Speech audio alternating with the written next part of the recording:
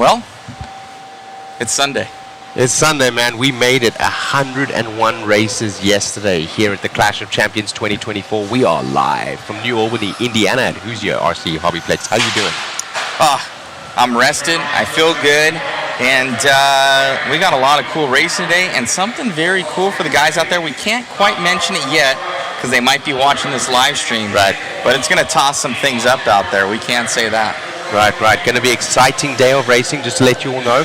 The scheduling that we were talking about yesterday, a little bit different, so you're able to look right now at the main listing, so you can look at the scheduling.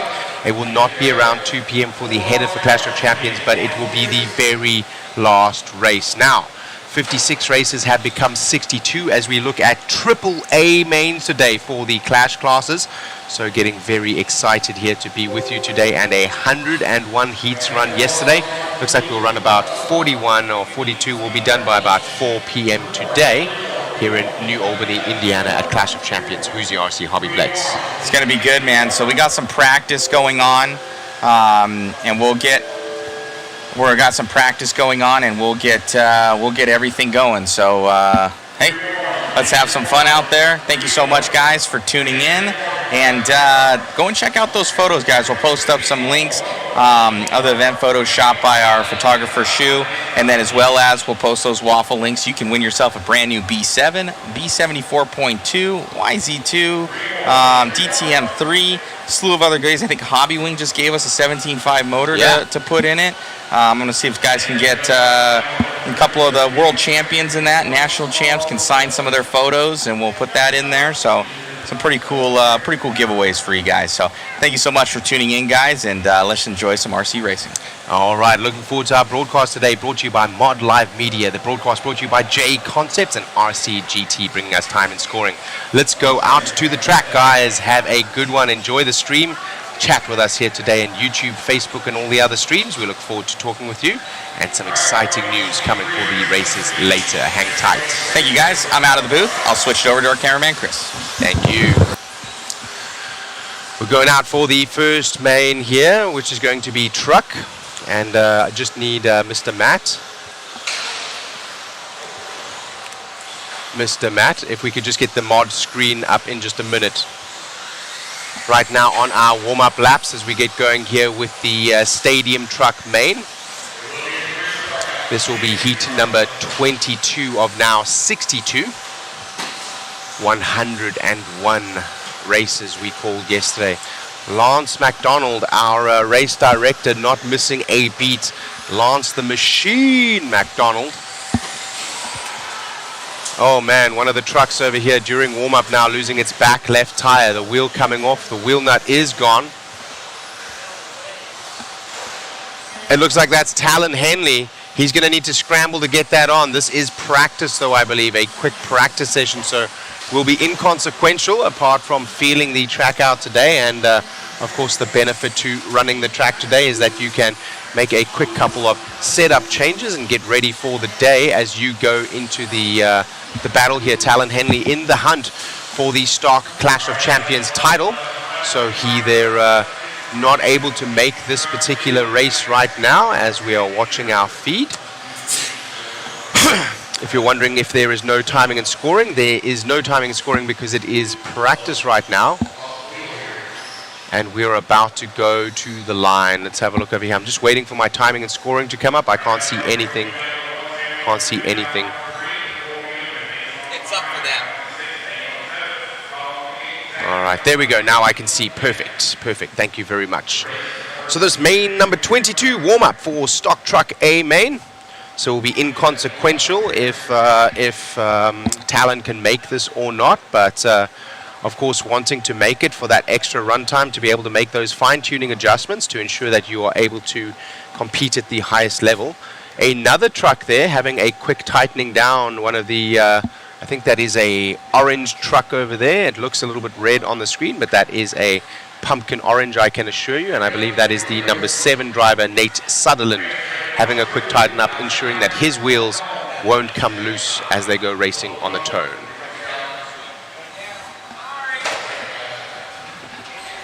Talon does make it out. His car now on the 3 spot.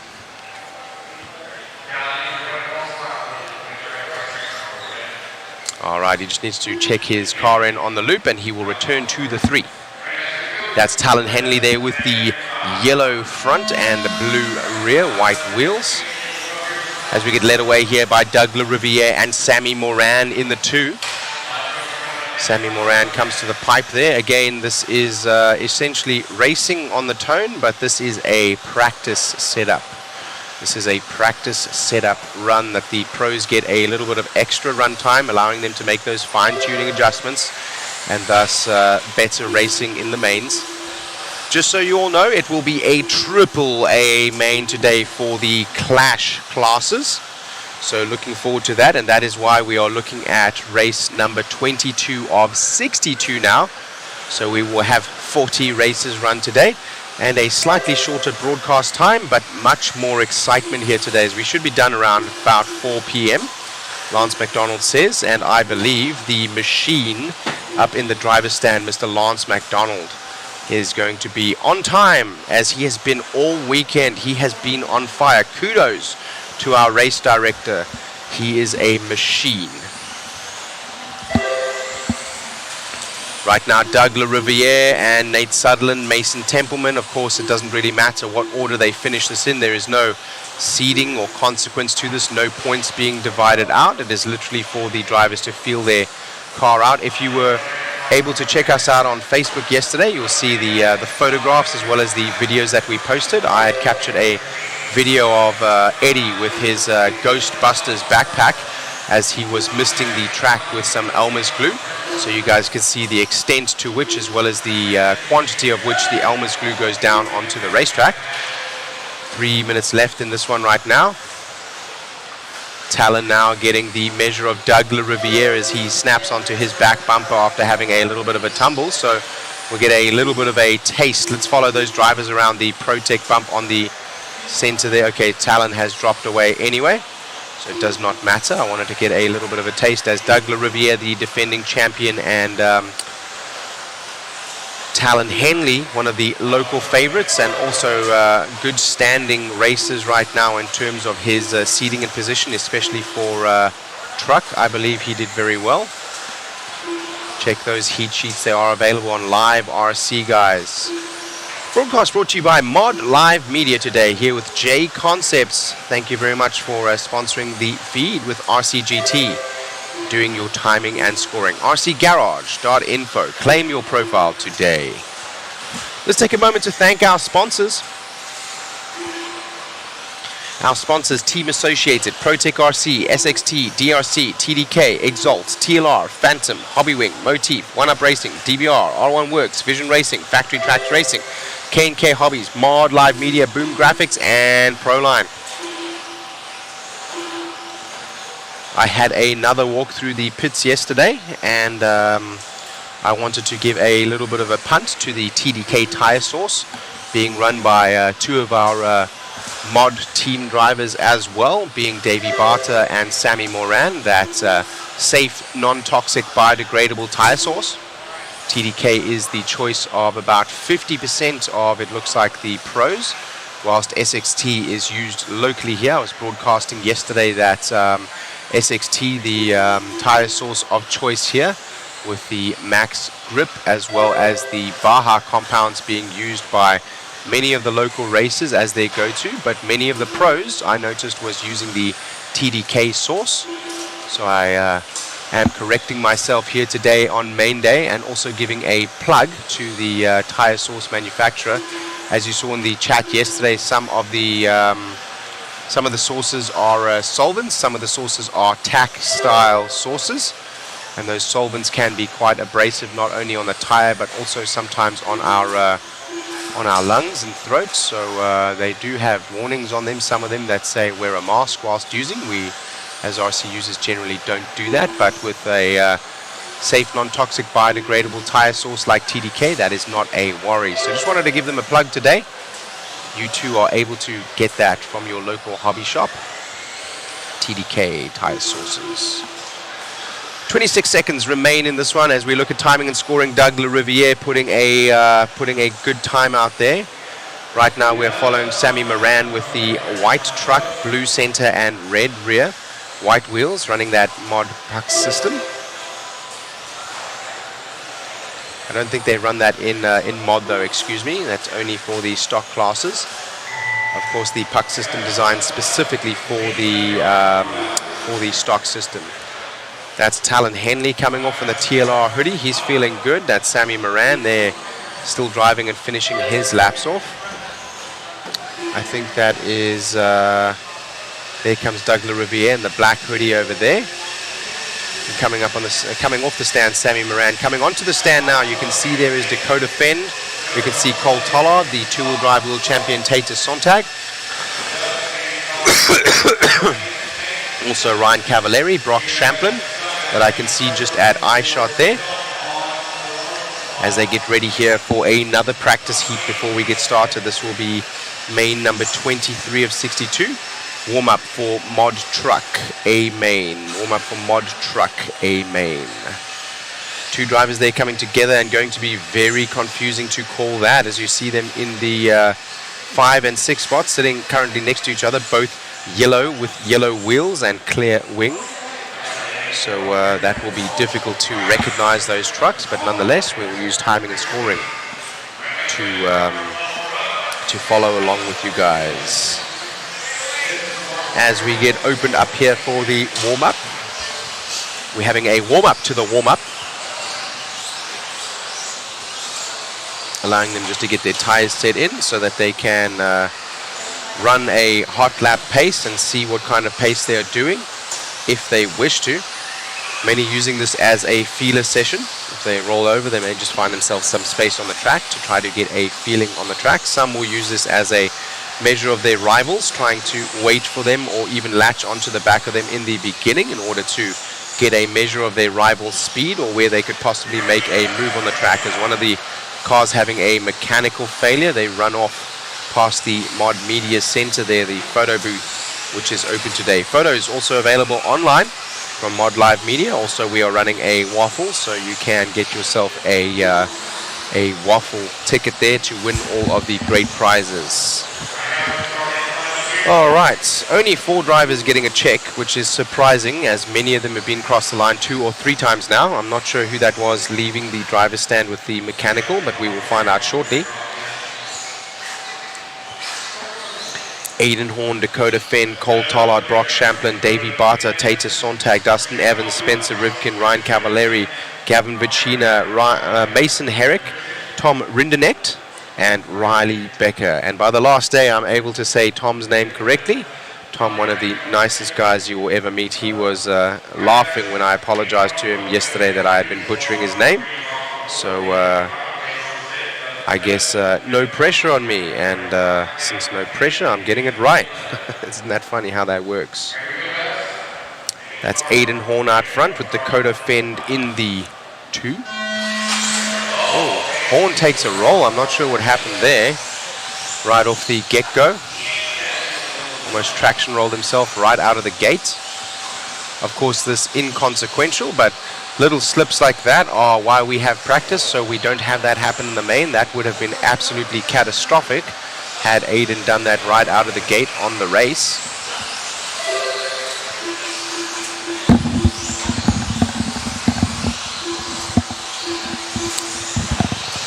As we follow the field around now for practice, 4 minutes 30 in this one in main number 23 of 62, warm-up for Mod Truck A main Clash of Champions 2024, brought to you by Mod Live Media. Coverage sponsored by JConcepts as they go over the JConcepts roller, and timing and scoring brought to you by RCGT, rcgarage.info. Claim your profile today.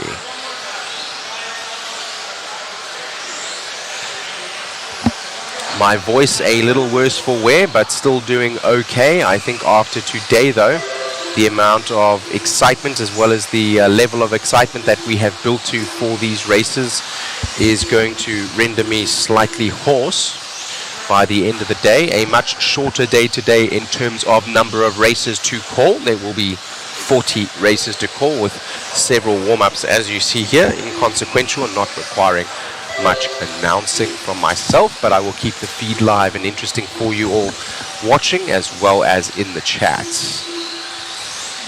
Hello and welcome. You are listening to Shane Mouton of A-Main Hobbies. www.amainhobbies.com. for all your RC needs.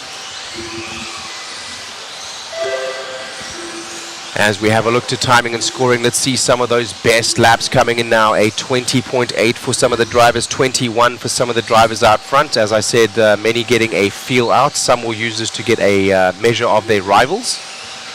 Right now, everyone's spread out on the track. So it looks like most using this to feel out the setup to get the best dial as possible.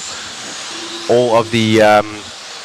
let's have a look, Chris, over there at the right-hand side of the track, just real quick, as we look up on the wall.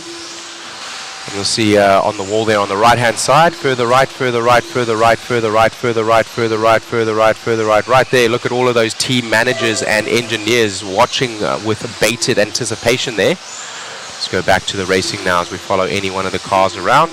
But that is the team engineers, as well as the wrenches, as well as some of the team managers, all out there to lend a eye to their drivers, to help them to set their cars up and get the best from their mains. I see Chris Dosek, I see the Schumacher team manager, I see Alan Horn from Team Associated, one of the TLR drivers over there getting ready to put his compatriot down for the next practice.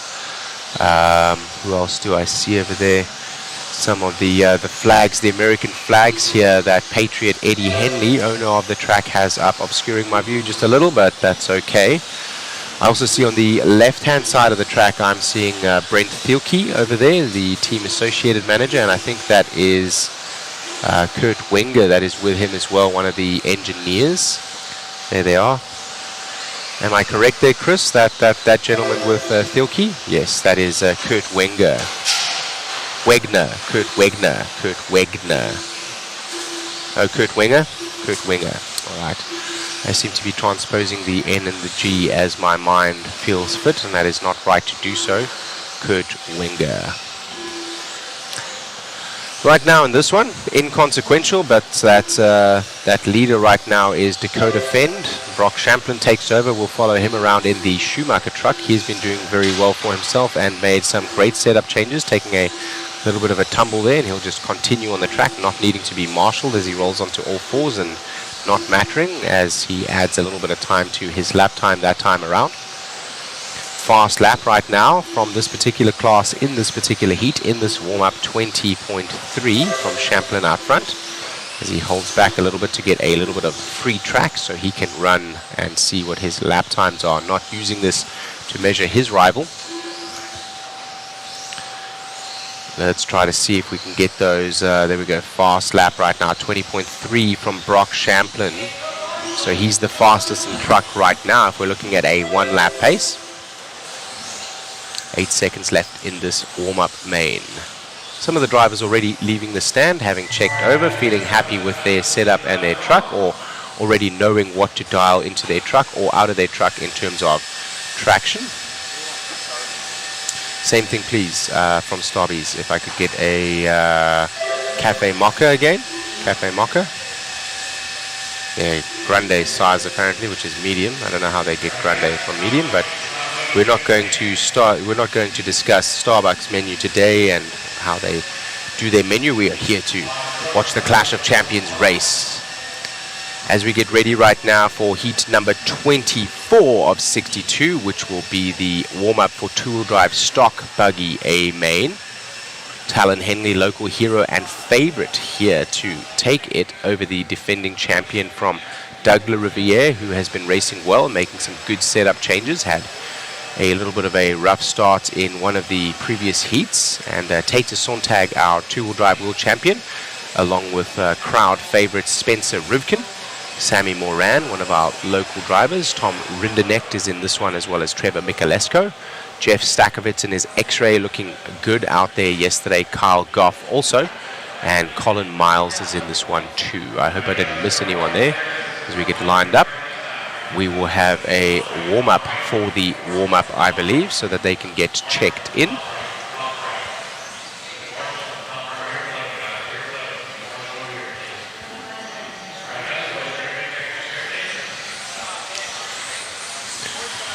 So, for those of you that are new to the sport or new on our feed or watching here with us and not sure what I'm referring to when I say that drivers need to check in, It's not just going up on the driver's stand or calling a name but it is sort of like roll call in a class when you need to go across the line. So of course, in order to go across the line, they go across the line, and you never go backwards on a track. It's just one of the things that you just normally don't do unless if the race is about to begin.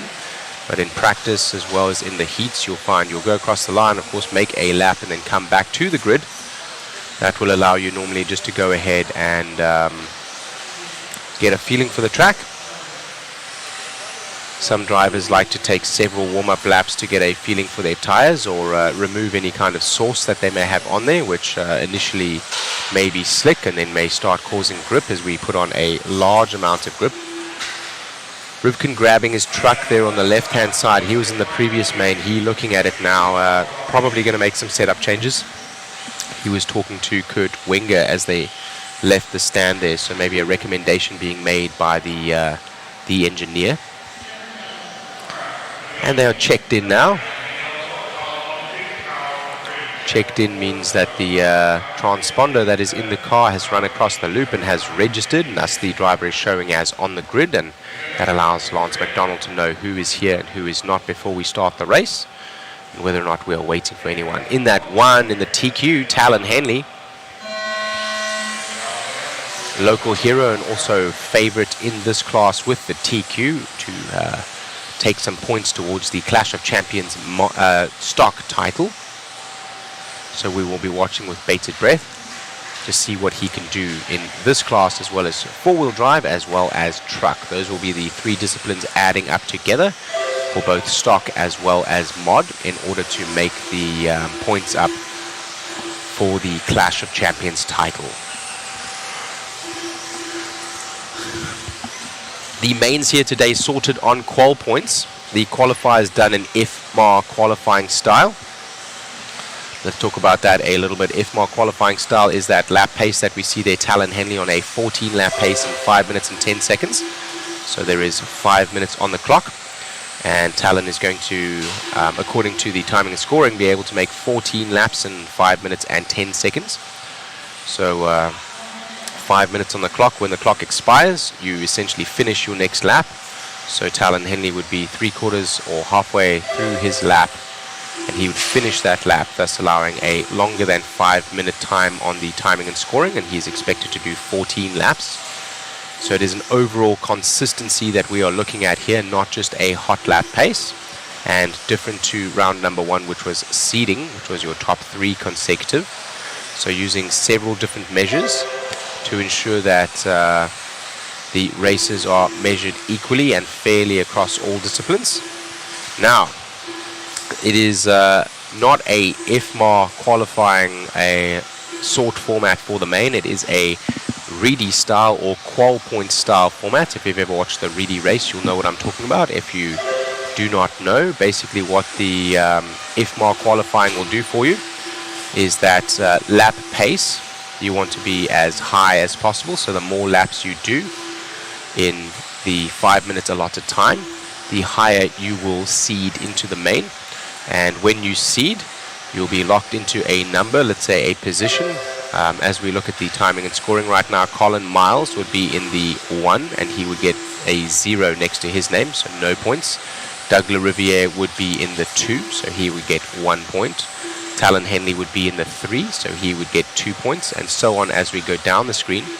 And you take your 2 best qualifiers and you add your qual points together. So let's say if you came first and first like Talon Henley did, that would put him on a 0 qual points, and that would put him very good, of course, for the overall Clash of Champions points allocation. So the lower your score on the qual points, the better you are doing. And I hope that all makes sense, as we are using 3 different measures through the different seeds and heats in order to get the timing and scoring, as well as the Clash of Champions title decided. Clash of Champions broken down into stock and mod. Stock being a 17.5 turn limit on 17 on the 2-wheel drive buggy. It is 13.5 turn limit on the 4-wheel drive, and I believe it is a 13.5 turn limit on stadium truck. On the mod side, you can use any motor turn that you wish and desire for your setup, as well as your electronic speed control has a open setting. For the stock guys, you have to be in a blinky mode. It is called a blinky mode, which is the stock mode that the ESCs are programmed to, so as to level the playing field. So not only the motors, but also the ESCs, the electronic speed controls, are limited in the power that they deliver in comparison to mod, which is open. We have the ability to choose any motor turn limit, and the electronic speed control is unlocked to add additional settings which allow for more performance. Alrighty.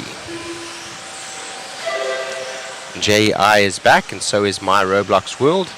My Roblox World asking, why are there warm-up races? The warm-up races are done twofold, and they're normally only done for the pros. So only the pro and top clash, basically the A mains, are going to get an opportunity to come out on the track. This is done because the amount of change that can happen in the track overnight, not because elves come, but because the track conditions change in terms of temperature, in terms of the Elmer glue that was put down with Eddie Henley resealing the track, and so on.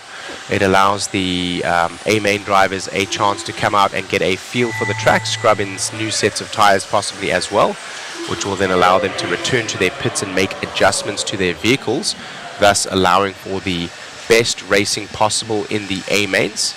And all of the drivers in those heats allowed the equal amount of practice time, thus leveling the playing field for all. So Colin Miles from Kai Goff from Jeff Stakovitz, but inconsequential the results here, apart from the fast lap times possibly, which would give us an indicator of who is going fastest right now. A little bit slower than yesterday, some of the times that we have seen, as we see Dakota Fenn's TLR driver stepping up onto the driver stand, and Cole Ogden, I'm sure, is going to come closest to us. You'll notice that the drivers enter the driver stand per their seed, and it is a rule at this race, not a recommendation, but a requirement. So an inversion to some of the sportsman's rules we were talking about yesterday. This is a requirement that the number 1 seed, number 2 seed, number 3 seed enter the driver's stand as they have seeded, and they will have the opportunity to choose their spot on the driver's stand. You'll notice most of the drivers keep going back to the same spot that not only they have become comfortable with, but they feel that is most advantageous for them, as they have chosen earlier on in the rounds, in order to be able to see the track the best that they can, as your vantage point would substantially change the way and the line that you see on the track from where you are standing. This driver stand is about 35 to 40 feet long, about 35 feet I would say. So quite a variation in what you can see if you were standing on the left of the side where Cole Tollard is, or if you're on the far right hand side where Davey Barter is. That would be a substantially different viewpoint. The higher seeds allowed to choose their spots first, but it seems as though everyone has their spot that they have settled into, and all on the driver's stand taking the same positions as they have in many of the other mains. Many of the other heats, excuse me. Qualifying in the 1 here, Spencer Rivkin from Dakota Fend. So Dakota Fend, the defending Clash of Champions title, as we are here in warm-up two-wheel drive mod buggy. That is Spencer Rivkin. I'm not sure what he is doing with... oh no, that is Spencer Rivkin. That was Brock Champlin. Maybe he was making a radio adjustment. Maybe he was just allowing for some time for the clock to round out as they get checked in. Essentially the warm-up for the warm-up, and now they will line up.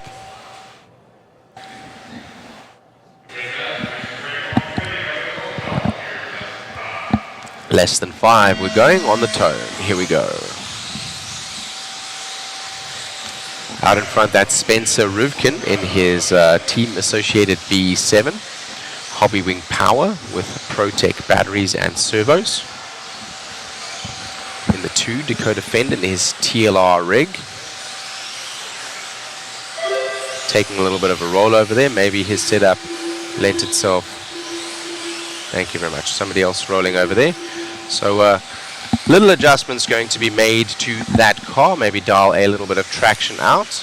Maybe just alter the driving style on the inputs. As you can see, another car traction rolling there. The track conditions will have changed substantially between yesterday and today. There are several reasons for that. One will be the amount of water as well as sealant that Eddie Henley, owner and director here of the track at Hoosier RC HobbyPlex, will have put into the track yesterday. A video on Mod Live Media's Facebook page if you want to see what I'm referring to when I say that they glue the track. He actually sprays it with a pesticide mister almost, is what it looks like. It looks like a Ghostbuster backpack with a long wand, and he mists the track with Elmer's glue, which seals the track, allows it to be a little bit more hardy in terms of durability and wear, and also increases the grip. So that is one of the factors. Another one of the factors would be the amount of humidity internal here today, as we are early in the day, and many of the drivers, having run their mains yesterday, may or may not attend. So of the 200 and some drivers, we may not have all attend the race today, and thus a lot more people internal breathing in the facility, and thus less moisture in the air. I have a look up on our humidity counter there yesterday. As we came to the end of the day, we were at 85% humidity. I'll go and have a look in just a second when we're done here, and what kind of humidity we have now. And then third and finally, the external temperature as well as the external humidity. Yesterday was a rainy day, and a lot of people going in and out of the building, causing a lot of the air to come in and out of the building. Today a little bit drier, it is not raining, so again less moisture. With less moisture comes more grip. With sealing the track comes more grip, and with less respiration internal to the building comes less moisture again with more grip. So you see there that white buggy that we were following pulling a wheelie onto the straightaway. It has so much traction, and several of the drivers having a traction roll. That was Tom Rendernecht for X-Ray. Let's see if he does it again. That time just lifting the inside right tire and making a stop at the end of the start-finish straightaway. Nothing is wrong, probably just making an adjustment, maybe to his radio. He's still sitting there on the outside of corner number 1. Again, inconsequential that he takes that break. It's literally just here for us to get a feeling for the track today and those conditions which can have changed overnight, so that we can get the best possible racing for the A mains. For your information, A mains, and as we see one of the drivers there on the left-hand side, let's have a look. They're going to be having a quick look at the car. That is Wenger having a quick look at the shock package just to ensure that Aidan Horn's car is dialed in, maybe making a quick shock adjustment in terms of ride height on the front side. I think he gave him a quick little half turn. Whether it was in or out, I'm not sure. As you screw those shock collars in or out, those shock collars will adjust your ride height and adjust the preload on the spring. So change your suspension just subtly. You may want more or less steering to allow more or less traction on the front end, thus to prevent a traction roll. Of course, many other adjustments that you can make in terms of shock pistons, viscosity of oil, number of holes you have in the shock pistons, angle of the shock physically mounting, but those are not able to be changed as quickly as the shock collar. As we saw there, a quick adjustment from Kurt Wenger on Aidan Horn's car. Aidan Horn, new A-Main Hobbies driver. Welcome to the team, my friend. Let's try to see if we can capture here on timing and scoring with the last 20 seconds to go what kind of lap times we're doing. So the top, everyone in the 20 flats, well, the top 2 drivers on a 20 flats and all the rest on a 20 something. So this is going to be a hotly contested main. And I expect to see us, since they're doing 20 flats in the warm-up here, I expect to see some 19 sums in the mains. Excuse me.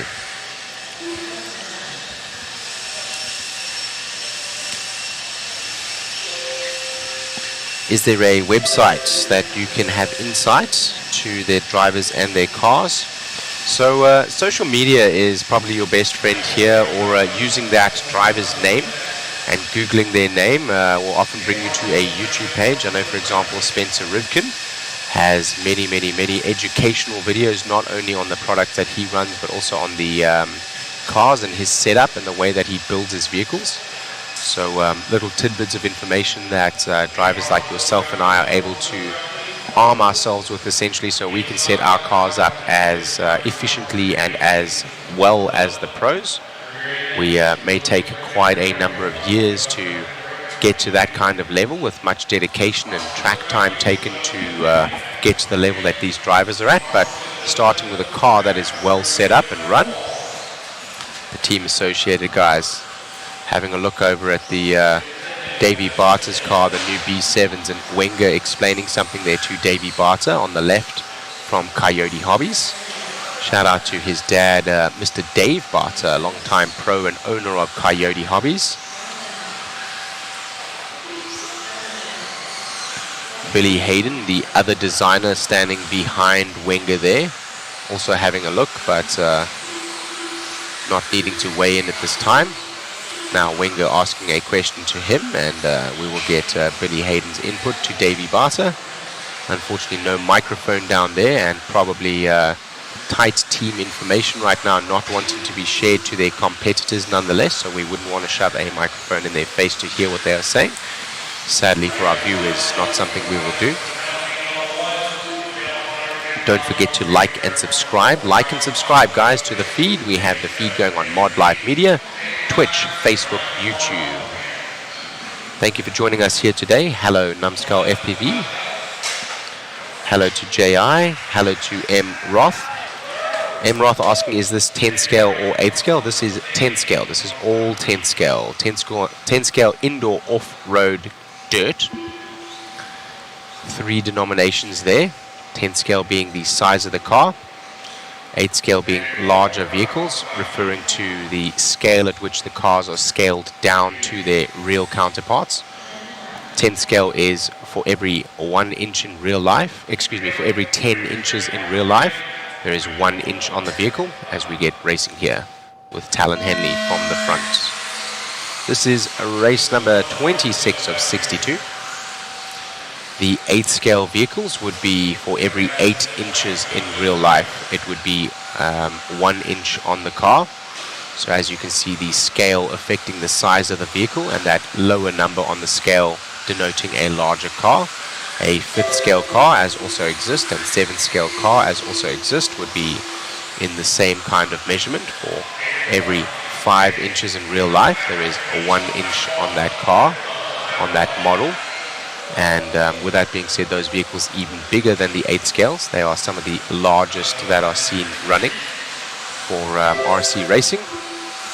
Mod Live Media covers several of those 5th scale races as well, but this is a 10th scale race. 10th scale race. JI asks, how much larger would the track need to be for an 8th scale race, or does it use the same track? The jumps would be different. The faces of the jumps would be different. The lengths of the jumps in between would be different. Not because of the scale, but because of the electronics as well as the batteries, the power that is used for the 8th scales. The 10 scales run on 2S power, so that is a 8.4 maximum or 8.44 maximum raw limit for voltage.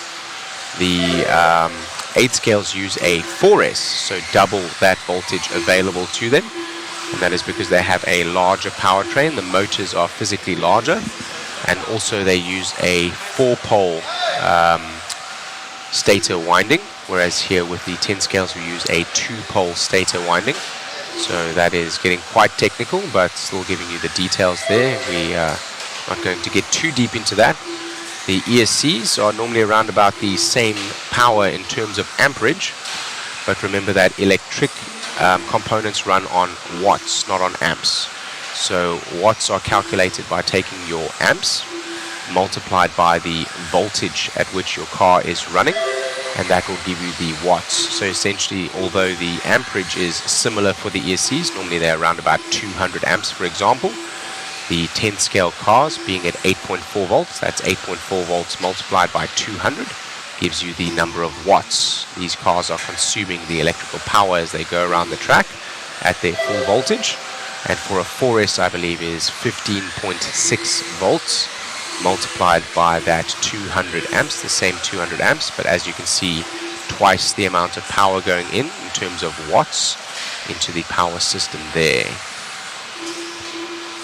So those 8 scales, larger vehicles, physically larger ESCs, also larger capacitors. They are larger cars, they are heavier, they have larger wheels. They run a 4-pole motor in comparison to the 2, and because of that they have a lot more power than the 10 scale cars. Overall they manage about the same acceleration and the same top speed and so on. Just in comparison the scale is different. The track would also be different as such.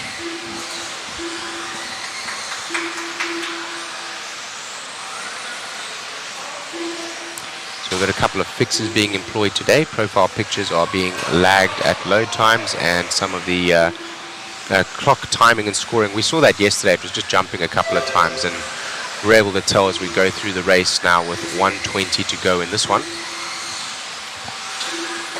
Sometimes the timing and scoring on the left-hand side there has a little bit of a glitch. That is just because of the internet feed that we're getting here locally, which is possibly sometimes being interrupted and then coming back very quickly. We had some technical difficulties yesterday we had to sort out. So coming back to our question there, between 10th and 8th scale, the 8th scale tracks are often not run as clay. There are very few indoor races which are indoor clay. A shout out to World of RC, who is down in Lacuma, North Carolina, as they're running their Beast of the East race this weekend. The Beast of the East race, also a Triple Crown event like the Clash of Champions is, but there they are using 8th scale Nitro, 8th scale e-buggy and a 10th scale class to denote points to get the Beast of the East crown assigned. So they're over at Lucama in North Carolina at World of RC doing the Beast of the East race today, as same weekend, same time schedule, as they are a indoor track due to the weather in North Carolina this time of year, and they take their entire oval out and they run indoor clay nitro. Rare to see that. Normally the dirt that you run 8 scale on is not clay, it is outdoor dirt. It's a little bit more loamy, a little bit less grip. As we see the end of that main, moving on to race number 27 of 62 now. Scott Catrell says, great job guys from New York, thank you very much.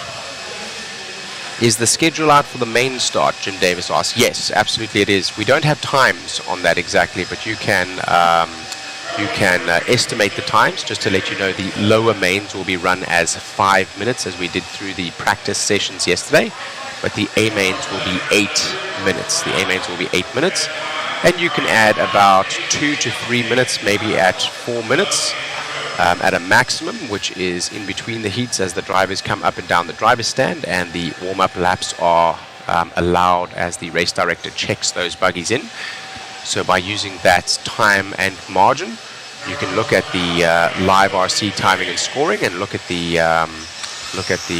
race schedule and estimate the time for which those races will be run. We are not stating any times here, as we do not want to disappoint anyone to tell you to tune in at time X, and then the race is either 5 minutes before or 5 minutes behind.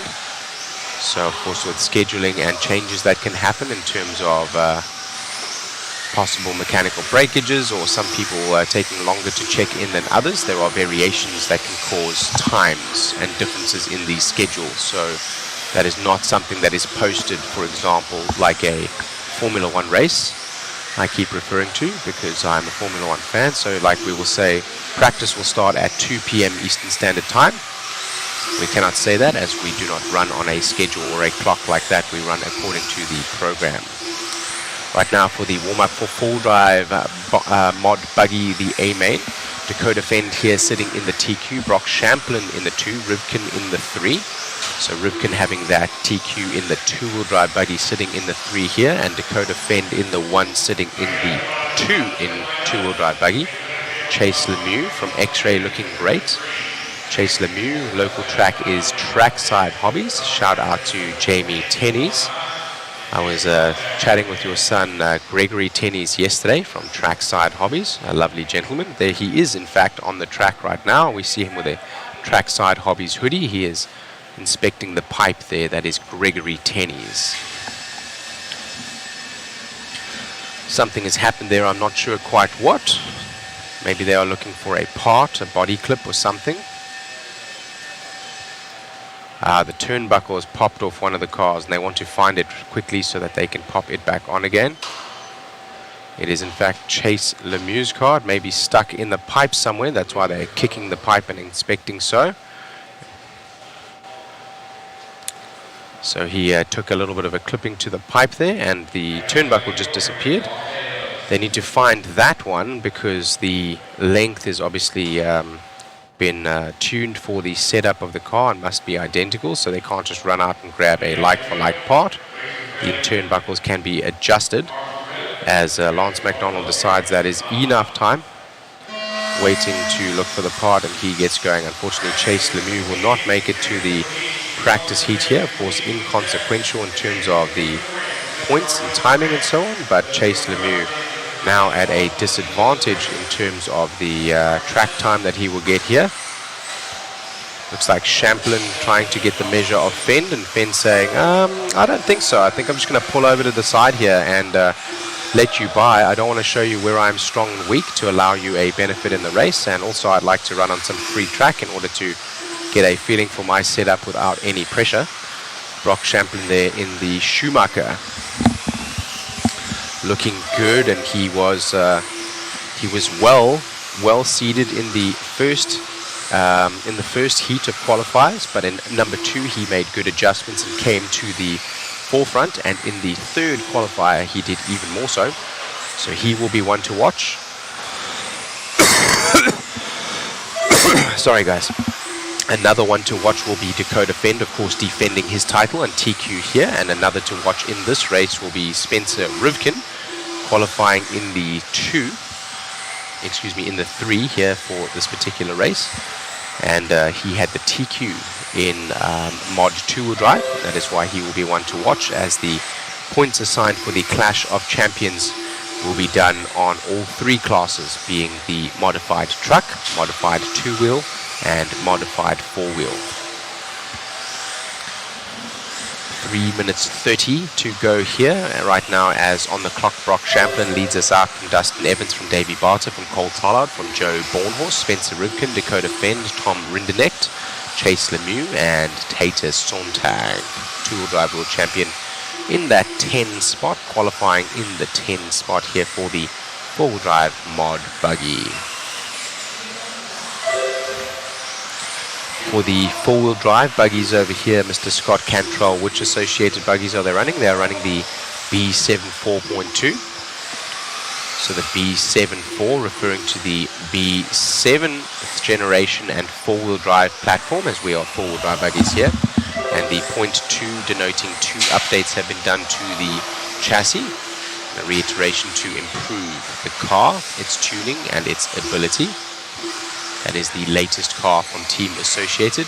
Not a new chassis for today, as Cole Tollard takes a step off. I heard a loud crash to the pipe a second ago. I wonder if he has just had enough and knows what to adjust, or may have broken.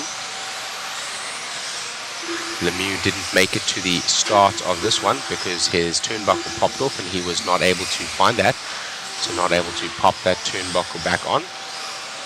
The turnbuckles would be set between 3 components. It will be in the rear of the vehicle, which will allow you to adjust your camber. It will be in the front of the vehicle to allow you to adjust your steering. There will be a steering rod. And then there will also be a camber rod, also allowing you to adjust your camber. The camber, the angle at which the car is adjusted to allow normally an inward camber to increase the amount of grip that the car has when it's going around a corner. The more camber you have, the more aggressive that is, the less beneficial that is to your overall traction in a straight line. So most drivers will run anything from -1 to -3 degrees camber. You'll see that on the setup sheets. These setup sheets are often shared by the pros.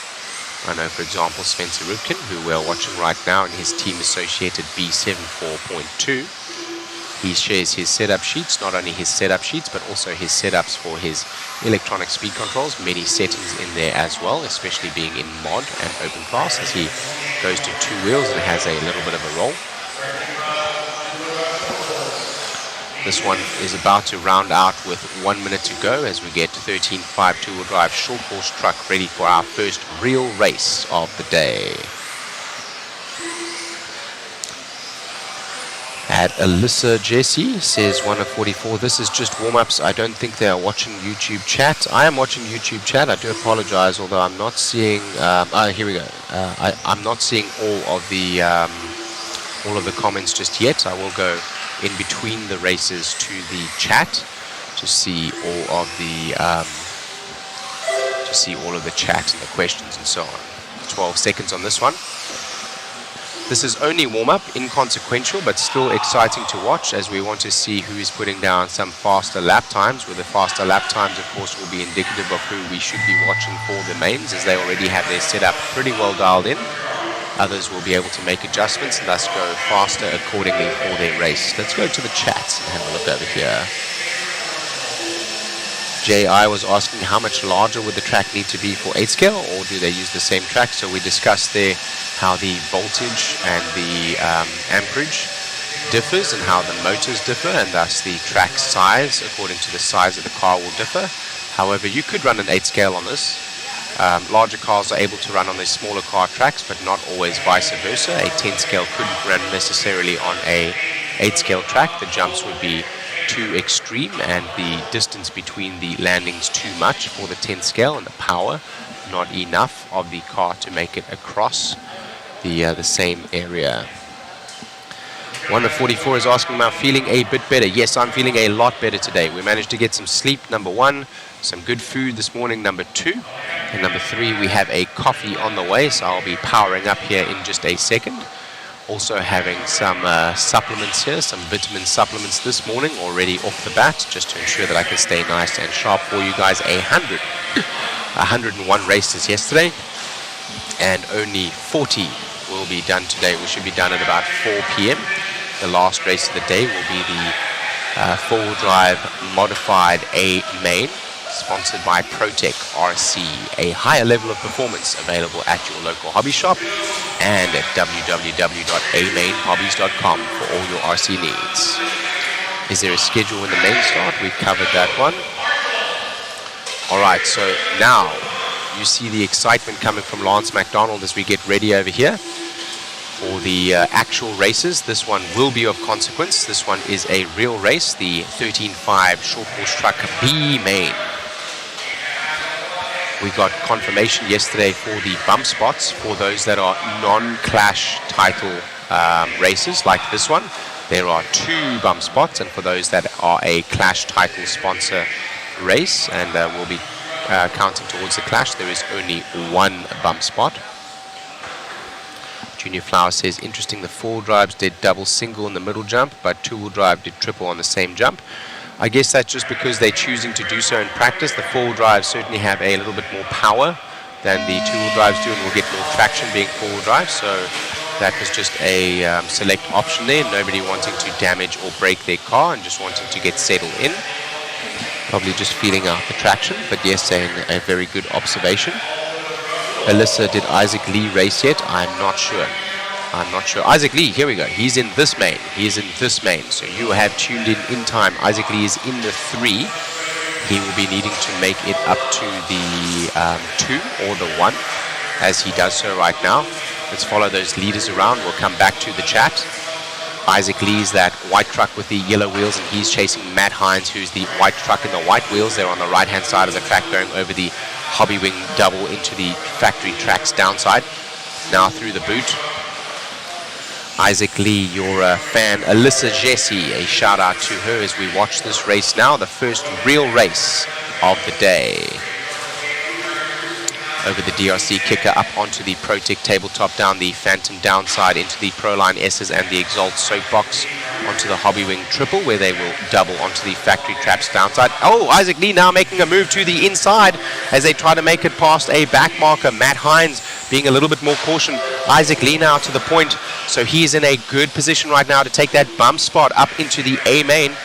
The bump spot allowing you to go to the A main from the lower main. So Isaac Lee now looking to go up with the big boys in the B main up to the A main from the bump spot. Hines there looking to be struggling a little bit, and Isaac Lee now with those front yellow wheels is turning on the pace. He seems to be opening up a gap now, and not much Hines can do about it. Hines now pressing so hard, he's having a rollover. Let's follow that leader there, Isaac Lee, as he goes around the right-hand side of the track now. Let's see how he does. Another rollover for Hines, so we will drop away as he goes. Isaac goes over the line. We're going to go and follow Matt Hines, that white truck behind next. He will be coming up because we want to see the battle for the number 2 spot, which will be a bump as well. So shortly we will catch up with the other white truck, Matt Hines.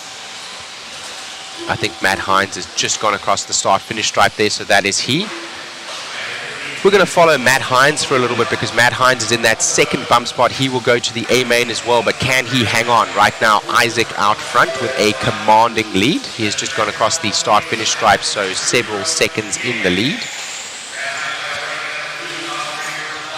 There is Isaac already going over the Protect tabletop there. So here we go now over the Protect tabletop with Matt Hines. Let's see, what is that gap? There is a 7.3 seconds back to Adam Smith, but we'll see here because Matt Hines is being forced to push if he's able to hang on as he goes through the back markers. Being forced to push, but still in the bump spot. Not under pressure right now from the 3, who is Adam Smith.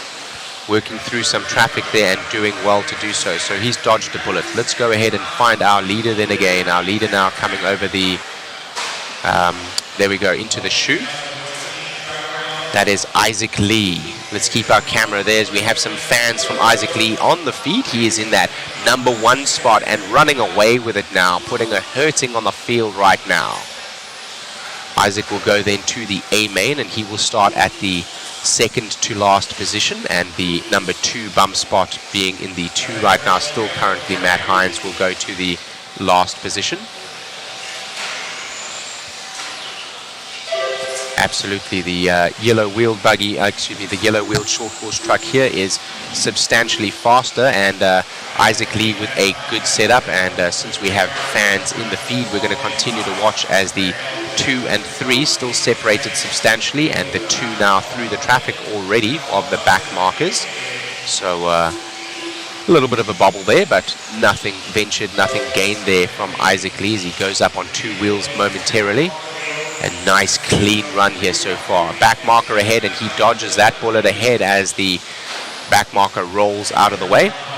Another one stepping to the outside there and staying out of the throttle so as to allow the leader by cleanly and not impede his race. Sweet lines from Isaac Lee, nice and tight through the boot. He looks like he has a good setup here in 13.5 short course truck with only 17 seconds left on the clock.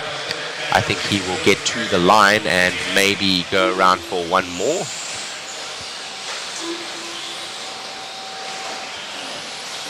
Dodging another bullet, so Isaac Lee with the situational awareness, the skill, as well as a sweet line coming through, and he gets caught by the clock, so he is done and he will take that bump spot. Let's find the next white buggy, which is, the white short course truck, which is now coming down the Exalt triple. The Exalt soapbox, which is Matt Hines. Matt Hines able to hold off Adam Smith from that 3, having just slowed down into his rhythm, knowing that he will take a bump also. So, bumping up to the main, Isaac Lee and Matt Hines. Great race from Isaac Lee.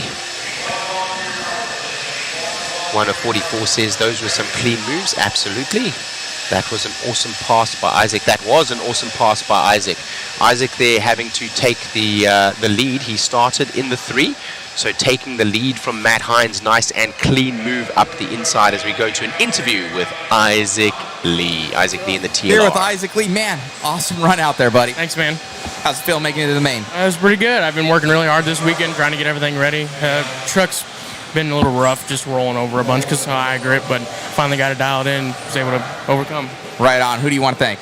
I want to thank my dad and my mom and my girlfriend watching as we speak. Congratulations, my man. Best of luck in the main. Thank you. What Back a to you, man. Shane.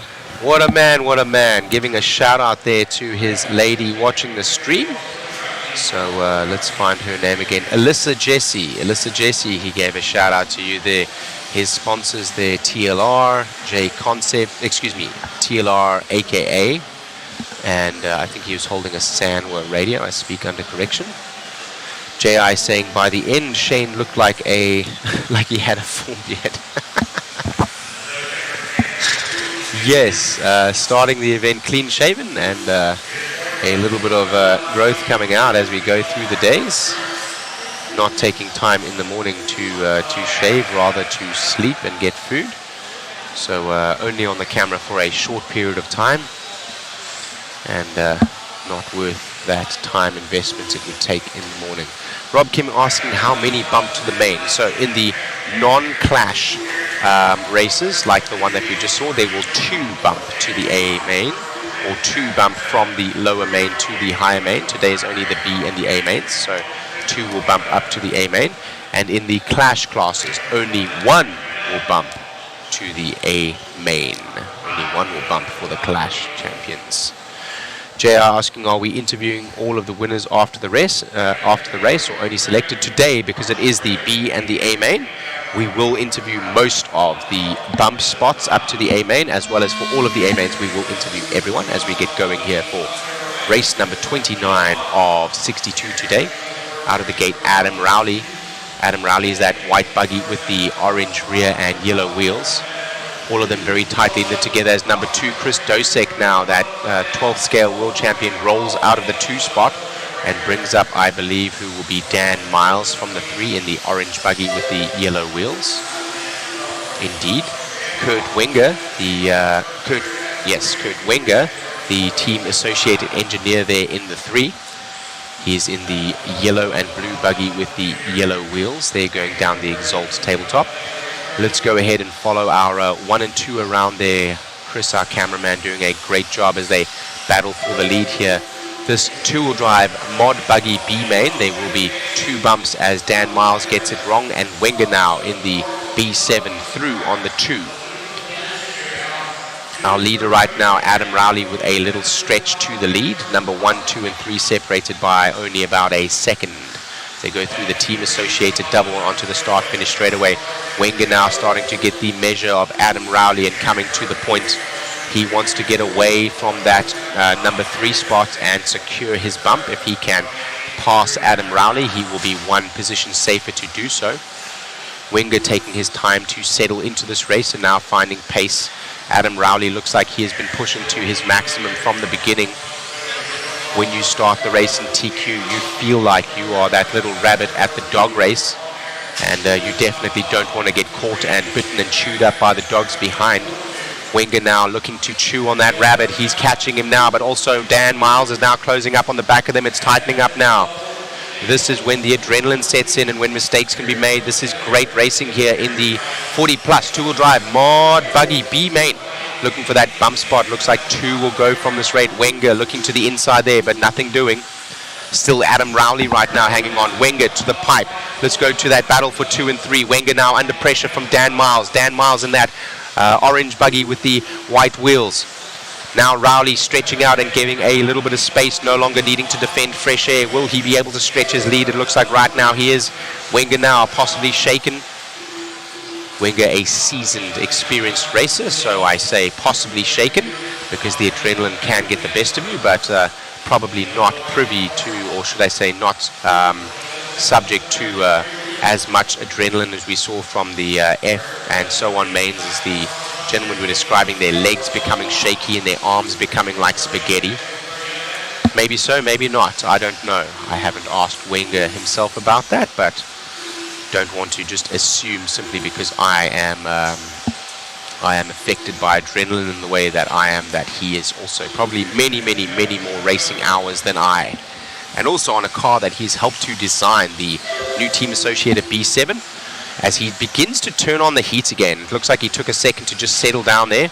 And he now looking for a move, and he does make the move now on Adam Rowley. Adam Rowley there getting a little bit squirrely as Wenger makes the move, and Rowley now rolls out of the lead. Whoa, whoa, whoa, whoa, whoa. What happened there, brother? He crashed up top, and he's just come from the top, and he's taken that spot back. Wenger did make a clean move, and Rowley took a roll and has come back onto the track. The track director watching that, of course, and calling that fair, so we're going to let that go as well. I didn't see. Timing and scoring was covering part of the camera feed there. But normally when you crash... Oh, no, Wenger on the pipe, and now to the front goes Adam Rowley again. Dan Miles right now in that too. So Miles has had a nice consistent run in the latter part of this race here, as we have 52 seconds remaining. Right now, Rowley comes out to the front and stretches to a lead. As I said, I can't really comment on why Rowley went onto a different part of the track there and was able to essentially retake his second place rather than being relegated to what would have been fourth. But nonetheless, Lance McDonald keeping an eye on that and calling it good. So right now, Aaron Rowley out front with the white buggy and orange rear with the yellow wheels. Maybe during the interview, we can ask what happened there, as Mr. Matthew Olson will be doing that interview. I'm recommending here in our camera feed that he possibly pop the question, but up to him to do so or not. As Aaron Rowley right now, the clock expires. He's going to come home for that number 1 bump spot. Wenger gets beaten out by Dan Miles in the end after taking the pipe on the JConcepts roller. And that is it for Wenger, the engineer of the B-associated B7 buggy, taking an extra lap there, but of no consequence, only of feeling for the car. He does not get the bump, sadly, and Aaron Rowley does. It looks like we are trying to queue up a replay, as the timing and scoring on the live screen had covered part of the screen, so we will see if we can see what happened with Adam Rowley there. Hopefully we can get a replay. We will see. Kurt Wenger, yes, Kurt Wenger made a pass in the ProTech, just before the ProTech tabletop, and there may have been contact or not, where Aaron Rowley went into the pipe and Dan Miles came through from the 3, and then we lost sight as we followed number 1 and 2 around, and then Adam Rowley was re-entered back into the boot at the bottom, skipping the Phantom downside, the Proline S's, the Exalt Soapbox, and the Hobby Wing Triple. It was massive. That's a huge amount of track. He would have been in the 4 spot and battling to come back, maybe even out of it. I don't know if maybe there was contact and it was fair. We don't want anyone to be robbed by hook or crook in any way, but to skip a part of the track also is not racing. Otherwise, we just all go right up over that ProTech tabletop into the boot.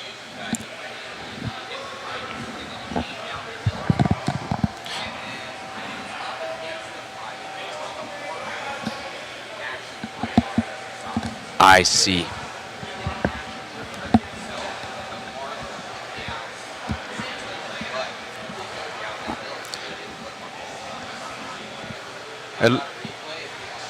I'd love to see the replay. I'd love to see the replay. Our race marshal, Lance McDonald, calling that good. So Adam Rowley does take the bump in the end. We will see this replay now. As we get warmed up, hopefully we can get that replay up for you so we can see what happened. Thank you. So that is Rowley in the 1.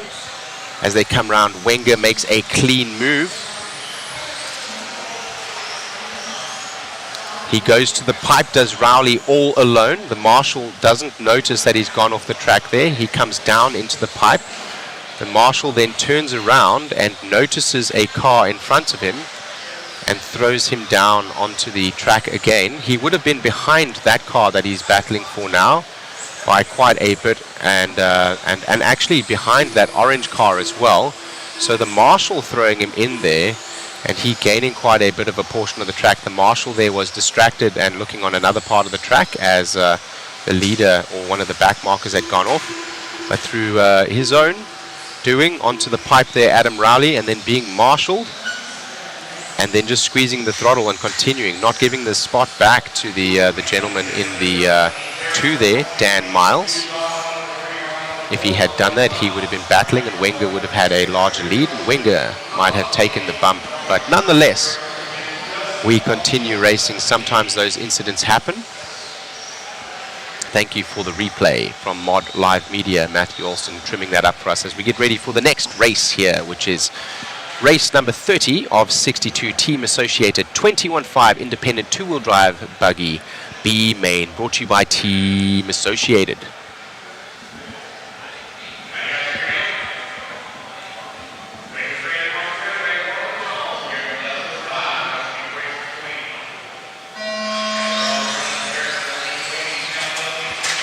Wenger robbed of the bump spots in that last main there. One of the cars losing their body right off the start, and one of the cars from the back jumping. So the independent buggy here of a lower required skill level and no sponsorship, having a harder time around the track than some of the other gentlemen did a little bit earlier. 40 plus more seasoned races, and also mod buggy being faster and more seasoned races. That's our battle right now. It looks like that is Molly Day and Derek Eldridge. Molly Day in the pink buggy now to the point with the white wheels, making a clean move there. Seemingly stepping to the side, but this is 4 position, so definitely not so. Just not able to hold the line that she wished. Molly Day still in the bump spot right there, as right now Derek Eldridge stretching out a nice lead onto the start finish straight away. He is that white buggy with the pink rear and the white wheels. Barry Sobel, a massive mover there from the 10 up into the 2 now. So it looks like Molly Day took a little bit of a step outside again, and Barry Sobel from the 10 up to the 2. He is hunting for that bump spot. He'll be very happy with that, coming essentially from the back of the main here and looking currently in that bump spot.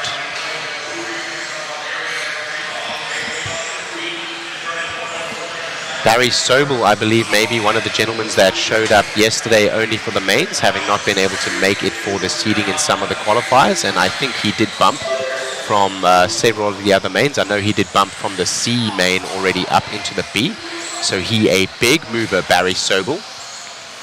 I think that is Barry Sobel there in the green buggy and the blue with the white wheels laying on his lid. Actually, that is the leader, Derek Eldridge. Coming up behind him in the white and orange with the yellow wheels, that is Barry Sobel now. So he comes to challenge for the lead as a back marker rolls down in between the 2 of them. That is the battle now for 1 and 2. You can put a blanket over them. He did, yes. Oh, and he rolls out, and Sobel now to the lead. Sobel to the point. Eldridge still, though, going to hang on to that number 2 spot, which will be enough to bring him up to the A main. That's a back marker that he is battling with right now and not helping him. The back marker may be thinking that he is battling for position, but he is not. That back marker battling your number 2. Now it is Eldridge through on that back marker. Excuse me, that was Sobel through on the back marker. Sobel through on the back marker. So that back marker may have been thinking that he was battling Sobel, having seen that he lined up to the buggy of the paint scheme that we are looking at, as Sobel has come from the 10 spot all the way to the 2. Now he is in the 1. With Eldridge in the 2. Eldridge is that green and blue buggy with the white wheels. Now Sobel to the point. Sobel having bumped from several mains up to this one. I know he bumped from the C. I think he may have even come from the D through into the C, and then went from the C up to the B. So it is possible to do if you have the pace to get through those buggies, through the competition. Not always easy to do, but he's done it again, and he's going to the A main. Can he do it in the A main also? One of the back markers trying to get out of the way and using a little bit too much throttle over the JConcepts bump there and going through. Sobel now with a rollover, and Eldridge now to the lead. Will continue to follow Sobel. Right behind Sobel is Colin Walter, but Colin Walter not across the line yet, so quite a bit of a gap. So it looks like right now Sobel and Eldridge with a minute to go, barring breakage, failure or crash, will go ahead and take these 2 bump spots. Sobel looking electric here in 2-wheel drive electric buggy. Independent 21.5 2-wheel buggy, B main, sponsored by Team Associated.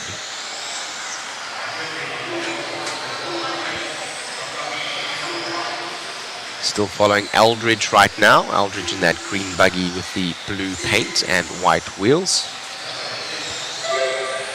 Taking the bump to the A main, going up with the big boys in the 21.5 independent tool drive buggy later today.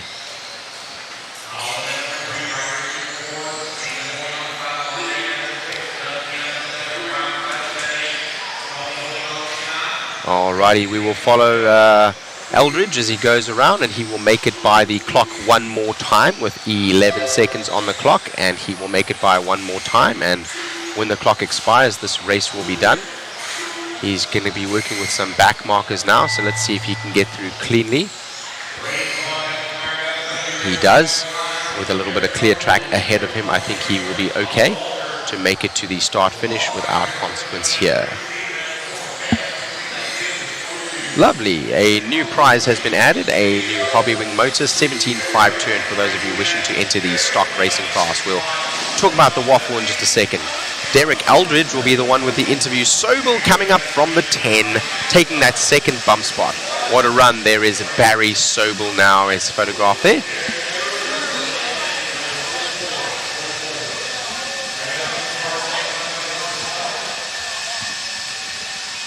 As we get ready for race number 31 of 62, the 13.5 Stadium Truck B main, brought to you by Exalt. Let's go to an interview there with, yes. Oh, am I getting talked to? I think so. The camera's right there. Come over here. This way. Congratulations, man, grabbing that one. All right. Well, thank you very much. Who do you want to thank, my man? You making it to the A. Oh, well, I'm the only... I'm sponsored by myself, so it's all just lucky racing. I mean... Out here having fun. Just having fun. It's a great time. Great job out there, buddy. Congratulations on your win. Good luck in the main. All right. Thank you very much. You got it. One of the local drivers here wearing Man, a oh Clash man, so t-shirt. I heard you showed up yesterday and you played the bump game. You got 3 bumps, making it all the way to the show. Yes, sir. It's having fun. Hey, man, making it happen. A hardcore racer. I love it. Congrats, buddy. I hope you get top 3 and hit that podium. Yes, sir. And your parts work awesome, buddy. It's the man right here. Great job, buddy. Great job. Great run, Sobel. That's pretty cool. He's the bump champion right now. Back to you, Shane, in the booth. Thank you very much. That driver there, Barry Sobel, bringing some heartache to the lower mains, and now the B main. Can he bring heartache in the A main as he looks to make his way through another main from the lower back spots to what will be a podium spot, hopefully for him, if he can do it again. He came home in the 2 that time, having taken several bumps. For those of you that are wondering what bumps are, he was in a lower main, and only your top 2 cars are able to go through to the upper main. So if you are a number 1 or 2 in your B main, you will go to the back of the A main grid. And of course, to work your way through all of those buggies that seeded faster than you in the faster main and come from the back to take that position is quite an accomplishment, and he has done that in several. He has done that in several now as we get ready for race number 31 of 62.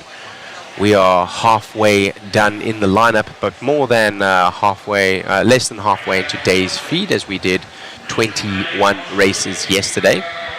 So we are on race number 9 today on the track. Chris Venet lines up next to Greg Nicholas as they go racing here on the Tone. Camera changes over now. Thank you very much, Mr. Matthew.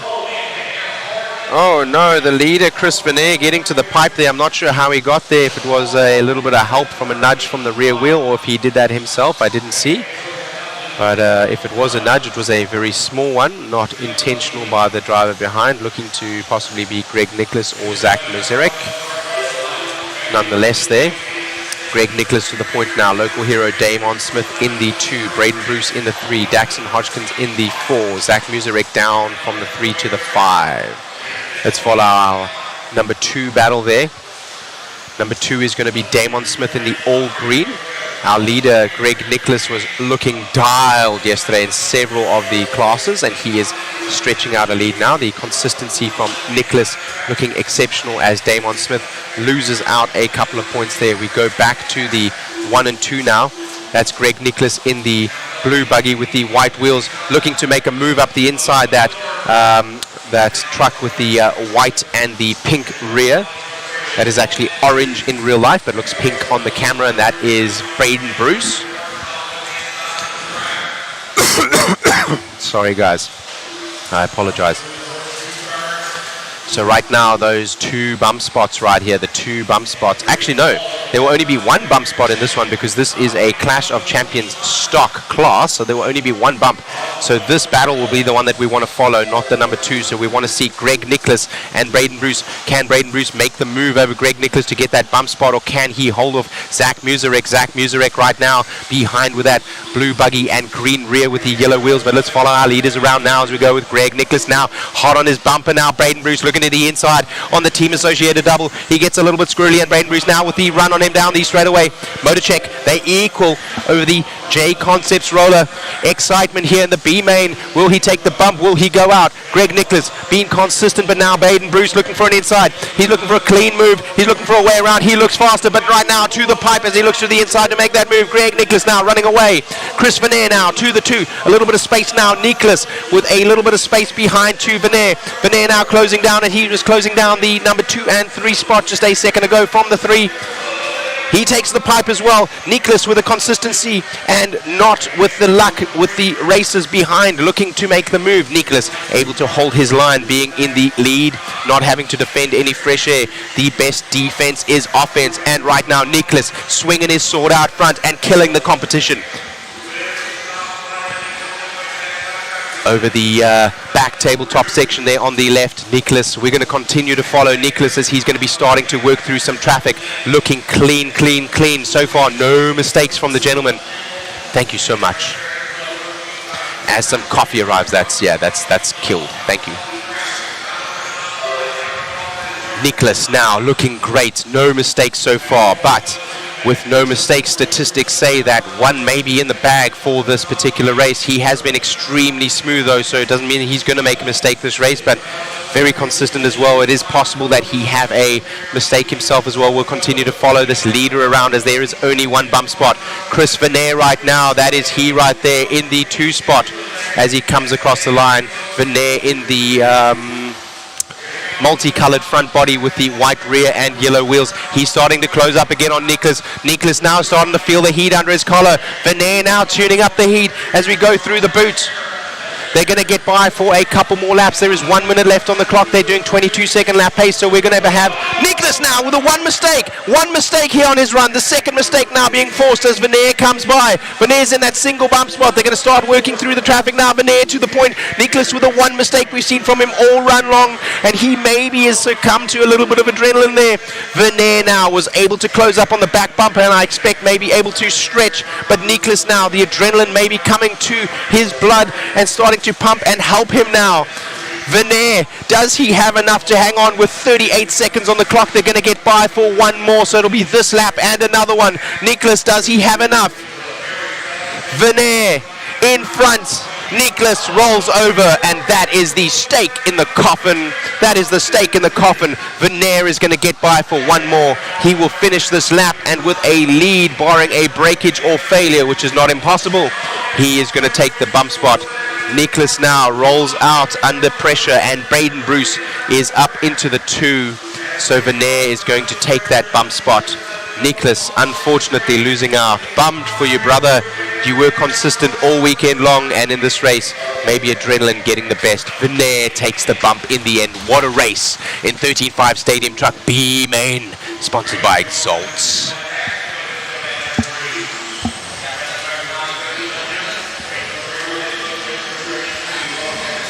Oh man, the lap that changed it all. We're going to check out a instant replay now. Oh man. To the pipe, under pressure, an unforced error, apart from the pressure, and then again as he tries to make that place back, going to the inside of the JConcepts roller there on the pipe, and that allowing Chris Veneer through.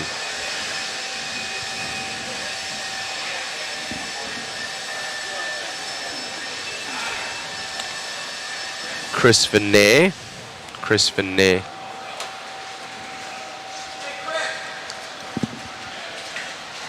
We're going to call Chris Veneer up for a interview Greg Nicholas, he would have been the one for the interview, but not making it there after a unforced error. No driver up the inside, not having to race ain't defend that over till tight it's line. over, man. Grabbing that one, hooked the pipe, you went right through. Yeah. Taking the win, going to the main. Oh yeah, that was amazing. Car's awesome. Grip's up super high right now, so made it a little edgy, but we were able to get it done. You know, stay in the fight, and like you said, it's never over till it's over. Congratulations on the win, man. Anybody you want to thank?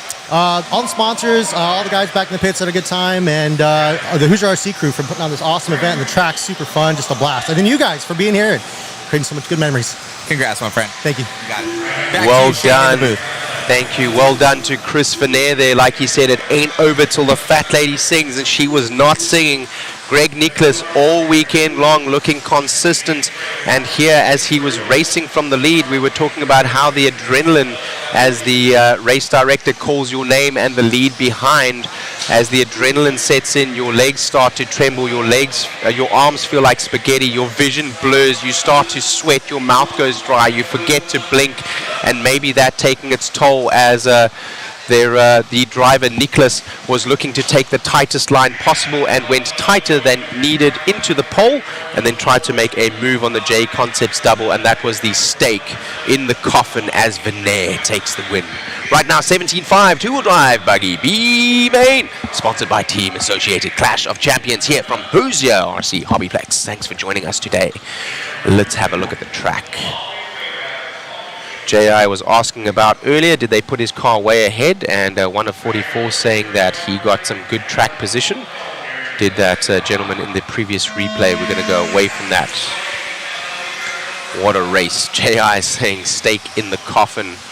Yes, that was the stake in the coffin. As we get racing here now, out front, Adam Raber. Adam Raber is going to be that yellow buggy with the orange rear and white wheels. What's going on? There we go. Sorry, my headphones recording something there. Joe Fay now to the point. Joe Fay in that very easy to recognize pink buggy with yellow wheels. So Raber now to the 2. Raber will be under pressure from Hoskins behind. Hoskins takes a little bit of pipe, and he himself is under pressure from Jordan Beard, who makes it through now as Hoskins rolls over. So that is the number 2 spot here. These drivers will have 2 bumps. Joe Fay right now stretching out a lead as he goes over the SXT double. The JConcepts roller right now seeing some more action. That's Jordan Beard under pressure now from Matthew Blake. Jordan Beard rolls out, and Matthew Blake now to the 2 with Adam Smith behind. Matthew Blake is that white buggy with the darker rear and the white wheels. And the red buggy with the orange is coming up behind him. And that is Adam Smith. Adam Smith now loses out to Brian Dortch, so this one getting all shuffled up. And Adam Smith is in the 3 right now. He's gone down to the 4, excuse me. So he came from the 10, so he a big mover. Joe Fay starting in the 2, Matthew Blake starting in the 5. Excuse me, guys. So our leader has got quite a bit of a lead. We'll continue to follow the number 2 and 3 cars here. That is going to be Matthew Blake and Brian Dortch. So Brian Dortch taking a rollover now, and Adam Smith now back to the 3. We'll follow that battle for the 3, as that's the closest battle on track. The number 1 and 2, Joe Fay, and Matthew Blake now getting away for the front side, and will take the bump to the next main. They have a good lead there, as you see a nice open camera angle. That's number 1 and number 2 going through the ProTech tabletop now. That's your leader going down the Exalt soapbox. Joe Fay in the pink buggy with the yellow wheels. We have 2:30 remaining on this one, so we're halfway through this main. The lower mains, being the B mains, will be 5 minutes, like we saw with the practice yesterday, but the A mains will be 8 minutes. 8 minutes.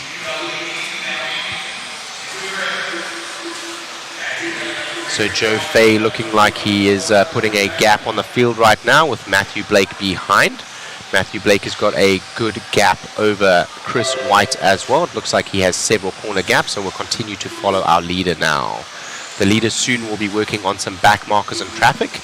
Always want to try to follow that and see if they can get through cleanly, as it is not always easy to do so.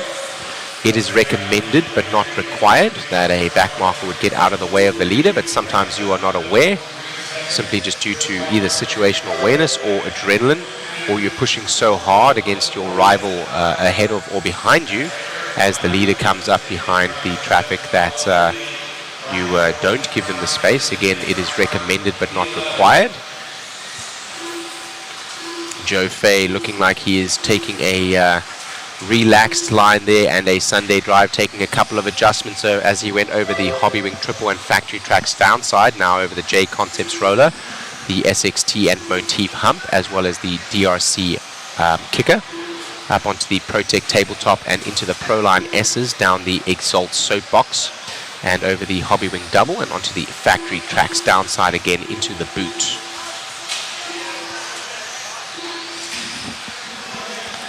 Lovely run here from Joe Fay. Joe Fay coming from that 2 spot.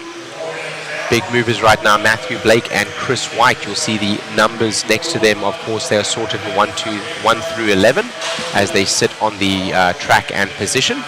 But with the number, the colored number, being their grid spot that they started in.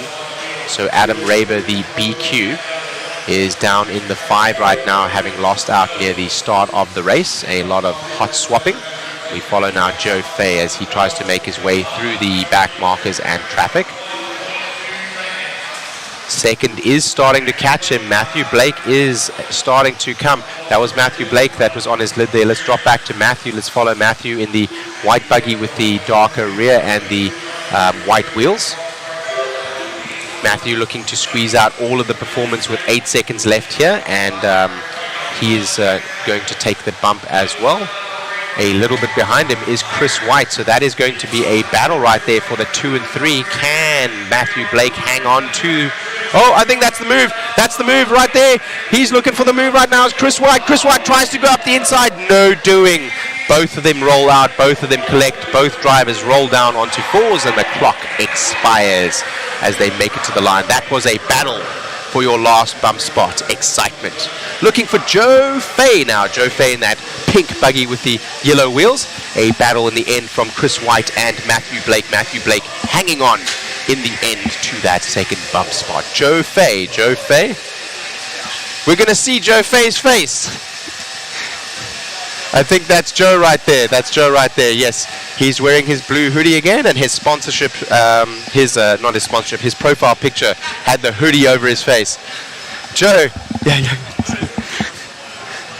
Joe Fay coming up. Yes. Do it. Do it, Joe. Do it. Do it, Joe.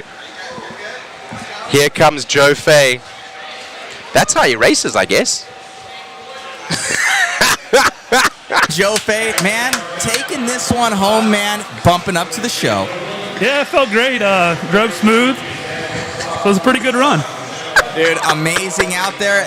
I'm really surprised you can drive, with, kind of, I don't know if you have it makes you that much better that you can still see pretty much through nothing. So My X-ray vision. It's X-ray vision.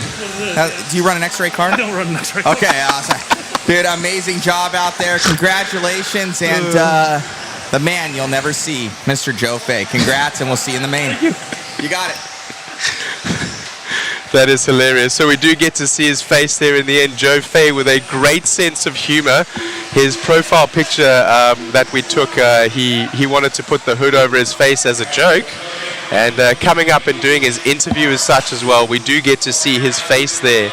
Joe Fay, that is hilarious. We are out here to have fun and have a good time, first and foremost. And racing is, of course, what we are here to do, but fun is what we are here to have as we get ready now for this next race. Lining up here, some big boys: Brian Dunmar, Lucas Smith, Andrew Kaufman, Mason Templeman, Justin Green, Nate Sutherland, Colin Clark, Adam Rails, Hunter King, Greg Nicholas. Greg Nicholas is in this one again, having lost out, unfortunately, in that previous race there as we saw him go to the pipe and losing his bump spot, and Calvin Bruce also in this one. This is the DRC 17.5 Expert Two-Wheel Drive Buggy B main, brought to you by DRC. Jonathan RC. Dunbar from the front there. Dunbar having some bad luck in seeding heat number 1 and qualifier number 2. Our camera will come live now as Dunbar looks to have made a small mistake and has gone down to, no, excuse me, that was another driver. Dunbar still out front, another similar paint scheme to Dunbar behind, as our camera was taking a little bit of time to catch up. Dunbar now with Lucas Smith on his rear. This is a Clash of Champions class, so there is only one bump spot for this one. So Dunbar looking to make the A main and make up for his bad luck in day number 1. Day number 2 was better. Excuse me. Lucas Smith there is the one behind Dunbar applying pressure. Dunbar known for his consistency, but that time a unforced error as he tries to take the tightest line possible. Now to the 1 and 2, Lucas Smith and Mason Templeman. That is Mason Templeman in the white buggy with the red rear and white wheels coming to the start finish straight away, and with the red front, white center and blue back is Mason Templeman in the all-American colors and white wheels. Also taking a tight line, nudging the pipe but getting away with no deficit that time. Lucas Smith right now looking for that bump spot, as we have 3 minutes 30 here left in this race. 5 minutes for your mains, all of the lower mains 5 minutes, so this being a B main, a lower main being 5 minutes, and all of your A mains will be 8-minute runs. Yes, that was hilarious. Rolling out from the Smith, from the front there is Smith right now, as Templeman shows his mettle, the winner of the Masters of Dirt series that was held down at Beach RC, another prestigious event at another world-class facility. Shout out to Brent Densford if you're watching.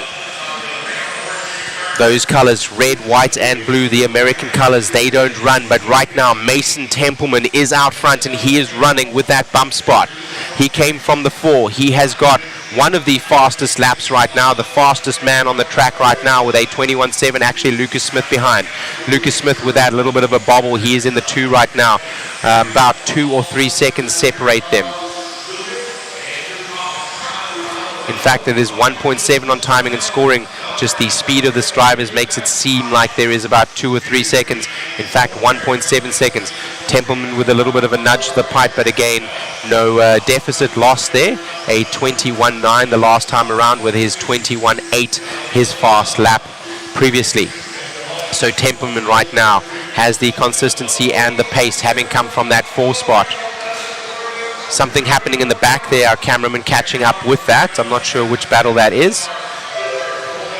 That was the second place battle, and there is some swapping up now of positions. I think Lucas Smith managing to hang on, but that was Dunbar now making it back to a 3 spot as he comes across the line.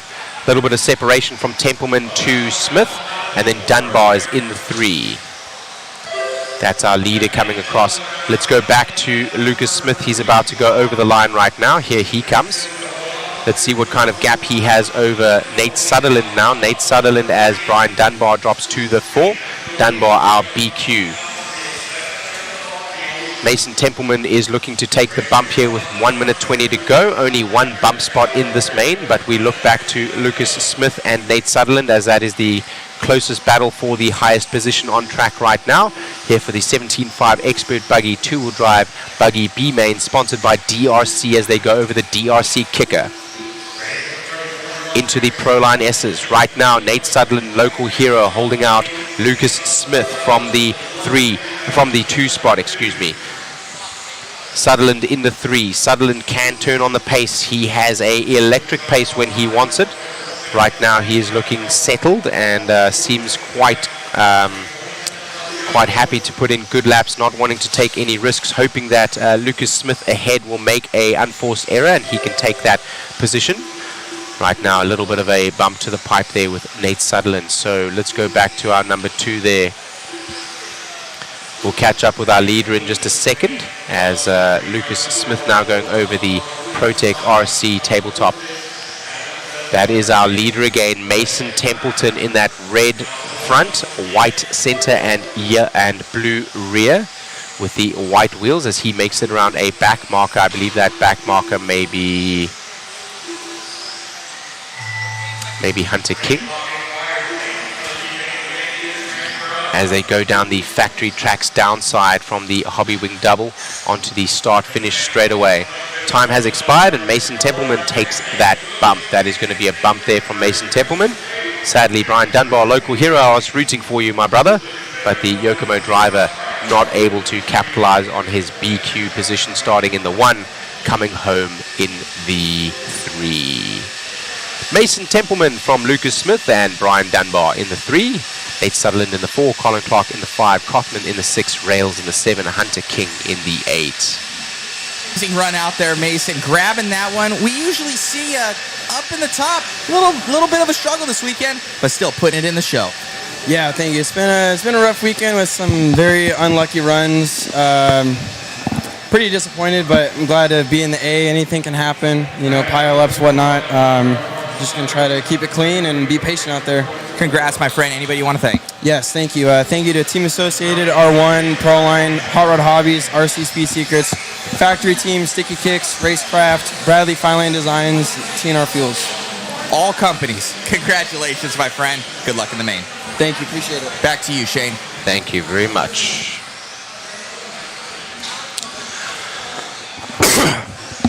Driver there, Mason Templeman from SoCal, giving a shout out to Hot Rod Hobbies. That is owned and operated by Mr. Jimmy Babcock, the operator of the JBRL Racing League over in SoCal. If you're looking for racing in California, Jimmy Babcock runs one of the best programs you will see in one of the best series that runs all over California and other states also. Shout out to Mr. Jimmy Babcock, longtime supporter, racer, and track director. Jimmy Babcock. We get ready now for some of the big boys here as we go to two-wheel drive mod buggy main, sponsored by SXT. Chase Lemieux in the 1, Aaron Kothman in the 2, Mason Herrick in the 3, Ethan Mechanic in the 4, Dustin Evans in the 5, Gavin Vecina in the 6, Joe Bornhorst in the 7, Brent Thielke in the 8, Paul Ciccarello, also referred to as Chicky, in the 9, Colin Miles in the 10, and Billy Hayden in the 11 as we get ready to go racing here for race number 34 of 62, sponsored by SXT at the Clash of Champions. Racing in less than 5. The tone is live. Here we go. 1, 2, and 3 away cleanly. Oh no, a little bit of a mistake there from Chase Lemieux right out of the gate. Unforced error. He had a gap, and that X-ray now rolls from the 1 to the 3. He does have the pace though, of course, having qualified highly, and he is now back to the 2. Makes the quick move there on what looks to be Mason Herrick, now rolling out of the 3 spot there as he was passed by Chase Lemieux. Ethan Mechanic now to the front. Ethan Mechanic and Lemieux teammates on the X-Ray team. X-Ray out front now in this B main. Down the Exalt soapbox right now, and pressure from behind Colin Miles. Colin Miles is that red buggy with the yellow wheels. Right behind him, Dustin Evans, a team associated driver. I misspeak. The timing and scoring making me a liar there and incorrect about the bodies. Let's catch up with our leaders, the 2 X-Ray drivers, Chase Lemieux and Ethan Mechanic. They are out front right now. That is a battle for 1 and 2. This is a Clash of Champions race, and the B main, 5 minutes on this one, but only 1 bump spot over the JConcepts roller right now as Lemieux begins to stretch back out with a little bit of a lead now over Mechanic, his teammate. Behind them, Colin Miles, Dustin Evans, Andrew Kaufman, Mason Herrick, Billy Hayden, Gavin Vecina, Paul Ciccarello down in the 9, Brent Thielke in the 10, and Joe Bornhorst in the 11. The 2 teammates out front, and our BQ here, Lemieux, has a lead right now as we settle down with about 3 minutes left in this one. These drivers doing around about a 21-second lap. 21-second lap, so they will be able to get around for quite a lot more laps. And actually Chase Lemieux now on his last lap there, stretching into the 20s, so he doing a 20.5 on the last one, so turning on the heat here and looking to get away from his teammate. As he does so, he has a little bit of a slide, but not too much ventured lost there. On lap number 6 here, 2.2 seconds back is Ethan Mechanic. Dustin Evans is in the 3, Kaufman in the 4, Colin Miles in the 5. Still Lemieux right now with a big triple over the Hobby Wing triple. Completely skips that factory tracks downside.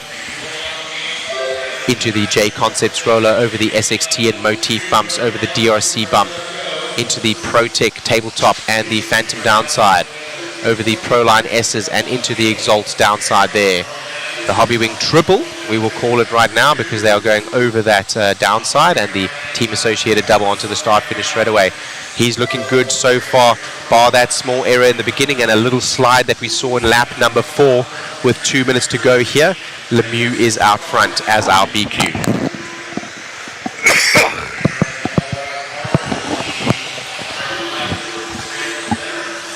I apologize to our chat, by the way, as we have a little bit less engagement here with the chat, as we have much more excitement on the track.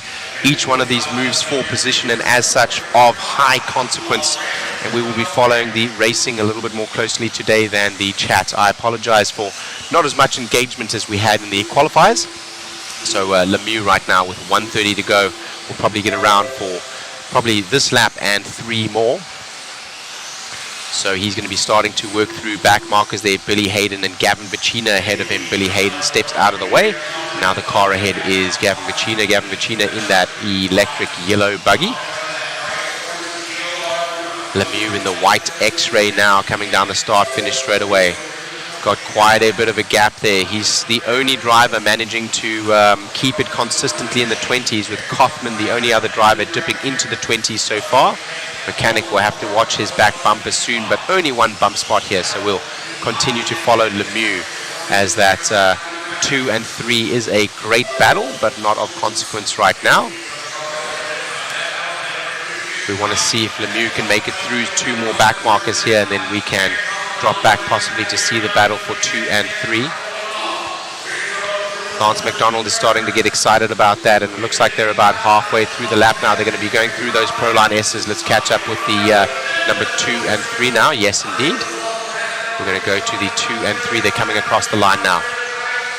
That is the battle for 2 and 3 now. Ethan Mechanic with Kaufman on his rear.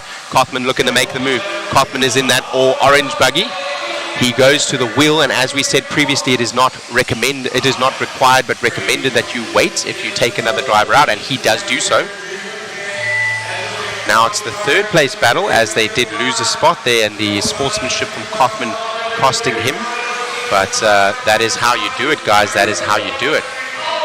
Lemieux is going to get by for 1 more here. He's all open on his own victory lap here of no consequence behind. Colin Miles beats out Mechanic from Kaufman, and Lemieux now comes across the line to take that spot. Lemieux in his X-Ray, taking the win here in the B-Main. SXT 2-wheel drive mod buggy B-Main, sponsored by SXT at the Clash of Champions 2024 at Hoosier RC HobbyPlex, New Albany, Indiana. Normally we would go to our little chat over here and just keep you guys entertained and have a look at how everything's going, but now we go to a interview. Nice run, Chase, Damien says. Absolutely, that was a great run from Chase. Well done. Paul Ciccarello there with his X-ray shaking his head as he leaves the track to put his car on the side and get ready to marshal. Here is Lemieux. Amazing run out there, man. Grabbing that thing, getting the one and only spot into the Clash of Champions there. Yeah, car was good. Traction was a lot higher today.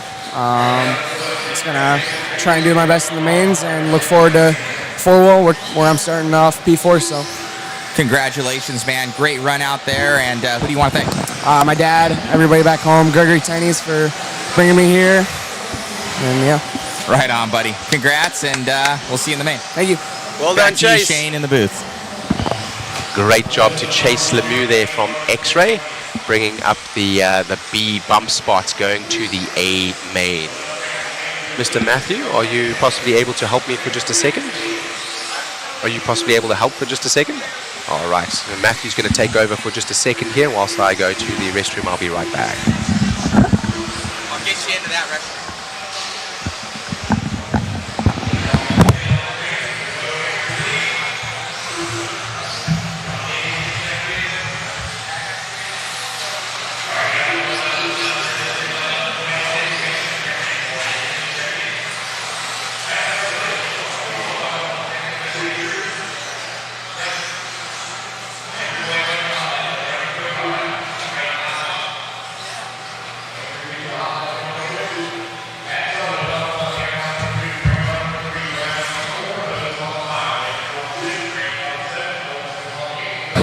Hello, guys. Hope you guys have been enjoying the live stream. Thank you so much to Shane. Absolutely killing it on the mic. I've been here, there, and around trying to do some cool things for you guys. And I think we're going to have a rendition of the B7s. So we're taking really nice studio photo shots of the B7s. We're going to get them all signed by the guys. And I think we're going to put that in the waffle as well. So grab some tickets there. We ended up posting up the link, so kind of something very unique. Probably the one and only time they'll all be together. Okay, getting this one going. Sorry about that. And we're off.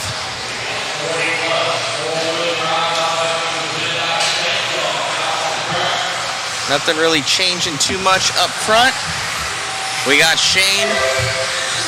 He's been relieved. So he's going to be back on it again. Thank you, Shane. Thank you very much. I'm back, guys. Just a quick little comfort break there.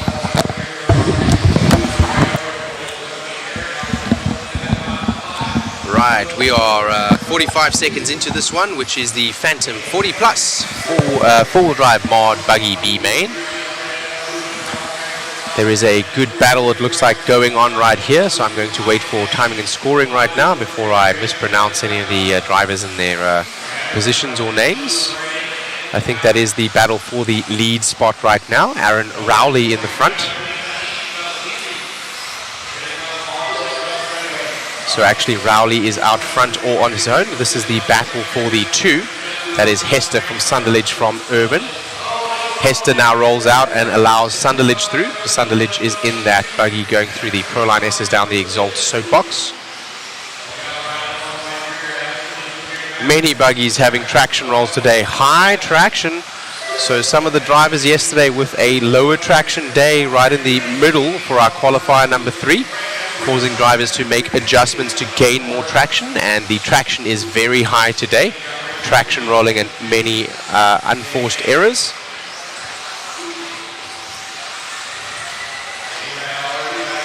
So I think that is Matt Sunderledge that we're following around now. Actually, that is Aaron Rowley. Aaron Rowley here in the Phantom 40 Plus mod four-wheel drive buggy B main. About 2 minutes 50 to go on this one as he goes through the Hobby Wing Triple.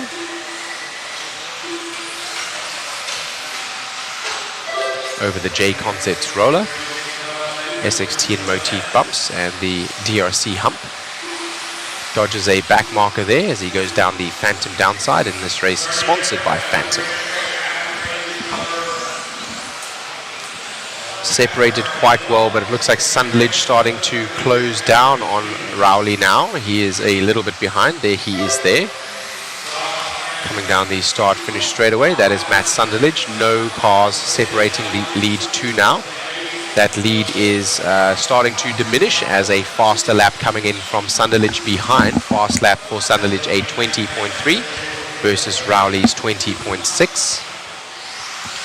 So Sunderledge making a run for what will be that that number 1 spot.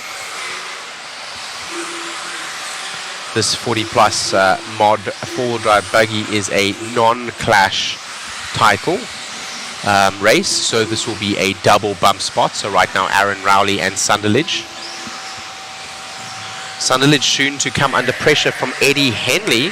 Let's find Eddie Henley. He's in the 3. He's going to come across the start-finish line now. Actually, that is not him. He will come across now. Henley is now fallen down. All right, so excuse me for having you change that, Megan, as inconsequential. Coming from the 10 there was Henley, and I was hoping that he would be able to come put some pressure up on Sunderledge. So looking for some drama and excitement in this one. Not much doing here, as Rowley and Sunderledge now clean in the 1 and 2 with Odus Christian in the 3. Thank you for joining us here on our stream today, brought to you by Mod Live Media, sponsored by JConcepts, with timing and scoring brought to you by RCGT. RCGarage.info. Claim your profile today. 43 seconds left on the clock here. following a battle around. I think that is the closest battle on track, but of no consequence for the bump here in the B main. We will follow nonetheless for excitement. I think that is your 1 and 2, actually. That is your 1 and 2, both in a bump spot. So the only consequence here of them coming first or second will be inversion on the A main grid at the back of the grid. Both will take the bump spot, but at the same time, they will both bump. So of no consequence if they should pass one another. We'll continue to follow that battle. I think that is a back marker there that is in between them as Rowley and Sunderledge make it to the line. And the time has expired before they got there, so that is a race. That is a race. 1 or 2 seconds faster, we would have had a last lap showdown there to see if Sunderledge could actually take that number 1. But the clock robbed us of that battle, and they go across the line in 1 and 2 as they sat. Adam Rowley in the 1, Matt Sunderledge in the 2.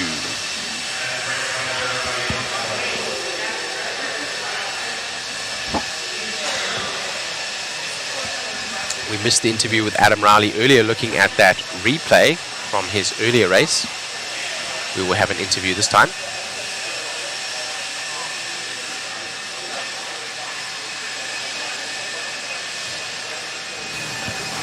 Here with Aaron Rowley. Dude, amazing run out there, grabbing that one. Yeah, the car was pretty edgy. Two-wheel I was a little nervous for, so I carried that into that, so I was driving with nerves, but kept it clean towards the end there and finished it off good. Dude, looked amazing out there. Congratulations on the win. Bumper to the show. And who do you want to thank? My sponsors, TLR, Performance Hobbies, J2, and Viking. Great running, man. I've seen you a lot out here representing well. Congrats on the win, and good luck in the main. Yeah, thank you. Back to you, Shane. Thank you very much. Giving a shout out to Performance Hobbies, his local track. That one run by Tom McCoy.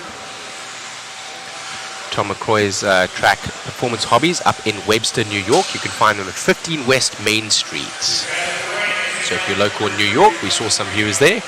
Go and check out Performance Hobbies. Excuse me. As we get ready for the 13.5 Expert 4-wheel drive buggy B main, sponsored by TDK. Safe, non-toxic, biodegradable tire sources. The choice of many of our pros here this weekend. As we continue with a warm-up, I believe, and we will get gridded up here shortly. Let's have a quick look into the chat here. As I said, apologies that we are not quite as engaged as we were yesterday with the chat. If you have any questions, you are welcome to post several times. And try to post in between races, like right now, just before the end of a race would be good, so I could try to catch any questions you may have. But a little bit less engagement today as we have a lot more excitement battling for position. And also here looking for the bump spots to go from the Bs to the A mains. Speaking of A main, Shane here from A Main Hobbies, www.amainhobbies.com. for all your RC needs. Race number 36 of 62 on the track. We're gridded up. Lance McDonald is getting his marshals out so that we can get going here. It looks like some communication with Mr. Lance the Machine McDonald's. Lance had his Southern Florida Championships race open up yesterday, and over 200 entries in under 90 seconds, sold out. He's going to have to enter some of the race entrants manually. He said that he's going to end up with over 300, but that race sold out in under 90 seconds. So sought after is the race, as well as the program that Lance the Machine McDonald runs. That sold out so quickly. Lance's unofficial nickname, The Machine, given to him by myself. Having seen yesterday, I had several breaks. Every time I looked up, I saw Lance there. Lance calling not only all the drivers through tech, but announcing as they go up onto the driver's stand, and also calling the race, as well as being up there to press start on every single one of the races, not missing a single beat or a second of time. Lance the Machine McDonald. Something is happening here with one of the cars. Not sure what the issue is. A quick adjustment being made. Looks like the front shock tower is... they're making a front tuning adjustment. That is the number 5 driver, Mason Templeman, defender of the title Masters of Dirt driver.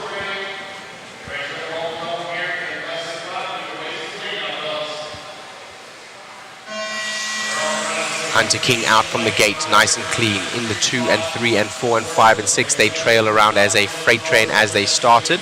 A little mistake being made from one of the drivers there as they go up onto the Protec tabletop. Oh no, there's a freight train of pile up there as one of the drivers met the pipe, and right behind him looking to make a move was another driver. We'll catch up with that in just a second. Let's let timing and scoring shuffle around. Mason Templeman wins out from that little bump and move there from the other drivers. It looks like it was that was Justin Green looking to touch the pipe there and losing out the most. He started in the 3, now down in the 10. Hunter King and Tyler Patanore keeping their 1 and 2 spots here.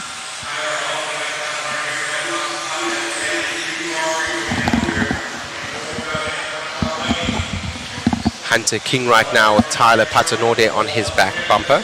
That is Hunter King in the green buggy with the yellow wheels, and Tyler Patanore in the white buggy with the white wheels as they come across the stripe over the JConcepts roller. A rollout from a Hunter King giving the lead over to Tyler Patanore as he goes through the Proline S's now, and a quick little roll but back onto all fours and a wall touch there from Tyler Patanore. Both of these drivers now trying to squeeze out as much lead as possible as you see a power whip from Patanore as he tries to keep it on all fours going over the team associated double. He to the point now, both of those drivers matching fast lap paces with a 20.9, not their last laps, but the lap before that. This currently now on a 14 lap pace as they go over the Hobby Wing triple, some of them doubling and singling in.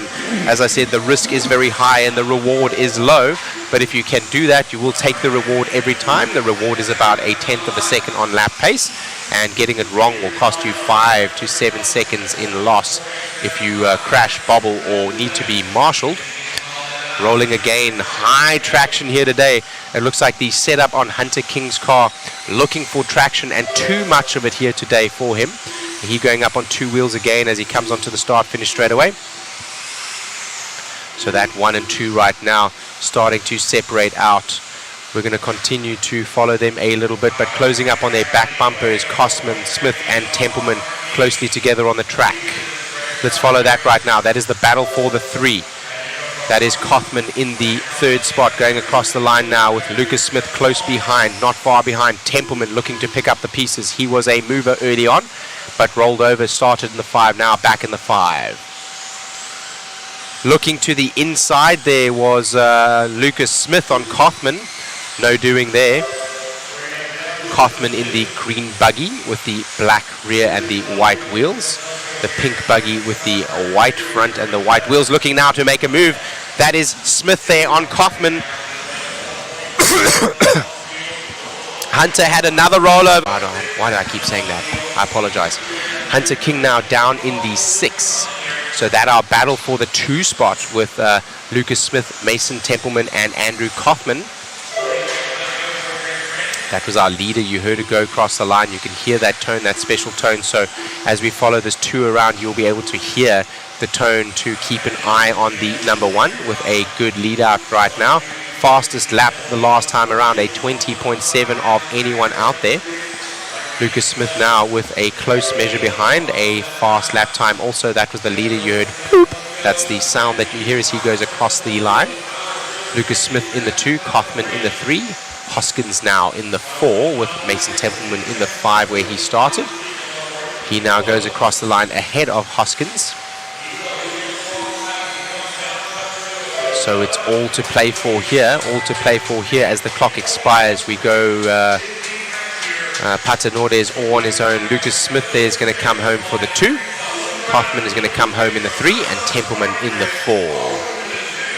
Patanore is on a victory lap. Patanore is that white buggy coming around now.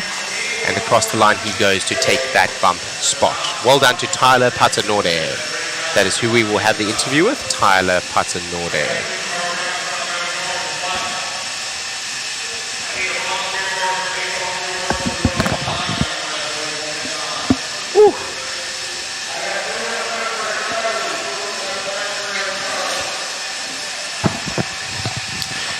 Shout out to our Mod Live crew here. Matthew Olson for doing the interviews. Megan up on the camera, and Chris as well up on the camera, as well as Andrew Shui, our live photographer around the event as we go to the gentleman for an interview. Last time I saw you, man, you were in TLR gear. All new team for this year. Yeah, I'm loving it, man. The team is working great together. They've been helping me get up to speed, everything. The team environment has been awesome. I mean, I can't have any more than this. This is great. Congratulations, my man. Great job. I know your dad was watching you. How's it feel making the show? Yeah, it feels great. I mean, I just had the speed all weekend, just couldn't put a run together for my life, and finally I could, in the B main, settle down and just drive, and it felt really good. So, congrats, my friend. Great job. And who would you like to thank? Yeah, I'd like to thank all my sponsors, all the X-Ray guys in the pit. They've literally given me basically a rental car. I mean, my cars have been put together by parts of the whole team. My dad, everyone at home supporting me. I'd like to thank them a lot. Congrats, buddy. Thank you. Back to you, Shane. Thank you, Mr. Matt. Real quick before you leave down there, on that pole behind you, can you check the humidity number? I just want to know that humidity number on that pole behind you there. No worries, we'll get it in the next interview. I'm just interested to see if the humidity is around 85% again. That thermostat, you see that diamond up there? The next time you go up there, just read me the temperature and the humidity. I want to give a report on the weather here, internal. It's starting to get hotter. I need to lose my jacket. But the moisture is lower, I believe, than yesterday. We were at 68, 69 degrees with 85% humidity yesterday. So that will be interesting to translate to track conditions. 500 people watching right now on all streams. Thank you so much for joining us. Apologies again, we're not as engaged in the chat as we were in the qualifiers, as we have much excitement here today with the 13.5 4-wheel drive independent buggy B main. 5 minutes here, and the team associated sponsored race coming up in main number 37 of 62 Clash of Champions 2024 at Hoosier RC HobbyPlex, New Albany, Indiana, United States of America. Here with Shane Mouton of A Main Hobbies. www.amainhobbies for all your RC needs. www.amainhobbies.com.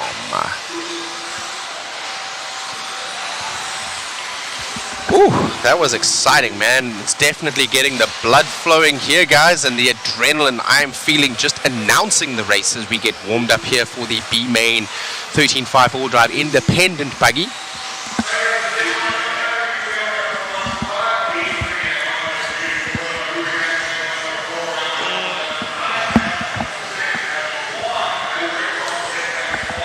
Let's take a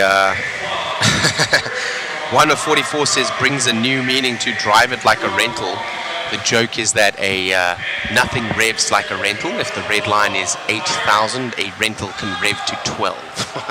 Never buy a rental car secondhand, guys. They have been abused.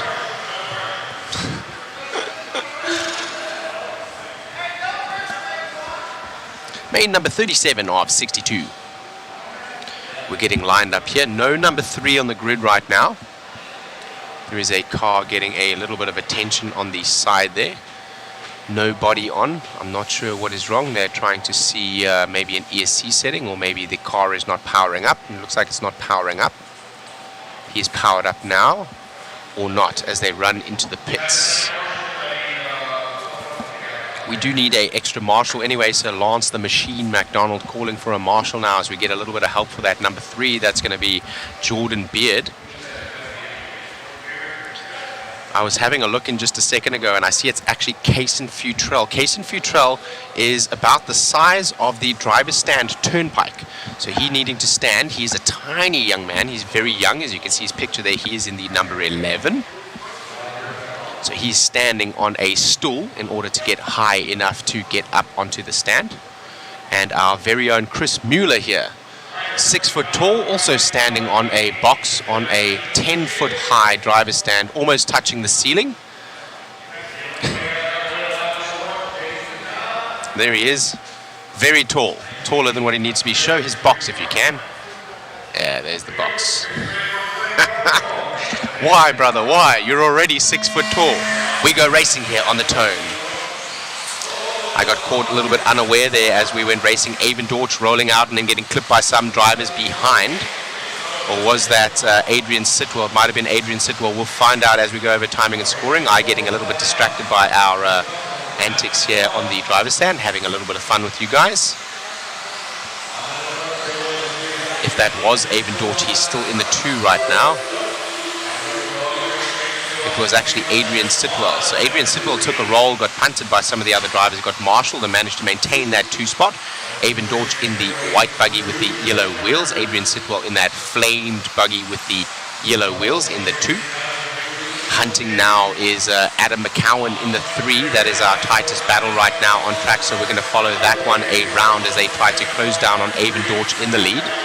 Adam McCowan in that orange buggy with yellow wheels as they go up onto the Protect tabletop. Avon Dorch, the X-Ray driver, Adam McCowan, a young man, the team associated driver. I think Sitwell now is, rearwardly mobile. He is indeed, as Josh Kinson now to the 2. Battle for 2 and 3, and oh man. Not sure exactly which drivers are in which position right now as they take a little bit of a tumble and making it difficult to see on timing and scoring, but that orange buggy is Adam McCowan. Adam McCowan in the orange buggy with the yellow wheels. I think he is in the 2 right now taking a tumble. So right now to the 3 and 4, that is Antoine Morris, local hero. Antoine Morris here is a hand and an employee and a wrench at the local hobby shop here at Hoosier RC HobbyPlex. Antoine Morris, one of the nicest guys you will ever meet. 3 minutes on the clock here with the team associated 13.5 all-drive independent buggy B main. Josh Kinser all the way from the 10 now to the 1. That is he in the yellow wheels with yellow front paint and multicolored rear.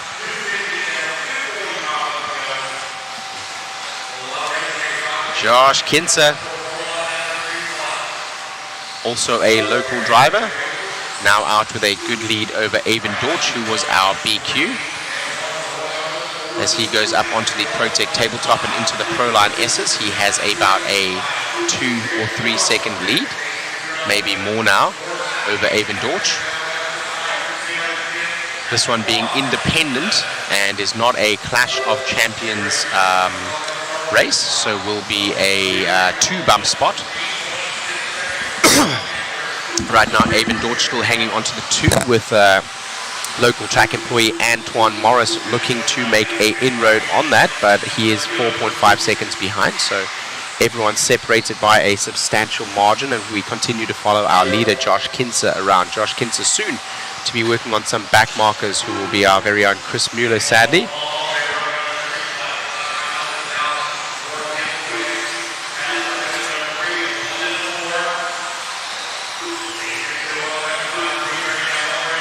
So on the camera right now we have Megan, thank you very much Megan, and Chris Mueller, our other cameraman, shout out to him, doing a great job all weekend here, giving us great coverage, making it easy for me to follow along and pick up the right vehicles for commentary. Still right now Josh Kinser with 1:20 on the clock. They're going to get around for this lap and maybe 2 more, possibly 3 more, so probably 3 or 4 laps left in this main. He makes it by a back marker. That back marker there is Adam Raber. Mueller now upwardly mobile, back in the 9 where he started. Made it past Jordan Beard and Adam Raber. We continue to follow Josh Kinser here.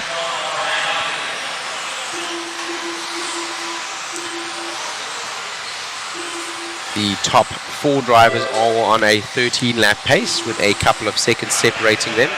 Kinser the superior on the 5:07 lap pace with a 4.5 second lead over Avon Dorch. Hoskins in the 3, actually now Casey Futrell is in the 3. Fastest man on track is the man we're following around. His last lap was a 22 flat and his best a 21.7. We continue to follow him as he goes through some lapped traffic. The marshal running in front of the leader. Oh man, almost taking our leader out, but good marshalling and good driving. So no harm, no foul. And of course the marshal trying to be as fast as possible for the unfortunate driver that had crashed and rolled over. That young man, Casey Futrell, now from the 11 all the way up to the 4, but will not have enough to take the bump spot as he is going to come across the line here in just a second.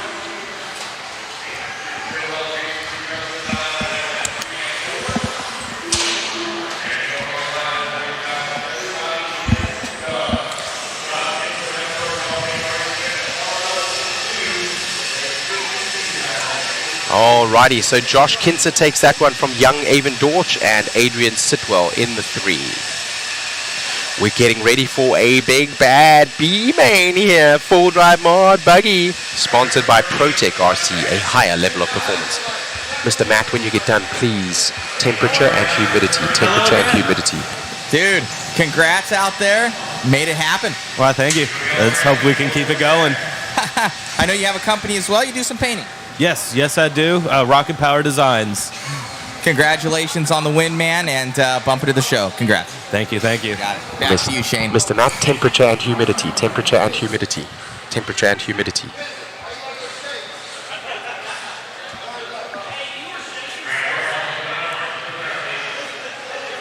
Wow, identical to yesterday. Yes, that is it, yes. Reading again, 68.5 degrees and 85% humidity. I had felt here incorrectly that it is lower humidity internal today, but with a fair amount of excitement and respiration, not only for myself, but also the drivers still maintaining that humidity. So the Elmer's glue and the sealant here making the difference in the earlier mains, as we saw in the qualifier number 2 that we, qualifier number 3 that we ran yesterday at the beginning of the day. We will run less races today, so that groove will be less consequential. We need to flip our camera real quick. I'm going to get that for you guys. All right, thank you.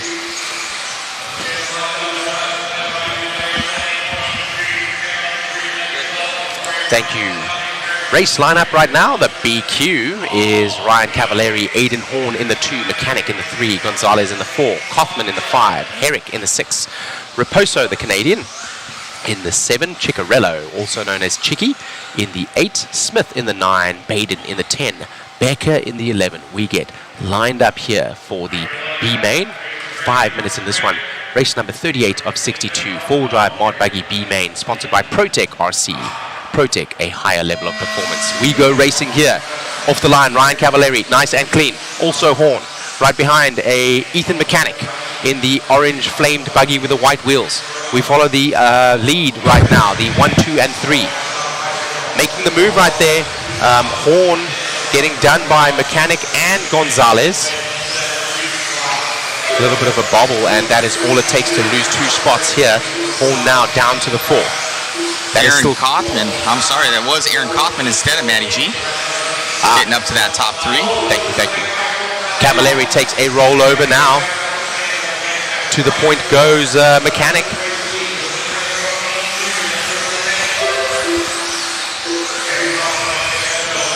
Mechanic from Cavallari, from Kaufman, from Horn.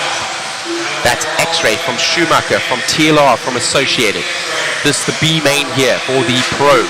Full drive mod buggy. Mechanic right now in that flame buggy with the white wheels. We're going to follow the battle for the 2. That is the closest battle right now. The battle is with Cavallari and Kaufman. Kaufman looks to the inside. Kaufman makes the move. Goes around the outside in the right-hand corner there. Getting set up. Cavallari defending the outside line and thus getting the inside line on the right-hand corner there. Able to capitalize there. Remember, only 1 bumps up from this one going to the show. Only 1 from the show. Somebody already getting out of the way there. It was a back marker, so don't worry. That is not a failure. Still out front right now, Ethan Mechanic. Ethan Mechanic in that flame buggy with the white wheels going down the Exalt soapbox now over the Hobby Wing triple. Cavallari. Cavallari making up time. Cavallari, the BQ, on a charge now. He going through the JConcepts roller there. He's making up time on Mechanic. Hand over fist right now. Mechanic qualified in that 3 spot. So our number 2, Aidan Horn, now down in the 3 himself. Not enough pace right now to put pressure on these 2. We'll follow this battle as we go with Ryan Cavallari in the Schumacher, chasing Ethan Mechanic. Ethan Mechanic, I believe, in the TLR. Is that correct? Ethan Mechanic is in an X-ray. X-ray, excuse me. In an X-ray. Schumacher there for Cav, and Cav is multiple world champion in these classes. I believe he does have a 2-wheel and a 4-wheel drive world's win. He does.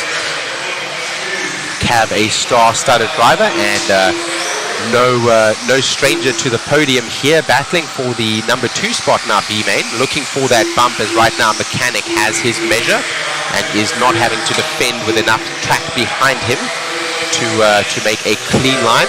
So as they say, the best defense is offense, and right now, offensively, Mechanic is running, but Ryan Cavalieri with the fastest lap the last time around, a 10th quicker than the 22nd lap pace that Mechanic put down. Cavalieri with a 19.9. Definitely pushing here for Cav as he's coming around up and over this double down the straightaway. Cav and that Schumacher cat. Back markers now may play. Oh! Cav touches the pipe on the inside and rolls. Mechanic had a little bit of a bobble there. He's going to be working with back markers and traffic right now. The pros, of course, the situational awareness, not only due to the speed of the buggies, are able to see a much larger window than We're our going to slow take a drivers. quick instant replay to Cav's crash. Just barely clips that inside. Goes down. Cav was looking to make the move, it seemed like, on the back left-hand side. They're looking for that inside line to jump to the inside and make the block pass on Mechanic. No doing there that time as he goes to the pipe instead of the inside line. But now he has made that time back up. There is 1 minute 17 left on this clock. So can he do enough to get that bump spot? This is a clash race, so this will be one bump spot. They're coming into traffic as well, so that could play a factor if those guys are battling in front. Let's see what they do. 1 minute left to go. Only a few more laps. Cat with another mistake. Some of those drivers simply pulling their cars off to the left entirely and just stopping, not wanting to be a measure of the bump spot here, not wanting to become a factor. Cav looking like he has the pace, and he, of course, the BQ, so he has been faster and did seed faster than did Mechanic, but Mechanic right now getting through traffic nicely, and as is Cav. Still no cars separate the two of them, only the straightaway, which is about a 0.5 of a second lead. Cavalieri again coming with a measure right now, being the fastest seed driver right here.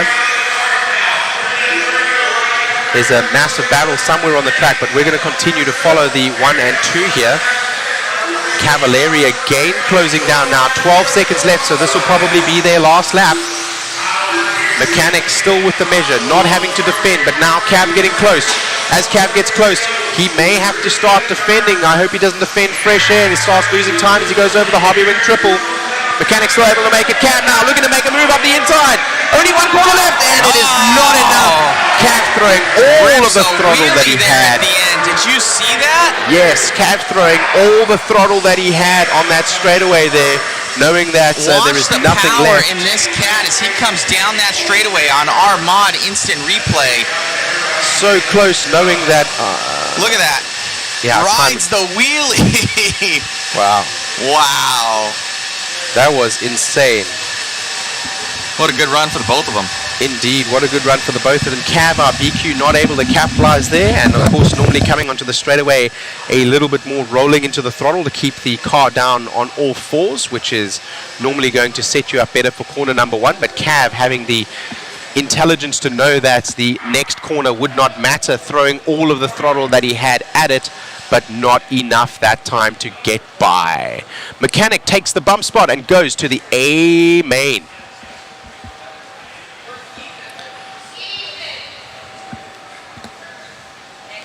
Here comes Ethan Mechanic from X-Ray now. Ooh. Man, oh man, Ethan, what a good run right there. Car looked good. Cav was pushing hard behind you. How'd you keep the nerves about you? I just tried to hit my marks and not overblow a turn. It was that's basically the only way around to get around people on the track, I feel like, is just if somebody misses a turn. But yeah, my car worked really good. I just rebuilt it for the main and felt pretty good then. So you look good out there, man. Congratulations on the win. Clean driving. Congrats. Thank you, and thanks to all my sponsors for all the help and support this weekend. Congrats, buddy.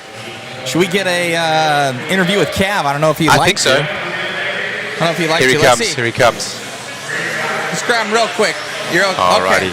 He doesn't want to talk. You Good know, run, though, from Cavalieri. Cav coming from the BQ there, understandably not wanting an interview. He knowing that it was his race to win from the B spot there. Threw everything at it in that last straightaway and not enough. I think separated by less than a 1/10 of a second at the line.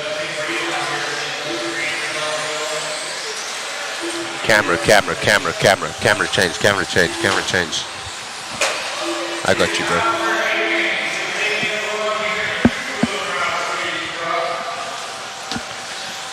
Alrighty, thank you. So we get ready here for 13.5 Stadium Truck A Main 1. You'll notice now our times as we go into the A mains will go to 8 minutes. This one for all the marbles in this class. This is a clash race. These will be triple A mains. Triple A mains. Woo! I'm excited. Here we go. This is what we've been waiting for. Lined up now, Doug LaRiviere from Sammy Moran, from Talon Henley, from Green. There is no number 4. Green did not make the race, it looks like. LaRiviere defending champion right now in his truck out front. He is that red truck with the white wheels. Templeman immediately makes a move from the 5 spot. He is in the... Oh no, that's Sammy Moran. Sammy Moran in a very similar color scheme. Moran losing out now to Talon Henley. Talon Henley making the move up there, the yellow truck with the blue rear and the white wheels. Talon Henley, son of owner Eddie Henley, here at Hoosier RC HobbyPlex. He running now in the 2. Talon Henley having grown hand over fist, always having had the talent, but now having the consistency and also being able to calm the nerves. He having a lot of time to set his car up. He and Sammy Moran coming together there. Unfortunately, Moran was trying to make the move and get close to him. They touch and they both lose out a little bit. Now it is in fact Templeman in a similar color scheme to Sammy Moran there, but inverted on the red and blue. As you can see, Sammy Moran has the blue in the front, Templeman has the blue in the rear. Both American colors, red, white and blue, as right now Doug LaRiviere looks to defend that position from Mason Templeman. Templeman up from the 5, he the big mover in this one. Henley started in the 3, still in the 3. Nate Sutherland from the 7 to the 4. Still following our leaders here as we go through the Proline S's, down the Exalt soapbox, into the Hobbywing triple. Do they triple? No, they double. So they're using the factory tracks downside in this race. Team associated double onto the start finish straightaway. The 13.5 Stadium Truck A Main 1, sponsored by Exalt. Back markers ahead now with LaRiviere and Templeman having to work along with who looks like no, that is not Justin Green, that is Ethan Hodgkins, as Justin Green did not make this race. He was the number 4 seed. Not sure why he is not on the grid, but he is not here for this race. Templeman now looking to the inside of LaRiviere. LaRiviere having to defend a little bit off his line there, defending the inside, and as he defends, maybe a little bit slower as the drive onto the straightaway. In these tight little U-bends, it's going to be enough to defend, but as we go onto the straightaway, I think Templeman is going to try to make a move to the inside or force LaRiviere to defend. Let's have a look here. He does. And that time he does get a little bit of a run of a motor check there, but it looks like LaRiviere might have a tooth on Templeman, and he is able to hold him out on the straightaway with the speed of that team associated. The team associated drivers battling now for 1 and 2. This is for all the marbles in the points. So you also have to think about it, Shane. I don't know if you've been mentioning it, but both of these guys, if they have to battle for the clash, they need to be in that top 10, so they'll end up with like an 11 or 12 points, which will basically essentially take them out of it, for the overall. Explain that again.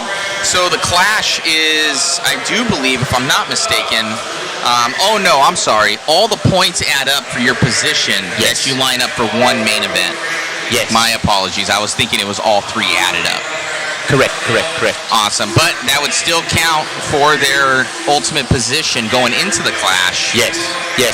So here the clash is going to be sorted by 12 points. So if you come home in the 1, you will get a 1 point. If you come home, 0 points. If you come home in the 2, you will get a 1 point. The driver with the lowest number of points will be announced as the Clash of Champions champion. As right now, Templeman looking to get a 0 on his sheet, with LaRiviere right now sitting on that 0 in the 1 spot right now. And for those that don't know, these two are actually pitted right next to each other. So friends as well as teammates on the team associated team, running similar equipment and probably shared some setup sheet and data. And I do believe in... Templeman has a bobble. With a mistake.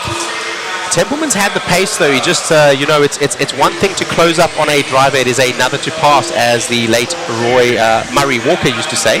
So the pace from Templeman is there, and I think he will be able to close back up to LaRiviere, but maybe not enough to make the pass now with only 1 minute to go. Doug LaRiviere. Records tuning in. Doug LaRiviere, the defending champion. Red truck with the white wheels. We continue to follow Templeman. Look how much time he's made up. He does have the pace, as I said, to close down, but as I mentioned, it is one thing to shut down another driver. It is quite another thing to pass.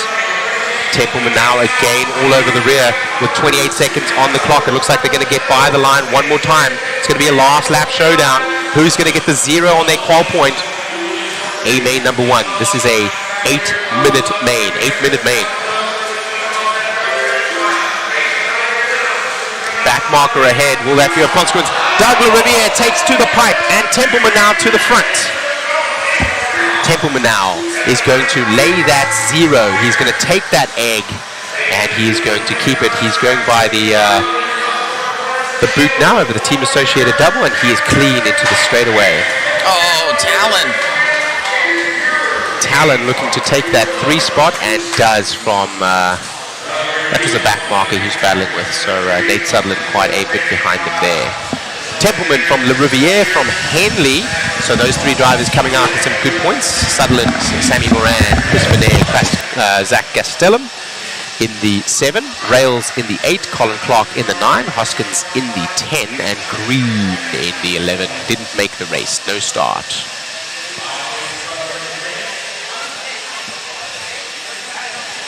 The Journey Records, yes, the commentator is Shane Mouton from A Main Hobbies, and I am South African. Happy to be tuned in from Cape Town, South Africa. Cheers from Tyrone. Tyrone, I am from Cape Town, South Africa myself. It ain't over till it's over. Yeah, no, that was fun. Truck was really dialed that time. I was able to push it without it flying off the track. Pretty stoked on that. Doug was definitely making it really tough. Good race by him. It was super fun, so... You wish it was over right now, but you got another, hopefully 1, maybe 2 to go. Yes, yeah, hopefully. Is the track changing today other than other days? So far today when I've hit it, it feels pretty consistent from the beginning of today at least up till now. The other days definitely it dropped off a bit, but so far it feels about the same. Congratulations on the win, my friend. Thank you, appreciate it. Alrighty, as we come back up top here, and our driver there confirming what we had suspected in yesterday's broadcast, in that the grip had started to drop away by the end of yesterday, and the groove coming up quite a lot from yesterday, and moisture causing that Elmer's glue to be rendered more useless than previously. But today, very consistent grip again. We have misted the track with Elmer's glue, and it was sealed by Eddie Henley last night. Probably sealed around about midnight, maybe even around 1 a.m. Long day for everyone yesterday. As we get ready here for the A Main number 1, Mod Stadium Truck. SXT is the sponsor. This is race number 40 of 62 at the Clash of Champions 2024. Let's take a moment to thank our sponsors. Our sponsors: Team Associated, Protec RC, SXT, DRC, TDK, Exalt, TLR, Phantom Racing, Hobbywing Motif, One Up Racing, DVR, R1 Works, Vision Racing, Factory Tracks Racing, Kane K Hobbies, Mod Live Media, Boom Graphics, and ProLine.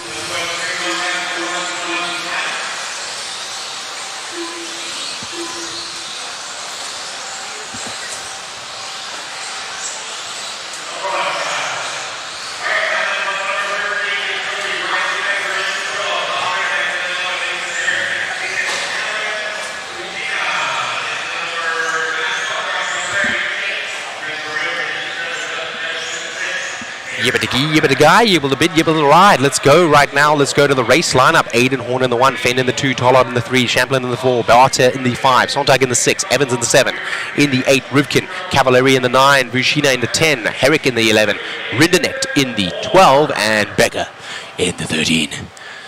13, unlucky for some, maybe lucky for Becker here. So we go to the A Main, number 1, sponsored by SXT. Here we go. Aiden Horn away, nice and clean.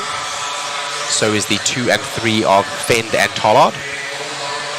Fend and Tollard, those teammates also pitting next to one another. The TLR drivers in 2 and 3. Aiden Horn is out front right now in that team associated truck. TLR in the 2, TLR in the 3. Barter now in the associated up to the 4. Davey Barter from Coyote Hobbies. racing in that team associated truck. Aiden Horn right now with Dakota Fend. Dakota Fend makes a little mistake and lets Tollard through. So that in this main will make a very big difference, as with the pros, it's very difficult to make that time back. Horn still right now keeping it clean. Tollard, powered by ProTech, in the 2 right now, looking to make the move on Horn. Horn, a main driver, just joined us. Tollard now to the front.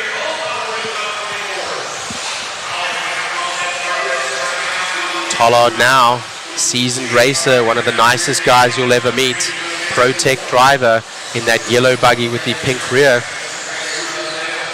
Let's have a look at an instant replay of that crash right there. Horn getting it sideways, trying to whip and hang as he goes over the triple, but not enough that time, landing on his rear tire and rolling out and allowing Tollard to the front. Right now, Horn lost another spot to Barter, so that's Barter we're watching in the 2. Barter in that yellow truck with the checkered rear and yellow wheels. Tollard now with a comfortable lead, as that is Horn in the 3 and the team associated. Horn, as you can see, his rear of his car is actually orange. It looks pink on the stream, so we will call it as pink as you see it, so as to be concise and not confusing. Horn now rolls out and goes down a couple of spots. So Horn from that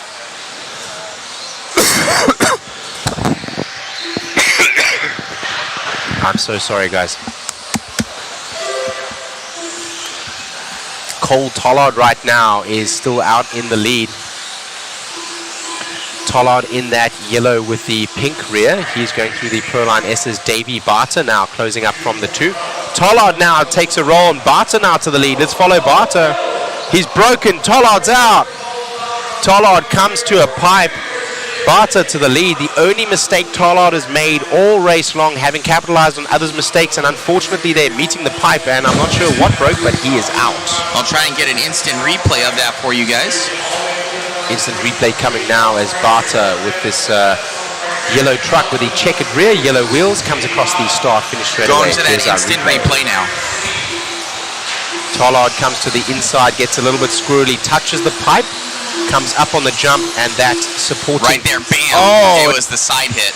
It wasn't the pole, it was actually as he was trying to keep it back on the track, and maybe a broken A-arm. I think probably a hub or a ball cup. It must have been a ball cup, so he broke enough to take him back down to what will be the 11th spot. Only Riley Becker and Regina behind him now. Barter now in the lead. Let's follow Barter. He's being hunted by Dustin Evans, both in team associated rigs. Barter from Coyote Hobbies.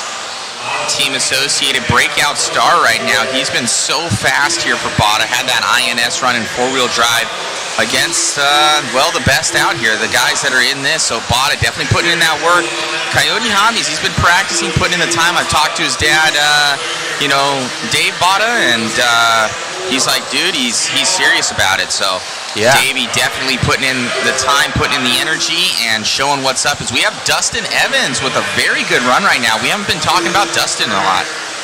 No, Dustin's been in the fight, but a couple of cars back, in the past couple of races from the lead, so not much mic time yet, but here he comes, and right now he has got the pace to shut down on Davey Barter, and he's going to start applying some pressure. Let's see if Barter elects to simply run his line or start defending, and thus compromising his lap time to attempt to defend from Evans, who seems to have his measure in pace now, and is coming up on his back bumper. Only 30 seconds left to go in this one for Bot as he hits his rear bumper a little bit right there, scraping on the wing, trying to give her all she's got, Captain, over that triple. Barter now, this will be the last lap. It looks like they may get by for one more as Dustin takes a little bit of a roll. That's going to be it. Bot is going to take this one as long as he doesn't have any major failures right now. He might even double this, and he does. Look at that. Barter banking now on that double instead of a triple. He might get a victory lap with only 5 seconds left to go. We will see. Evans gets by, no. Evans gets by 2. Evans gets by 2, so this is not over yet. No, I do believe Evans did get caught. Evans got caught at the line. Yeah, he got caught at the line. So Davey Bada with the extra lap here for victory. What a run.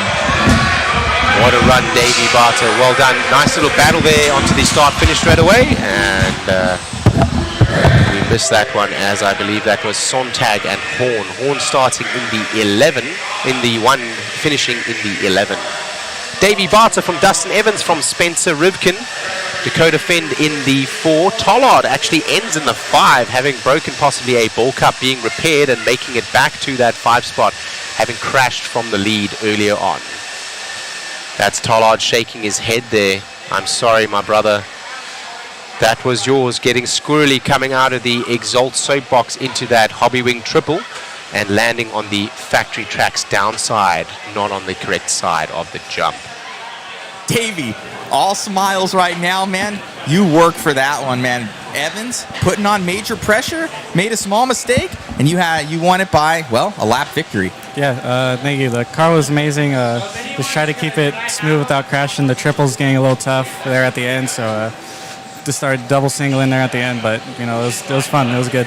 Dude, amazing run out there. Who do you want to thank? All my sponsors, Brant, you, Billy, Kurt, you know, all our teammates, all my mom, dad, all locals at home and supporting me. Dude, carrying it forward here from INS, you had that awesome 4-wheel drive run. You're taking it into 2024.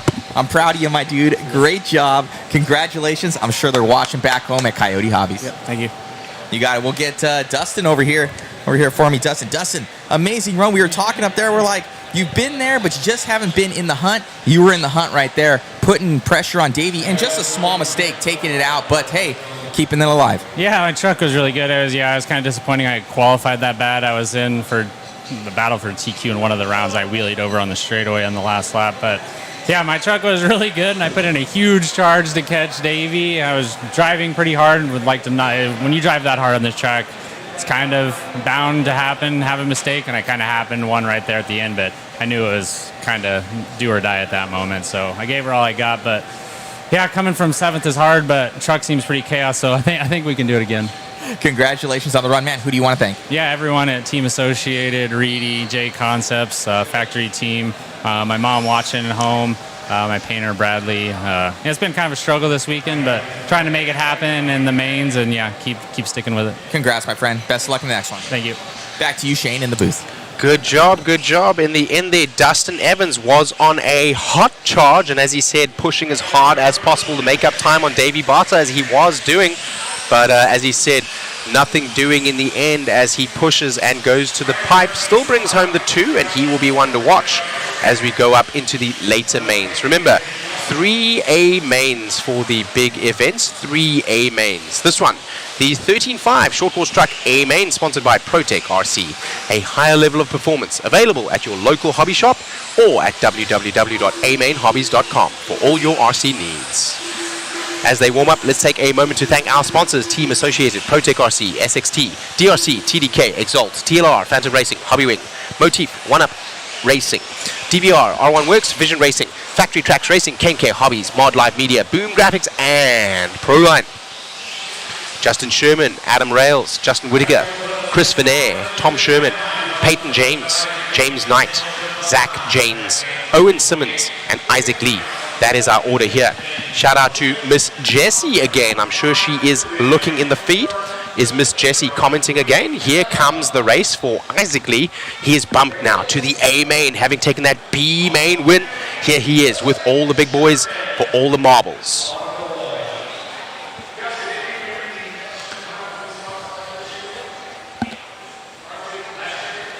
A all-American grid race lineup here. Here we go.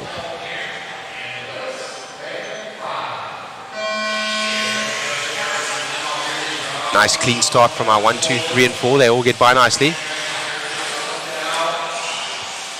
Somebody is on their side there and needs to be marshaled, and goes to last place. That was the yellow and blue truck. 8 minutes for these A mains, correct? 8-minute run for these A mains. So 3 minutes longer. The single A's are 8 minutes. Okay, so the triple A's are still going to be 5 minutes. The single A's are 8 minutes. As right now, Justin Sherman out front from Adam Rails, Justin Whittaker in the 3, Sherman in the 4, Venair in the 5.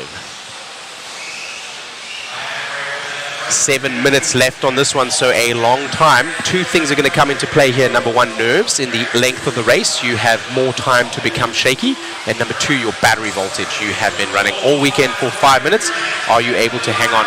A move there, Adam Rails looking to the front, getting to the front for a second and then getting swapped back again as Justin Sherman and he trading places again.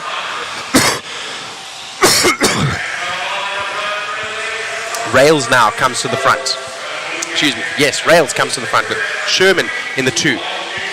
Sherman having got a little bit loose here in this particular part of the track just a second ago, and Rails now with the pace sticking out front, but Sherman now sticking to his back bumper, takes a little bit of a rollover as Whittaker now from the 3 to the 2.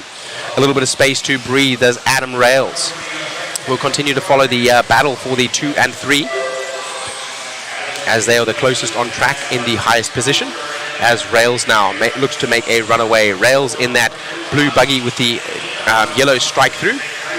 We're looking now Justin Whittaker. Justin Whittaker in the white and blue truck with the white wheels, and right behind him is Justin Sherman in the white and green truck with the white wheels. Onto the start finish straight away now. Sherman looking to take his spot back in the 2 as he started in the 1. And Whittaker now started in the 3. He is in the 2. Rails started in the 2. He is leading out front right now with about a 1 second lead. Thank you very much. Nice pan out there, Chris. That's great. As we can see the 1, 2, and 3 not separated by much. Right now, Whittaker looks to have the measure of Sherman to keep him behind, especially down the straightaway. So on the infield here, it looks like Sherman has a lower tooth pinion count and is able to make the torque count where it counts on the infield on the 180s. But as we go to the straightaway now again here on the 2 associated double, watch Whittaker stretch out that lead. He's got maybe a tooth or a motor check there on Sherman. This time making me a fibber as he hangs onto the back bumper. Sherman now still trying to make that move on Whittaker. Oh, he does make the move that time as some traffic is being dodged by Whittaker, and Whittaker dodges the traffic but compromises his line and lets Sherman through. Sherman touches the pipe just a little bit there as Whittaker now hunting in the 3. Let's have a look at where Isaac Lee is up to the 5. He is all the way from the 10. Our camera will continue to follow the battle for 2 and 3, but just announcing that for our lady there, Miss Jessie, that watched our B main. She was asking after Isaac Lee, who took that bump spot from the B main all the way up into the A. He is halfway through and half the job done now. With half the clock to go, he still has time to come to the front right now. How much time back is he from the leaders? I think quite a bit, but he's in the hunt here for a podium from the back spot of the A main. Second to last spot he took there. Matt Hines was the one that started in the 11, and he is still in the 11. So Isaac Lee, the big mover in this one. Half the work done with half the clock to go. Still following the battle here with Sherman and Whittaker. Right now Sherman having the measure of Whittaker as they go up onto the ProTech RC tabletop. This 13.5 short course track A main sponsored by ProTech RC.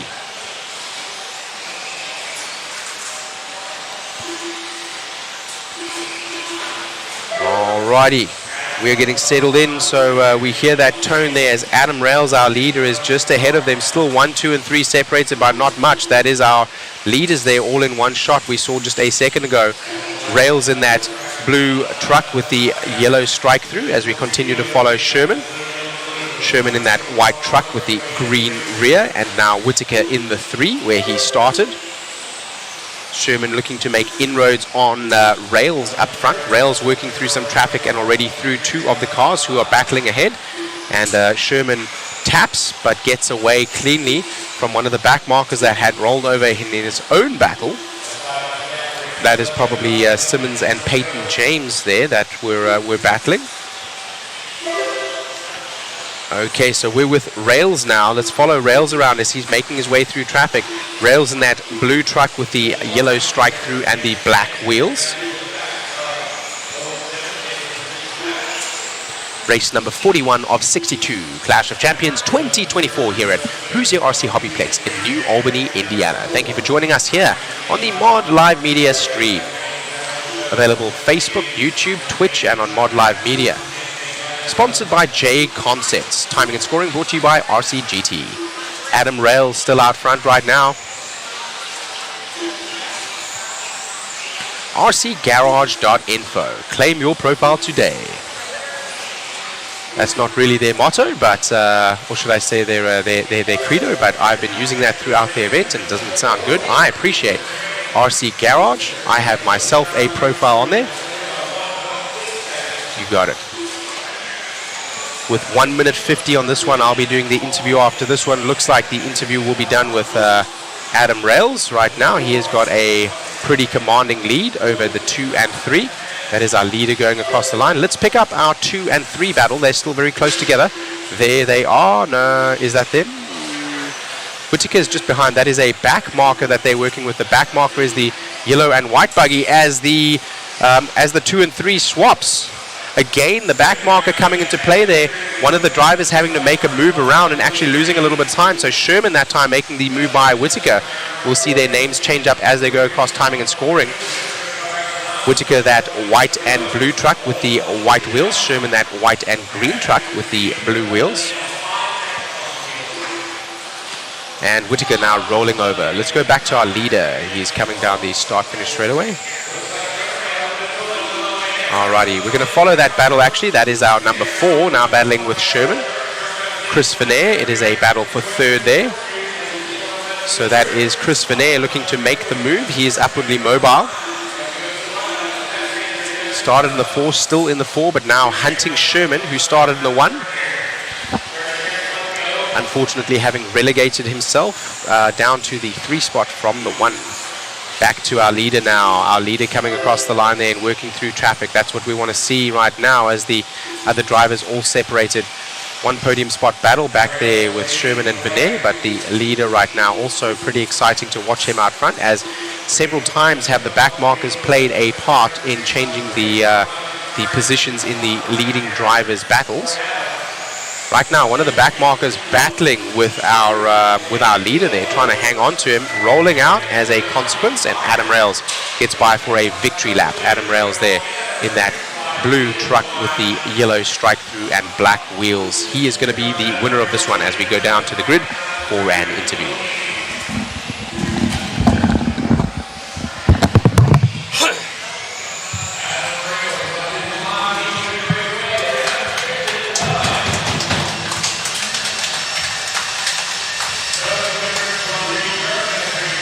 Interview with Adam Rails.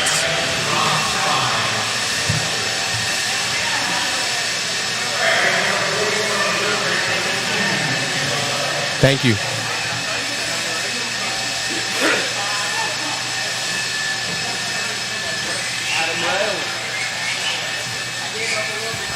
Adam Rails, my brother, we've been watching you in all 85 of the heats that you've entered in. How many heats are you in, man? I ran 4 classes in about 370 heats so far in practice runs. Yeah, about that.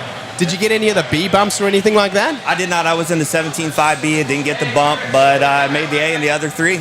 I got you. It feels like we've seen you in a lot more heats than that. And Adam Rails on rails in this one, taking an extra victory lap there. Anyone you want to thank? I always want to thank Jason, JConcepts, always having my bag, making the best tires, products, bodies, everything. Brent, team associate, everybody making awesome cars. Supported me for so long. I always appreciate it. Absolutely, man. Lovely to watch that battle, and congratulations on the win. Well done. Adam Rails from Team Associated on JConcepts Rubber. Alrighty, we will be micless for just a second as we change the camera. I will be back.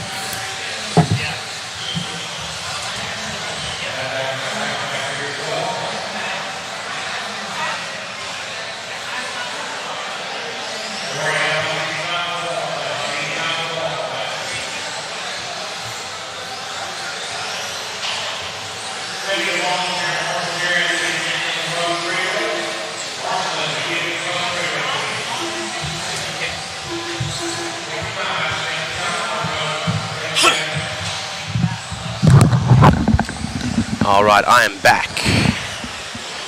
As we get ready for the 40 Plus two-wheel drive mod buggy A main, sponsored by TLR.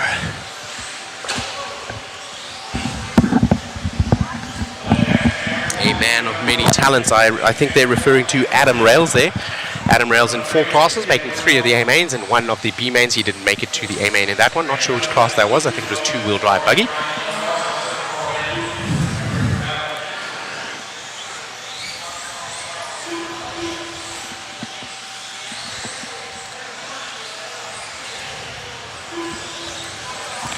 TQ Chef, yes, I just had a coffee, but unfortunately I'm not used to being in this kind of humidity. 85% humidity again. Same temperatures yesterday, 68.5 degrees, so the ventilation here inside of Hoosier RC HobbyPlex doing a good job at maintaining not only our temperature, but also at maintaining the humidity we have inside here, which will keep the moisture in the track and keep the track together. That Elmer's glue here, having been sealed yesterday, is going to stay for all of the mains, because we'll only run running from race number 22 up to 62 today, so only 40 races. Say only 40 races. Wow, 40 heats. We did 101 yesterday. Let me breathe a little bit. Just breathe.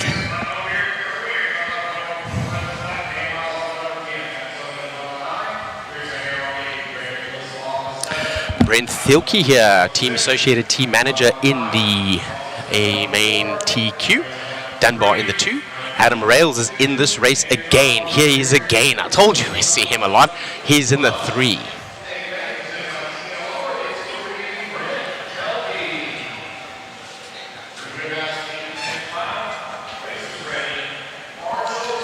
Race is ready. Marshall's ready. Going racing in less than 5.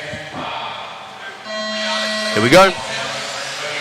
Lance McDonald coming up there and getting us started. Lance the Machine McDonald. Out clean in front. Thielke, Dunbar, Rails, 1, 2, and 3. Thielke right now stretching a little bit of a lead as we go right from lap number 1. Dunbar in the 2. Rails in the 3. Rails having taken the win in the last one. What can he do about the 2 ahead of him? Now in 2-wheel drive Mod Buggy. These are the 40-plus guys, so many of the previous pros and many of, they're still current pros as well, but of course 40-plus, a new age elimination and thus a new class. Run at many of the tracks as well, 40-plus. 40-plus are very seasoned racers, many of them having years and years and years of experience under their belts. The battle right now getting a little bit tighter as we are up front there with Thielke and Dunbar. Dunbar in that red buggy with the yellow back and yellow wheels. He is in the Yokomo, and Thielke in the B7 ahead right now, holding out over the DRC kicker onto the ProTech tabletop, Phantom downside into the Proline S's, Exalt Soapbox onto the Hobbywing triple. They're electing to double and single in. As I said, the risk is high and the reward is low.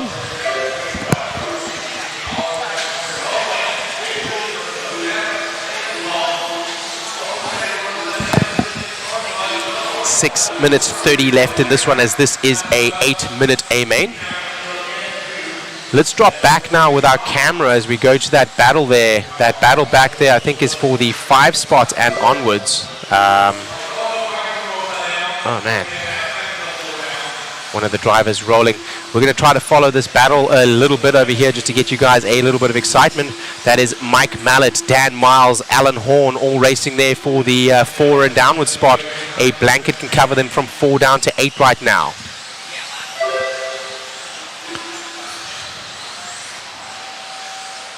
I guess we are going to go away from that battle and we're going to go to the front battle.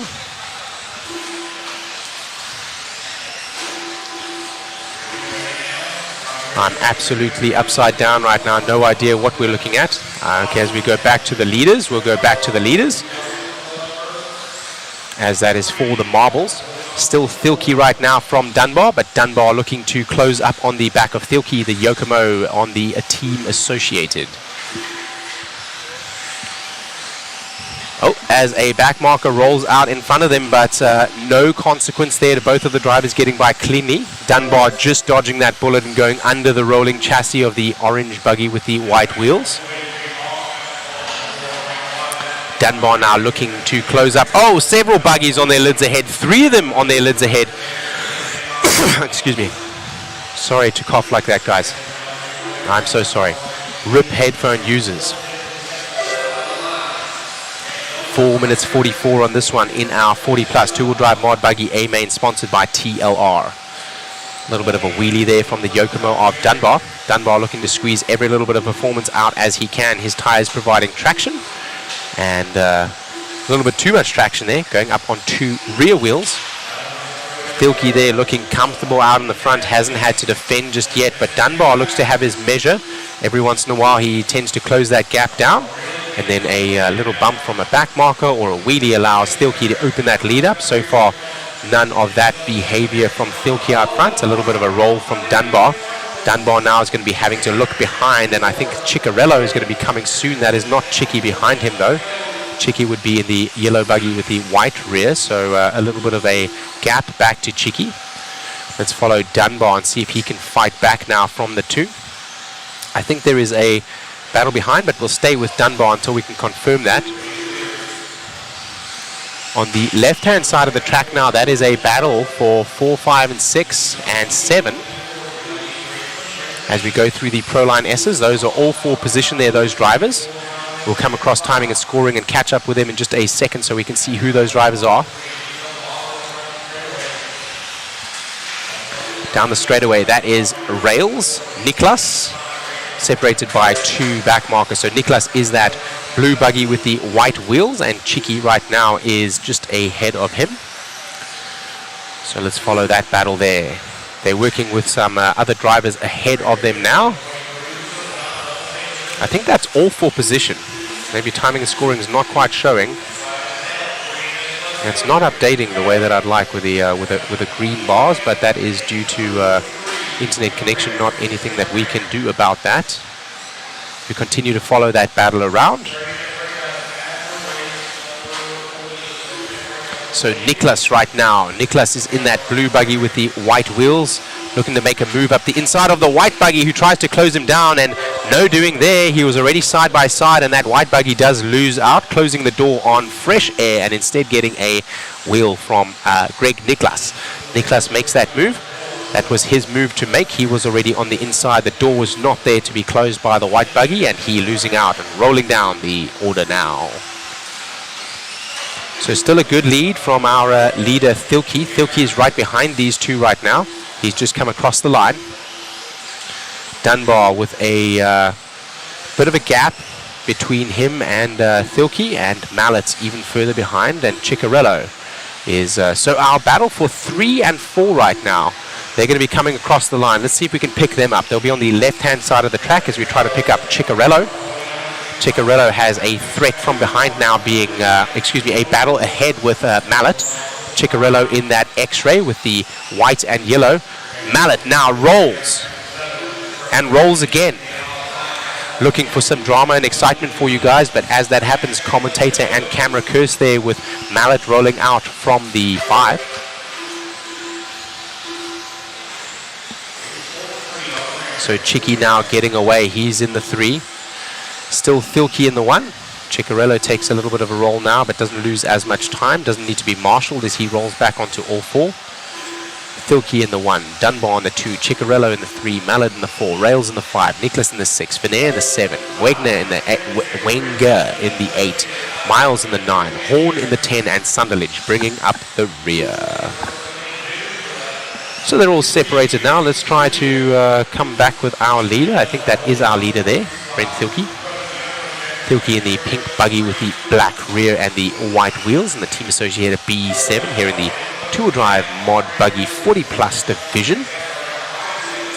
The team manager for Team Associated.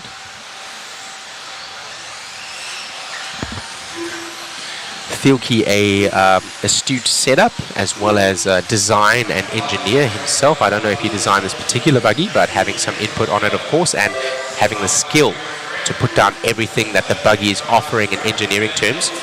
The new buggy, the B7, a lower center of gravity, a 1-to-1 steering ratio, and some new rear design hubs as well as front casters, making it an entirely new buggy. Even the shock tower in the rear with new wing attachments.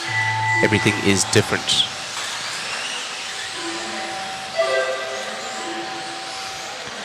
Really? Chris making a joke there, I think, saying you have to be able to beat Thielke to be sponsored, and that would be a big ask. So that if that is true, then kudos to all of the team associated drivers as Thilke kicking some butt from the front there.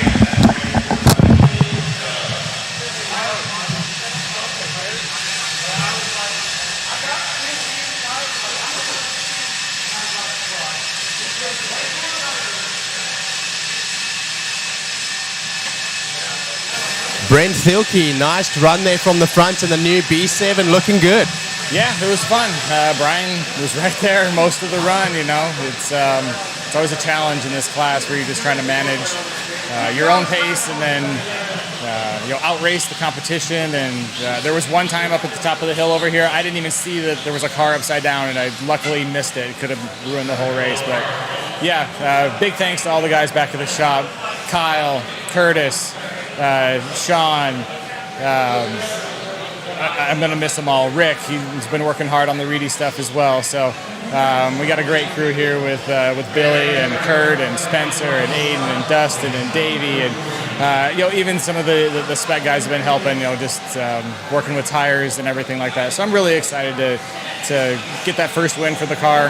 Hopefully Spencer can do it here a little bit later in the day, or one of our other guys. We've all been fast. So just really looking forward to continuing to develop the car. It's been fun. Good job. And quick question here, as the team manager, how much input have you had in the engineering design of that car? We don't have a term for it yet. Maybe somebody has a good term out there, but I'm kind of like the final boss of before it goes to the team drivers. So, Kyle and Billy, they go do their testing, and we get Kurt in there, and then, okay, let's see what Brent can do with it. And then from there, we take the next step up to our core top-level drivers. So big shout-out to the European guys, too. They had some great success over this weekend. We got a car down in Australia that Andrew and Ray are doing some promo with. So, just really excited. Great job on the design, and this car really coming to the forefront. I think somebody made a joke in the chat, but I wanted to ask, is it true that to be sponsored, you must beat Thilke's time? Ooh, I don't know. We'll see. I think I still would choose to have more guys representing. We got a great crew all around the world, and win trading for the world. Absolutely. Well done, Mr. Brent, and we'll see you in the next race. Thank you very much. All right, so that was a joke indeed. You don't have to be faster to beat Thilke, because if that was true, we would have a lot less sponsored drivers. Many of these sponsored drivers able to run with Thilke, but Thilke, they're putting up a absolutely astonishing heat there. Well done to Brent Thilke, being the last big boss man on the B7 and helping with the design. So the engineers there being Kurt Wenger and another gentleman, I think it was Mr. Blake. And then that gets handed over to our team manager and the big boss man, Thilke himself, who there shows us the quality of the B7 out front, taking the win in that 40-plus mod two-wheel drive buggy. Whilst they have a warm-up, I will be back in just a second.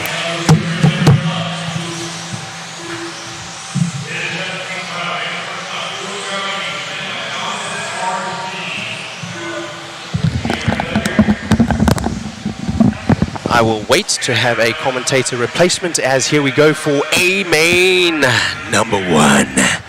17.5 Expert 2-wheel drive buggy, sponsored by DRC.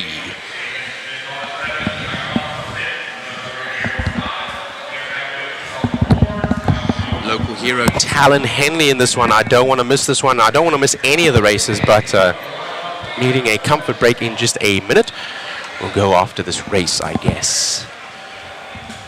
Talon Henley starting in the TQ, Colin Miles in the 2, 3 is Goff, Jeff Stakovich in the 4, Le Riviere in the 5, Kai Goff in the 6, Damon Smith in the 7, Patanorde in the 8, Michalesco in the 9, Moran in the 10, and Templeman in the 11 as we get started here. Clean out for all your top 5, in fact the entire field. So far, the freight train forms as we go through the Pro Line S's. Still Talon Henley out front.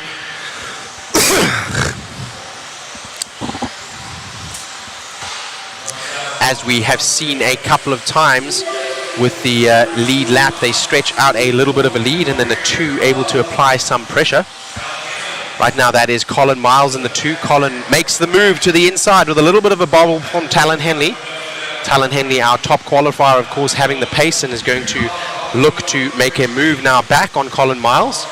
had a inside line there, but thought better of it as they may have collected each other in the air. Talon using his patience and his brain to stay behind for just a second, knowing that he may have the pace to make the move as they come up over that Protect tabletop where they made the move on the last lap around. Colin Miles now in that orange buggy with the white rear and the white wheels. Talon Henley now takes a little bit of a roll over as he has Jeff Stakovich in the X-Ray come by. Talon Henley now, it coming apart a little bit here in the first 3 laps. This being a 5-minute main as it is a triple A main, so only 5 minutes here. So that is going to be difficult to make that time back up. Talon Henley not far behind right now, still in the 3. So Talon working on that left-hand side of the track now. 1 and 2 separating just a little bit. Will continue to follow Talon as he is a local hero. Many want to see this driver here. He's also in the hunt for the... Oh, a little bit of a rollover from Miles, and to the point now goes Stakovich. So let's follow that now as our battle for 1 and 2 heats up. Stakovich now in the lead in the X-Ray buggy, and in the 2 is Colin Miles. Talon Henley still in the 3. You can throw a blanket over 1, 2, and 3 right now, but a little bit of work to do from Talon Henley if he wants that spot back from his TQ spot. 1, 2, and 3 separating now, as in the same spot as Colin Miles made that error, does Stakovich make a error also, and that is just before the Exalt soapbox. So right now it's going to be Miles out front. Talon Henley now gets one of the spots back. He has calmed down. He's running some nice clean lines and using his brain. Definitely taking a couple of deep breaths and making sure that the adrenaline does not get the better of him. Thank you to Mr. Matt from Mod Live Media for taking care of the chat there, as we are very engaged not only with the excitement of the race but also with the interviews. So Talon Henley here looking to have a stalemate right now. Colin Miles out front having the measure from the TQ runner Talon Henley, our local hero. We'll continue to follow that battle.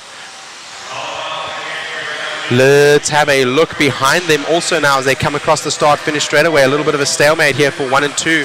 Let's drop back for that battle for 3, 4, 5. We panned out nicely so we can follow all of them. Okay, Talon now starting to get a little bit closer.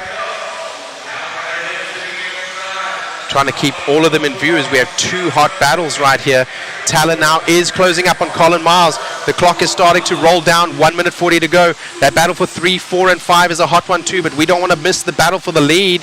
So we're going to keep on the lead right now. Keeping on the lead, Talon Henley makes the move to the inside. Colin Miles with a little bit of a bobble to the pipe.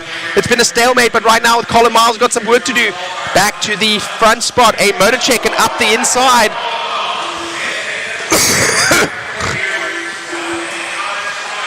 Motor check, and he had too much speed there coming into the corner. Talon taking advantage of the apex rather than the overall speed, but Colin Miles clearly having a little bit of drive onto the straightaway. Let's see if he can close that gap down as we come onto the straightaway again. He does. Not much separating 1 and 2 right now. Talon Henley, local hero, son of the owner and operator here at Hoosier RC HobbyPlex, still in the lead right now. Under pressure from Colin Miles. We'll continue to follow that battle. That is the closest battle and the highest battle on track. The battle behind has fizzled out just a little bit between Goff, Patanode, and Doug Riviere, defending champion from Clash of Champions here in the stock class. Henley now starting to stretch a lead over Miles. Miles looking happy and content to stay in that 2 currently, hoping to see if lap traffic is going to come into play as he looks for an error to be made unforced from Talon Henley. Henley now is not making an error, taking slightly wider lines, making sure that he's keeping it clean and away from that black corrugated pipe. 1 more lap as they go around here. 1 more lap as they go around. Talon doing well, not only to come out, but also calm his nerves as he lost the early lead. And now Colin Miles is starting to push. Colin Miles knows Talon Henley is going to have to force an error. He's going to have to force the issue if he wants it. And unfortunately, he forces his own error coming to the inside. And Talon Henley, a massive round of applause. Listen to that, guys. He's our local hero, and now taking that 0. We're going to go for an interview with Talon Henley. I will take that interview, Mr. Matt, if you don't mind. Is that okay? And then I'm going to take the restroom real quick. Just the restroom after that real quick. So, okay, great. So you'll have the interview, and if you'll cover the mic when you come back up for just a second, I'll be very quick.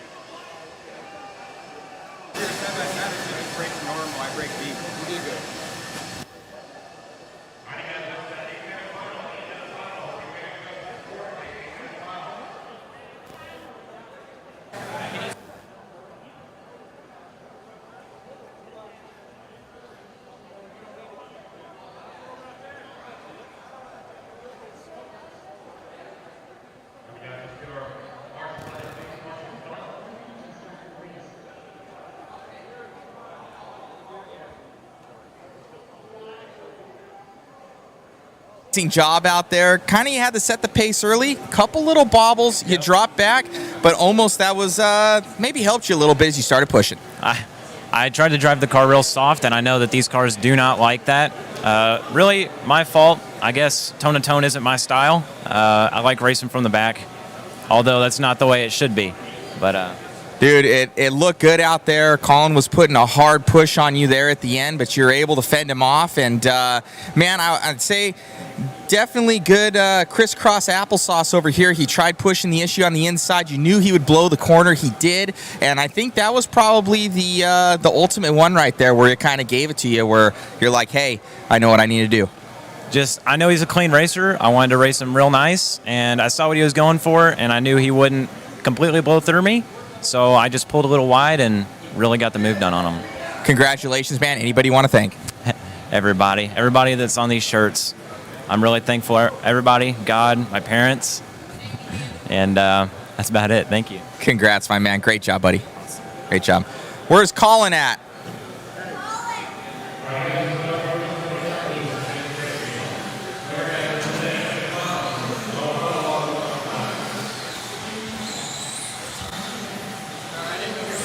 You're good. We have Colin Miles here, and dude, amazing job. My apologies, by the way. You didn't have a sponsor on there. I thought you were factory tracks. My apologies. I will put X-Ray on there. Dude, amazing run out there, and just talking, you guys so close. It just came down to the most minute of mistakes, and looks like you're in the hunt for the overall. Yeah, it was a really good run. Probably one of my better ones of the weekend. I was up there shaking like a leaf, but I thought I had him down this straightaway, braked a little late. My car's got a lot of power, a lot of speed, but just got to keep it a little bit cleaner. No, we saw that. That was probably the one mistake that might have got it for you right there, where you blew the corner. You know, you got the run on him, but you know, have to slow down. Congratulations on the overall run. Again, my apologies for the X-ray thing. I thought it was a different one, and I will get that fixed. Congratulations. Anybody you want to thank? Just X-ray and the whole JConcepts X-ray team. The whole team's been doing great this weekend, so really looking forward to what's to come. Congrats, my friend. Good luck. Thank you. Got it. Well, back to myself in the booth.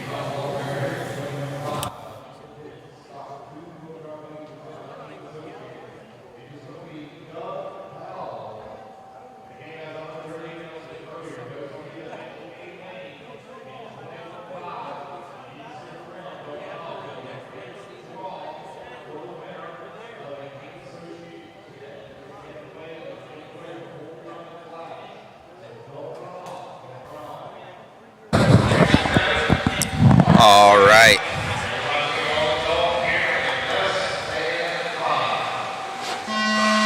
Here we go. Yes, indeed. 8 minutes on the clock here.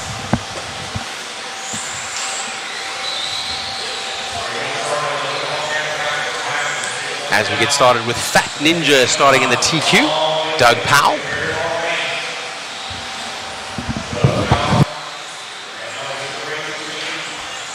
Let's have a look as they come across the line, if they maintain those spots. I think Fat Ninja did take the lead there, and he is stretching out just a little bit right now as he is going through that DRC double. The battle for 2 and 3 right now between Chris White and Jackson Neer. Jackson Neer in that orange buggy with the yellow wheels collects the number 2 as he made a little bit of an error, and they tighten up now and the battle continues. Through the boot over the team associated double onto the start finish straight away. Let's see what Jackson Neer can do about Chris White ahead. Chris White in the white buggy with the yellow wheels, trying to follow the same line, but White able to ride the pipe and escape, Neer not able to do so. So right now it looks like Jeffrey Muller in the 4 is coming up to the 3. We're going to go with our leader right now, Fat Ninja Doug Powell. He's one of our locals here at Hoosier RC HobbyPlex in New Albany, Indiana. This is where the race is being held, Clash of Champions 2024. Thank you for joining us. Here with coverage brought to you by Mod Live Media, sponsored by JConcepts. RCGT, sponsoring the live timing. rcgarage.info. Claim your profile today.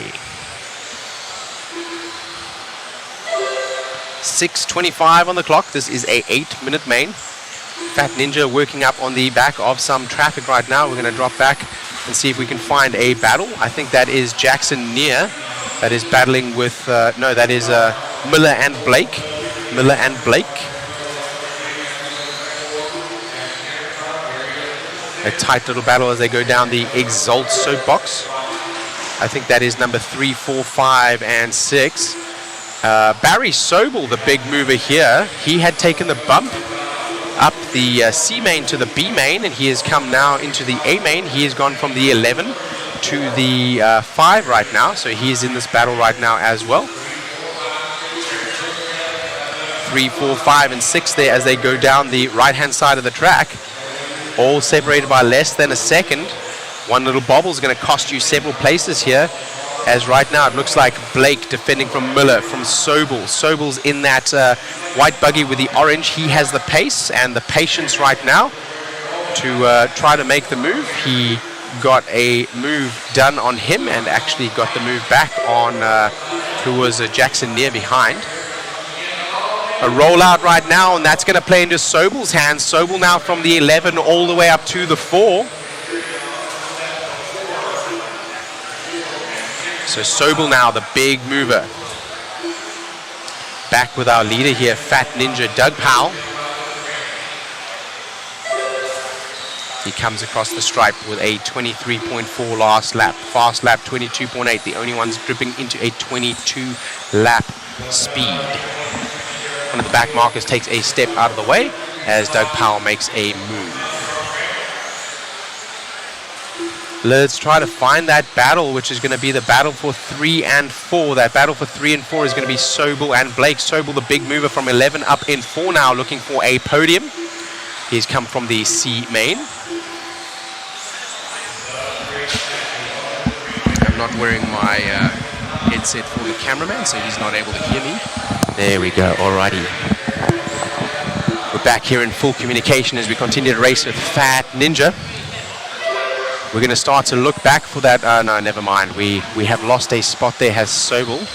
Let's look for the battle between 3, 4, and 5. Look for the battle. There they are. There they are.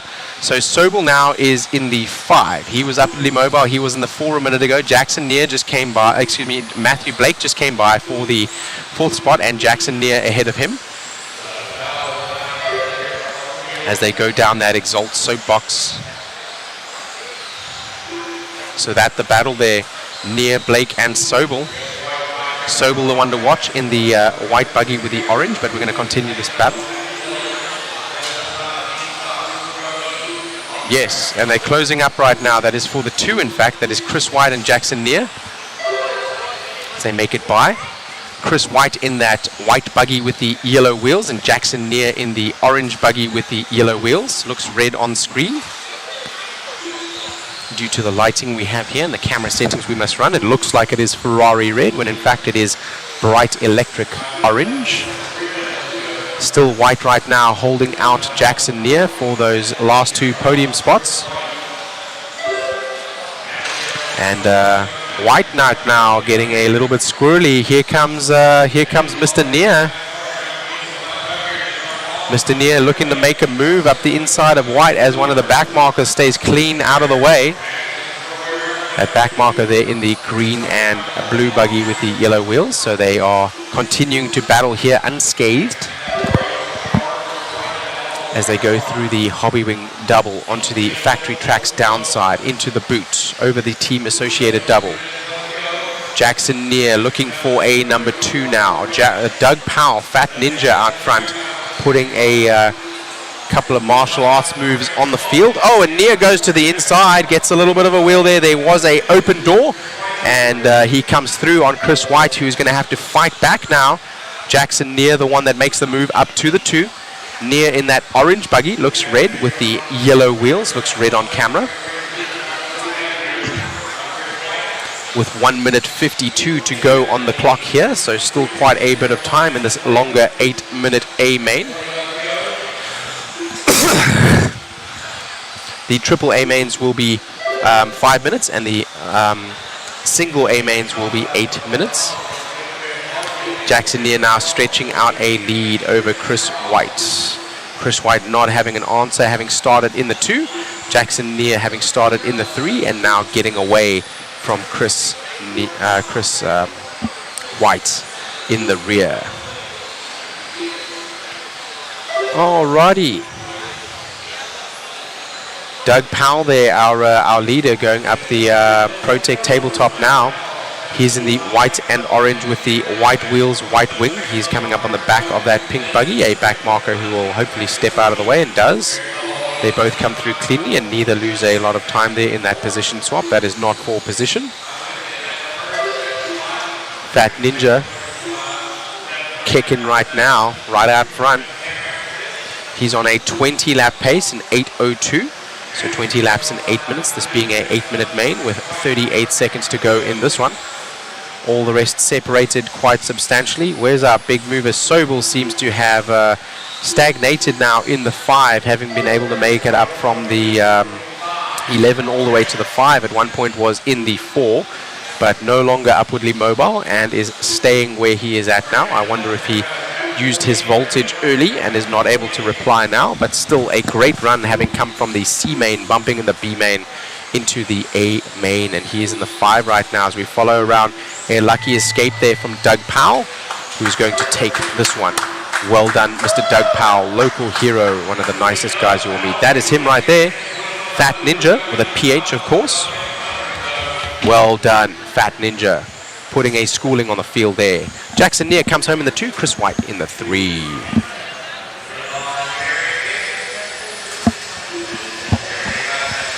Lovely run, lovely run.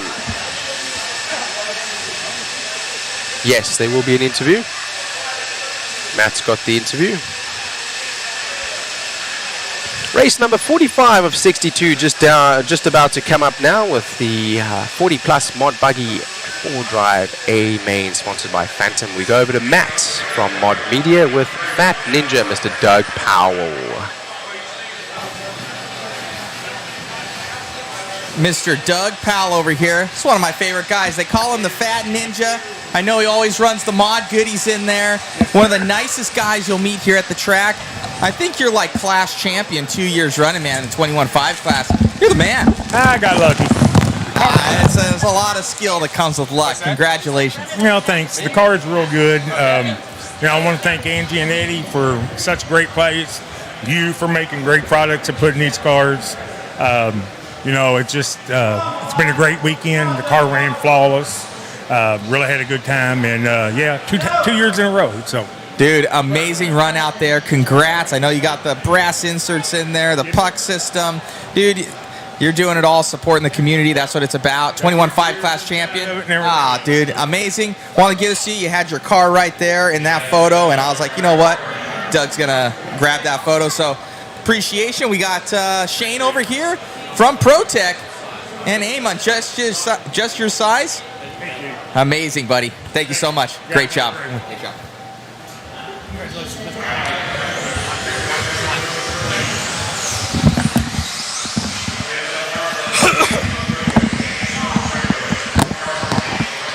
I hope that is the right size for Mr. Doug Powell.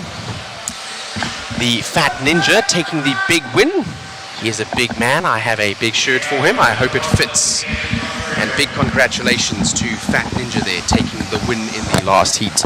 As we get ready here for 40 plus mod 4-drive buggy A main, here we come with Thielke again, having taken that 2-wheel drive 40 plus win just a minute ago with a battle from Dunbar. We're going to see a repeat here with the Yokomo and Team Associated showdown.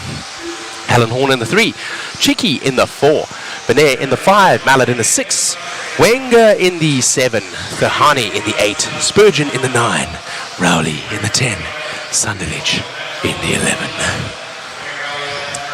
We are zoomed in on something, I'm not sure what right now.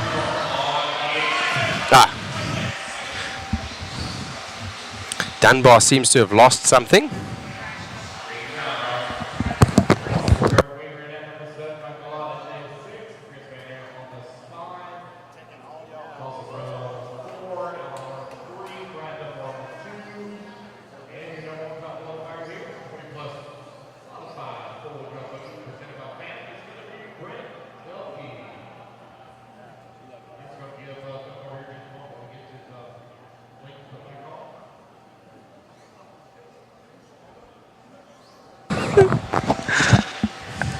No, I did mute that time.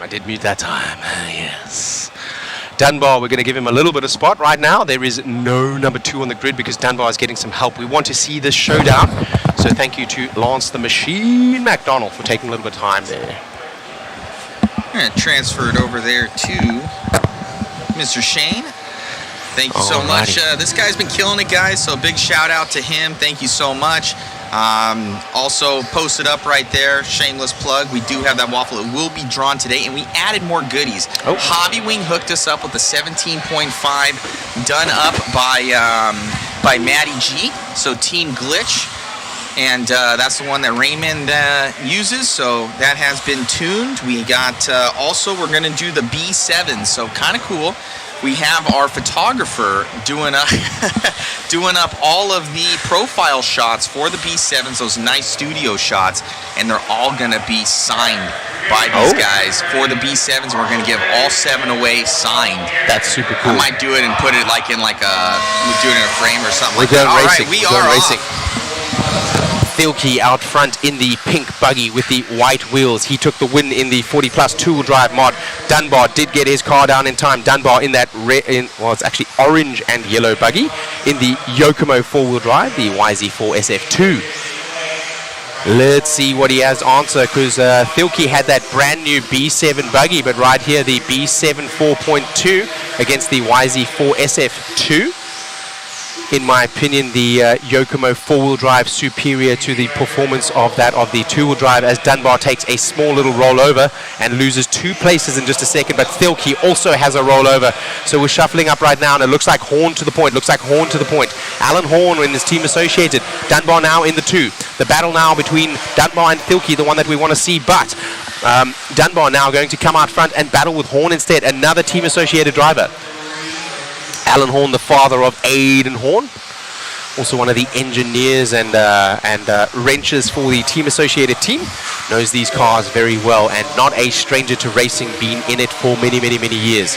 Let's follow our leaders there. That's going to be Horn out front with the yellow, pink and purple with the white wheels. Dunbar now beginning to apply pressure. That Yokomo four-wheel drive looking great as he triples in over the Hobby Wing triple, over the team associated double. Team associated still right now out front. Can Dunbar capitalize? He's had some bad luck throughout the event, and as they say, the more you practice, the luckier you get. And with all the practice and running time that Dunbar has had right now, I hope his luck comes together in this particular race. Right now, able to hold on to the 2. A little bit of a case there from Horn on the triple, from the Hobby Wing triple. Now it is Dunbar closing up 1 and 2, separated by nothing, as they come up over the DRC kicker right now. A little bit of a touch on the wing there from Horn, looking to the inside, and we hear some shouting across the track for something else, but this battle for 1 and 2, too tasty to leave right now. Sorry for that. So Horn right now looking to stretch a tiny gap, and it is several thousandths of a second. Dunbar right now with a consistency, known for that consistency, has been a pro racer for many years now, one of the local fast guys here, still sponsored by Yokomo, has a ride, but not traveling around as much as what he used to. Horn travels with the team and gets around quite a lot and has been a long time racer himself. Of course, this 40 plus mod four-wheel drive buggy. Horn looking to defend there from Dunbar, who almost made the move up the inside on the soapbox in the left-hand side over there as they go down the Exalt drop there over the Hobby Wing triple. Dunbar makes the move over the top. Horn was looking to be clean as the risk is high and the reward is low, but that time Dunbar taking the risk and getting the reward, about a 1/10 of a second in a move like that, and that was enough to jump over the top of Horn. Dunbar now to the point in his Yokomo. He now has to defend. The pressure is on him now as he takes that triple. Forced to triple now is Horn, having to take the risk just to hang with Dunbar, and he does.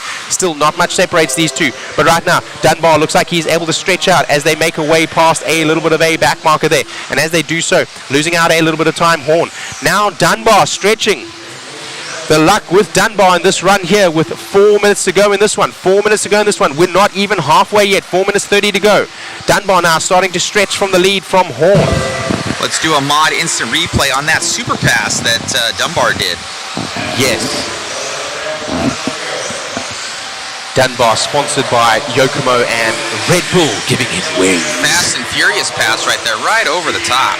Super clean. Only a 1/10 of a second in that, and as you can see, not much lost as you double and single in, but a lot of risk for a little reward. So deciding not to take the risk was Alan Horn there, trying to bank out front, and Dunbar capitalizing. Dunbar now taking a run out front as he was battling one of the back markers there who was staying consistently ahead of him, and Dunbar now doing well. Thielke now is starting to stretch his legs a little bit with his last lap around a 21.1 and now a 20.8 as he comes across the line. So he's going to start closing down on Horn and Dunbar here out front. 1, 2, and 3 each separated by about 1 second now. I apologize for coughing so much, guys. I tried to clear my throat a minute ago when I went to the restroom, but not much I can do about it. I try to.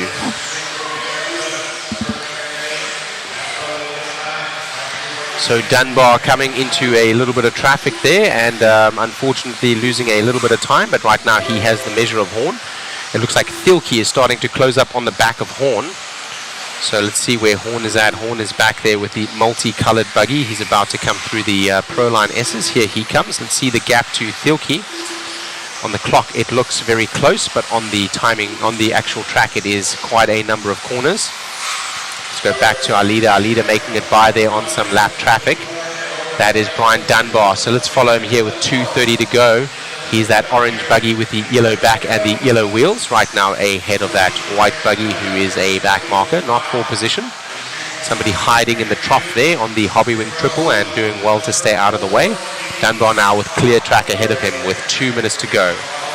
Horn and Thielke, looks like that gap is starting to close down on the two behind, so we'll continue to follow the leader as that gap behind is closing down.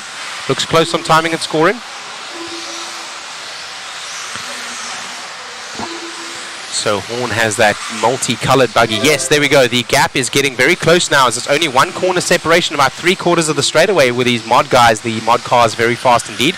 The multicolored buggy with the white wheels making it by the white back marker buggy there. And now Thielke steps to the inside quickly and makes easier work of the back marker and closes down some time. This is a battle for your 2 and 3 spot. Alan Horn right now in the Team Associated hanging on from Thielke in the Team Associated, both in the B7 4.2. This the 40 plus mod buggy full drive A main, 8 minutes on the clock, sponsored by Phantom. Oh, trying to defend and coming together in the air. That is clean as they come together in the air. Horn gets stuck and Thielke is through. I'm not sure what was happening with Horn there. Maybe the nerves are getting the better of him. I'm not sure, but you would expect the seasoned racer here, 40 plus and long-time pro Alan Horn, to not be affected as much as we saw by our lower mains guys that we had the interviews with yesterday, all talking about the adrenaline getting the best of them. So Thielke right now is in the 2. Horn is trying to come back at him, and he is in the 3. Thielke, that Team Associated big boss. I said there's not really a term for it, but they call him the big boss. So he is one of the final rubber stamp approvals for the new Team Associated buggy, B7. Back with Dunbar, our leader, the orange and yellow buggy out front. That is a really cool photo of his Yokomo car. Which car is that? That's one of the older cars. Is that the old B4 Team Associated? Or maybe even a B3, yeah. I think it's a B4. Long-time Yokomo driver. A blast from the past there from Mr. Brian Dunbar. Really nice to see it. He got second at the Worlds, right behind Kinwald, and a long-time pro and one of the nicest guys you'll meet. Now one of the local heroes here at the Hoosier RC HobbyPlex as the clock expires. That was back in the 1997 Worlds. So long time a pro and long time a ride as he takes the win. Mr. Brian Dunbar. Mr. Brian Dunbar. Finally some luck comes his way. Please tell Mr. Brian as you interview him that Shane up here, I've been rooting for him. Happy to see him take the win. Thielke in the 2, Horn in the 3 in the end. Thielke with enough over his Team Associated teammate. We'll switch camera.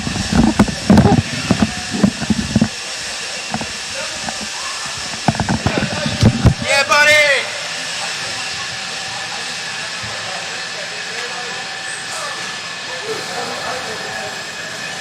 You worked for that one, my man. I did. I didn't think I was going to make that race. Look good out there. We saw you running around. My girlfriend calls you the running man. You know, she's seen you run across the track. Who was that guy? I'm like, that's Brian Dunbar, man. So, dude, amazing run. You earned it. I got the blood pumping. You know, before that, what ended up happening? The car stopped in the back, and I didn't know what had happened. I thought the electronics maybe failed on me, but look, we went back to, he said the motor wire came off. Well, it had come off the speed controller also. We had to go back on the track, find the wire, heat up an iron, get out there with the 1 minute delay, and made it on time with a screwed up spur gear because they get to shoot up the spur gear when it just locked up. So thank God the spur gear held up the whole race, but the car was on fire. It's the best it's run all weekend. Dude, amazing run out there. We got a little memento here for you. The 4-wheel drive. You check that out, guys. So, got Brian Dunbar's rig. And congratulations. I know Shane was rooting for you. Yes, big time, Great bro. job, my friend. Thanks so much, guys. Got it, buddy. Appreciate Great it. job. Back Brian. to you, Shane, in the booth. Brian Dunbar, sponsored by Yokomo, much more, ProTech, A-Main, and JConcepts. What a race by Dunbar. He has had some bad luck in seeding heat 1, in qualifying heat 1, but the more you practice, the luckier you get. And just goes to show you never give up until the final bell. And at the final bell in four-wheel drive mod 40 plus, Dunbar takes the win for Yokomo. Long-time pro, Yokomo driver, sponsored by ProTech and A-Main, as well as JConcepts and much more. Couple of gremlins there, unfortunately, plaguing him. He had a motor issue in one of the qualifiers, unfortunately eliminating him from the qualifier, and then today having a motor wire just coming loose. Unfortunately, these things do happen in RC. Yeah, congrats to Brian there, and I just thought about that. I was like, you know what? Let's see if I can get a photo of his 4-wheel drive right here. I was banking that he was gonna grab the thing with a minute to go, so we printed that right out here at Mod and gave him a little memento for his win. That's awesome. That's awesome, and the rest of you able to see on our feed there. You know what, let's go to the two-wheel drive mod buggy main here. We're about to get started with A-Main 1, sponsored by SXT, rate number 46 of 62, Clash of Champions 2024 here at Hoosier RC HobbyPlex. Spencer Rivkin in the TQ, Dakota Fend in the 2, Bada in the 3, Tollard in the 4, Horn in the 5, Rindernecht in the 6, Champlin in the 7, Sontag in the 8, Cavalieri in the 9, Goff in the 10, Lemieux bumped from the B, and he is here in the A-Main now. Let's see what he can do. Racers ready, marshals ready, racing in less than 5. And we're off. A clean start and a freight train from all of our drivers. Maintaining their positions, and we see 1, 2, and 3 stretching out right now. Rivkin is the one in the TQ with Fend in the 2. Rivkin, having taken the TQ here, needs to capitalize on these points if he wants to take the Clash of Champion title away from Dakota Fend. Mr. D Fend looking to defend that title here with the two-wheel drive buggy first. A-Main 1. Looks like a pack of 3 breaking away right now with Tollard in tow. 2B7 sandwiching a TLR 5.0 down that straightaway. Tollard having looked very good all race long, and in the four-wheel drive had that unfortunate ball cup issue. He did come to the point, and then unfortunately in unforced issues, he was trying to squeeze the tight line coming down the Exalt soapbox right here was where he had that issue. Him taking a slightly wider line there this time to ensure that he's able to make it through nice and cleanly. Barter is actually in the 3 now, so Barter has stepped up to the 3. Here comes Young Gun from Coyote Hobbies, swinging with a big guns, and he's going to start putting some pressure on Dakota Fend in just a second. Right now, Rivkin looking to have the pace to keep the lead out front. I think Fend wants to try to settle and see if they can pull away, but now Barter tagging onto the rear and coming with him. So look at this. Actually, all these guys freight training right now, 1st through 9th, are all in qualifying order, and Tom just wrecks that for me. So at least top 4 right now, all in qualifying order, with Tom being the outlier going to 5th. Rivkin and Fend and Barter all choosing to take that triple there. The risk is high and the reward is low, but any 1/10 of a second will give your rival a quarter here in the pro heat, so they will be going for those triples as they go over the hobby wing triple. So right now, Dakota Fend, he is your current class champion. And I believe he won like every single class last year, I want to say. He was pretty untouchable on this track. But these guys speeding it up with these new B7s. Barter there, the young gun, bringing these seasoned veterans some competition there. He's in the yellow buggy with the checkered rear and the yellow wheels as we continue to follow our leaders. A little bit up on 2 wheels there for Bada, but checks up and he says, you know what, live to fight another day, as he's waiting for a mistake. And sometimes third's the best place you want to be, because these guys could tangle. Bada could go right by. Absolutely, and right now as we are going to watch this next lap around, it looks like Dakota Fend, his car is just making that triple. So as we go through the rest of the race, we might see Barter be able to capitalize, as there again he's just able to make it over that triple. So Fend in the latter part of the race may be starting to double in to try to bank on his lap times. He is squeezing as hard as he can, and up on 2 wheels there. They're starting to separate out now. Rivkin with a little bit of a lead. You see the car liveries that we had there on the left-hand side. Shot those photos during the Worlds. So right now a good separation between 1 and 2. Rivkin makes a mistake on the pipe. Defend now to the top. And it looks like then a mistake out of Bada as well, and Tollard rolls up on the back. So we got a couple of Team Associateds and TLRs, top 4, followed by an X-ray of Tom. So right now, Spencer Rivkin takes a bit of a step outside and goes down to the 3. He got a little bit loose there in the boot. And Barter now to the 2. Barter is on the move. He, having started in the 3 spot, he's in the 2 now, chasing Fend. Fend with a good lead now. I think Fend is going to start possibly in the later part, taking a double and a single just to try to bank his laps, but right now still taking the risk for the triple out front. Barter also getting loose. Rivkin now looking to capitalize. Rivkin and Barter close together, the 2 team associated teammates. Rivkin looking to step up the inside, but no doing that time. Defend out front right now. Dakota with a good lead. He's got about a 2 seconds lead, maybe about 1.5 as we wait for timing and scoring to update there and see that gap. The freight train now for 2, 3, 4, 5, 6. You can throw a blanket over them. One little bobble is going to cost you 5 spots, as Barter there unfortunately does have a bobble, and that does cost him 4 in the end. One of the other drivers collecting his bumper and not able to capitalize. So Tollard gets through on, as well does Rindernecht on Barter. So Dakota Fend out front right now. 13 seconds left on the clock. Dakota Fend there going through the boot already. And he's across the line, so he's got a good lead as Rivkin makes it by the line, and so does Rindernecht and also Tollard.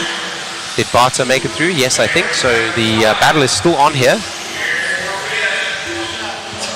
But right now Dakota taking the win as he did in, I think, A1 in last year's Clash of Champions as well. Tollard makes the move. Barter now looking to make the move.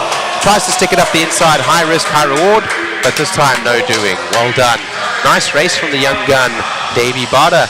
In the end, Dakota Fend winning out from Spencer Rivkin, and Tollard brings it home in the rear. TLR to Associated to TLR. Rindernecht from X-Ray in the 3, Associated in the 4, Schumacher in, 5.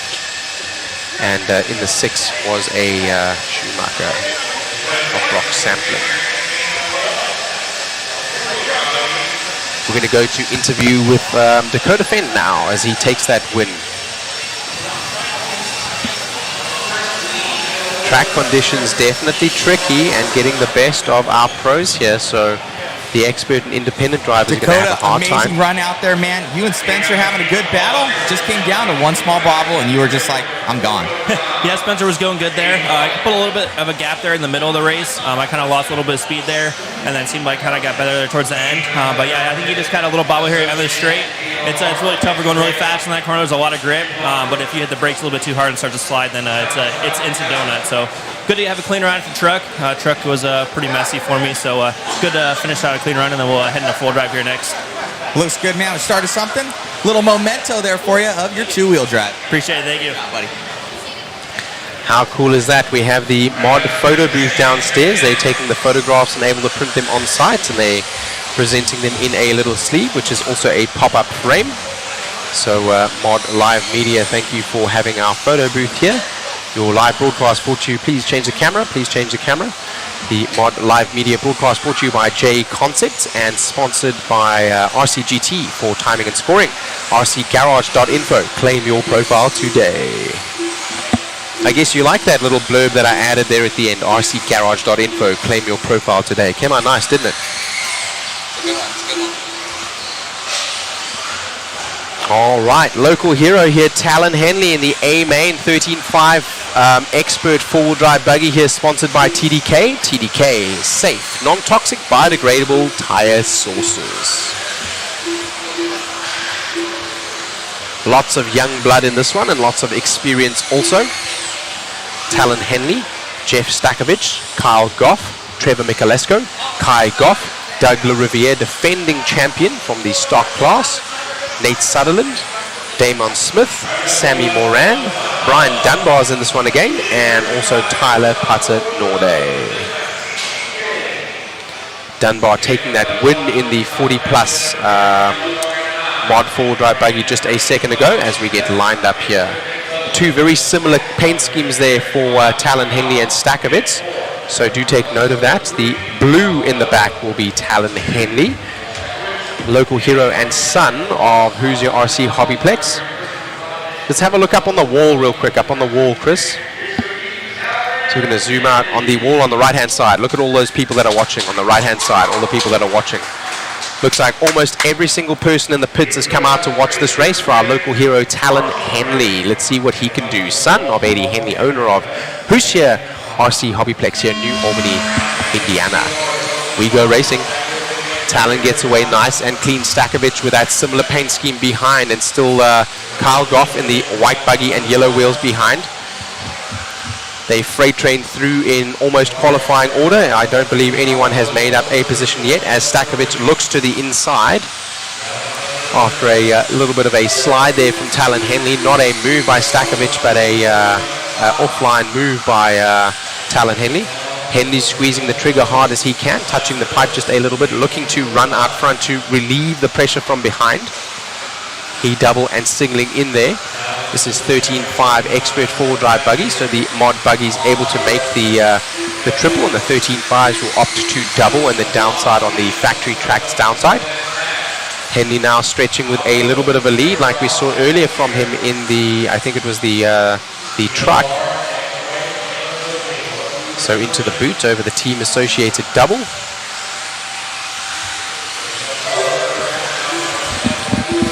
Henley, Stakovich, Goff, Michalesco, Doug LaRiviere, Sutherland, Smith, Moran, Dunbar. Looks like Stakovich there having a little bit of an issue with a pipe, and looking to capitalize is Michalesco. Timing and scoring there coming back. It's actually Goff, as I expected. That's why I was a little bit confused there as we put the pictures up. I had missed some of the names, so that is Kyle Goff. So Henley out front now, stretching away. He's in the yellow buggy with the blue rear, white wheels. Excuse me, yellow wheels, and with the similar paint scheme. Touches the pipe a little bit, but has a little bit of space right now. We'll continue to follow that battle for 2, 3, and 4. That is Stakovich, as now they tighten up with Henley touching the pipe again. So we'll continue to follow 1, 2, 3, and 4.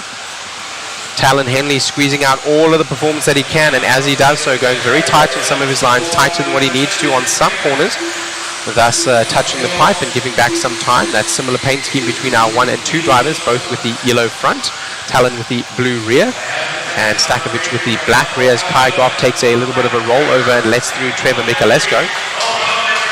Alan Hall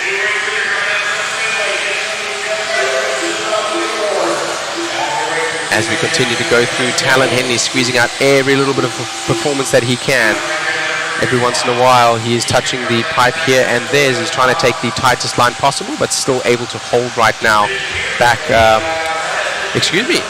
There's those paint schemes that is confusing me right there. Stakovich has actually made it through on Henley, so Henley is in the 2. Henley now with some work to do like he had earlier, but earlier on he was able to come back to the point. He was that TQ, and he was able to come back. He is TQ in this one as well, so fastest seed and definitely has the pace. Touches the pipe a little bit again. Looks like his car is dialed in so well that he's getting more traction than what he expects, and as he turns in tightly on the corner, he is touching the pipe rather than sliding by it. Stakovich now in the X-ray, able to stretch a tiny lead, but now Talon is starting to apply pressure.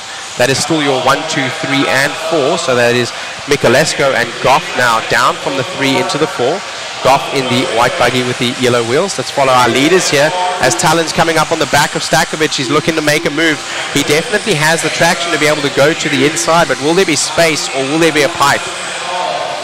Stakovic now trying to run away. The best defense is offense here in the 13.5 Expert 4-wheel-drive buggy sponsored by TDK. This is A main number 1. 5 minutes was on the clock at the start. 1 minute remains here as we go with Stakovic over that JConcepts roller. Still Henley right now in the 2. Stakovic getting a little bit loose as they come up onto the ProTech tabletop there.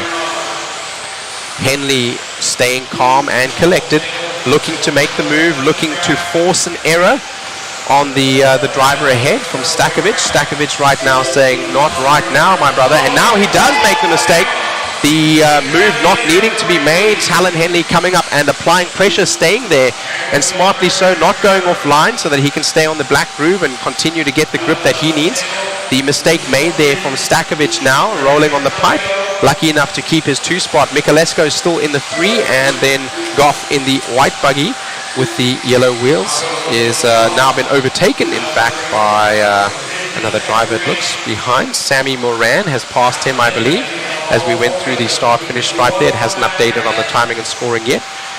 So these drivers here with the similar paint schemes, Talon in the front, 1 lap to go. They're going to start working on a back marker here. I hope they move out of the way so we can continue to see this battle all the way through and do not play consequence to the result of this race. They do simply retire out on the top of the ProTech tabletop there. Talon looks like he has the measure as he's going to run. Stakovic takes a roll and lets Michalesco through for the 2. So Stakovic there, high risk. Listen to that, listen to that. That is our local hero and son of Eddie Henley, Mr. Talon Henley, taking the win. In the end, Trevor Michalesco comes in the 2 and Stakovic in the 3. Let's see a replay of that one. Timing and scoring is up over the replay. There we go. We're going to rewind as he pops over the double, single, tries to turn in too early and takes a roll. Loses only 1 spot and lucky to keep that 3rd there, but still comes home in the 3. Going to an interview with Talon Henley there. Well done. Talon.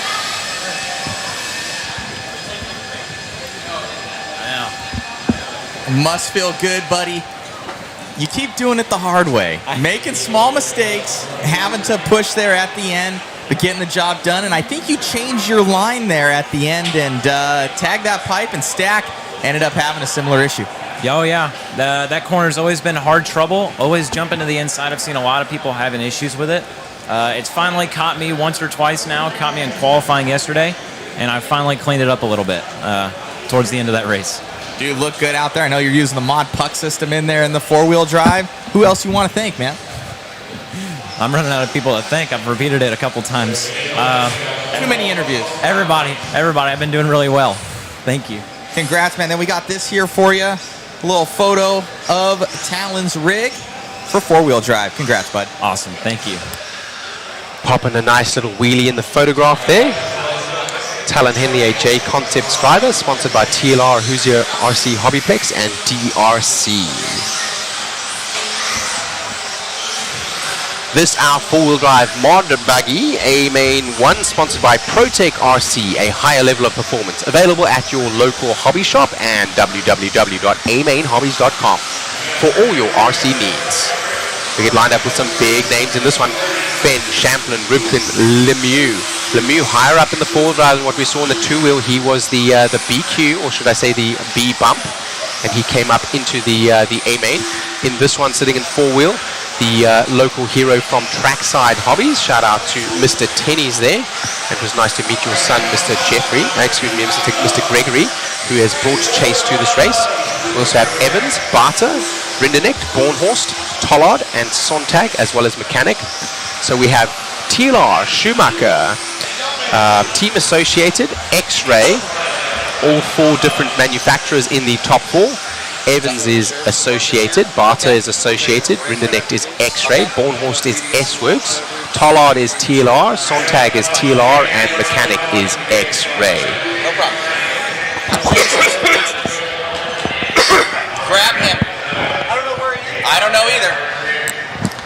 That driver was in the middle of the shot there, was in the red hoodie, was Joe Bornhorst up in the driver's stand. We get ready to go racing here. Race number 48 of 62 Clash of Champions 2024. Four-wheel drive mod buggy A-Main 1, sponsored by ProTech.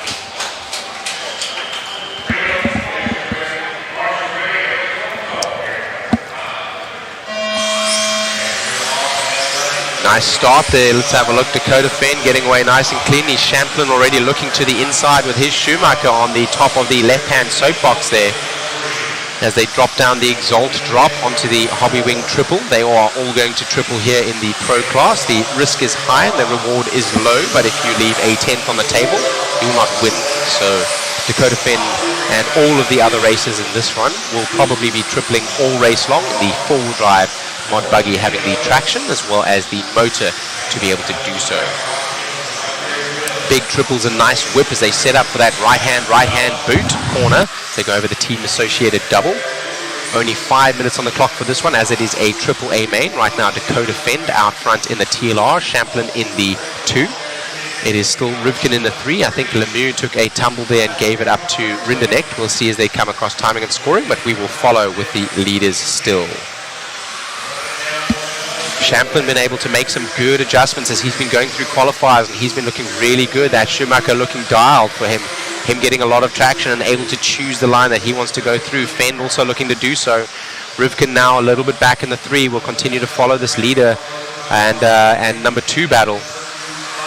I thought that was almost a rollover from Fend there, but it's not. They have the skill to be able to whip and set themselves up for a corner. We see the bottom of the chassis as he went over the team associated double.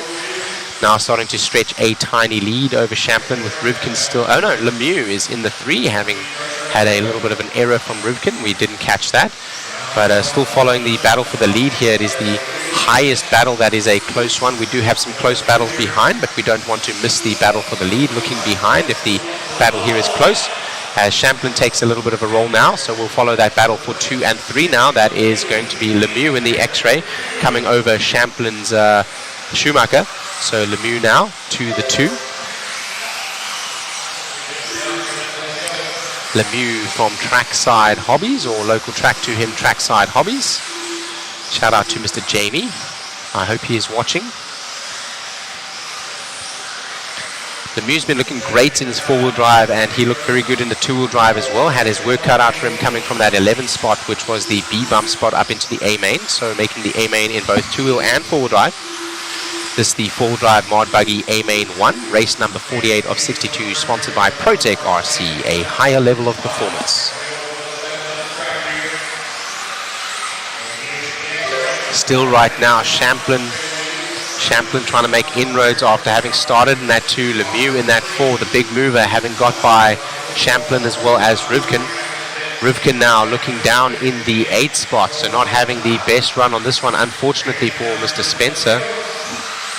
So Barter in the 4, Bornhorst in the 5, Rinderknecht in the 6, Sontag in the 7, Rivkin in the 8, Tollard in the 9, Mechanic in the 10, and Evans bringing up the rear.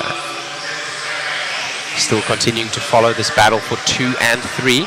Champlin is starting to attempt to apply pressure and see if he can force an error out of Lemieux, but the young man now not cracking. Lemieux has looked very consistent with his 4-wheel drive as we get the camera up on the top left-hand side to see Dakota Fenn. Dakota Fenn not bothered right now. A little bit of a lead out front and very cool, calm and collected. Continue to follow this battle around as we hear the tone from the leader. The leader is in that shot there. That is Fenn going around the ProTech soapbox as they come up onto the ProTech soapbox themselves. That tabletop there in the center of the track. Still Champlin right now, looking to apply pressure to Lemieux. Still nothing doing. All of the drivers here tripling over that Hobby Wing triple. Still taking that high risk and looking for that small reward. But again, if you leave any time on the table with these drivers, you will not be able to take the top honors as they are all looking to take here. A mistake from Lemieux, uncharacteristic. I think he got a little bit sideways on the Exalt drop there. We're going to go back to Dakota Fenn now as that separation is quite good. Dakota Fenn with the orange buggy and the purple rear with the yellow wheels. The orange on camera looks slightly pink, so for those of you viewers watching, this is your leader. His buggy is orange and purple with yellow wheels. Dakota Fenn for TLR, defending Clash of Champions leader right now, having taken one of the high point seeds in the two-wheel drive, looking good with a four-wheel drive to defend his title. I here for our broadcast looking to start some speculation and maybe some drama, as he didn't do very well in the seeding heats, having broken a pin of some sort, and was able to qualify well nonetheless, making the A main and the close to a TQ nonetheless. I believe he has started in the one spot, so he was the TQ in the end. Number one will be Dakota Fenn. Champlin comes home in the 3, an uncharacteristic error there from Lemieux coming down off the Exalt soapbox, and unfortunate to lose out, but still a great result in the number 3.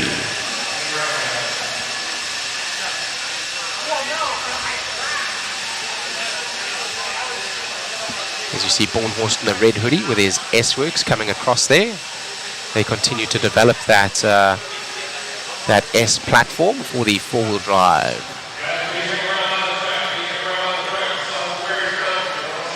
S-Works available at Beach RC.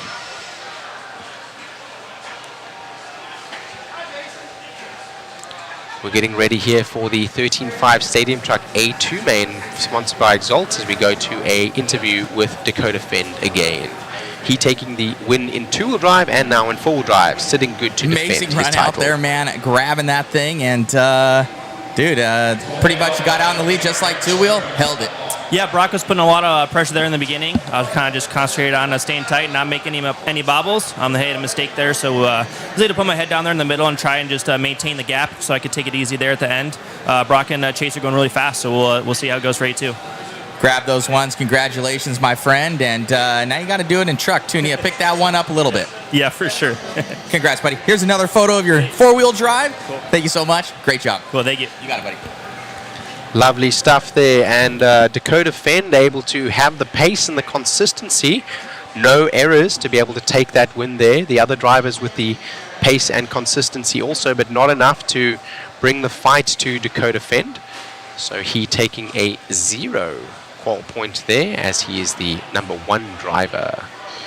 I think we will have a short break here as we go to the A2s to blow off the track.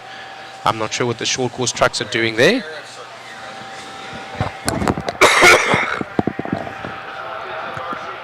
Say it again.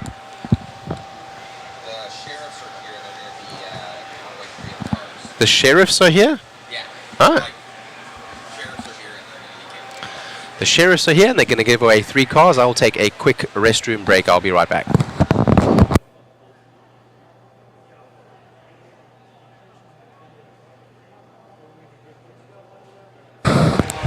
All right, guys. So it looks like the sheriffs are here, and we're going to be giving away a couple cars. See if I can ask them to work on my speeding ticket. I don't know if they would help me out for that. Do you guys think they might help me out? It was in a different state, so say, hey, I need the hookup.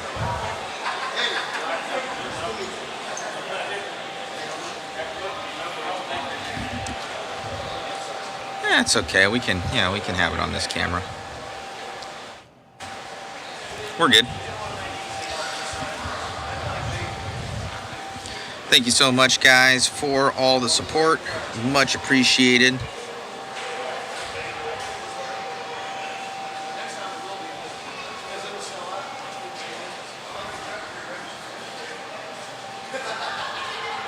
Just got a text message. Your Southwest flight on January 8th may be affected by potential weather conditions. Oh, buddy. Check that out. Megan's going to give me eyeballs right now and be like, I got to be back to work. Oh, that's right. I got to check us in. Thank you so much, guys, for tuning in. Thank you so much for tuning in. It's been an amazing feat and a lot of good racing out here. Hopefully you guys like it. We have a ton of good waffle prizes, guys, so go and grab those tickets. We're going to draw it live today. Thank you to all of our supporters for that one, and helps us with the live stream, guys, so we appreciate it. And also go and check out those photos. Anybody that's here, they are free to use, free to share. It's pretty sweet. I'm gonna get that link here for you guys for our Smug Mug account that we have. Go and check out these awesome photos. They are broken down by the day.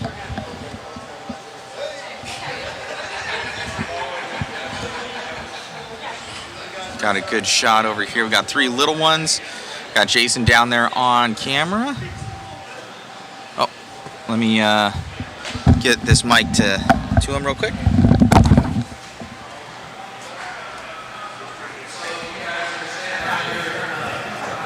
Hold that as well. So you guys that are standing around here, the whole purpose of that slash race was to break the track in. We took the entry fees from the for that slash race, and that allows us to let these 3 boys get a RC truck.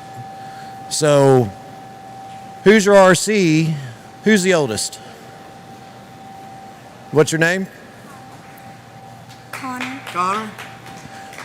We're going to go by seniority. Connor, you get to pick whichever one of those that you want, and you got to get the bag with it. The battery's in there, the charger's in there.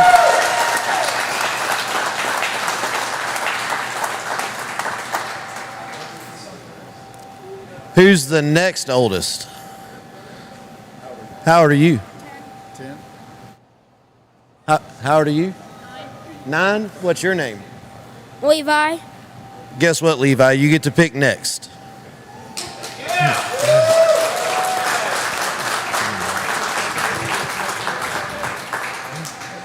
And what's your name?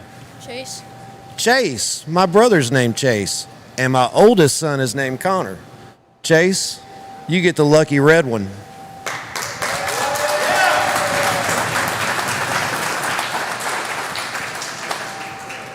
Now, you 3, can I get you to go down here and stand so we can get some nice pictures in front of the driver's stand?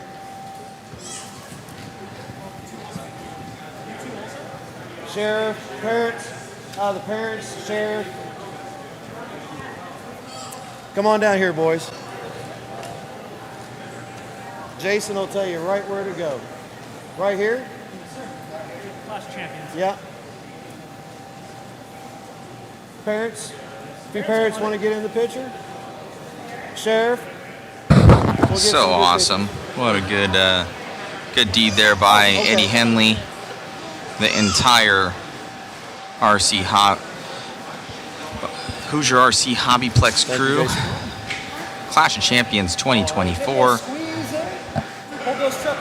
Very cool. Better see some more smiles. Good. Ready. 1. Wait till you get it back home and play with it. You'll really be smiling. All right. Ready. 1, 2, 3.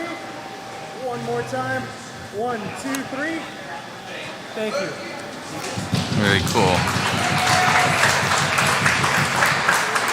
Very So cool. now, you guys. That's a 2-wheel drive slash. I think it was one of the enduro And trucks. we raced those trucks here. I think those were the enduro trucks that they ran, so they gave some of them away. That's really cool. Lance, our racetrack announcer. That was very cool, very cool. Shout out to Hoosier RC. Thank you to all those sponsors there on the banner. Got SXT up there, ProTech RC Team Associated, Phantom, TLR, Exalt, TDK, DRC, Proline, Boom Graphics, Modlight Media, Mod, K&K, Factory Tracks, Vision Racing, R1, DVR, Yes, sir. One Up Racing, Motive, Hobby Wing, and obviously JConcepts. So, thank you so much. So the sheriff Thanks, right there. Jason. So very cool. Jason, our photographer, absolutely killing it. Such an awesome event. Looks like we're going to be taking a little bit of a break right now. All right. So the main thing is. Very cool, very cool. Thank you guys. We have over 700 people watching right now. Thank you so much for the support, guys. 15, 20 minutes. I'll post that link here for you because it does get lost. That is the waffle link for those asking. help support the live stream. You guys are amazing, and the crew has been Thank you all awesome. for making it I happen. can't thank these guys enough. Let me see if I can even zoom into them. We got Jason Bollinger down there in the pits. You can see Megan's like Find Waldo right now. She's got that headset on. She's looking at me because she can hear me. There she is. Look at her. Oh, so beautiful. So look. And then I don't know. She's got her photo down there. I can zoom in a little bit more. Let's show them that photo, hun. That one. She's got that photo. I know you can see it. She's got a real happy face on. So Megan on camera right there. So she's amazing. Then they take a terrible photo of me that's like hanging up in the bathroom right now. Look at this. Look at what Jason did to me. I got a double chin right there. That's terrible. So having fun with it, guys. Having a good time. We got all those photos down there on that table. So been helping out, and it's only $5 a shot. So we get your custom photos that Jason has been doing. He's been working hard down there. Underneath over there, with that green and purple car, is Chris Mueller. I think he's hidden in his cave back there. He's not in his cave. And then, but this is our studio. This is me. Hi, I'm Matt Olson. And then we have our Clash of Champions little booth up there. We got those goodies right there. The B74's up in the waffle there. That YZ2 DTM3. We just have a Hobby Wing motor that they hooked us up with, 17.5. We got Shane right there. Shane has been integral in helping out with the announcing, so Shane's awesome. There's Chris with the media shirt on right there. So Chris in his cave now, the Chris cave. It's pretty sweet.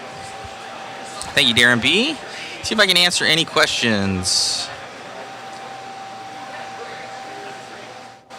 NFL on the TV, RC races on the laptop. Cat chilling on my lap, solid Sunday. You should have RC races on the TV, NFL on the laptop. That's more importante. Especially when we're racing. Watching from Coyote Hobbies, what's happening? That was the "You Better Wash Your Hands" photo. Yes, Wesley, it was the "You Better Wash Your Hands" photo. That guy right there sabotaged me. He did. Our photographer. I saw him walking over there with that photo. I knew what he was doing. I was like, you know what, this guy. Looks like everybody over here in the pits. This is only half the pits, guys. Back behind the walls, a whole nother set of pits. So some of these guys already clearing out, but. We got Drew. Keep up the good work, Matt. We appreciate you and the crew. I know. Thank you. We appreciate you guys. Kirsten Hardy. Matt, what state did you get your ticket in? I got it in Nashville, Tennessee. If anybody on here of our 739 peoples has a hookup, I was going like 20 miles over. Well, it was like 24. I'll be real. What was it? It was a 55 construction zone. I was going 79 is what he clocked me at. I was trying to cover RC races, guys. I was actually trying to pedal up to get around some guys, and that's what happened. And then dude was sitting right there, so I know. Kirsten Hardy, you're screwed. Oh, man. Will there be photos in Walla Walla? Jared, I don't think that they brought Shu along for that one. It is an extra expense to get him down here. I offered it up, but he said just the live coverage. So we want to do photos, but it is just going to be the live coverage. Indiana State Troopers, don't mess around. He was, yeah, he got me. I'll be real. It is all covered here, Aaron. Wesley, Napier, and Nashville, you're screwed. Oh, man. I'll just go get a new license. Disappear.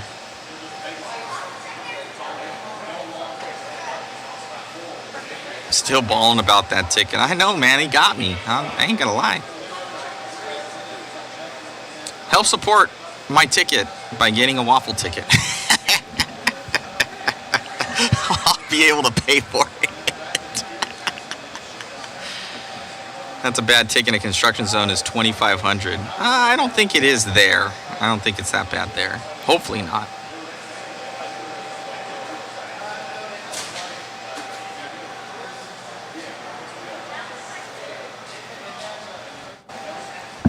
All right.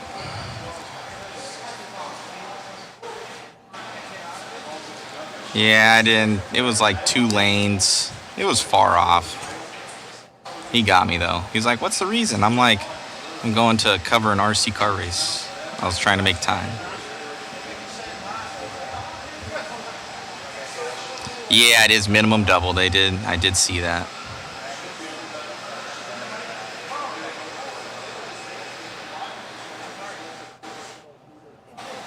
There wasn't really anybody working.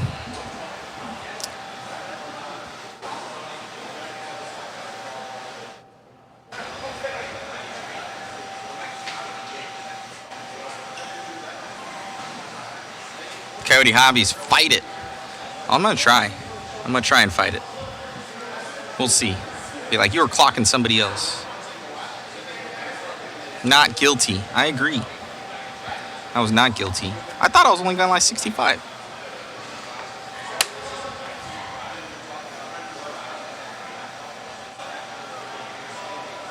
Danny Pett, if it were Tennessee, I might be able to help, LOL. It is in Tennessee. Danny Pett. It was.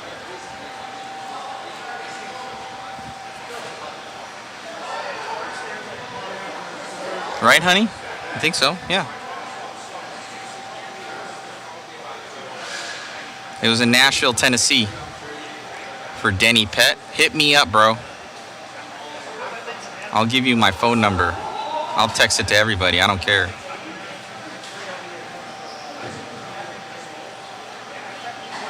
Jeff Guess, ask the cop at the end of the driver's stand to hook it up.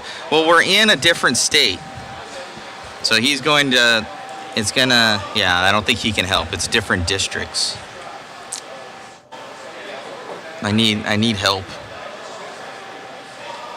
I need to buy more microphones and stuff with that money.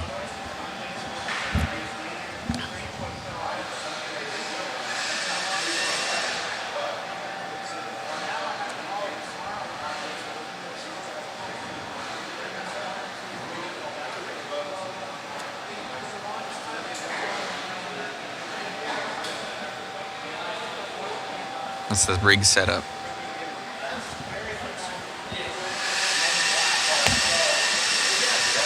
I got the ticket, guys. I got the ticket.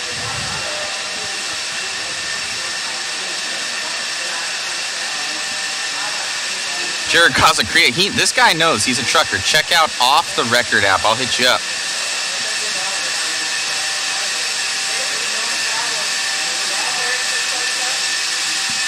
Send me a message from Denny Pett. Okay, I'm gonna hit you up on Facebook. Which Facebook are you on? Are you on the mod Facebook? I think so. I'm gonna look you up, Denny.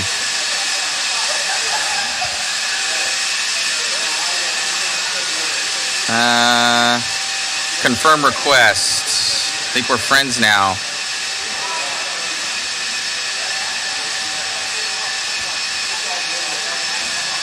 It would actually be way awesome if you could help me. I don't care about paying a little bit. I don't want to pay no like $2,500. That would suck. I'm reaching out to all the peoples. Chris Shepard recommends just to pay it.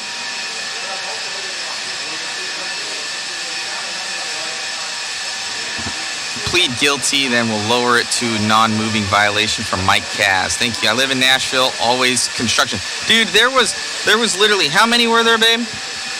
There was like 3 road constructions in like an hour and a half.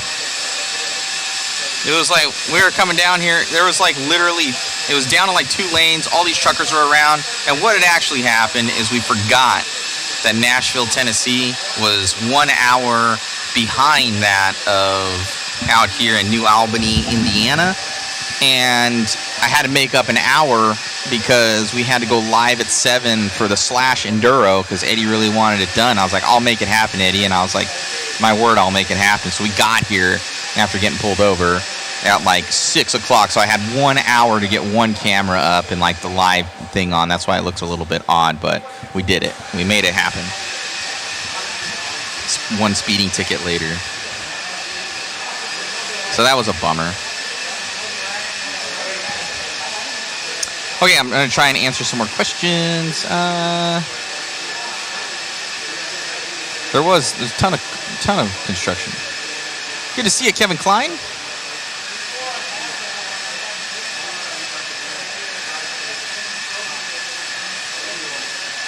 J.I., I will have to get back with you.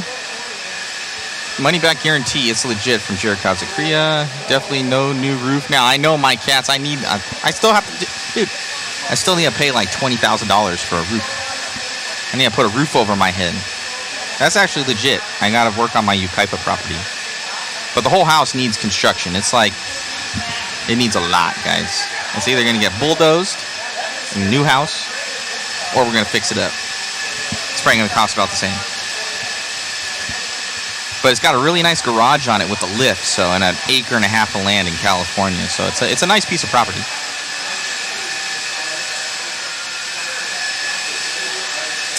Matt, will you be covering the RC Chili Bowl this week? From Jim and Melissa, I believe that Live RC will be covering the Chili Bowl. That is next weekend, I do believe. How much was the ticket from TQ Chef? I don't know. He didn't put a ticket. He didn't put a how much it was on there. I had asked him, and he was like, "Stop." He goes, "I'll explain first. You can ask me that later." And I was like, "Okay, sir, no problem." And then I asked him again once he was done talking, and he didn't tell me anything. He said, "Call the number." And the waffle from Booger. Thanks, guys. I know, if anything, I'll pay off the speeding ticket with some waffle money. They'll take all the waffle monies. Pyro Firework Guy, that ticket was expensive. I can just feel it. I'm feeling it. I'm feeling it. No, it's not going to be good. Aaron Parks. Hello, it's called networking. I think because I was over a certain limit on speeding, I don't think I could take traffic school. I am wearing two headsets. This one talks to Chris, and this one talks to Shane and you guys. Stop, you're self-incriminating. I didn't do it. I didn't do nothing. And What happened? What are we talking about? my ticket that they gave me unjustly. Oh, man. Unjustly? Unjust ticket. Sure. Not guilty. Not guilty, yeah. I think if you're not guilty, you can face that in court, so you should face Not your... guilty, guys. Yeah. I didn't do it. He didn't do it. They even got him on camera. It wasn't him. No, it wasn't me, man. I'm going to go sneak a soda from the back there, bro. You're good. Grab me a Coke. Yeah, Coke. Please. Thank you. What's that, hun? At what?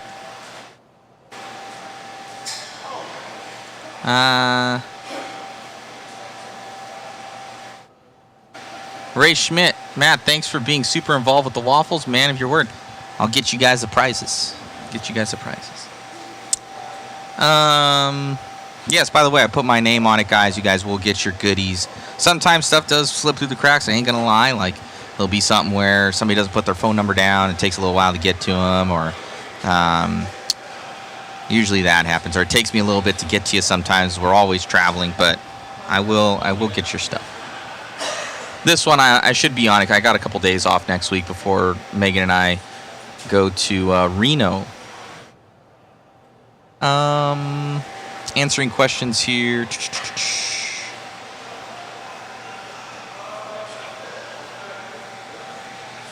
Oh man, you guys are blowing up the chat. You guys are blowing up the chat. Look forward to seeing you guys in Iowa again. Yes. From Farmer Phil. I'm hoping I can make that out to Farmer Phil. There might be a scheduling conflict, but I'm hoping I can make it out. Matt, check out VinWiki.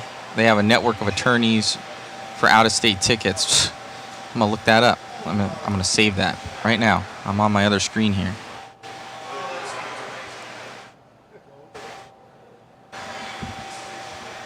Let me bookmark that junk.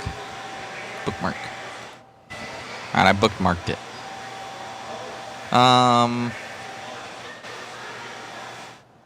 Who's been your favorite person to interview? One of my favorites to interview is probably Aiden Horn. He's a character.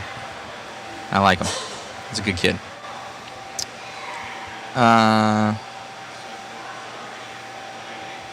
You covering Midsummer at Coyote and probably April Fool's Classic in Utah this year? So Midsummer at Coyote, as long as the scheduling is okay and Dave would like me there, which I don't see why there'd be a problem. Yes. And then Utah, April Fools. I think that we're going to be there as well in April. So I did talk to Mr. Eaton. Waffle will be drawn at the end of this live stream. So, well, at the end of the racing, I should say. We hopefully won't time out. I don't think we will. Let me see. What are we on? Oh, yeah. We're fine. 140 posted speeds here, merely a suggestion. Russ, waffle donation to help with your ticket. All right. Boogie Presley in the waffle. Thank you, sir. When are you coming back to Florida, buddy? From Aaron Parks. In all honesty, I call them the West Coast or the East Coast version, Mod Live Media, which is WERC. Danny Paz, Lance, that's our announcer. They do a really good job. They have pretty much the East Coast on lock. And we were covering stuff out there in Cocoa Beach, I think, Florida, for that Florida State Champs for carpet. And then Danny was there, and he I roomed with the guy, actually, very nice, and I was telling him kind of what we were doing with the first edition of Mod Live Media, and they started up something shortly after that, and they've been taking it forward, and he's covered a Worlds now for, I believe, just their last Worlds there at that track, and when I see Florida again, maybe if there's a scheduling with them, they're super good guys. If they get booked up or something like that, maybe we might be able to help. But pretty much, if there's anything out that direction, they do a very good job. What is your next event, Mr. Olson from Jason Blake? So next week I have a little bit of vacation. It's actually Megan's event. We're going to a pole vault summit in Reno. And then right after that, we go to Fear Farm for Monster Cross for 5th scale. And then the next very big coverage event is going to be TNR. TNR is going to be at the Dirt for 8th scale. The full crew will be there. We will be there in force. So you can see a lot of this, exactly what you're getting right here. From the photos to we'll have green screen up, to multiple cameramen, to the photo booth, to big waffle and everything like that. So that'll be in about 3 weeks time, three or 4 weeks, the end of January. And then right after that we have Walla Walla. So Walla Walla will be after, and it will be a smaller crew, just myself and Chris, but that'll be a lot of fun. So we're going to be going there, so hopefully it's not too cold.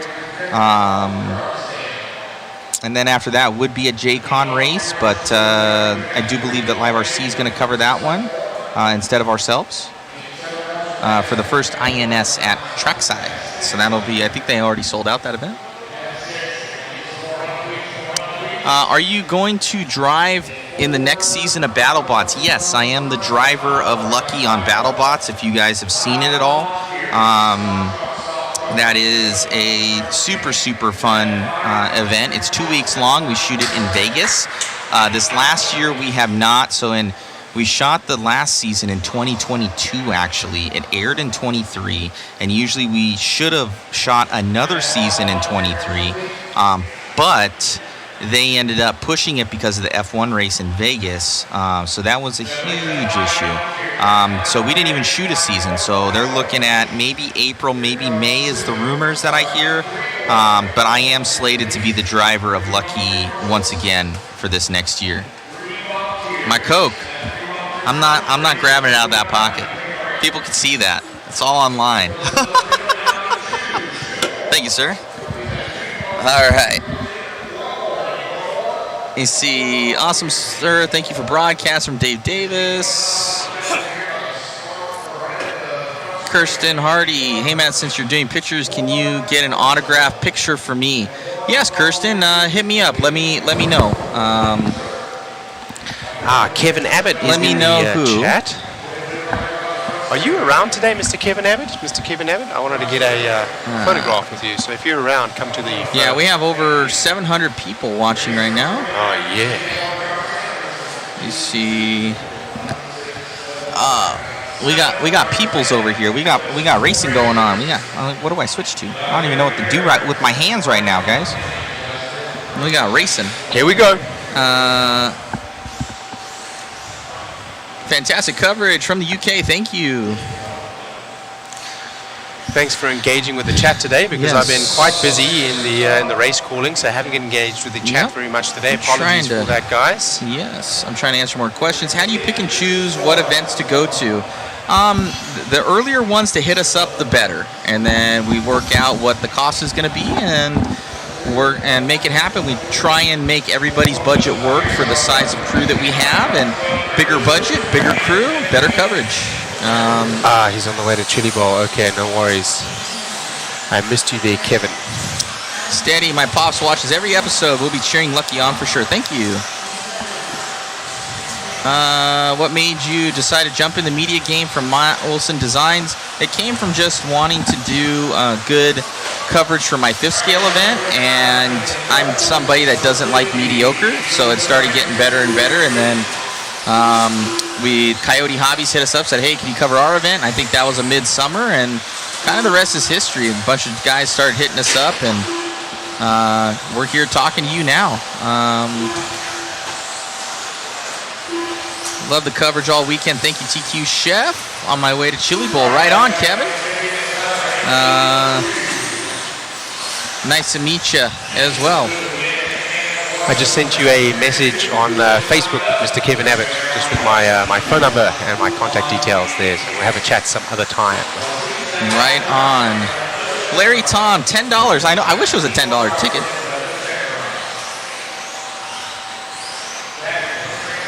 Can you share what's your 5th scale car? It's Losi 5T, highly upgraded with mod goodies. Nice. Those things are tanks, man. Will you be covering Adam Drake's event in July, the Gas Truck Nationals? I know Adam very well. I know the Eiders very well. Might have to hit them up and see what's possible. All right, we're about to get this one going and firing off on all cylinders. Timing and scoring? Timing and scoring, engaged. Thank you. Alrighty, getting lined up with Doug LaRiviere, Sammy Moran in the 2, local hero Talon Henley in the 3, Justin Green in the 4, Mason Templeman in the 5, Rails in the 6, Nate Sutherland in the 7, Clark in the 8, Gastelum in the 9, Hoskins in the 10, and Veneer in the 11. We're going to go racing here in less than 5. And we're off. Nice clean start there from all of the drivers so far that I can see. Doug LaRiviere in that red truck with the white wheels out front right now. Team associated driver, local NorCal hero. I asked him what is his local track. He used to race with us quite a lot at Silver Dollar. He said NorCal and Whip It RC. So shout out to Whip It RC. And NorCal Hobbies. This is the 13.5 Stadium Truck A2 main, sponsored by Exalt, race number 49 of 62. Today is going to feel like a half day after the 101 heats that we called yesterday. Lance the Machine McDonald, our race director, keeping us on track all the way through yesterday, about 14, 15 hours, I think maybe even close to 16. LaRiviere right now out front from Sammy Moran. Sammy the Killer Moran in that white truck with the blue and red. A couple of seconds back, and Talon Henley in the 3. Talon Henley is that yellow truck with the blue rear and white wheels. 3 of them not separated by much. Going with them a little bit is Templeman, but breaking away is the 1, 2, and 3 as we stay with that battle now. Moran starting to put a little bit of pressure on LaRiviere as they go across the line. LaRiviere's truck taking a little bit of a 2-wheel there. He certainly has a little bit more traction, so it looks like on the straightaways he's going to be able to pull out, but on the corners maybe sacrificing. Is now Talon Henley looking to make a move on Sammy the Killer Moran.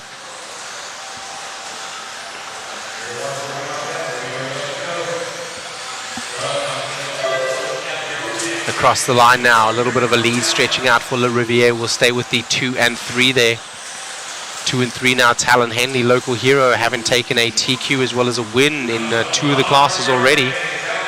He's looking for a good point here to put a good bid up for the Clash of Champions title for the stock class. 2 minutes 40 to go, so we are about halfway here. Now Talon Henley falling back a little bit as we follow the battle for number 1 and 2. That is Le Riviere in the 1 and Sammy Moran right now trying to come up in the 2. So far no one has an answer for the pace of Le Riviere out front in truck.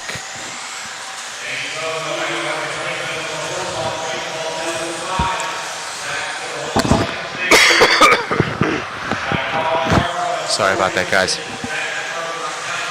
Lap number 7 right now. Still as we started.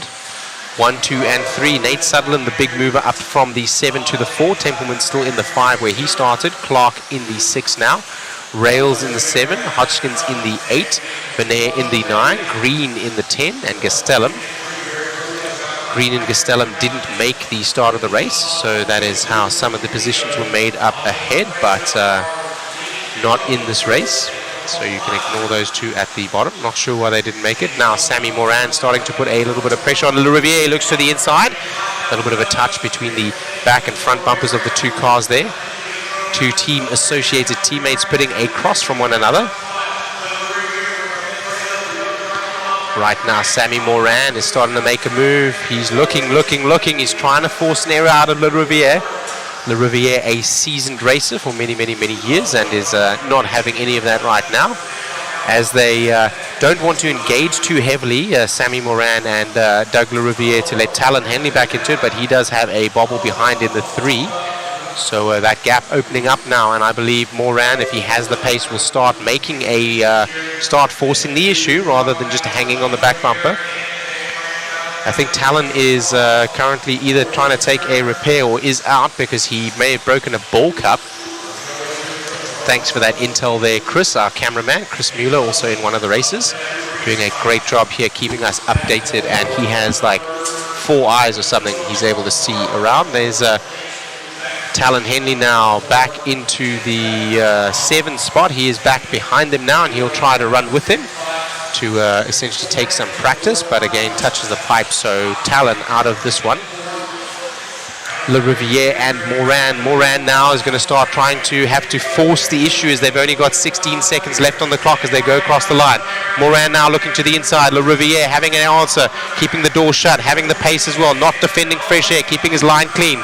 Moran looking to the inside again, not enough, no doing. Over the triple, they're going for a double single. And getting set up here, Le Riviere looks like he has the measure. It's a drag race to the finish. Moran tries to go up the inside, meets the pipe, and very close in the end. Only about a tenth of a second separates them in the end. Le Riviere does win out in the end over Moran, and Nate Sutherland comes home in the 3, Colin Clark in the 4.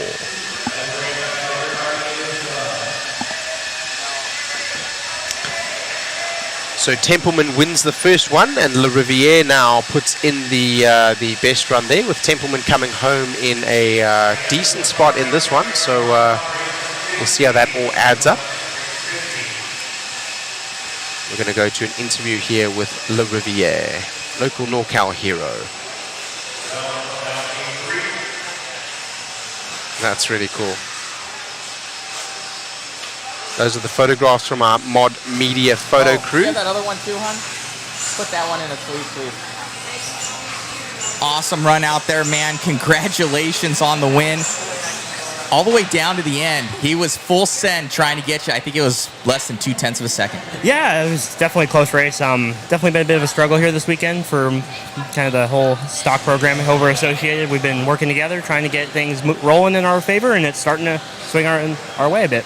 So you got one, Templeman got one. You guys are pitted next to each other. Sammy across from you. That's the fast table, man. Congrats on the win, and all 3 of you guys keeping the dream alive for Truck Championship. Thank you. Great job. And here you go. Little memento there for you. Thanks. You got it.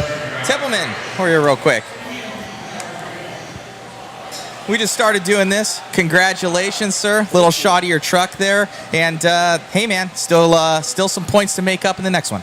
Yeah, definitely. That run didn't go too well. Crashes on my end. I think I'm going to make a couple changes to my truck, and hopefully can make it a better race than 8-3. Congratulations, buddy. Good luck. Thank you. Got it. So shout out to Doug LaRiviere's local track there over at NorCal Hobbies, based at 2099 South 10th Street, San Jose, California.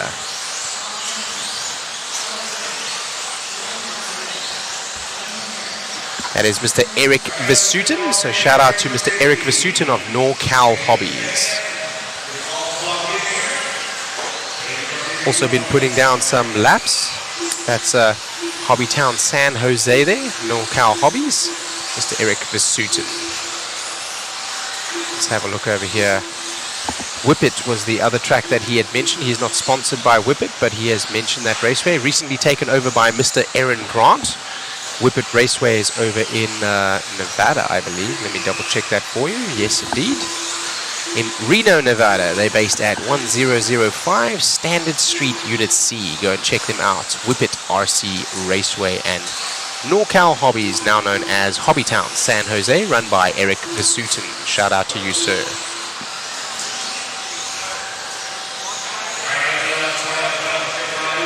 Whippet is in Reno in Nevada.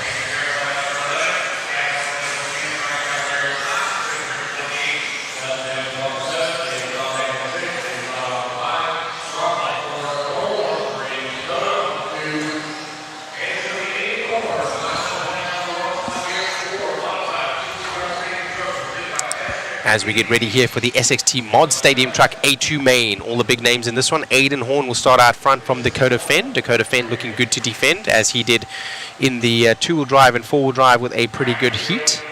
And taking the win there. So we're getting ready to go racing here.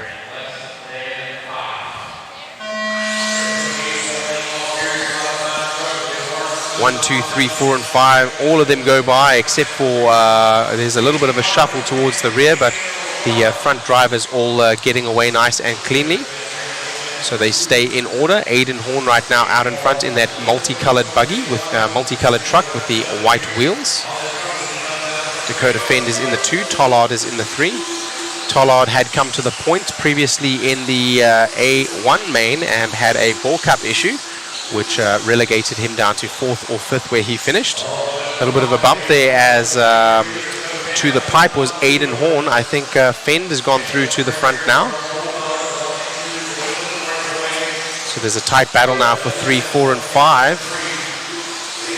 The leaders looking to separate and not battling right now. So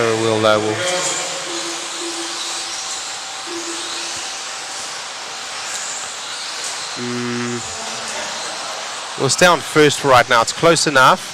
So Dakota Fenn does stay out front. Now Tollard, his teammate, the Protec team driver, coming there up to the 2 also. SXT sponsoring this Mod Stadium Truck A2 main at Clash of Champions 2024 here at Hoosier RC HobbyPlex in New Albany, Indiana, United States of America. Coverage brought to you by Mod Live Media, sponsored by JConcepts, and live timing brought to you by RCGT, rcgarage.info. Claim your profile today. 3 minutes 30 on this 5-minute clock here. Fast lap out there right now. Dakota Friend Tollard is not far off. Only 1/10 separate their fast lap. Both of them right around on the last one, trading tenths. For the 5th lap right now, as Tollard and Fend are out front. Tollard made it by to the first spot in the first heat and had a little bit of an issue right here, as Fend does almost the same thing there. Didn't damage his car though. Fend goes to the pipe, has a little bit of a nudge, but doesn't land awkwardly like Tollard did in the first heat where he popped a ball cup. I wonder if there are any kind of team orders here, as Dakota Fend is looking to defend his title and has a 1 in the two-wheel drive as well as four-wheel drive. Tollard having a little bit of difficulty there as he comes down the Exalt soapbox again. So Dustin Evans right now trying to defend from Davey Barter. We drop back there as that is the closest battle for the highest position. Dustin Evans in the Associated, Barter also in the Associated. yellow wheels with the multicolored body and blue paint is Dustin Evans going over the triple now, and behind him with the green truck and the checkered rear and the yellow wheels is young Davey Bada.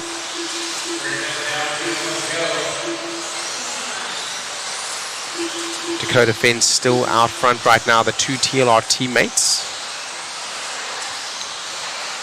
As we continue to look at this this battle here. Oh, a little bit of a case on the jump there on the triple, and Dustin Evans gives up that spot to Davey Bada.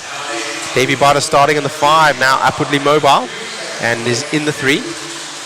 Let's see if we're a little bit of clear track ahead of him. He is able to make any inroads into the number 1 and 2. They seem to have a good gap ahead. Bada still able to triple, and Dustin seeming to struggle a little bit on the triple there, the Hobby Wing triple.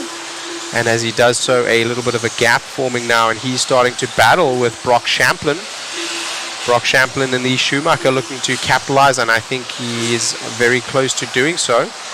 Just behind them, Spencer Rivkin. So we continue to follow this battle for what will be the 4, 5, and 6. Aiden Horn, the number 1 seed in this heat, is in that yellow and blue truck with the yellow wheels. He is following, that is Dustin Evans. Very similar paint scheme. That is Dustin Evans. We continue to follow behind Davey Bada. So let's continue to follow that battle. That's Bada, Evans, and Champlin. Champlin now tagging up on the back bumper of Evans and starting to apply pressure and looking for a way around. Not trying to make a move, but trying to force the error out of Dustin Evans. Seasoned racers here. They do not succumb as easily to the adrenaline as some of the independent drivers might, like myself. Only 12 seconds remains on the clock here. It looks like Fend is going to do enough now with a 2.6 second lead over his teammate Cole Tollard. We continue to follow this. There's Cole Tollard right now. Davey Bada is not far behind, but that battle is the closest one on track, which is Brock Champlin trying to make the move, but not doing so on Dustin Evans. Loses out a little bit of time, but had space back to Spencer Rivkin, who comes home in the 6. Rinderneck still live on track, as is Herrick, but Cavalieri and Vicina being caught at the line. Riley Becker is done as well. Aiden Horn, in the fact, either retired or broke. So Aiden Horn and Riley Becker not making the end of this race. Riley Becker does, in fact, but Aiden Horn did not. He was 3 laps down. I wonder if he broke.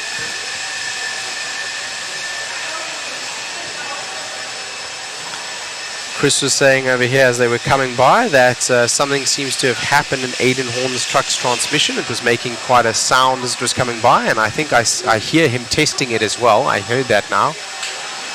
That's Aiden Horn walking down the start-finish straightaway there in the black hoodie. Looks like we're going to get another interview with Dakota Fent.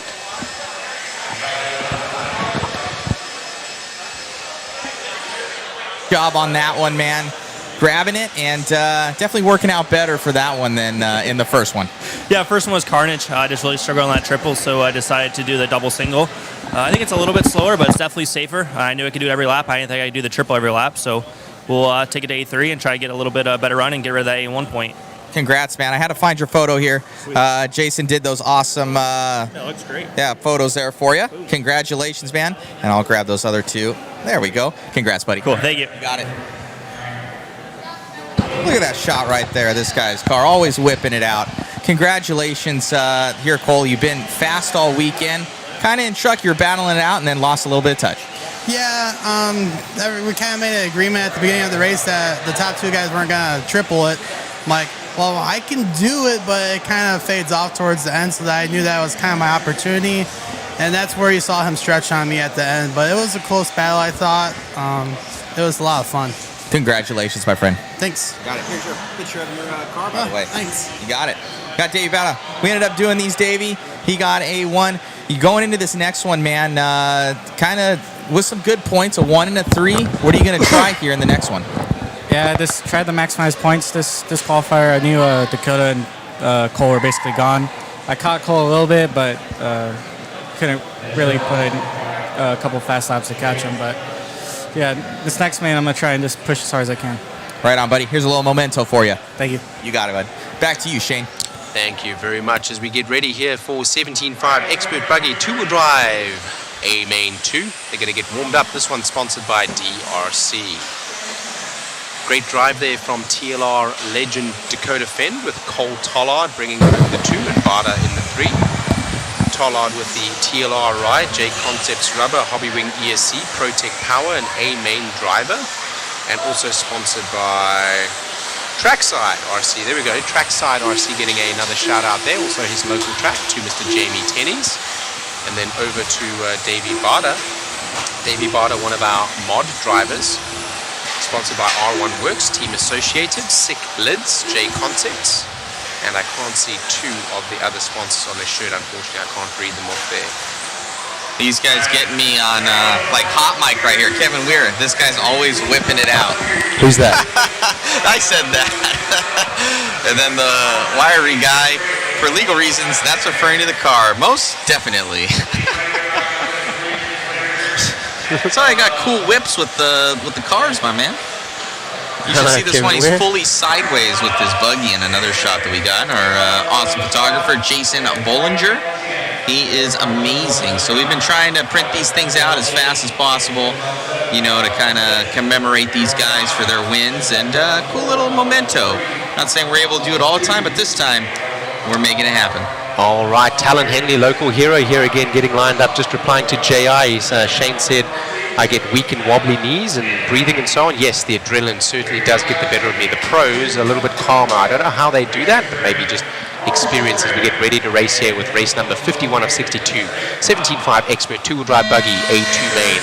We go off the gate with Talon Henley getting a nice clean getaway there. In the 2s, Colin Miles, Carl Goff in the 3. We had a good battle with Jeff Stakovich a little bit earlier with Jeff and Talon with the similar paint schemes. Stakovich in the X-Ray has been doing well, and he may come to the point to battle with Talon again, but right now he would have some work to do to get by 2 other drivers before they would be able to do so. Them freight training through the first lap and keeping almost their qualifying pace, if not, their qualifying order, if not their entire qualifying order. We'll continue to follow with Talon in the front there, as many of the locals are going to be watching tight battle behind. But we're going to follow Talon as he goes over the left-hand side there. Talon Henley, son of owner Eddie and Angie Henley.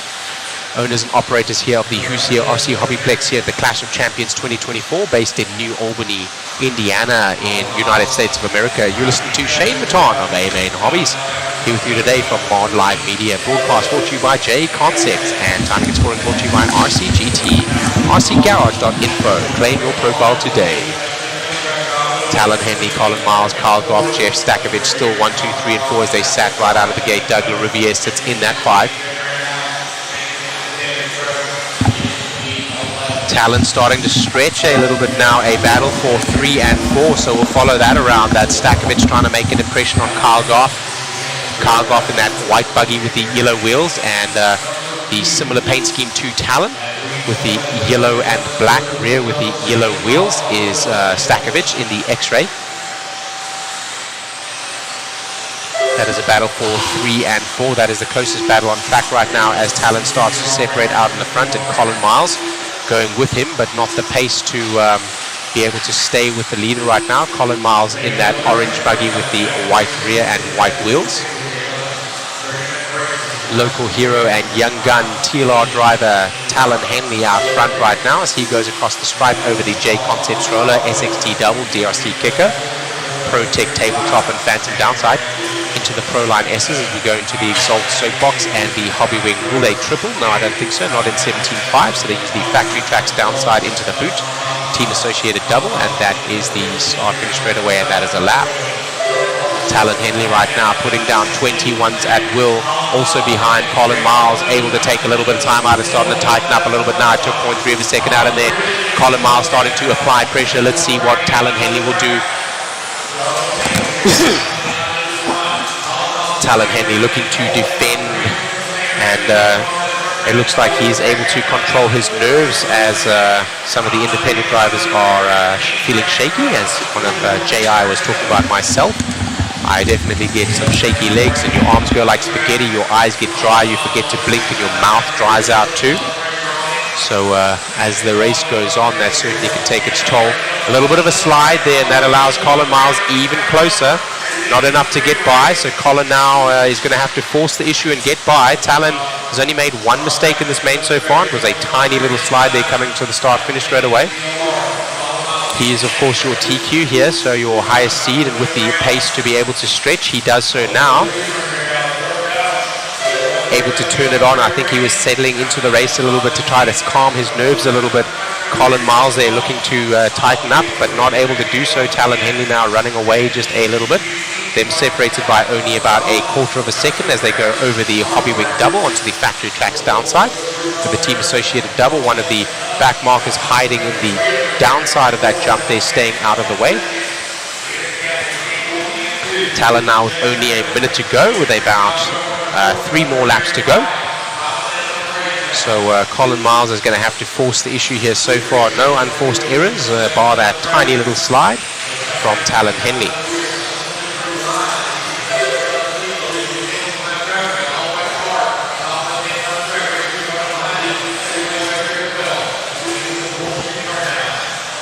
We'll continue to follow that battle. Behind is a battle as well for 3 and 4, but they're still separated as well. The closest battle right now seems to be Colin Miles and Talon Henley. As they go across the timing and scoring, they may get by for another one after this. Colin Miles takes a roll, so it looks like if they do get by for another one, it'll be Talon on his own lap, or Talon may just come out of the throttle and allow the race to end there. Won't be of consequence, because even if he has a bad lap all on his own, Colin Miles is not going to be able to come across the line. But did Stakovich get Miles? We'll find out in just a second. Listen to that applause. That is all the local guys. Show us the crowd here, Chris, as after the race finishes. After the race finishes, we're going to... That's Talon Henley taking his victory lap. Look at all of these people that are watching over on the walls. Literally every single person that is in the pits here. Everyone applauding for our local hero, Talon Henley, mod driver. Sponsored also by TLR and Hoosier RC HobbyPlex. Shouting out to Eddie and Angie Henley at their local track. This one at Hoosier RC HobbyPlex in New Albany, Indiana. Based at 2616 Charlestown Road in New Albany, Indiana. If you're close by, check them out or come and join us for a race.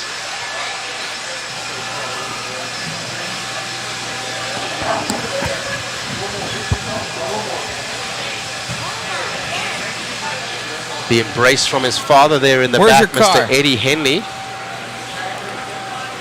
That 17.5 buggy with the mod puck system. Is the Lucky Dolphin in there? All right, you guys got to see this. You guys got to see this.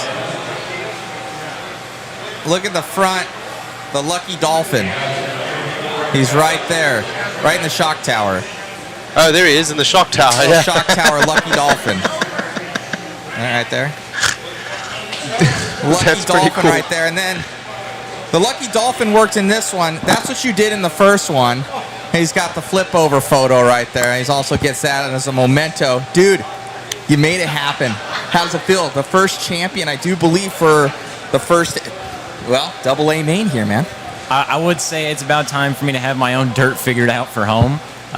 It's been a long time coming. I should have had this last year, but started off with some new cars, and I spent the last year dialing them in with Michael, and I'm really happy with where it's at. Dude, it looked amazing out there. Also, shameless plug, running the mod pucks in there, making it happen. Well, we actually do have the two-wheel drive mod pucks ready to go next week. And for this car, amazing job out there, man. Hey, who do you want to thank? I've been running these pucks 24/7. I've never even thought about taking them out. Every time someone tells me there's an issue with my car, they say it's the pucks. I have to disagree. I've been going loose tracks, high grip tracks, and they've just been working everywhere. Dude, amazing job out there, man. I saw your dad over here, your mom, they're hugging each other. Kind of emotional. Yeah. Definitely almost had me in tears there. I can see it, man. Just a lot of emotion. Congratulations on your win. And hey, now four-wheel coming up. I want to say thank you to Nate Sutherland for the Lucky Dolphin. That's Lucky Dolphin. Idea. All from him. I love it. Great job, my friend. Thank you. Talon Henley, sponsored by TLR, JConcepts, RC HobbyPlex, Mod, and DRC. DRC, one of our class sponsors here, as well as one of our bronze sponsors, Donovan RC. You can get his product online. He makes custom leads and all sorts of connectors, all sorts of color-coded goodies for those of us that like our rides to look the most trick. If you are local to Hoosier RC HobbyPlex, they have his products up on the wall. And if you like something custom made, Zach Donovan does come to this track and he will make you some special leads. Amazing products from Donovan RC.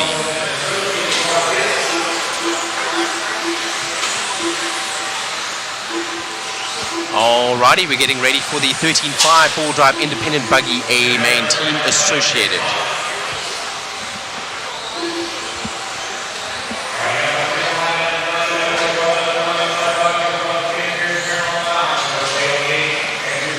Calvin Bruce, Jasmine Neer, Jared Miranda. Which one? Oh yeah, Joe Fay, the faceless driver. We did get to see his face in the end. He had to take his hoodie off to Marshall, of course. And he doesn't really drive like that, but a good sense of humor nonetheless. Joe Fay is in that pink buggy with the yellow wheels. He'll be in the 8. Bill Womack in the 4. Kane Humes in the 5. Jackson Neer in the 6. Andrew Lee in the 7, Jeremy Kramer in the 9, Josh Kinser in the 10, and Avon Dorch in the 11. We are going racing and live. 1, 2, and 3 get away cleanly. But the battle for 2 right now as Jared Miranda takes over and then loses that spot back to Jasmine Neer. Nice move from Jasmine, now getting away. Jasmine in that pink buggy with the yellow wheels. As the lead is stretching out, Calvin Bruce a substantial lead over Jasmine Neer. So let's follow that lead, that battle for 4, which will be on the left-hand side of the track, as that will be the closest battle on track. There they are right there. I think the battle is with Kramer and Faye. Faye is in the pink buggy with the yellow wheels. That is hilarious, man. RCers have a great sense of humor, and we're here to have fun first and foremost. That is your blue, faceless, hoodless man trying to make the move up the inside and actually losing out a position in the end there. Faye trying to make the move on Kramer, now behind Kinser. So I think that is Jeremy Kramer in the yellow buggy with yellow wheels. It is. As Kinser and Faye swap positions again. Oh, getting into the wing there and losing out was the driver behind as he got into the wing and flipped over himself. So that is the hooded man, the pink buggy with the yellow wheels there. Coming across the line, Joe Faye now to the 4. That is our closest battle on track 4 right now in the highest position. This is the 13.5 four-wheel drive independent buggy A main. There was 8 minutes on the clock when we started, 6 remain now. The battle here between Faye and Kinser. Faye in the pink buggy and Kinser in the multicolored buggy with the yellow up front and yellow wheels. Looking to make the move, does have some pace in hand, but looking for a clean line through, and that time does get it. Unfortunately, they touch just a little bit. Both of the drivers able to get away, and he rolls over that time. Faye gets the spot back. So it looks like right now Jasmine Neer and Jared Miranda in the 2 and 3 are starting to tighten up as they go over that Protec tabletop. So Jasmine Neer also in the pink buggy with the yellow wheels, but she has a purple rear, if you see that. Much like Joe Faye's car, but with a little bit of purple in the rear. Excuse me. The leader getting in the mix there with some back markers, and Jasmine Neer might be able to capitalize. So that is our leader now, Calvin Bruce out front. Calvin Bruce with the yellow wheels, the orange paint and white back. So Jasmine Neer on the back of him now, and that is Miranda right on the back of Jasmine Neer. Great race here in the independent class, 13.5 turn limits in the four-wheel drive chassis. Jasmine taking a jump over the pipe there, quite a choice line.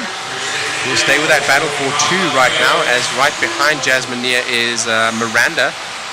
Calvin Bruce now able to stretch out a lead. Again, he does have the pace to do so, but made a mistake earlier, which brought Jasmine and Jared a little bit closer. The rest behind are Kinser, Kramer, Jackson near, the younger brother to Jasmine. Joe Fay is down in the 7 with Dorch, Womack, Humes, and Lee bringing up the rear. Still a battle here for the 2 podium spots here. They may transpose at some point, but right now Jasmine near doing enough to hang on to the 2 spot. That is a back marker between the 2 of them, so not the leader that you see there with them. The leader starting to stretch out as Jasmine takes a bit of a roll over. Looks like the white buggy with the white wheels there able to get by. I think that is a back marker. We'll find out in just a second. Timing and scoring not updating as I would like for me to be able to see, so we continue to follow Jasmine near. That may be the 3rd place that came up into 2nd momentarily there as Jasmine took a roll. I do speak under correction. The white buggy with white wheels is Jared Miranda, yes. So pink with purple and yellow wheels is Jasmine near. She dodges a bullet there, as does Kinser. Excuse me, Miranda. Jasmine now takes a roll over as Miranda now to the 2. Jasmine's got to work out for her now if she wants to come back up into the 2 spot. Currently still sitting on the podium. Running away with this one right now with 3 minutes to go is Calvin Bruce. He has a substantial lead right now. Still our closest battle on track for the highest position are these 2 drivers here, separated by only a couple of tenths. Miranda over Near.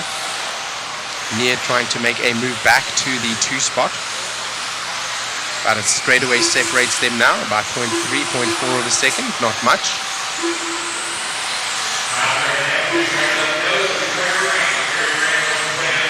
Miranda having a slightly cleaner run than Near, and as such the unforced errors coming out of Near, causing her to be in 3 right now versus the 2 that Miranda has.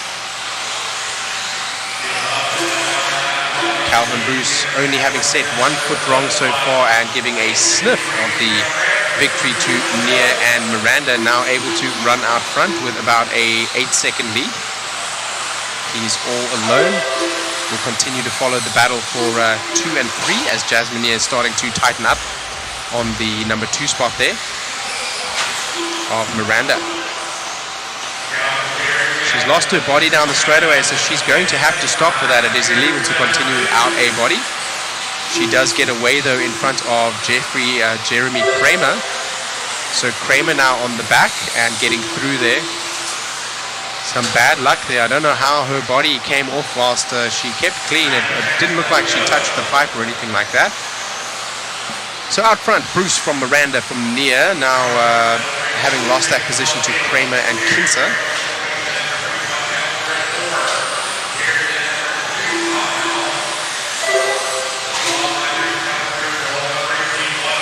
So that is a battle for position, but some back markers in between as well. That is Near, Kinser, Fay, and Womack.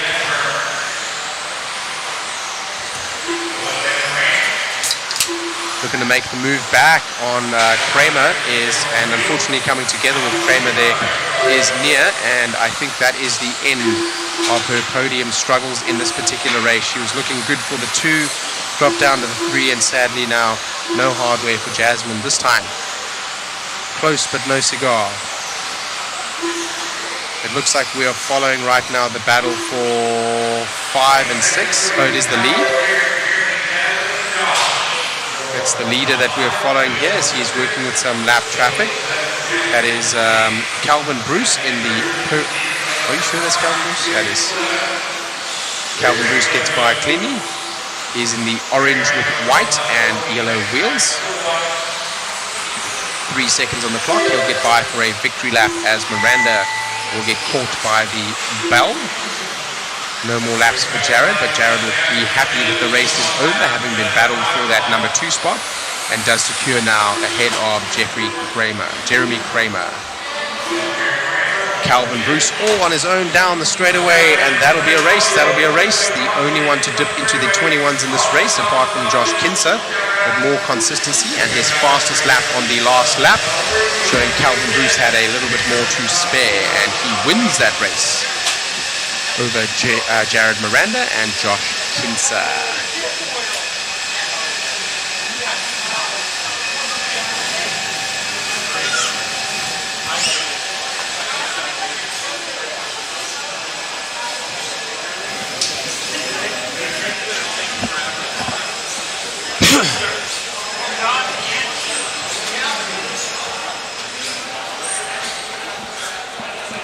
As we go to a quick interview here, Well, we get good ready sir, made it happen. It grabbed that one, and a little bit of a battle.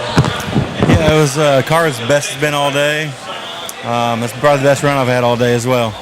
Dude, looked great out there. You put it in when you needed to, made it happen, and held off Jasmine near there. She was putting a hard charge on, and pretty much after that, you just checked out, got gone, and then we were talking up there. You pulled your fastest lap on your last lap. Still a little bit left in the tank. Yeah, I was just pushing. I knew I'd got through for that final lap. She was definitely catching me, and I guess she got caught up in some trouble, would be my guess. Right on, man. Well, I know you already purchased a lot of photos. I got one that I don't think that you had. Congratulations, man. That's for you. Awesome. Thank you very much. Great job, buddy. Back to you in the booth.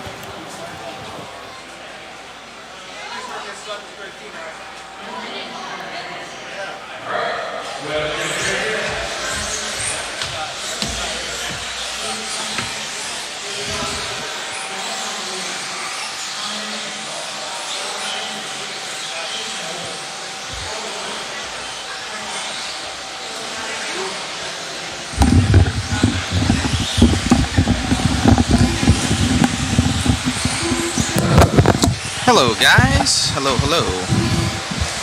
Our Shane is out of the office and I'm back in the office. Trying to make sure we get those photos. I'm having to track down out of like 1,500 photos. I'm gonna have to pick one or two that I can see out of there with the paint scheme. Get those things printed in their sleeve and to that winner. So we're trying to make that happen for every single winner at least. We print a couple, compliments of Mod and Mod Life Media, and just a nice little souvenir for winning. So it's pretty sweet. Lovely. So about to get this one going. Thank you so much to Shane. Been on the mic, killing it. Probably going to lose his voice after this one. I'm surprised I still have a voice, but I think that's why I'm coughing quite a lot, right? That might be it. That might be it. The vocal cords have been stretched. All right, we're about to get this one going. Already, I do believe that Dakota Fenn has gotten this first one. Now we're going in to number 2, Spencer Rivkin leading us off in the Team Associated B74.2. You can win one of those, by the way. Going to pin the raffle up in the waffle. Oh no, Rivkin rolls over and Dakota Fenn not able to avoid that. The two of them losing out, and Bardenau to the point.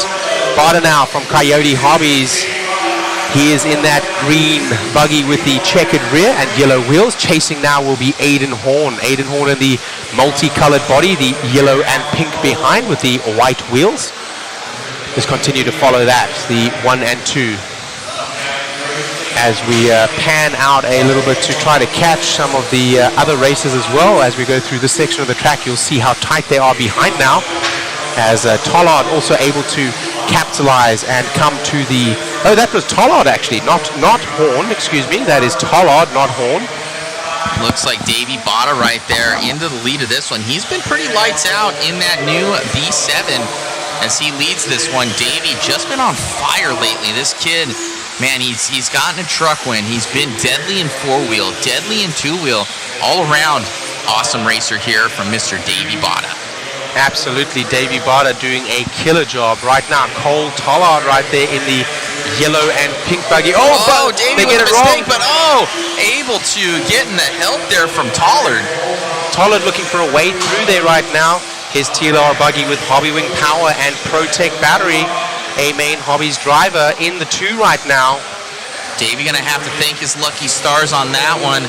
Maybe give Tollard a Coke after that as he slammed into his car, righted him back on his way once again here.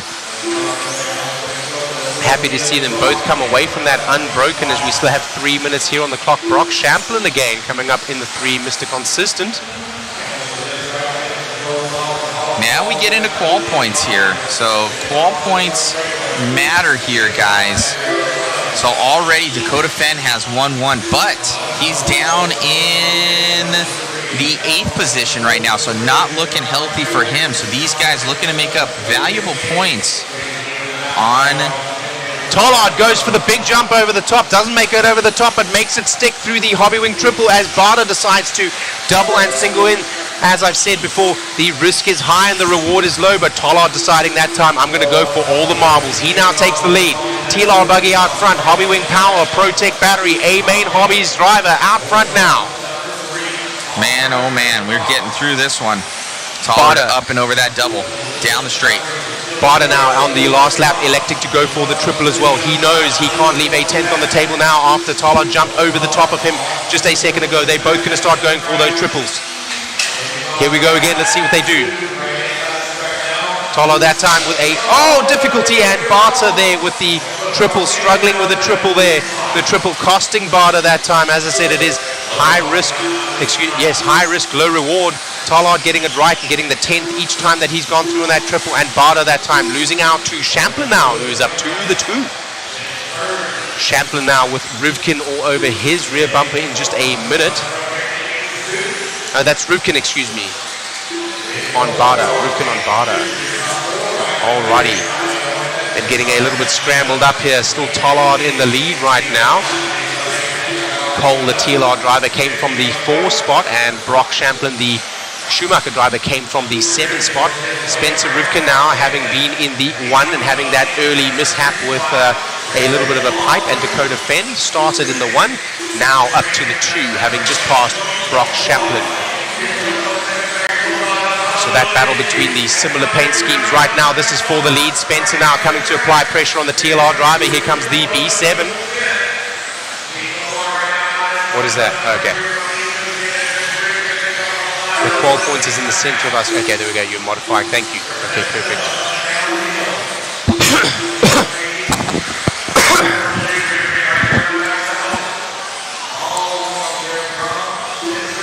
Okay, let's pull that for now. It's covering half the screen. Thank you. No, you're good, bud. Just watch the race. I'm trying to, but the camera was being covered. Watch this. I can't see, brother. So Tollard right now down the phantom downside.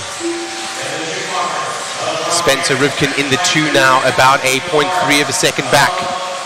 Tollard comes through the team associated double onto the straightaway over here. Nice clean line. A move there from Champlin, attempted but not enough. And I think as they go by the line, Rivkin has a rollover now. Didn't make it by the DRC kicker, and I think Champlin does get by. I think that is Champlin for position.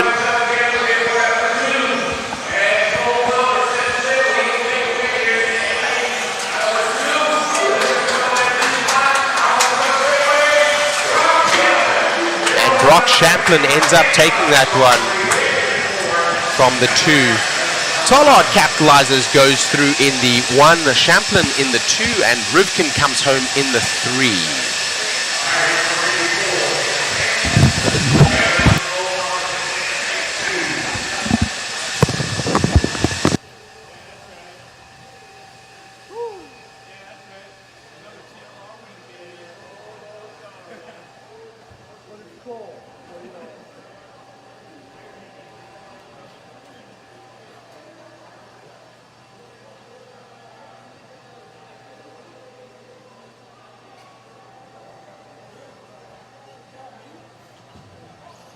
Joe, grab your remote.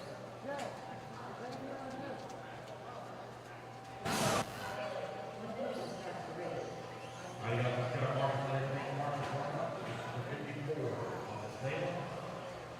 This one. Yeah. But I got another one for you. Congratulations, man, on that win. Thanks.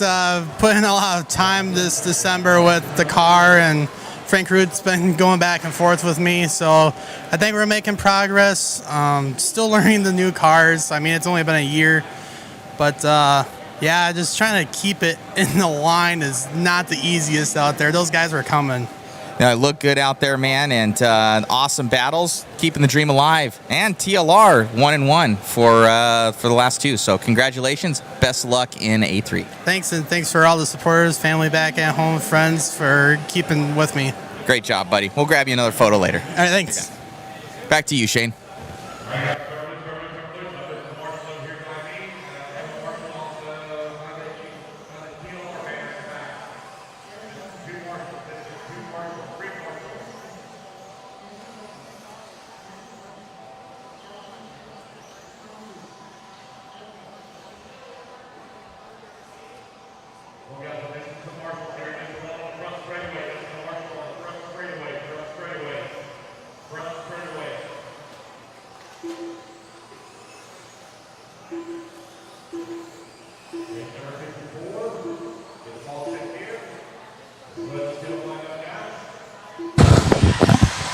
Sorry about that, guys.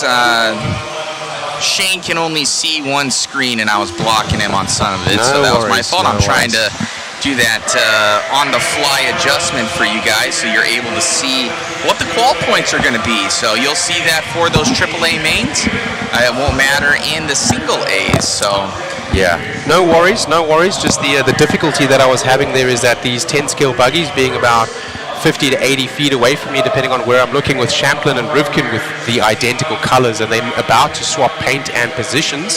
So I wanted to be accurate for the announcing. Sorry about that, guys. Just trying to make sure you guys are armed with all the information and can enjoy the broadcast with us. So thank you. So somebody's saying replay Avalanche on the Fenn debacle. Where was that there, Shane? Do you remember that was seeing lap that? Lap one. Lap one. Let me see if I can find that here, guys. Lap one, Spencer Rivkin comes around the just before the Hobby Wing triple down the Exalt soapbox. He gets sideways, and that allows Fenn essentially to collect him. Got it. I got it right here for you guys. I don't want to take away from this race. I will get it on a split screen. Cool.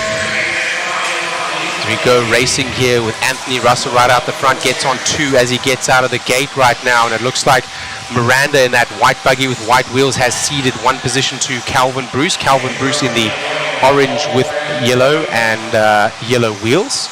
Orange with white and yellow wheels. So the battle here for 1, 2, and 3 in 17.5 independent two-wheel drive buggy. A main sponsored by Team Associated. A little bit of a rollover there from Anthony, as now that is going to bring Jared Miranda to the front. Shout out to our chat there. Somebody was saying yesterday Miranda will be one to watch, and here he is now in the lead. Let's see if he can hang on. Right now in that pink car with the white wheels, I think that is Ryan Thurfielder. We'll go to that instant replay from the race before. Give me a second. We'll go black for a second here, guys. Okay, you're going to see it on the... I'm sorry. Let me go back here. That is not correct. Live race is going to continue to be on the left side, as the replay will be on the right. So those of us following the independent buggy will be able to continue following Jared Miranda. And it is Ryan Thurfelder now from Anthony Russell. Anthony Russell having started in that number 1. We got that instant replay on the right here for you guys. Live screen is on the left. Check this out. So Spencer gets a little bit sideways, pipes it, bounces right in front of Fenn, which pulls Fenn into the pipe. That pole there, oh my word, he is lucky not to have broken. Through goes Barter. But both of them roll. Unfortunately, I think Spencer rolls back onto his all fours, and he's able to escape, comes from that 1 down to the 5 in that particular battle. So that was your instant replay. So right now, Miranda from Thurfelder from Russell. Russell looking to make the move, as he does have the pace, being the TQ in this one. Currently still sitting with some hardware in third, but looking at his back door right now, it's Jeremy Kramer. Jeremy Kramer in that green buggy with the yellow wheels. So Miranda out front right now, local hero, white buggy, white wheels. Thurfielder managing to hold off Russell at this point. Russell with the red buggy and yellow wheels looking to make a move up the inside. Often with the independent buggy here, what we will see is the driver behind trying to force the issue and make a move. As we've seen with the pros, them happy to apply pressure from behind and stay on the bumper, and often force an issue out of the driver ahead. Sometimes with the independent drivers trying to make a move, you will go to the pipe rather than to the position ahead, and you will lose out. But right now, Russell doing well to show patience as he sits on the back bumper of that pink buggy with the white wheels. That is Ryan Thurfielder. Still our leader right now is Jared Miranda, as both of the pink and the red buggies there, Thurfielder and Kramer, having a little bit of a bobble over the pipe, but not losing anything as the driver behind, Anthony Russell, does, trying to avoid them. So looking very stable is Jeremy Kramer. He started in the 1 and he is your TQ. He trying to make the move now around the outside, not working there as those 2 double right-hand bends puts him on the outside for the next corner. Looking for any move that he can right here. And there the little flip there, that was not a wheel from the number 2 now for the move. Unfortunately, he was already up on 2, was Thurfielder, and Anthony Russell now takes back that 2 spot. In the 3 now, Jeremy Kramer in that yellow buggy with yellow wheels is going to be battling with Calvin Bruce behind. We've seen Calvin Bruce do quite well. Calvin Bruce in the orange buggy with the white rear and yellow wheels. That is our closest battle right now as he rolls out, and now Calvin Bruce comes through, and they're separated 1, 2, and 3 by about 0.3 of a second each. As we look on the left-hand side of the track there, that is your 1, 2, and 3. We're going to follow the battle for 2 and 3 right now, and we're going to see if Calvin Bruce can shut down on Anthony Russell. Anthony Russell, your TQ, as they go over the Hobby Wing double into the factory tracks downside. A nice lead right now for Jared Miranda, local driver here, and many fans in the chat. That battle for 2 and 3 is starting to heat up as Calvin Bruce is now coming onto the back of Anthony Russell, our TQ. Anthony Russell having a good seed and a good run here, but Calvin Bruce seeming to turn on the pressure now. A little bit of a wide corner there from Russell allows Bruce to get closer, and he rolls over but gets collected and marshals almost his rival. Now Calvin Bruce does move to the 2. Just behind there, Thurfielder now in the pink buggy with yellow wheels also gets by on Russell, our TQ. Unfortunately now down in the 4. Bruce now in the 2 is going to be chasing down our leader, but he's got a lot of work to do with 2 minutes and 46 seconds to go. We'll go with our leader right now. Our leader there, the white buggy and white wheels coming over the Hobby Wing upside and the factory tracks downside into the boot onto the team associated double. This is 17.5 independent buggy, 2-wheel drive buggy A main, sponsored by Team Associated, race number 54 of 62 at the Clash of Champions 2024. Here with Hoosier RC HobbyPlex and New Albany in Indiana. A little bit of a slide there from Miranda. So far the only mistake we have seen him make. But that is not going to be of much consequence. He's on his 14th lap. His last lap around a 24.5. His fast lap a 22.6. So not having to push right now to defend. And he does not need to do so. Soon he may need to do so, as it looks like Calvin Bruce in that orange buggy. That is our battle for 1 and 2. Calvin Bruce now starting to close up on our leader. Calvin Bruce wants the hardware. Calvin Bruce did win in 4-wheels, so he's already got some hardware, wanting another number 1 here. Independent 2-wheel drive buggy, 17 turn limit here. Calvin Bruce takes a little bit of a slide there. Cleans it up quickly and nicely. He has had good pace. We continue to go with our leader, the white buggy and white wheels. There is a battle also between Anthony Russell and Jeremy Kramer for the 3 and 4 behind, so we can have a look at that in a minute if this fizzles out. And that is them right there, and now that is over as Kramer comes through. The commentator's curse strikes again. I need to apologize to Anthony Russell, our TQ. Every time I say his name on the mic, he is losing a position. Let's go back to the pointers. That is Calvin Bruce now on the move, looking like he is going to force the issue pretty soon. He just had a little bit of a bobble, but is able to close up again for a 3rd time now on our leader, Jared Miranda. Can Jared hang on here as they're going to get by for this lap and probably 2 more? Here comes Calvin Bruce, his buggy looking dialed, and he makes the move. A little bit of a slide there from Miranda. And I think they're 2 more laps, barring a failure or a breakage now from Calvin Bruce. He's going to get another win.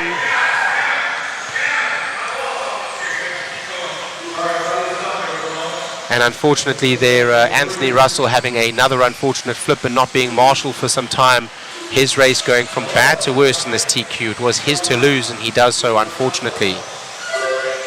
Calvin Bruce on his own lap now. Miranda does get by, so it's not over yet. That's our leaders right there. They're on their final lap themselves. That's Miranda trying to chase down Calvin Bruce. Will he keep it clean through the last section here over the double, into the boot, and into the team-associated double? Calvin Bruce does bring it home down the straightaway. Well done. A lovely win from the 3 spot. Jared Miranda in the 2, having started there.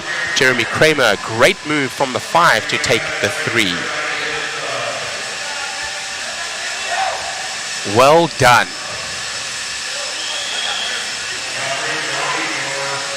Camera.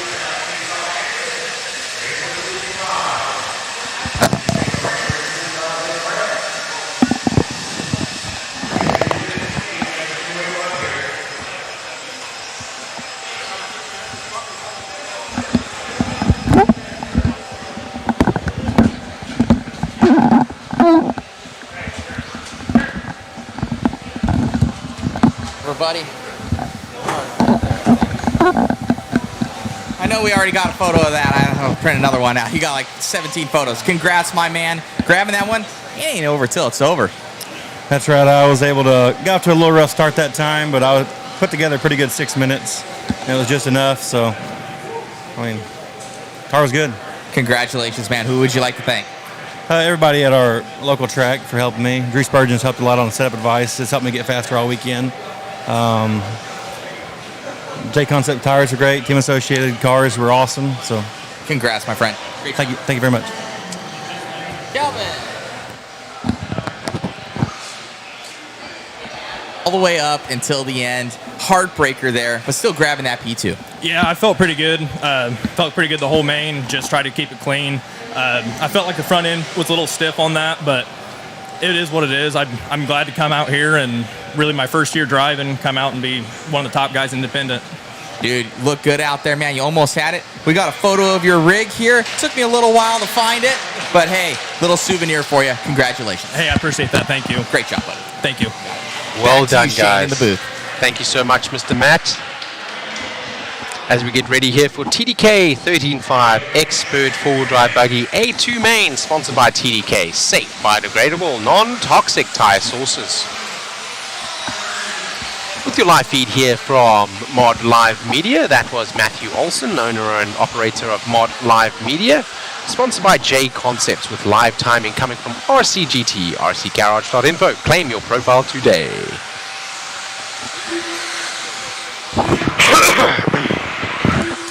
I'm trying to at least cover the microphone now whilst I cough. I do apologize as I continue to cough. Nothing I can do about that. My vocal cords are a little bit stretched, I guess, from yesterday's 101 races that we called today. Only 40 being called. Race number 22 through 62. As we get ready for the A2 main here, we have saved the best for last. There will be a 4-wheel drive mod main sponsored by Protec RC. Protec RC, a higher level of performance as the last race. Race number 62 of 62. So we have saved the best for last.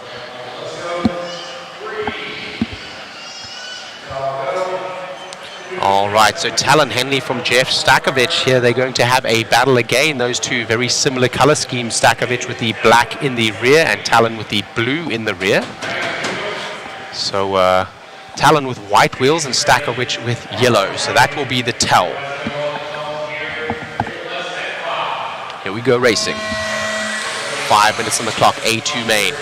Talon gets out front cleanly, Stakovich behind. That is Kyle Goff with the white wheel, white buggy and yellow wheels in the rear. He takes a tumble over now, but gets marshaled by Tyler Michalesco, who nudges him back onto all fours, and they both maintain position. Let's follow our leaders here. Similar paint schemes, both yellow fronts, both dark rears, one with white wheels, one with yellow. Talon is with the white wheels out front right now. Son of the owner and operator of Hoosier RC HobbyPlex, and they are now stretching a little bit of a lead as Stakovich has a little bit of a bobble there. So Talon right now out front. Will continue to follow him as many watching on this live feed want to see what the young man is doing. We'll give him a lap or two and see if he can continue to hold on to that lead, and if he does, we will drop back to the next position. We will drop back now to that next position. We're going to follow the battle for 3, 4, and 5. That is your white buggy with yellow wheels is Mr. Kyle Goff. Thank you very much. Yeah, I got a little bit confused there. My eyes looking at the part of the screen where the names were, but showing the photographs. Thank you for that. Just confusing myself.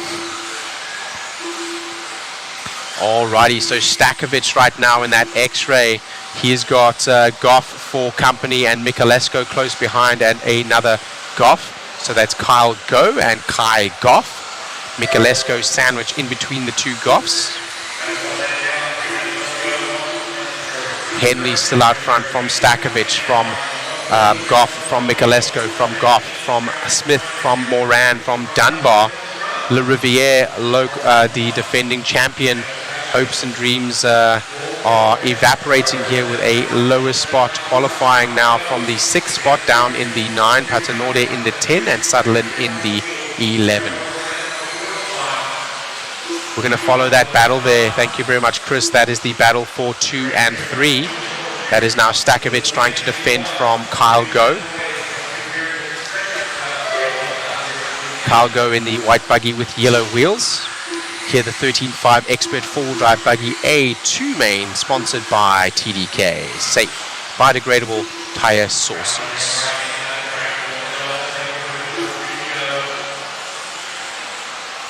So Stakovich having the measure now, and is he starting to make inroads on Talon Henley? Henley with a good gap there. The three of them each separated by about 0.5 of a second. Right now they are starting to stretch away from the rest of the field, 1, 2, and 3. So let's see if we can follow that battle over the right-hand side of the track there, going over the Hobby Wing double now as we come into the boot over the team associated double. That is our closest battle for position on track. Talon Henley looking nice and comfortable there on the driver's stand. That is him in the top left-hand side there. Watch his inputs, very smooth. This battle here, I believe, is for the 5 and 6 position. Looking to the inside there and coming together on the wing and now transposing positions. So that is in fact Kai Goff on Damon Smith. Kai Goff getting by that time there. Damon Smith now losing out a little bit further down the road, and I think Moran is through now as well. That's Dunbar in the red and in the orange and yellow buggy. The Yokomo, I believe. Dunbar making a move. Yes, so Sammy Moran and Dunbar there making that move up to the 5 and 6, and that is the battle that we are following right now. Dunbar is behind Sammy Moran right now. Back up to the point over there. Let's have a look. Oh, that's okay. That's fine, that's fine. So that's Dunbar right now. He's on the back of Sammy Moran. I'm a little bit confused as Sammy Moran's color scheme is a little bit different for this one. I asked him why he had done that. He painted another body and he wanted a little bit more downforce. He's running a different body there than he normally does. So the paint scheme, not his normal red, white and blue. The white buggy with the white wheels, sponsor sticker decals in colors, and Dunbar now looking for a way through. Dunbar would be moving up to the 5 spot. That is our closest battle for position right now. Still out front, Henley from Stakovich, from Go, from Goff, from Moran, and then Dunbar. That is the battle that we're watching now that is for 5 and 6. As they go over the DRC kicker into the ProTech tabletop on the Phantom downside. Moran now having the measure of Dunbar. Dunbar now looking for a way through with his Yokomo on that team associated of Sammy Moran. And the clock is going to expire, and that will bring Moran home. Dunbar not having enough. Let's go ahead. Battle for third here. Battle for third. That will be Kyle Go and Kyle Goff. Kyle Goff makes the move. He's up the inside. Does Go have a reply in the last corner? He almost does, but not enough, not enough. And they drag race to the line. And that is a race, that is a race. In the end, Henley from Stakovich from Go. Actually, I think Goff got him in the end, did he? No, he didn't. He didn't.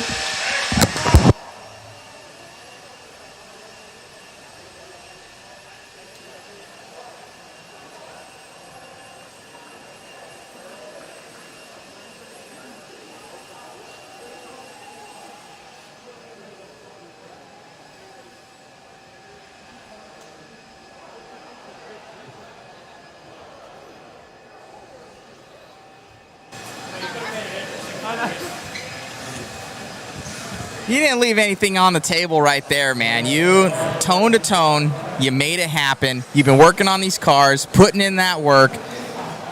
A1, A2, in both, I can see the emotions. Yeah, A1s were definitely rocky ones. I was still able to pull them away. This A2 round definitely showed a little bit more dominant pace. Didn't let them see anything of it. And really happy, able to pull away from them. Man, if anything else, you know, you've gotten those two. The weekend's been made. You're going to be going into the Clash with some very, very good points for the pole position. You need to work on that truck. Dude, amazing run. You've grabbed 2-wheel and 4-wheel. Mod Puck systems in both. Thank you so much for choosing that. And, dude, your entire package right now is on rails. Thank you very much, man. You got it, buddy. And here's a little memento. You and your little brother, he might be a snot sometimes, but he's an amazing little guy. Congratulations. Thanks. All right, guys, back to you in the booth.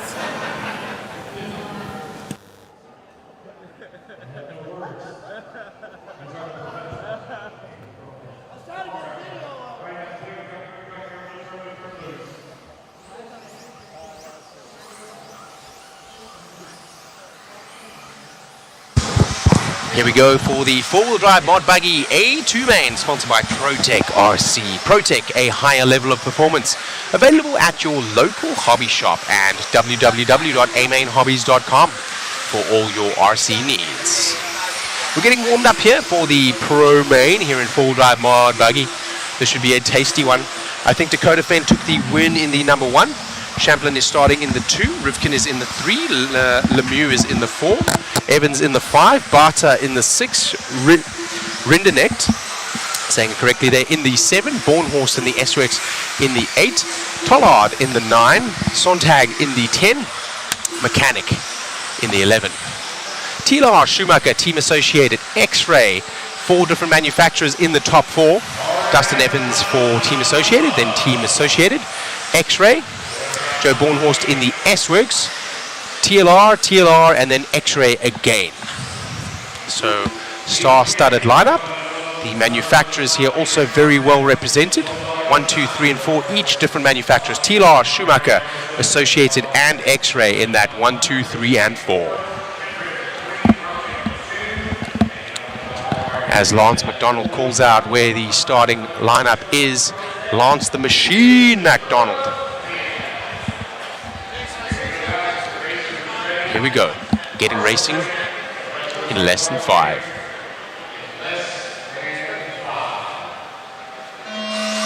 Another quick start there, Fend out of the gate nicely. Champlin there comes up on his back bumper, looking for an early move to get to the lead, seeing if he can maybe get the measure of Fend early on. Fend now starting to stretch a tiny gap out. Rivkin makes the move up the inside there. Their paint scheme's very similar, difficult to tell apart, but on camera, easy to see here. Now Rivkin comes to the 2.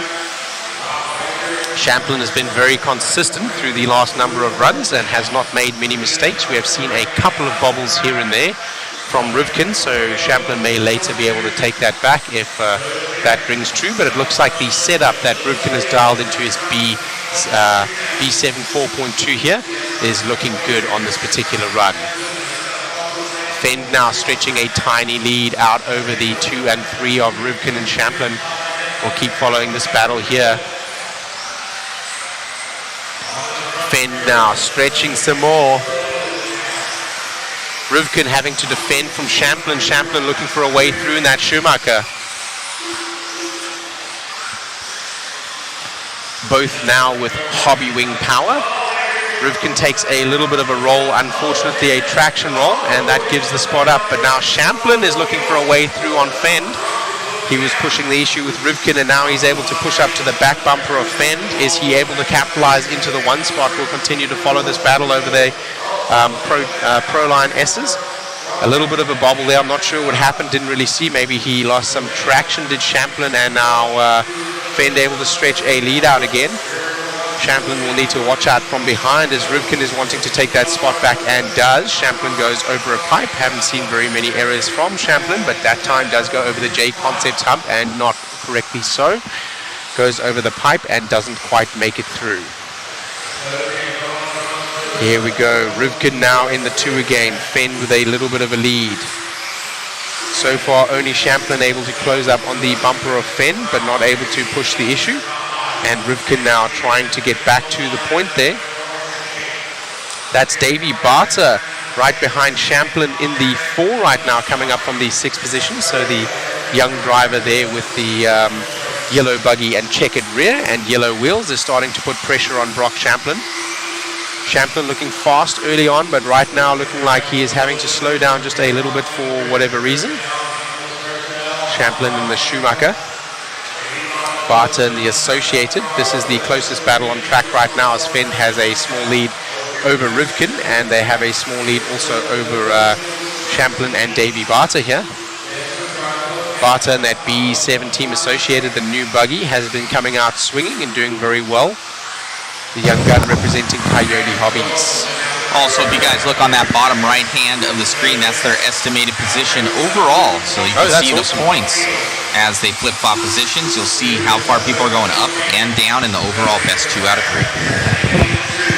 Perfect. So for those of you watching there, if you score a 1, you will get a 0 point. So that is how all 3 of those drivers are on a 0. They each have a win in their respective classes. No. Look at the right-hand side. A 1 and a 1, 2. That's just where they're moving up. So Spencer's moved up 5 positions with this. I see. Thank you very much. So we're with Fenn now out front. Fenn with that orange and purple buggy with the yellow wheels. It looks pink in the front on the camera just because of the lighting we have here internal. That battle still for Rivkin and Champlin now, as we were when we started, just transposed with the 2 and 3.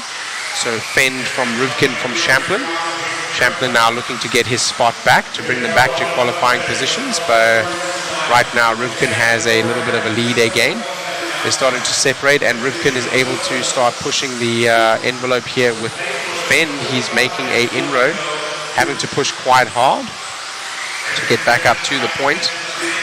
He is making inroads there. Let's have a look at their last lap around. It was 1.8 seconds as they went over, taking 0.2 seconds out of him that time. Not a lot, but every little bit is going to count. Rivkin now trying to push the subject. Rivkin, the big mover here in the points in terms of the overall qualifying or overall standings there. He's moved up 4 positions now, and Barter has moved 5. So those 2 drivers doing well in this heat to lock up better results than what they did in the first heat. This is the 4-wheel drive mod buggy A-main. And Champlin is all over the back again, and he tries to make the jump over Rivkin. It was all or nothing as he knew the time was about to expire. Fenn brings home the win from Rivkin from Champlin. That's TLR from Associated from Schumacher. Lemieux brings home the 4 in the end, ahead of Barter by very, very, very little. Lemieux in the X-Ray, Barter in the Team Associated, and Joe Bornhorst is in the 6 with the S-Works. We will go back to an instant replay with that one. Check it out. Brock trying to make that pass. Brock trying to do everything he can to possibly block past there, getting to the pipe instead of the clay, and unfortunately rolling out. He knew it was all or nothing there as the clock was about to expire, and the drag race would have been a stalemate. Nice try from Brock, great move, but didn't pay off this time. Amazing run out there, man. Must feel good. Just get that one out of the way. Yeah, for sure. It's pretty crazy out there. It's tough. I think he said he was going to kind of touch up some spots for A3. So, yeah, 4-wheel drive is sketchy out there. It's hard not to make mistakes. Had a couple 2-wheel action out there, but kept it clean for the most part. Brock was going really fast. Then he had some mistakes there and was kind of behind Spencer, and they were battling out, so it gave me a little bit of room to breathe. Right on, man. Congratulations. You got to battle out in the other 2. Yep. Put this one away, and congratulations. Anybody you want to thank? Yeah, man. Thanks to everyone, the whole team, for all the support. Team Losi Racing, Trinity, JConcepts, Jason's here. Well, the tires, making sure we have everything we need. Nitro Pro servos. Really just everyone for all the support. I appreciate it. Pro Performers for the Speedos. It's a really big team effort. Great job, my friend. Cool. Thank you. All right, guys, back to Shane now. I think we might have a little intermission here going into the A3 main events. So a short little break there and have a look on the camera. That's what we're referring to there. Look at Eddie Henley with his Ghostbusters pack. That is the glue that he's misting all over the track there. So he's trying to get the grip up for what will be our A3 to ensure that the grip is consistent for the rest of our races. As Fend there takes the win in that last one, we will have a short break as that Elmer's glue is misted over the track by the owner and operator of Hoosier RC HobbyPlex, Mr. Eddie Henley. Back very shortly. Let's take a moment to thank our sponsors before we go to a quick break. Our sponsors: Team Associated, ProTech RC, SXT, DRC, TDK, Exalt, TLR, Phantom Racing, Hobbywing, Motif, One Up Racing, DBR, R1 Works, Vision Racing, Factory Tracks Racing, KNK, Hobbies, Mod Live Media, Boom Graphics, and Proline. All right, so looks like Shane gonna sign off here for a second. I'll jump up with you guys if he's got to get out of here for a hot second. Got to give away some ProTech stuff.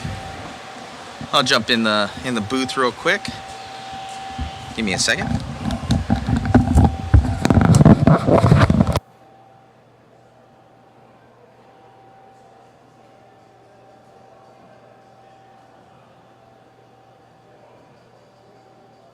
So hello guys. Thank you so much for tuning in.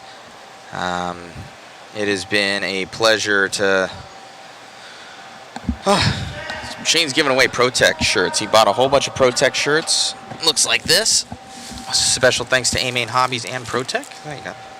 Some cool ProTech shirts. He's been giving those away. Sorry, I have to sneeze. Try and not have that happen.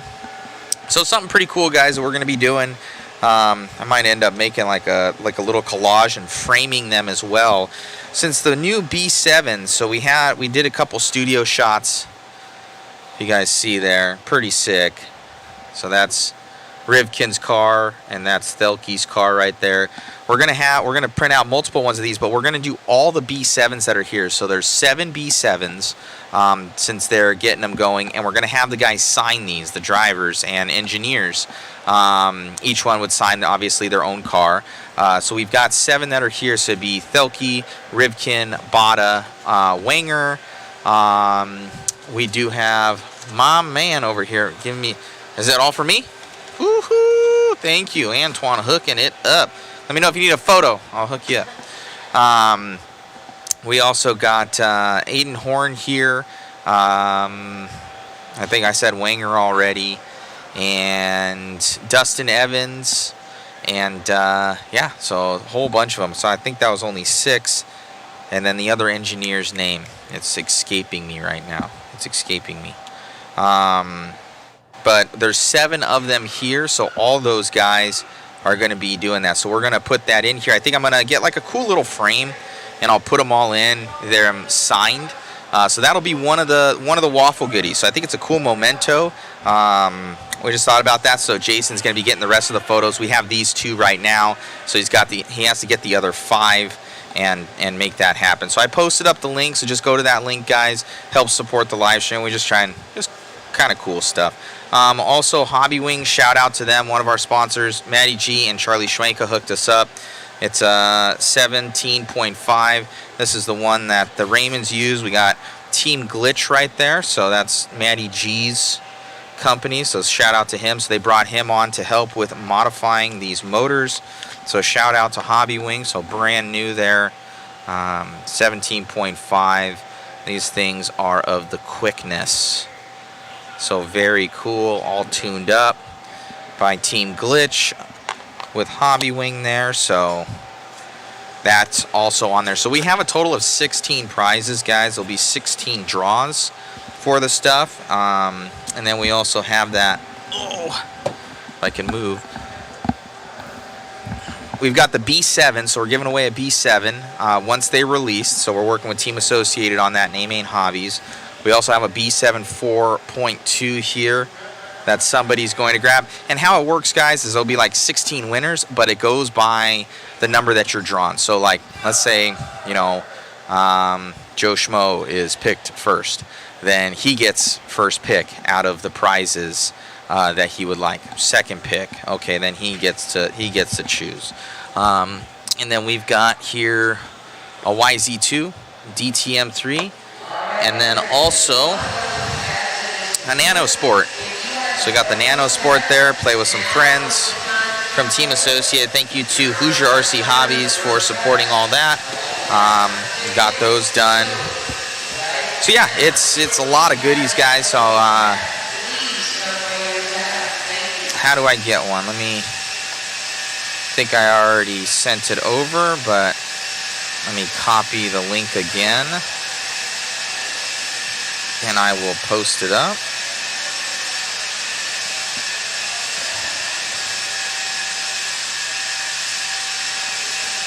As the blowers come on, I'll post up that link.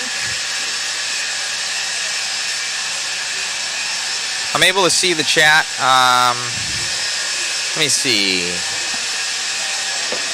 It's getting the yoo-hoos. Put those back up over there, bud. We got Shane over here. You ready to get back in? Or are you going to take a little bit of a break? Okay. Do you need me out of here? Oh, good. All right. So we got Shane. He's been giving out some shirts over here. He's been hooking people up. Good to stand for a second. Good to stand. So let me see here. Billy Hayden. I'm sorry, Billy. My man. Trying to think of everybody's name. And then Kyle Klingford. He's not here, but he was one of the designers on there. Billy Hayden. Yes, Ray Fallon. Thank you, sir.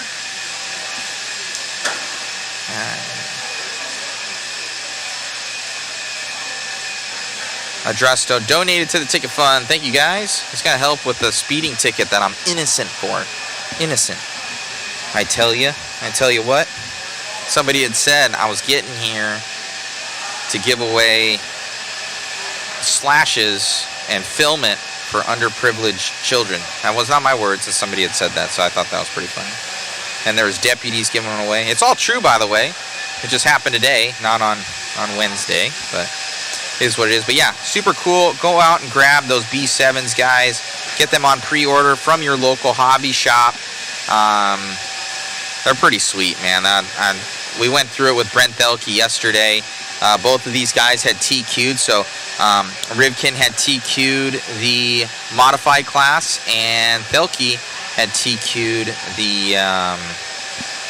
the 40 plus class.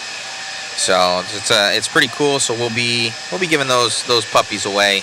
There'll be 7 of them. So I'm probably gonna put them in a cool case. We'll buy that and then ship it out to the customer. It'll have their signed thing. So it'll be actually probably one of the best prizes. That's going to be pretty sweet. So first time they're releasing it, kind of making history. So we're going to get those and get them done up. So thank you so much.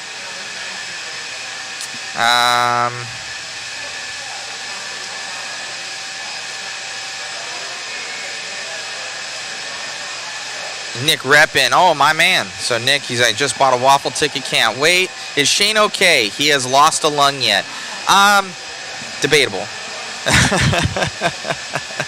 Poor guy. He's been announcing the entire time. Or he's gonna go get the headsets right there. You can talk on that one. Yeah. Shane's gonna come on. I'm back with you guys here to taking a quick little break there, so we can go and make sure that we will be seated for all of the A3 Main's exciting coverage here from Mod Live Media. Oh man. So Shane, he's been a big help. Hey, A-Main Hobbies, I'm talking to you guys. Let this guy come back out. Shane was actually supposed to be part of our Worlds coverage back in September. So I met him. I'm like, this guy's got a voice, man. And then A-Main Hobbies, yeah, there was something going on internally, not with himself, just with time off, and they wouldn't let him come.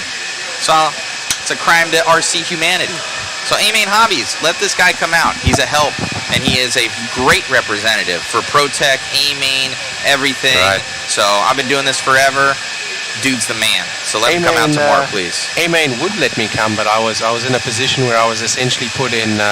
I only get so much time off per year, so I was basically in the position myself where I had to make the personal choice of, will I get to see my family this time for the first time in 7 years, or will I go to an event and take a world-class opportunity? And unfortunately, family is always going to win out for me. Unfortunately, if I had a little bit more time off, I would have made it happen. So not A-Main's doing, but a personal choice, but a very difficult one. I'm sorry that I missed that, man. I wish I Yes, could have I'm been sorry. part of that. Not to That's all confuse good. it. Not to confuse it. I It's love all good. A-Main hobbies too. I still wish you would have given them off the time. That's true. Yeah, for That is sure. true. So, but Wayne Ashmore, Zach Rogers did an awesome job, but would have had that international flair from Shane Mouton. Right, let me see if I can make it to the camera here with this one. Yeah, you can put these up over here.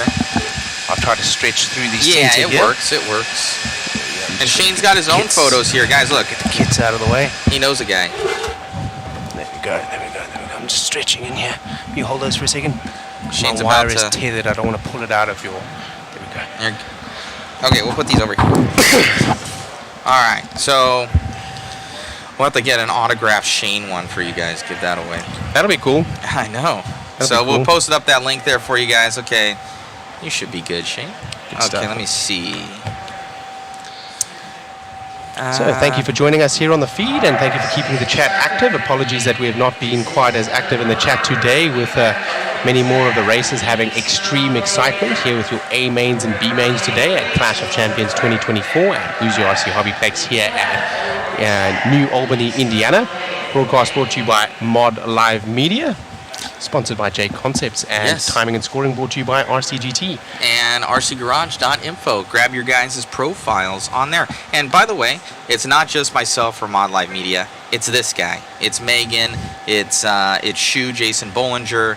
It's Chris Mueller. It's even Jason Turner, my main guy back home, letting us able to do this so that Mod keeps shipping stuff out. So it takes an entire crew to make this happen. We even have David Orner back home.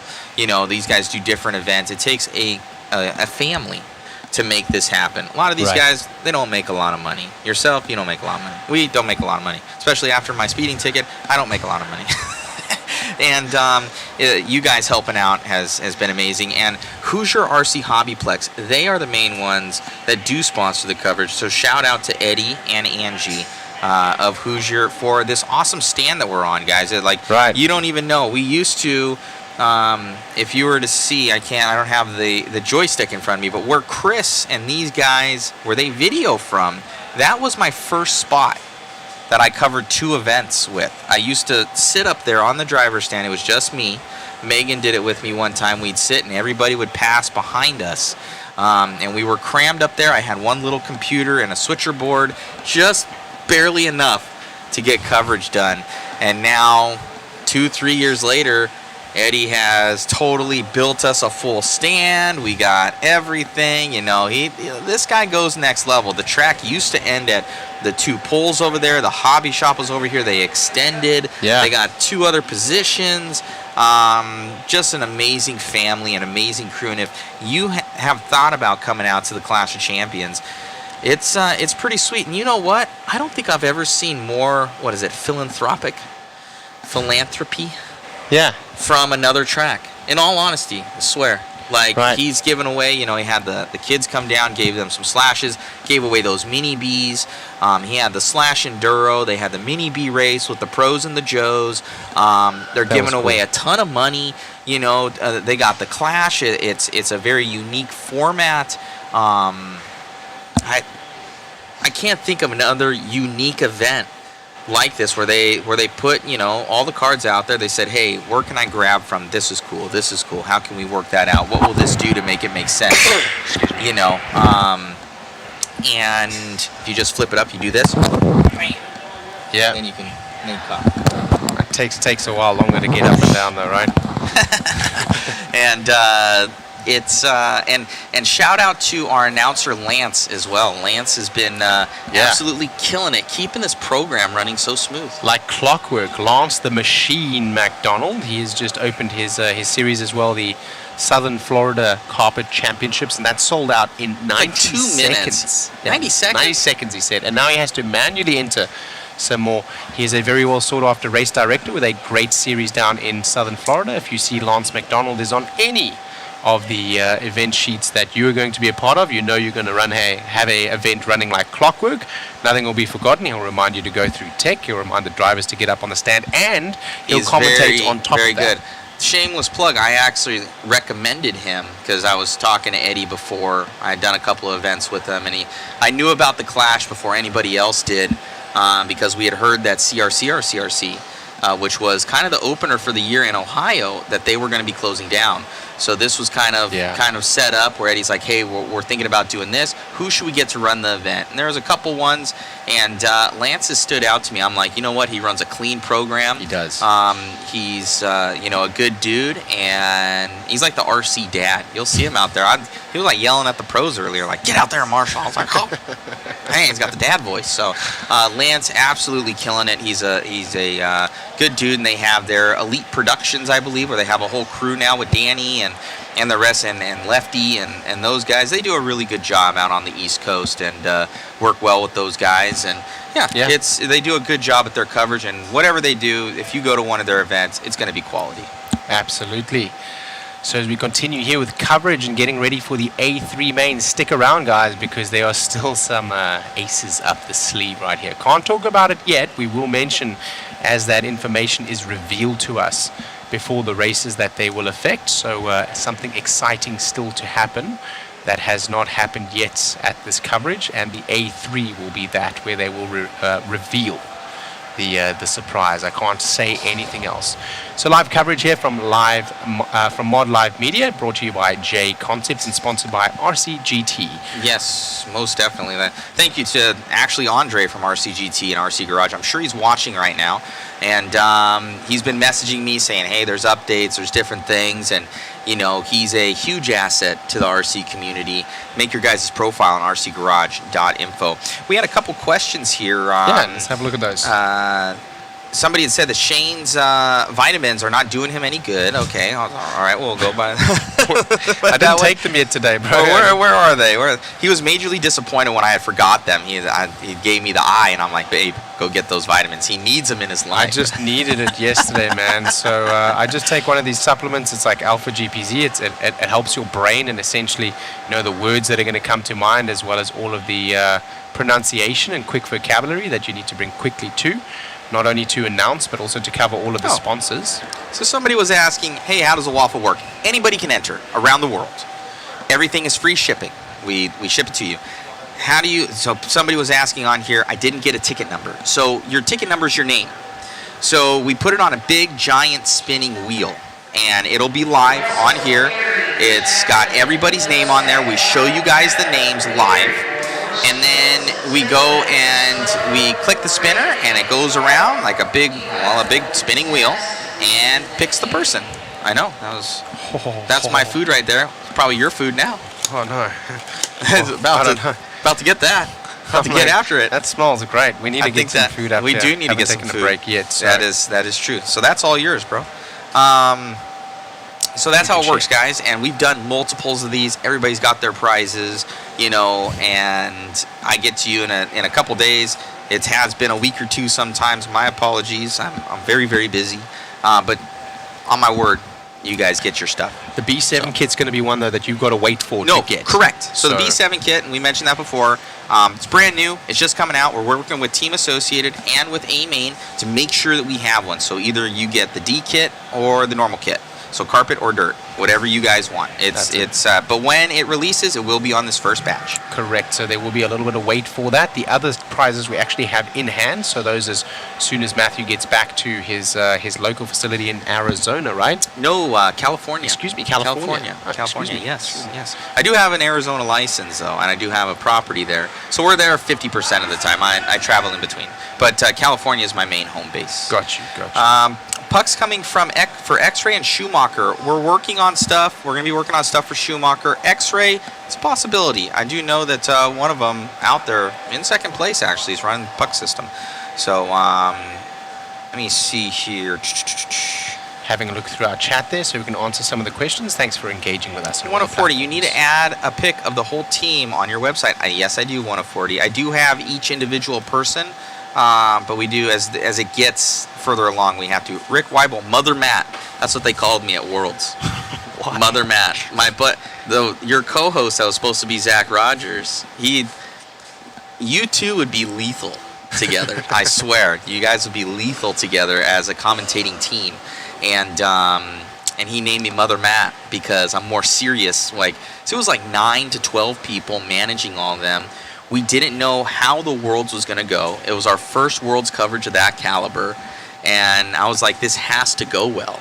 So, and then Megan heard that. She's over there. She heard Mother Matt, and she loved it. So Mother Matt ended up just sticking around because I think I was hopping on them for something, for like making sure that they were, you know, that we were hitting on all cylinders. You know, sometimes you have to be the RC dad. Well, I guess I was the RC mom for coverage is what it was. So, well, cool. So there we go. Zero Doctor Shane plus Wayne. Who's Wayne? Wayne was the other one. So Wayne was he was the other announcer on the other pair of Zach. So once you ended up not being able to do it, Wayne was my other guy because I wanted a guy that was more international flair and one that was American. So that was because we had people from all over the world. So sometimes when you have just all Americans, you know, I think having somebody that's more foreign, though you're American, obviously. But you got the voice for it. You know, it makes sense. So you were the other half of the team before you sabotaged it. So I just didn't have the choice, and so many things have gotten in the way over the last couple of years. You know, COVID, money. You know, health issues before that, finances before that, immigration before that. You know, I get it.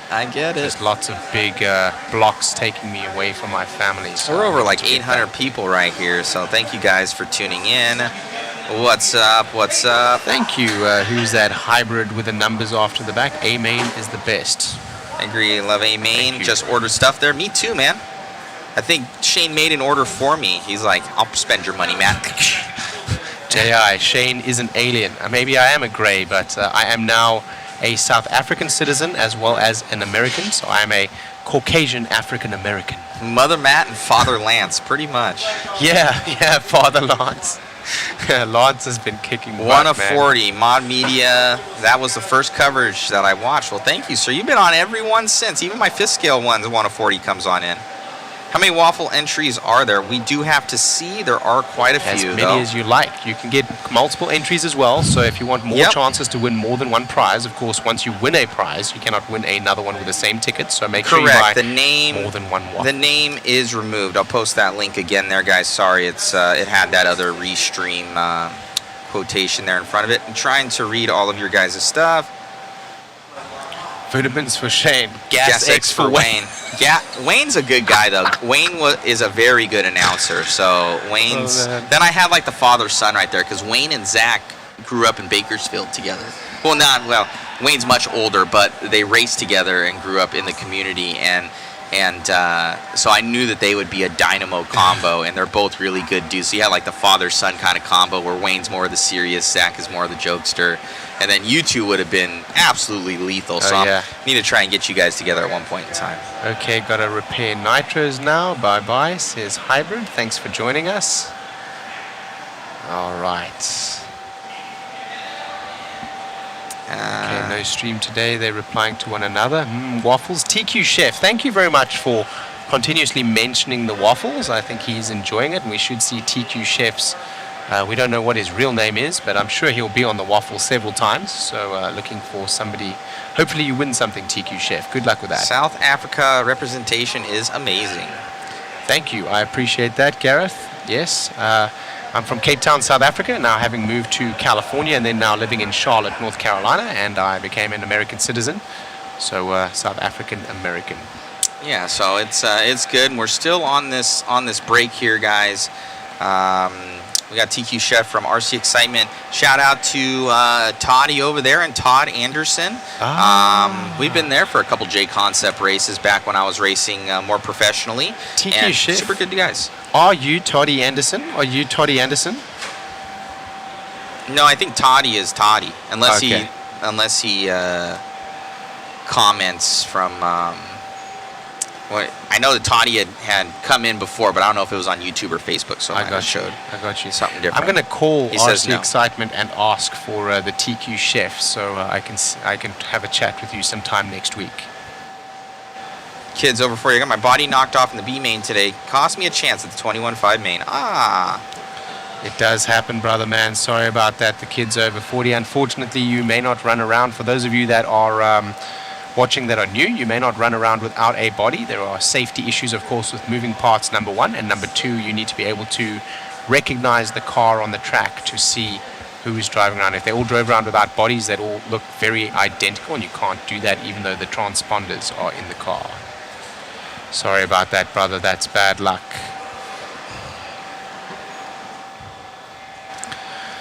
Great stuff. So thanks again for joining us out here. We are at the Clash of Champions 2024 here. Coverage brought to you by JConcepts, streamed live by Mod Live Media. And also Hoosier Hobbies. And Hoosier Hobbies. Hoosier RC HobbyPlex bringing us in for the coverage. Thank you very much. Yes.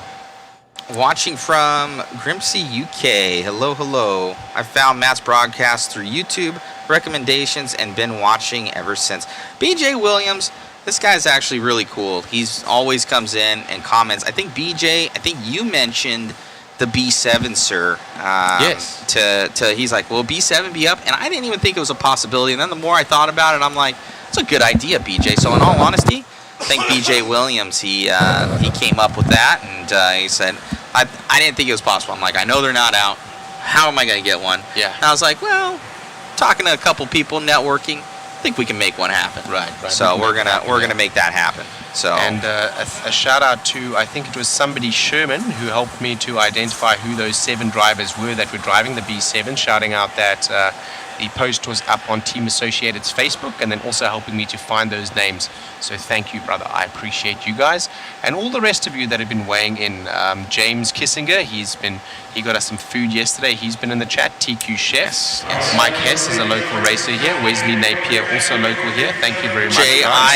He's been asking this question the entire time. He's saying, what happened to that one guy that ended up going down the side and then cut over? He was second place, and then he was with Wenger, and then he got a bump position. I do believe, because Lance called me off screen, said, hey, what happened? I rechecked that replay. It's what you guys saw. He said, okay, just wanted to confirm. So I believe that the other guy got the bump. That's what happened. Okay. Yeah. Okay. So they made it right. Right, and that right there, under the heat of adrenaline, maybe that driver not looking at where he was, and the marshal was looking actually at a back marker, then dropped him out from where was the Protect tabletop and straight into where would be the boot, essentially, missing the Phantom downside, the Proline S's, the Exalt soapbox, and the Hobby Wing double onto the factory traps trough. So quite a big amount was gained there by the gentleman, Aaron, I think was his name. But anyway, in the end, the bump going to the other gentleman, so it was made right by Lance McDonald, who has a keen eye and did the right thing there. Yes, sir. So somebody asking, how do the A-main works? There's more than one A-main. So basically for that, guys, some classes, like the truck classes, the fringe classes, like 40 plus, other than the classes of expert 2-wheel, 4-wheel, and truck, in modified and expert stock, those are all AAA mains. Every other fringe class, like 40 plus, short course, independent, those are all longer A-mains at 8 minutes. The premier classes, I would call them, the 2-wheel, 4-wheel, and truck of the expert and mod divisions, those are 3 A-mains, and it's best 2 out of 3, and it takes your points. So you'll see that in the bottom right-hand screen, and that will give you the points that will show where they are. So if you get it in 2, so if you win 2, it's impossible for anybody else. If you win 2 races, basically, it's impossible for anybody in the third one to beat your point total. Right. So hopefully that makes sense for you. Right. Let's also answer noting as you look for another question there, also noting that the other mains are 8 minutes and that your AAA mains are 5 minutes. Correct. What time is the waffle? It is at the end of streaming after the podium shot. So we don't want to take away from podium. We're getting those all set up. Megan's got it. But it will be at the end of the stream today. Henny van Niekerk says there from Johannesburg, South Africa. Hello, gaan het, my friend. I'm talking a little bit of Afrikaans there to one of the gentlemen, Henny van Niekerk, in the chat there, just saying hello to him in Afrikaans. He's from South Africa. Thank you for shouting out there, and thank you for watching. Hope load shedding doesn't get the better of you soon. Did Dakota Fenn wrap up 4-wheel drive mod? He did. He did. He won it in 2. Let me see.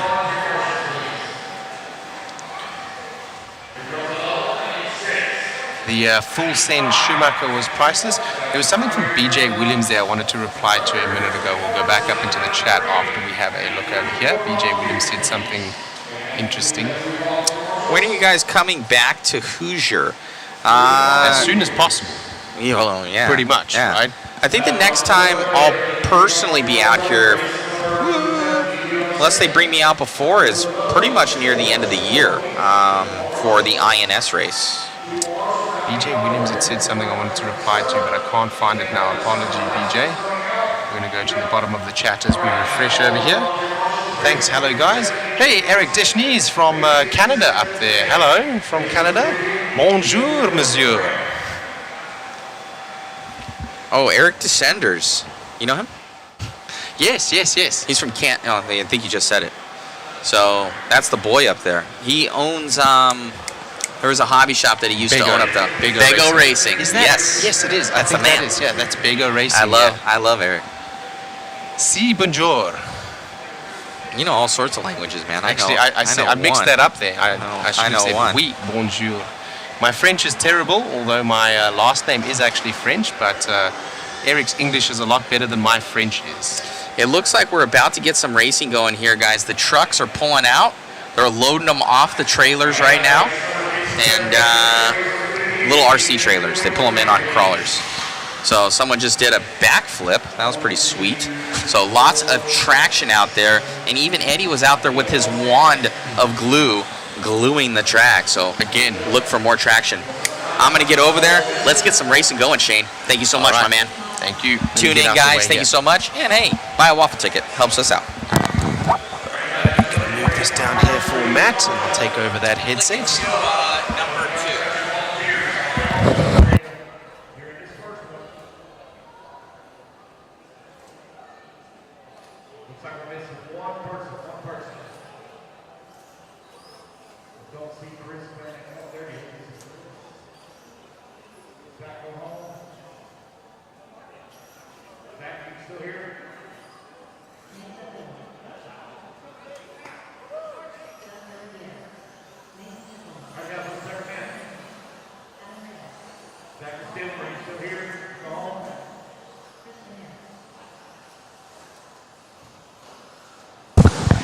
Hello to Marcus Strulli. Hello from Switzerland. Go the fame. ProTech batteries are the real deal. Help me to a TQ in Indy RC. Indy RC. Shout out to William Pizzafero. He's over there at Indy RC. Wesley Napier, thank you for all the great coverage all weekend. Has been great seeing you guys, and again Friday we'll be watching the coverage. Thank you so much. DG Spec, hi from UK. Fantastic coverage. Thank you for joining us. How do you enter the waffle? We have posted the link, and we'll do so again very shortly. That link is to Mod Live Media, and you'll be able to buy a waffle ticket for $20. We will get that. Hey, could you share the waffle link again? Share the waffle link, please, Matt.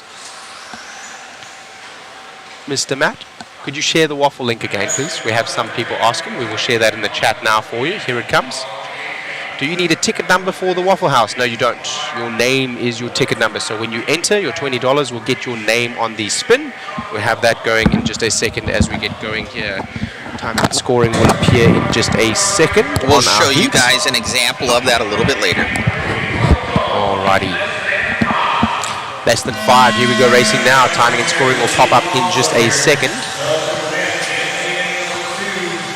A main number 2 here, the 13.5, A main number 3, 13.5 Stadium Truck, brought to you by Exalt. Race number 57 of 62, Doug LaRiviere in the red truck out front with the white wheels. Behind him, Sammy Moran will follow that battle, as they had a good battle in truck last time around.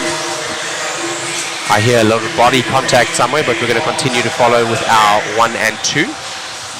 On the right-hand side of the screen there is your qual points. So your qual points will be showing the overall results, essentially, as we go through A1, 2, and now A3.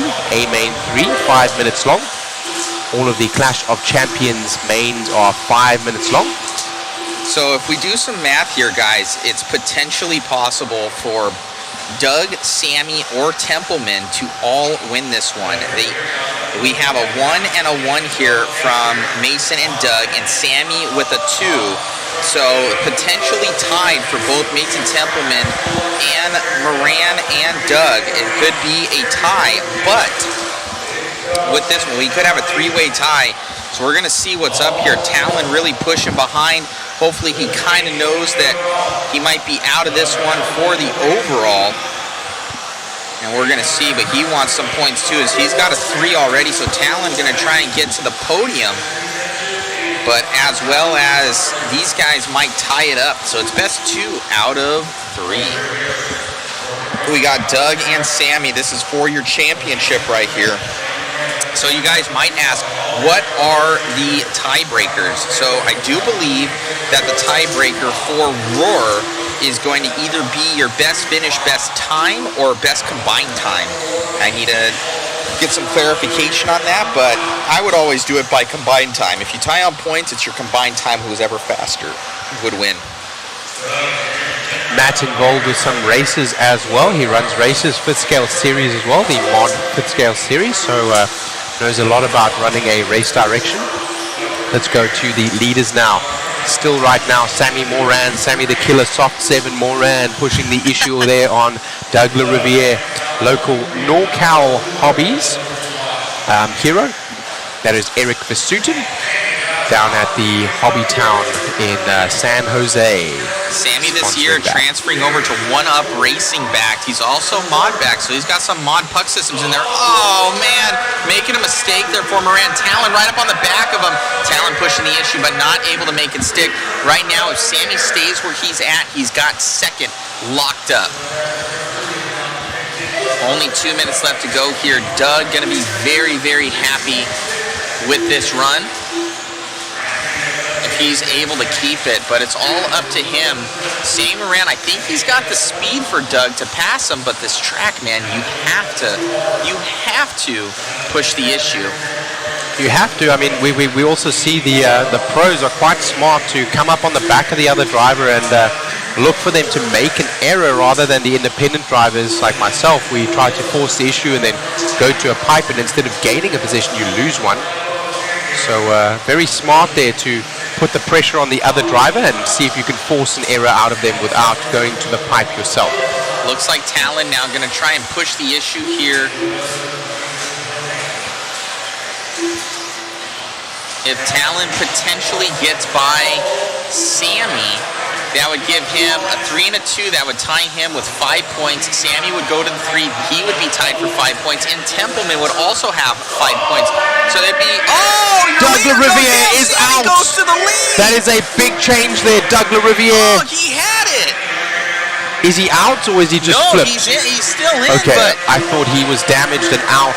That was a Talon gets massive caught hit. up. So now, Doug, what happened? Sammy Moran now, that would put him to the overall He here. will take the overall. He takes this for Moran. This was all Doug LaRiviere. He had it. It was over. Later, dude, gone. Sammy now making a small mistake as maybe the nerves getting to him. Doug and Talon now battling it out. Sammy, it's his race to lose. Oh, Talon into the side of him. Doug up and down. Right. Oh, his own mistakes there for Doug. That was his own mistake there from Doug. The previous one. What the points have. Talon may go up to the top 3 with this, and he does. So Talon will go to top 3, and Talon makes a mistake, goes over, and Doug's gonna go by. Let's follow Sammy Moran here. Moran gonna there we go. Wait. Let's go. Yes. Let's focus on that number 2 2 though. 2 and 3. Oh, Ronnie Polly. Talon, he's going to lose out on this one. He'll drop down to that 4th and off the podium. He would have been in 2nd. Oh, man. Oh, unfortunate there for Talon. It's going to hurt him on points going into the clash. Moran capitalizes, and we did see there the race between LaRiviere and Henley as Henley was trying to make the move up at the top of the Proline S's. They came together, and Talon believed in his mind that the contact had flipped his rival over, and thus it is recommended but not required in driver's etiquette that you wait for the other driver. He did. As they went down the Exalt soapbox, Doug LaRiviere then came up onto his own 2 wheels and made his own error, and Talon Henley, a tiny little bit of contact came by, but that time not the one causing LaRiviere, his rival, to go onto his lid, and thus happy We're to here take with the Sammy. position I don't as even he have a drove picture away. for you, bro. So usually I print those things. I know who's gonna win. I didn't think you were gonna win, dude. He had a good lead. It ain't over till it's over. Yeah, definitely. Me and Doug had a great battle. We've been battling in truck all weekend, and yeah, my one-up equipped AE with mod puck systems T6.2 is dialed. Dude, you were on the move out there. This truck looked amazing. It got the pucks in there. That's pucks one. Well, every single stock class for expert. Dude, amazing drive out there. One Up Racing, your new sponsor for this year, coming away from a long time with TLR, like 7 years or something like that. Something crazy. Dude, amazing job out there. You've had some lackluster luck in two-wheel and four-wheel. You're still going to be trying to go out in the clash with some good points. And, hey, you improved it right there. You made it happen. Congratulations. Thank you very much, Matt.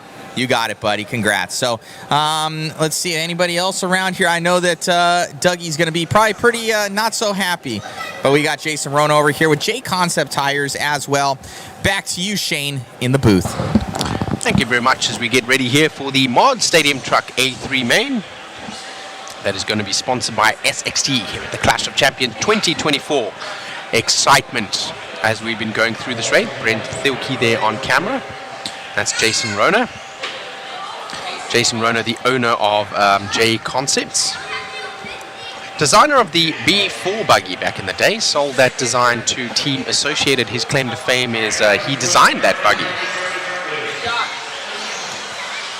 So buggy that's born a generation of incredibly successful chassis after that. Born the B5 after that, born the B6, and now we have the B7. I believe the design that Rona did though was a four-wheel drive. I do speak under correction. So Rona, a long-time legend in RC, now owner of JConcepts. Many of the races here on JConcepts rubber as they go over the JConcepts roller and get ready here for heat number 3.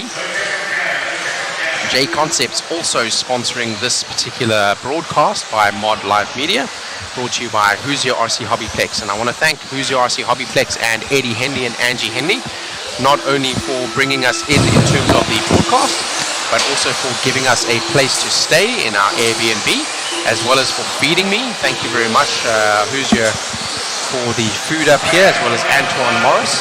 Yes, Antoine hooked it up. Thank you, sir. Chicken legs, bro. You want one? Is there another chicken leg? I got one. I got 2 here. Megan wants a chicken leg. It was 3. I'll bring you one. I'll bring you one in a minute. They brought us 3 chicken legs. There's 3 of us, so we'll get some more food in a minute. We will be done here very shortly. 4 more races on this one. Yeah, you. I'm getting the cold shoulder from Megan. I didn't get her a chicken leg. Let me go give her a chicken leg. You guys can have it. I ate the sides. You guys can have those. So take that down to them. Yeah.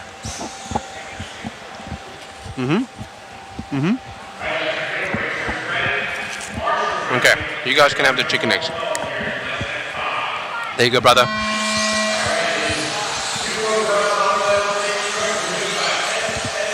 Here we go. Mod Stadium truck out front. Aiden Horn.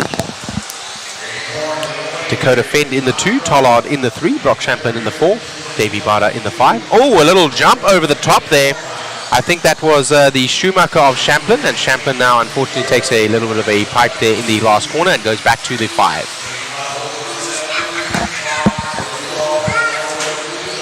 All right, so on the right-hand side of the screen there, Dakota Fend right now as it sits would lock this one up. Davey Bada would be in the 2. But too early to comment now, still with 4:20 to go of this 5-minute main. Drag race down the front there, Aiden Horn having to defend from Dakota Fend. Guys going over the top of each other. These guys getting a little bit dicey. You kind of saw it going on the right-hand side. The positions that they were at, Davey Bada was leading this one going into the main. Aiden Horn just signed with A-Main Hobbies. He's one of our drivers, so wishing him well in this one. But he's going to have his work cut out as TLR driver Dakota Fend now all over the back, and Barta in that yellow truck with the checkered rear from Coyote Hobbies in the 3. Close behind Champlin looking to capitalize if anyone contact, and he has had lots of motor and traction, so look for a big triple to make a move, as he does right there up the inside of Barta, that time not over the top, but up the inside after the triple. So now Champlain to the 3 with 3 minutes 30 to go in this SXT-sponsored race. Still Aiden Horn out front right now. So it's associated from TLR, from Schumacher, 1, 2, and 3, and close behind there, another team associated, Bada, not far behind Tollard, also in the TLR. So freight train of 1, 2, 3, 4, and 5. Joining the party now, Rinderknecht in his X-ray. Look at this freight train right now. I know, right? Unreal. One messes up, they're going to drop 5, 6 positions. This is how you do it, guys, keeping it nice and clean, everybody consistent. This is the A3 main after a practice session, so their 4th run on the track today, and that will allow them to have dialed in the setup, and this being the probably most exciting end to a finale that we can ask for with this freight train of cars. Unreal, coming around here. Them separated there from Aiden Horn down to Tollard by less than a second. Tollard now takes a little bit of a bump as Rinderknecht now comes up into that little bit of clear space. He now takes the 5 from Tollard. Still right now, Horn out front, Fend looking to make a move, but needing to defend from Champlain. Champlain looking dangerous and taking all sorts of big moves to make positions up. You can see Champlain and Davey going a little bit wider for that triple. The other two hugging that pipe, getting to the inside, doing the double single. Right now, if it stands like this, Dakota will take that one. So Dakota happy to sit in that 2 there. Aiden Horn needing to defend though. Fend is looking for glory out front nonetheless to separate himself from his rivals, but right now not able to do so. At least for your TQ as far as the top spot's concerned. Oh, going down the straightaway there. Champlain looking dicey. Champlin's got a lot of traction, a lot of motor, and he's threatening now. He pushes his way through cleanly. Champlain now, he wants the front here, and Horn has got to watch his backside now because Champlain is on the move. Oh, Davey gets it wrong. That's going to drop him way down. But let's see what this does for points. This could potentially put Davey up to the top, and it does. So if it stays this way, Davey Bada will be your winner with that 1 and a 3. Champlain is a threat now for the overall as well. Well, maybe no, he will go up to the 2. No, he will not be. He's not a threat. Okay, got you. Champlain, though, still looking for the wins from Aiden Horn. He may get top 3 if he can pass that of Aiden Horn. Aiden Horn in that multicolored buggy up front over there. Champlain in the white, green, and black buggy. The Schumacher in the 2. It is now Fend in the 3. Rinderknecht in the 4. Brock goes by. Brock goes by, and let's see what that actually does as they go across the line. Nothing really.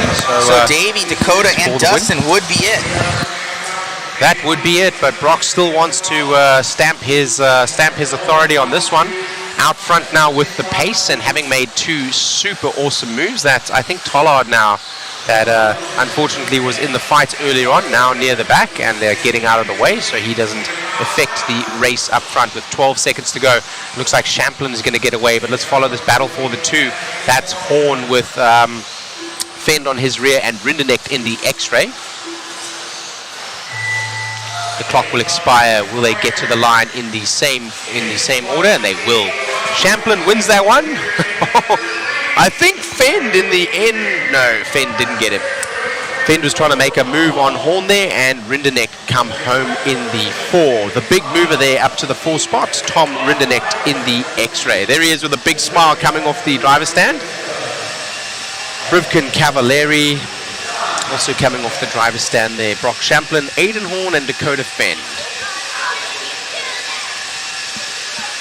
As we get ready for our next race, only 3 races remain. 59, 60, 61, and 62. So 4 actually remain as we go to an interview there with Brock Champlain. Brock got it, right? Brock got it, yeah.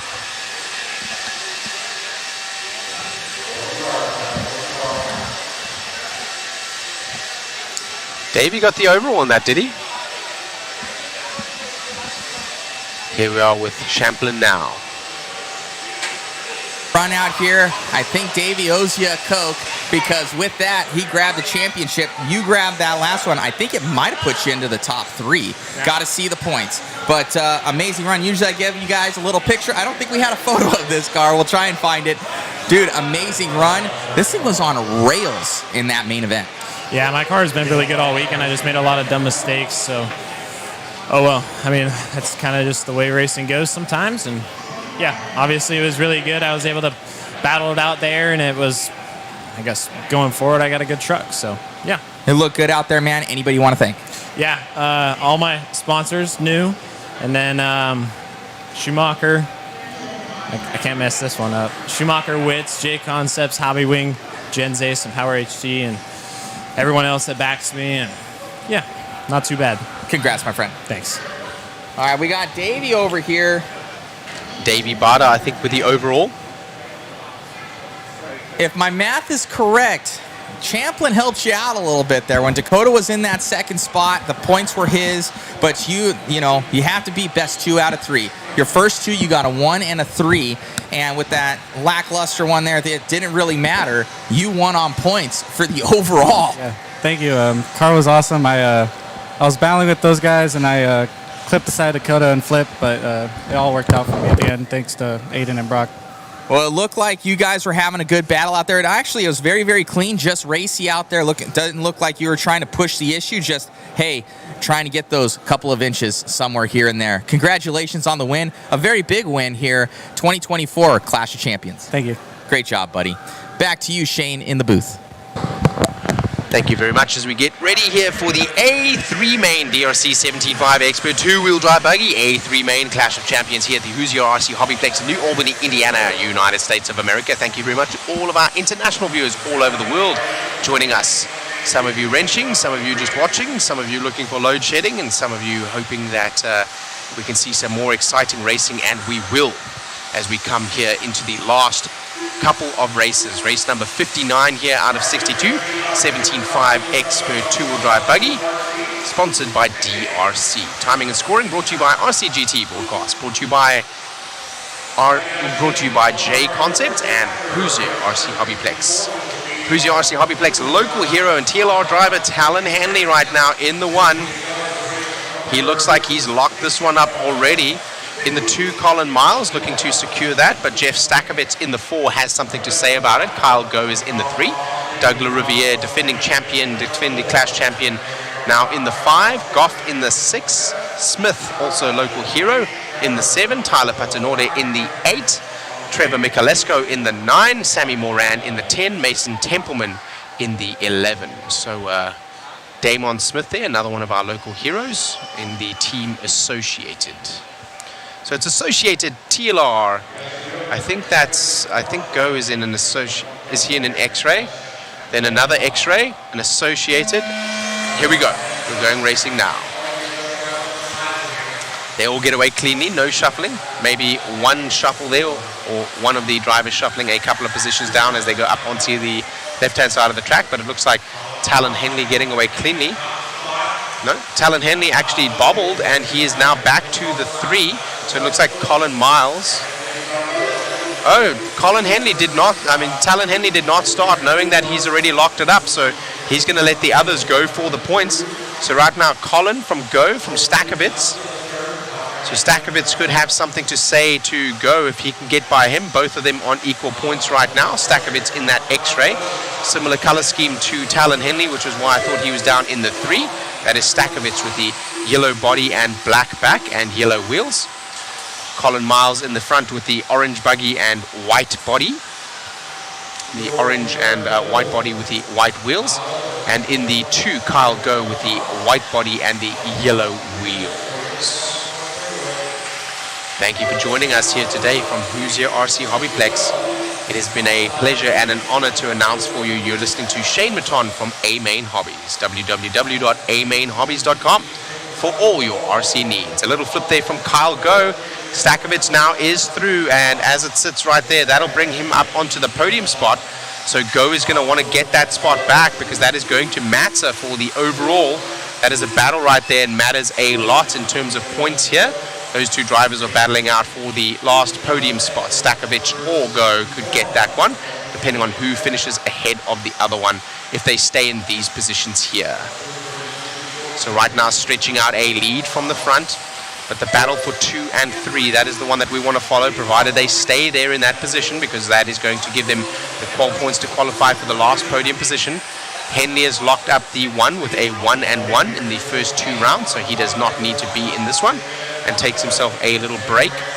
Colin Miles now getting a little bit of pressure from Stakovich, and Stakovich looking to bring the points even further away from Go, but he will not be able to do anything about Colin Miles ahead in terms of the points. If you can see there, Stakovich as it sits now is on a 5 overall qual point, and Colin Miles would be on a 3. So he would go to the 2, and that would bring him to a 4, and that would not be enough to take the second spot away. So inconsequential, even if he does win this one, apart from for the glory. It would separate him substantially, though, from Go, and right now he doesn't want to give Go a chance to come back at him and take that 3rd spot. So right now Colin Miles having to watch his back bumper over the X-ray from Stakovich, who has been looking good all weekend. 1, 2, and 3, a blanket over the 3 of them. If you bobble, you'll lose 3 spots. Oh, Stakovich to the inside. He does make that move there as he comes through the Proline S's and down the Exalt soapbox. Now Kyle Go is looking to pick up the pieces, but no doing there. Now Colin Miles usurped for the lead.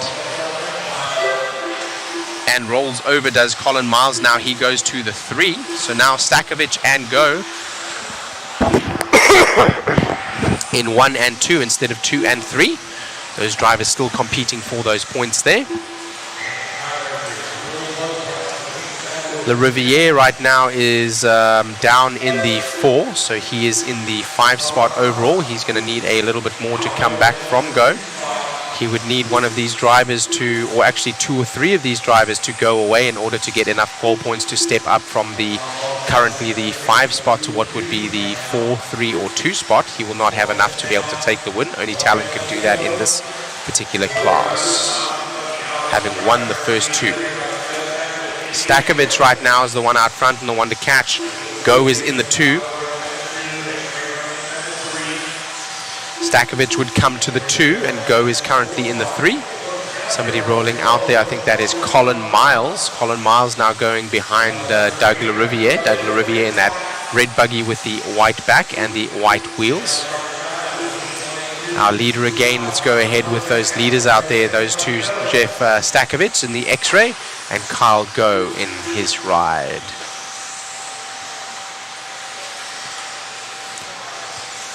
That will bring Stakovich to the 2 overall and Go to the 4, unless if these spaces transpose themselves, and that will bring Kyle Go up a spot. Confusing, so let's just watch the clock expire here, and they're going to race to the line. It looks like Stakovich is going to take this one. Go has no doing there. He tries with a move up the inside and a drag race to the line, but not enough. So Stakovich usurps Miles for the 2 spot overall, and he takes that one there in this race. Well done, Jeff Stakovich from X-Ray. Kyle Go in the 2, Doug Le Riviere comes to the 3, Colin Miles ends in the 4, Kai Goff in the 5, Trevor Michalesco in the 6, Damon Smith in the 7, where he started, Mason Templeman in the 8, Tyler Patanorde in the 9, Sammy Moran in the 10, where he started, and Talon Henley did not start this race. Didn't need to. 3 more races remain as we go to an interview with Jeff Stakovich. That's him there on camera now in the X-Ray shirt. Great drive, Jeff.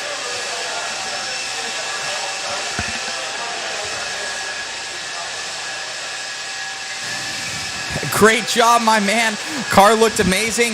Hard battle. Very hard. It's been a tough week, and glad we could come out with a second. So. Man, it was a good run out there. Dude, you've been like right there with it. Couple points off of that number 1. Made it happen, man. Grabbing that, I think it was 2nd overall. Yeah, I got 2nd. Who do you want to thank? Thank all my sponsors. Scott back in the pits. Special shout out. Unfortunately this week, Herman Olberding passed away. Local to me. So sorry. Shout out to him. So sorry, man. I do have your 4-wheel drive pick here as well. Congratulations. I'll get a 2-wheel one for you. I just have to find it. Congrats. Thanks. You got it. Rest in peace to his brother Herman Olderden. Excuse me if I said that last name wrong. I tried to pronounce it as best as possible. You got 3rd. Rest in peace, our RC brother. believe you got third overall. I did. Congratulations, Thank man. you. Got a photo here for you as well of your two-wheel drive. Great job out there, man. Who do you want to thank? Just want to thank my family as well. Without them, I wouldn't be able to do this. So between them and the X-Ray team, it's been a good weekend for me. Congrats, buddy. Thank you. Back to you in the booth, Shane.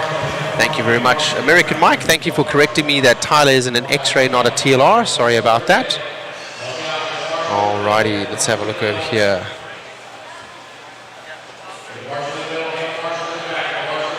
Not sure what the bulldozer move was. I don't think there was any bulldozer move. There was a tight spot for Brock Champlin in one of the mains as he came over the DRC kicker into turn number 5. There was a little bit of space there and both drivers getting through cleanly, making the move. A little bit of a tap is one thing, but taking a driver off the track or flipping them over is another. It is recommended but not required then that you wait. But I saw that as a clean move in my opinion in that particular case. So if you're referring to the move from Champlin on another driver, I think that was pretty clean. There was not a lot of space there. Driver tried to shut the door in his face and did not have enough as they went slightly wheel to wheel. Both came away on all fours, and Champlin was able to make the move and come to the point and win that truck race. Yes, Kev Myers, I agree. A little bit of a tap. It's okay, you know, if you come up into a braking zone and you tap the guy a little bit wide of the apex just to make the move, that's a little bit of rubbing. Like they say, rubbing is racing. But to wing another driver and take them out, or to go wheel to wheel and punt them off the track, that is another scenario completely. And these guys here are astute sportsmen. We saw many of the pros waiting, even losing several positions as they waited for their rival to be flipped. We saw Talon Henley come together with one of the drivers, and I think that was Doug LaRiviere. And that was up in the Pro Line S's, waiting for his rival. And then in the next little section over there, Doug LaRiviere on his own, getting on two wheels, a little bit of contact, and LaRiviere rolling out. But thus, a mistake from LaRiviere allowing Henley by in that one. And he didn't wait because he did not cause the crash. It is recommended, not required, and the sportsmanship here, that is how you do it, ladies and gentlemen, as we get ready for the A3 main tool drive mod buggy. It's the big boys here, sponsored by SXT. Lesson 5. Rivkin out the gate from the start. He has Dakota Fend behind him, and behind him Davey Barter. I don't know if it's been mentioned, this is the only class I don't believe that has been decided for the modified guys. All right, so the only class that hasn't been decided yet for the modified guys. So this one is for all the marbles and is going to be of massive consequence. The last of 3 races we have remaining, and it will be this one, race number 61 and race number 62. Race number 62 will be the 4-wheel drive mod buggy, brought to you by ProTech RC, a higher level of performance. Available at your local hobby shop and www.amainhobbies.com for all your RC needs. Rivkin right now a half-second lead over Dakota Fend. Fend looking to push the issue here. As we said, this one is the only one that is not decided yet of the classes in terms of the mains and the overall qual points. So Rivkin right now needing to work out front in order to make it happen for him. We don't have the qual points up on the right hand side right now, but we will have afterwards. We can have a look. Apologies for that. So right now Tollard makes it by on Bada. So Tollard is up to the 3 there. Tollard's been on a charge, man. He's been amazing. The TLR driver, very aggressive, but at the same time very smooth, and certainly having some very I was going to say something that I can't say on mic essentially, but a very courageous driver, let's put it that way. Tight up front right now for the 1 and 2, so we're going to follow them around. Maybe Tollard will join them in just a minute, but right now that is Rivkin and Fend on the back bumper. Fend popping a wheelie, trying to get as much traction as he can down the straightaway to get that drive down the straightaway, and Rivkin not needing to do so and able to stay out front right now. Not separated by much. These drivers earlier came together after a little bit of a slide from Spencer Rivkin, and Fend was not able to react in time, even with the lightning quick reflexes he has, and they came together. That was in another heat.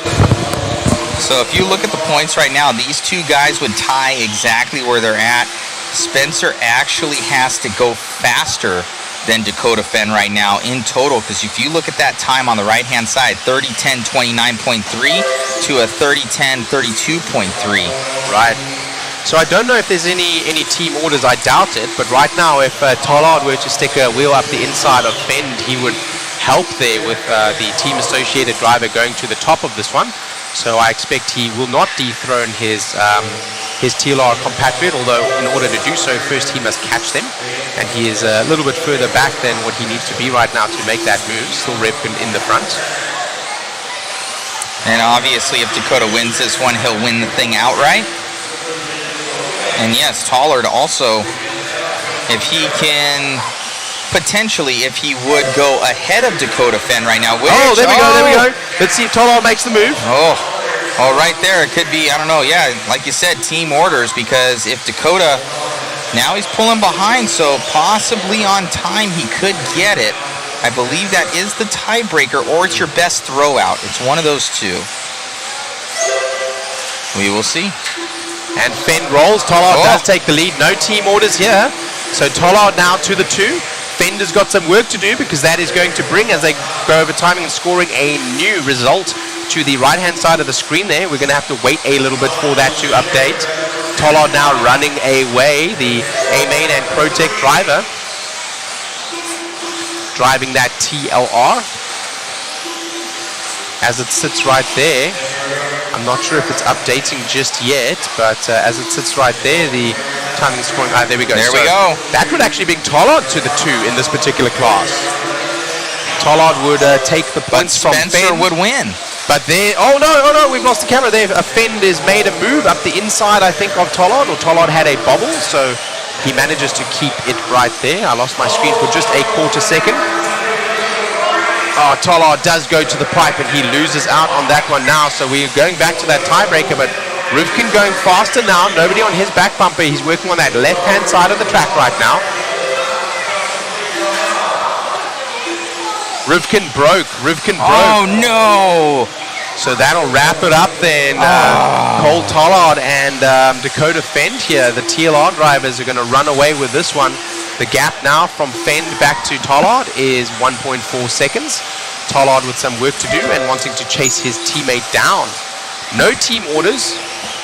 And Tollard pushing now. You can see him whipping that car with the time expiring. He knows there's nothing left on the clock, so he's going to have to push.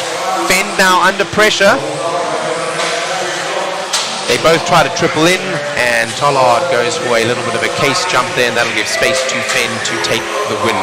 In the end, Fenn takes it from Tollard, and that'll be the same order for the overall points. And Tom Rinderknecht comes home in the 3. Spencer Rivkin overall in the 3. Rinderknecht overall in the 4. Barta overall in the 5. Another interview with Dakota Fenn.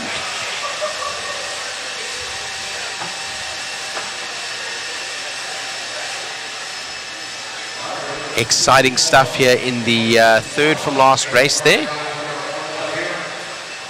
As we get ready for our next race and an interview first with Mod Live Media, we're going to have Dakota Fenn one more time.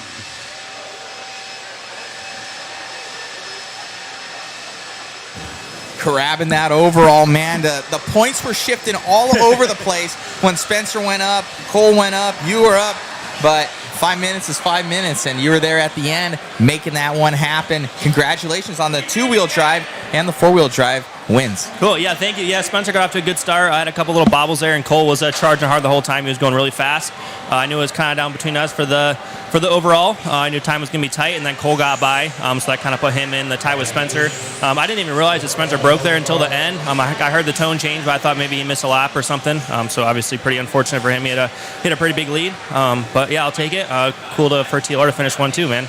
Congratulations, man. Great job. And, well, now up to the clash. Yeah, for sure. You got it. Well, thank you, guys. Back to you, Shane. Thank you. Very unfortunate there for Spencer Rivkin, the team-associated driver powered by Hobbywing with batteries from ProTech RC.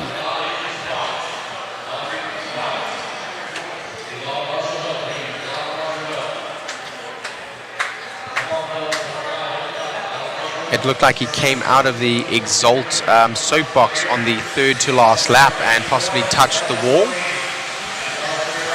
and that may have broken him. Either an A-arm or maybe a ball cap or something like that had popped off. I think they would have repaired the ball cap, so I think a breakage or a failure, unfortunately, on his buggy, not able to be repaired, and Fend and Tollard making it by there for the 1 and 2 in their TLR buggies.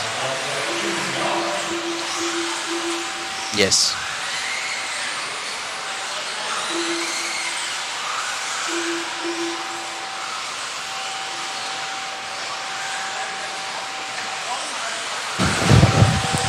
Alrighty, guys, last chance for the waffle. Last chance for the waffle, guys. We have to be making sure to shut it down at some point. Big Buckarama watching from Arizona said Spencer Rivkin had to make it faster because they were tied on points and he needed a faster time. So Rivkin was out front and he was trying to push as hard as possible to make that time up so that he could take that overall. And in the end, he breaks on the downside of that Exalt soapbox, and that costs him dearly. Condolences to our racer there, Spencer Rivkin. Sorry, we were rooting for you. Well, I was rooting for you. So sorry about that. Great racing from all the others. Tollard as well as Fend alike, as well as all of the other pros. Thank you for a spectacle and a show. Henley has this one locked up as well, and he will not start this race, electing to step out of the way. So Stakovich will immediately go to the point. Stakovich in that yellow buggy with the black rear and yellow wheels. So that brings Kyle Go in the white buggy and the yellow wheels up. We had a battle in the two-wheel drive a little bit earlier from these two drivers, and now they are here also in the four-wheel drive. So let's see what Stakovich can do about this. Stakovich came home with a win in the last one. Go could have stopped him and taken the points from him and taken a podium spot, but in the end, Go not able to do so in the two-wheel drive race. So let's see how this one pans out as they go around for their first lap. 4 minutes 30 still on the clock, a long way to go. Stakovich from Go, from Michalesco, from Goff, from Le Riviere, from Sutherland, from Moran, from Smith, from Dunbar, from Patanorde, from Talon. Henley not starting the race, does not need to do so. He already had a win and a win. So he is already locked up the win there.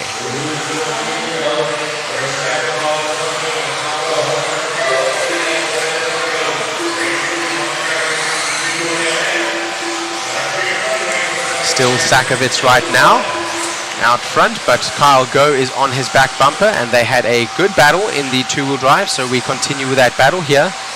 Both drivers have a very well set up two-wheel drive and four-wheel drive car, and looking forward to the battle that we are seeing here over the JConcepts roller, over the SXT motif bump, over the DRC bump on the ProTech tabletop down, the Phantom downside, the Proline S's, the Exalt soapbox, and the Hobbywing double into the factory tracks downside, into the boot over the team associated double, and onto the start finish straight away. Stakovich from Go, from Michalesco, from Goff, from Le Riviere, from Sutherland, from Dunbar. Dunbar making a move, and the rest from 1 through 6 sitting as they started. Just a couple of races still left, this one and another one. The last one will be the four-wheel drive mod race, sponsored by ProTech RC, and that will be our last race with the pros. In the end, the surprise that we had and the hardware that had been installed not being used, I will wait to see if they use it in the last race before I say anything, but if they don't mention by the start of the race, I will mention what the surprise would have been. We haven't used it.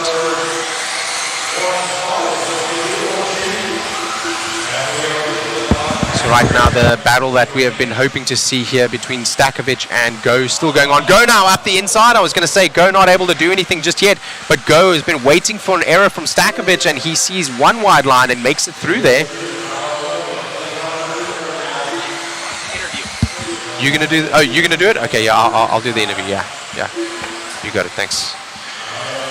So Kyle Go in that white buggy with the yellow wheels. Stakovich now in the 2 with a similar paint scheme to Henley, but with the yellow wheels. So the yellow in the front with the dark colored rear, and the yellow wheels in the 2 now. Still a battle here for the lead, and as it sits, Kyle Go would come up to the 3. They would be equal on points, but he would need to go faster in order to dethrone Stakovitz for the 2. So Stakovitz happy to sit in the 3 spot right now, provided they don't start going substantially faster, about 2 seconds faster. Go needs to press. Go now realizes that with 1 minute 20 to go, is he able to steal this? Carl Go. Here comes Carl Go. He needs to make up around 2 seconds. Look at that overall lap pace time there. It is a 10 lap pace on a 30 lap pace on a 10:35 for Stakovitz, and a 30 lap pace on a 10:37 for Kyle Go. So if Kyle Go is able to stretch a big lead out here and shave his time down by more than 2 seconds, he can take that 2 for overall, as they're equal on points as they sit right now. Go is pulling the pin, and he is out of here. He will take the honors in this one, bar a breakage or failure, or a move from Stakovitz. But Stakovitz right now not looking to have the measure of the driver out front, Kyle Go. Kyle Go is pushing hard as he can, trying to make up that time. He is shaving it down, but Stakovitz is coming with him as Kyle Go is taking time out of Stakovitz. Stakovitz is putting that time back on Go. They each changing their own clock now to the 34 second and 36 seconds respectively. So Go needs to pull away, and Stakovitz needs to be dropped more in order for this to matter. As the clock expires, and I think it will not be enough. Kyle Go making a heroic run there at the end. Will Stakovitz get him back? Oh, it's a drag race! He tries to cover him and he gets it in the end. Not enough as they go to the line though on timing. Talon Henley takes the overall, Stakovitz with the 2, Go with the 3 overall. And inverted as such in the race, Go takes the win, Stakovitz in the 2. Interview time, I'll be right down there. See you in just a second.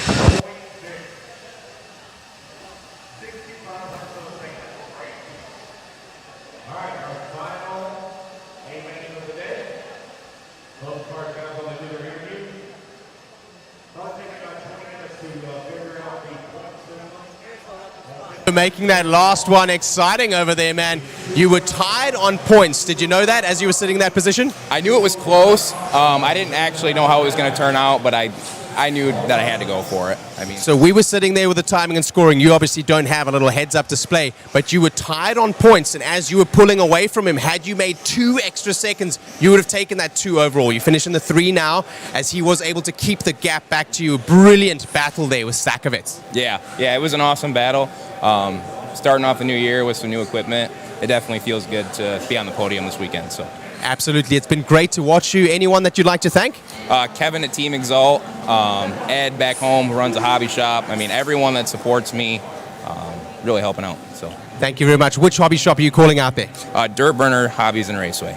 Dirt Burner Hobbies and Raceway in Michigan. Shout out to you over there, Ed. Thank you very much for a brilliant spectacle in the end there. Congratulations, Cargo, taking the 3rd overall and the win in this one. Not enough time, unfortunately, to take that from Stakovitz for the 2 overall. Talon Henley with the overall win in this class. Back to our last race. Here we go.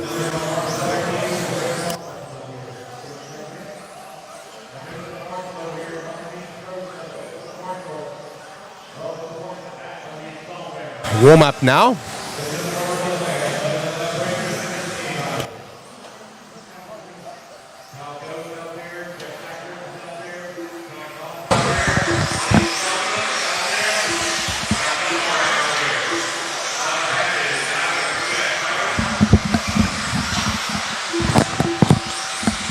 Oh, righty.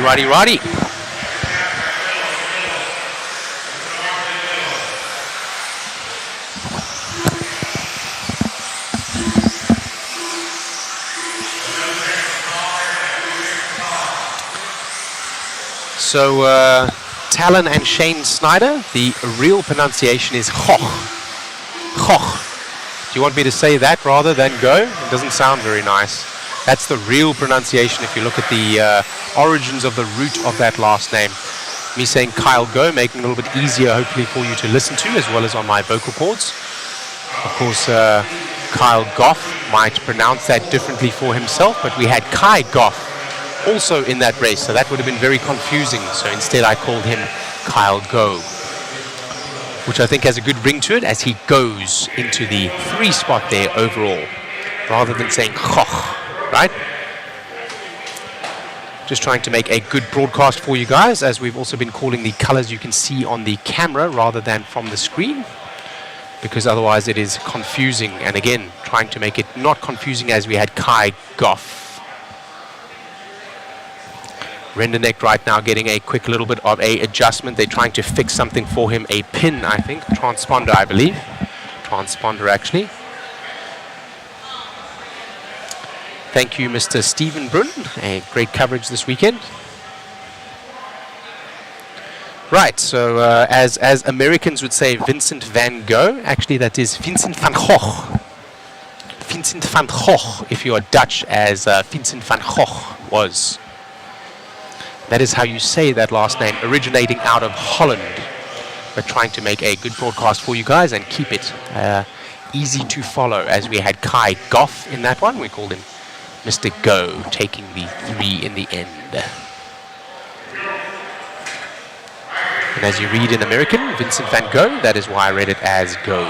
Sorry about that if it is wrong according to some of our viewers, but just trying to make for a good broadcast, guys. Last race here, 4-drive mod buggy, A3 main, as we get racing with the big boys here, sponsored by ProTech RC, a higher level of performance, brought to you by A-Main Hobbies, available at your local hobby shop. Pick up your ProTech goods today. Brock Champlin right now out from the 2 spot, comes up to the 1 right now, so Champlin on the charge, Rivkin in the 2, Lemieux in the 3. It looks like Fend, having locked this one up, did not start the race, did not need to do so. So he leaves points out there, as did Talon Henley with the others, for them to sort themselves out, giving them a chance to fight for the highest position possible.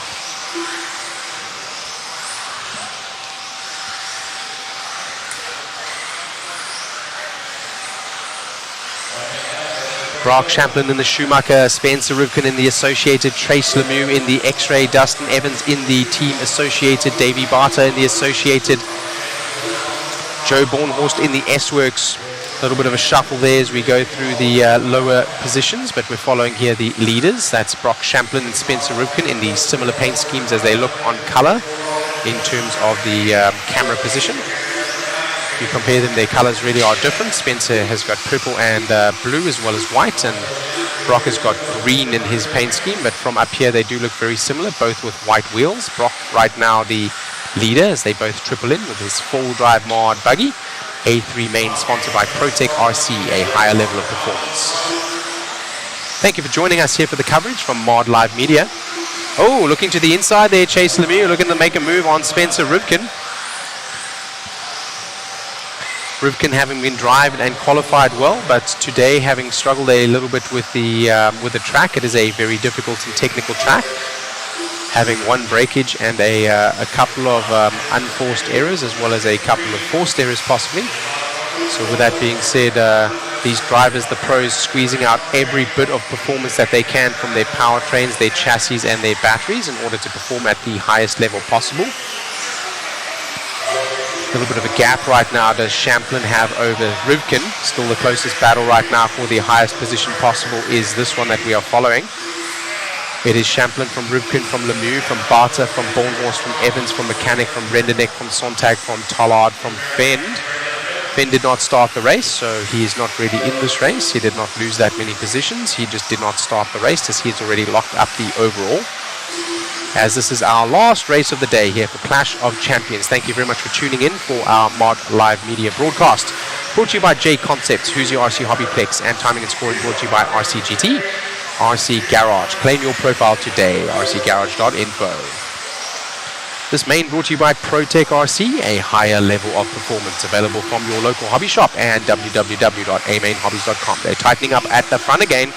Brock Champlin now under threat from Rivkin behind. Lemieux has now made the move.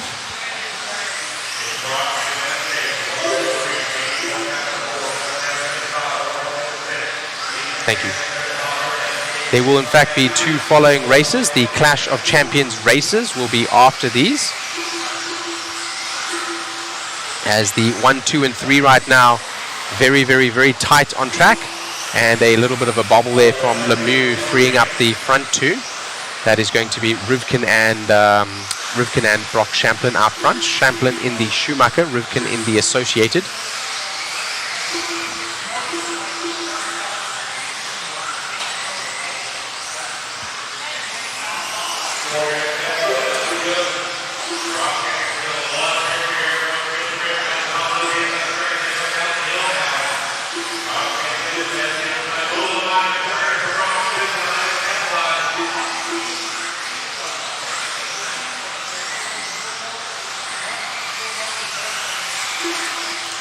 Still right now as we're going around, still very exciting to watch, but nothing moving, nothing changing there. So these drivers staying status quo as they did the last couple of laps around.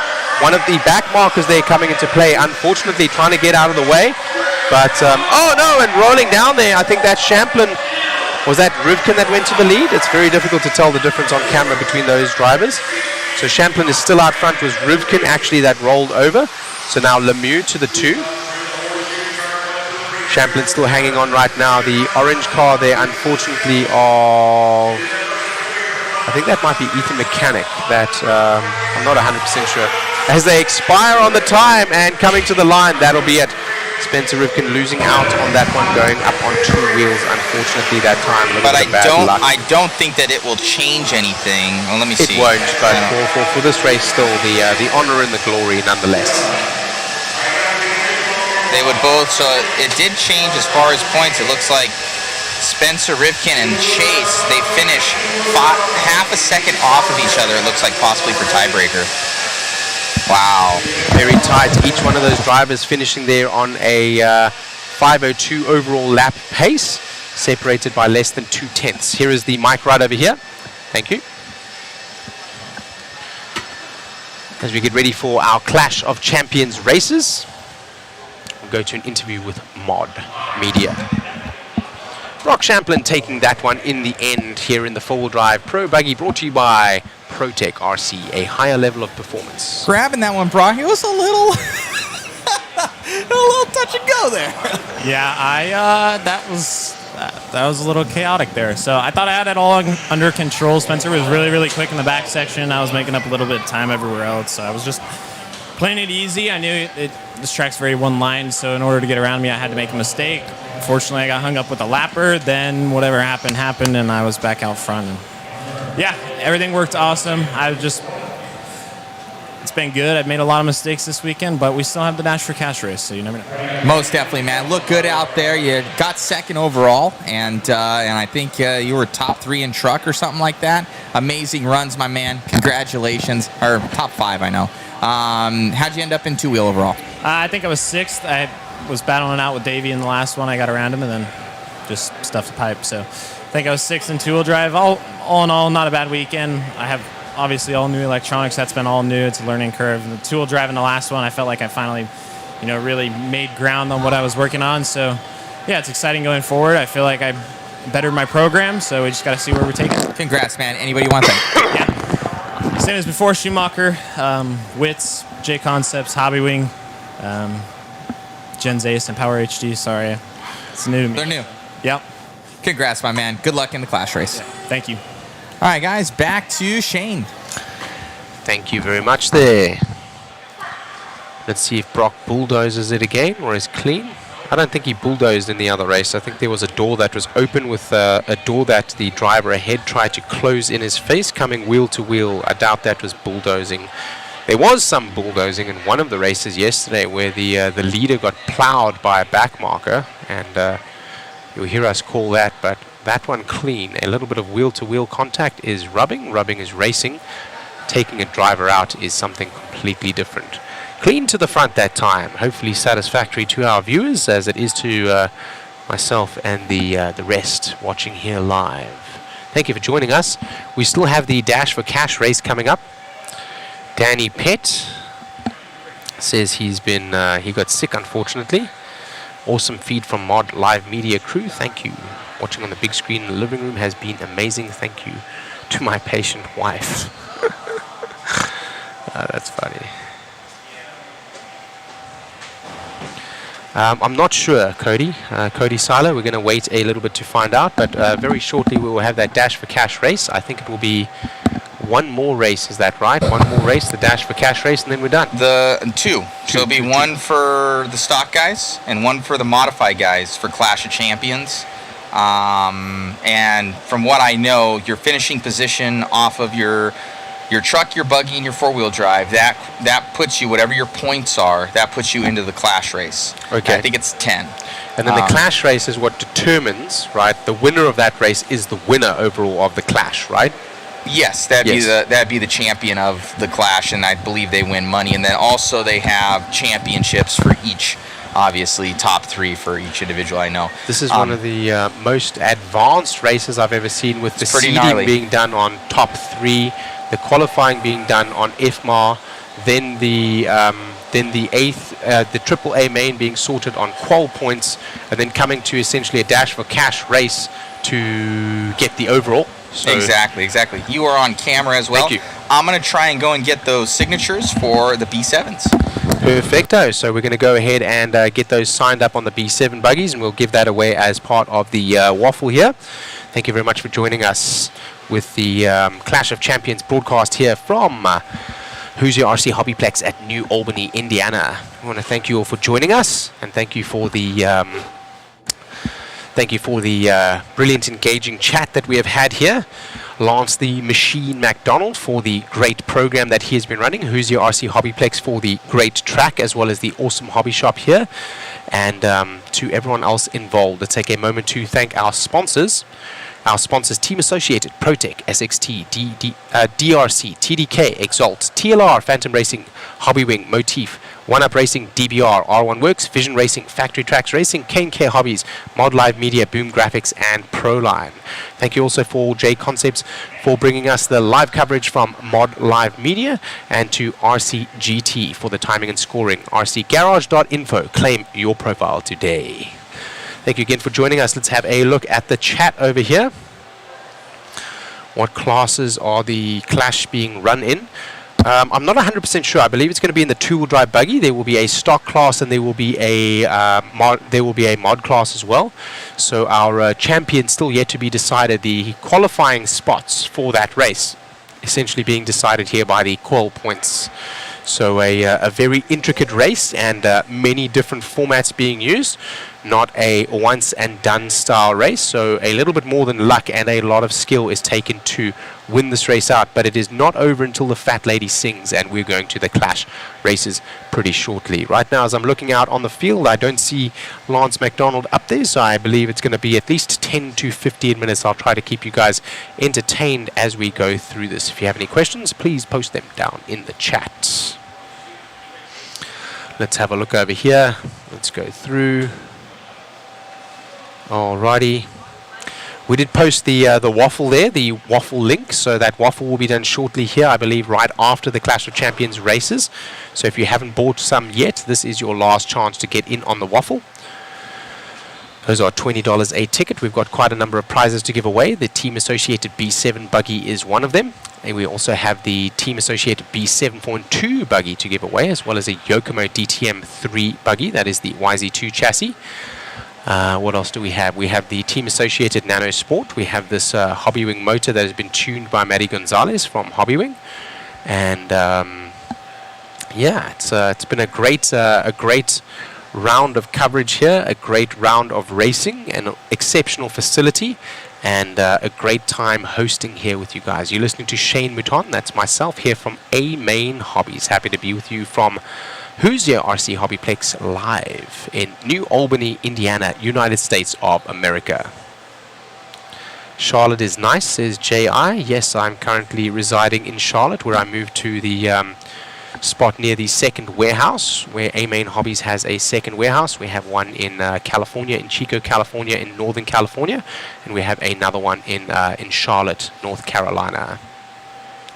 When is the waffle being announced? Ironworks, I believe that is going to be right after the Clash of Champions race. That is going to be done by Matthew Olson from Mod Live Media, and he is not here for me to give you an exact answer right now, so apologies for that. Do we have an ETA for timing? Not right now. We are able to check the qual points and see where everybody qualified. So with that being said, I think that spot is still going to... the qualifying points have been decided, and now the race needs to be run for us to crown the champion. Mike Models is asking me what is my favorite biltong. For those of you that are not from South Africa or not aware, biltong is a South African style of jerky.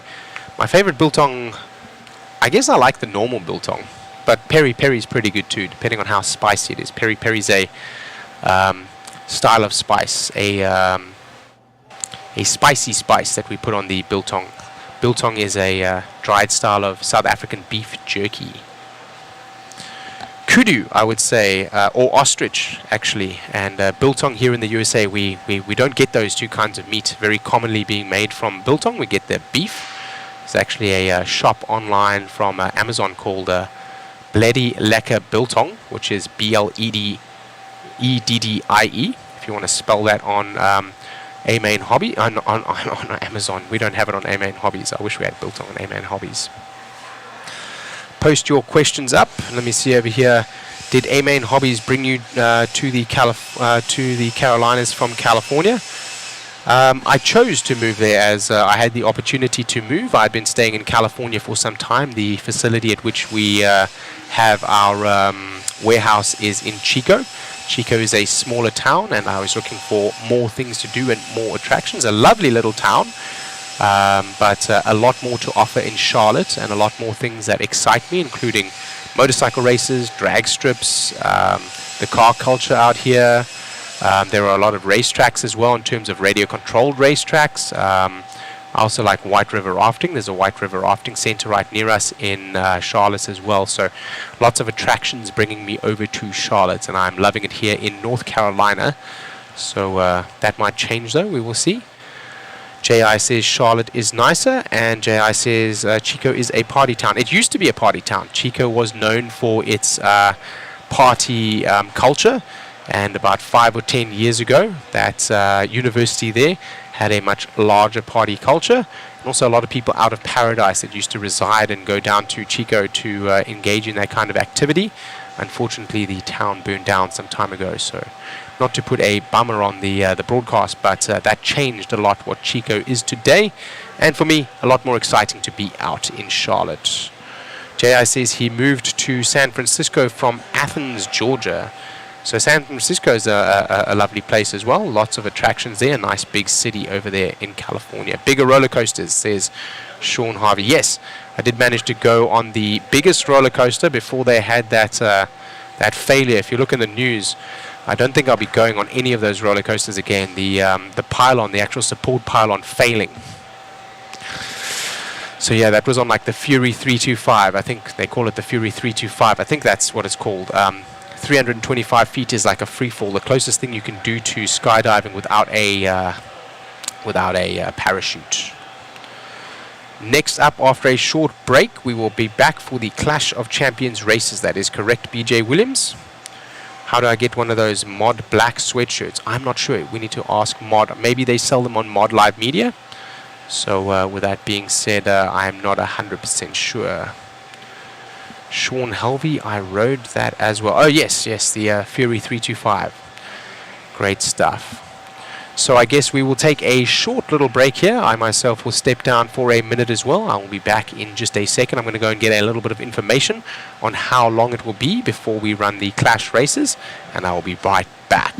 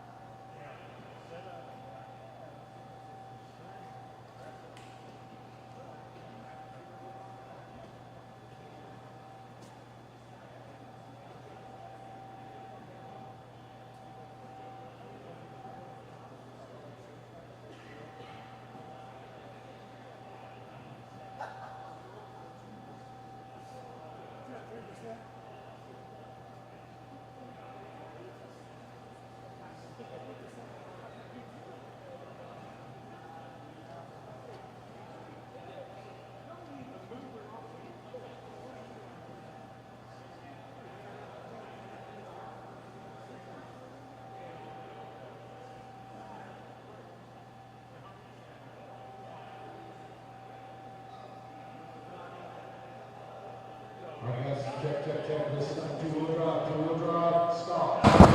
right, they're getting it going here soon. Two-wheel drive stock. It looks like we're at 7 hours and 34 minutes right now. So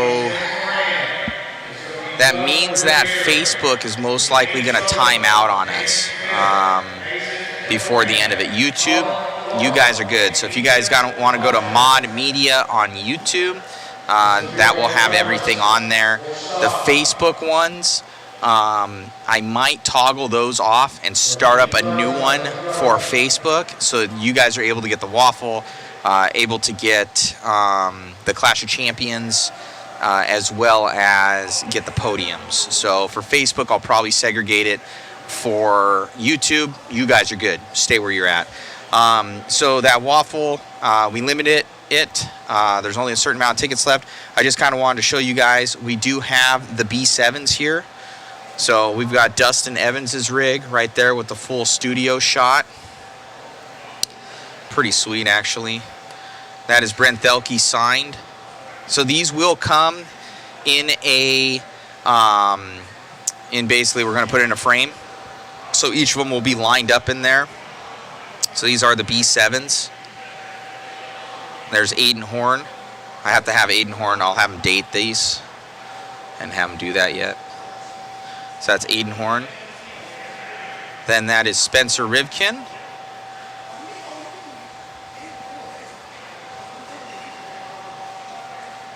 That's Kurt Wanger, one of the designers.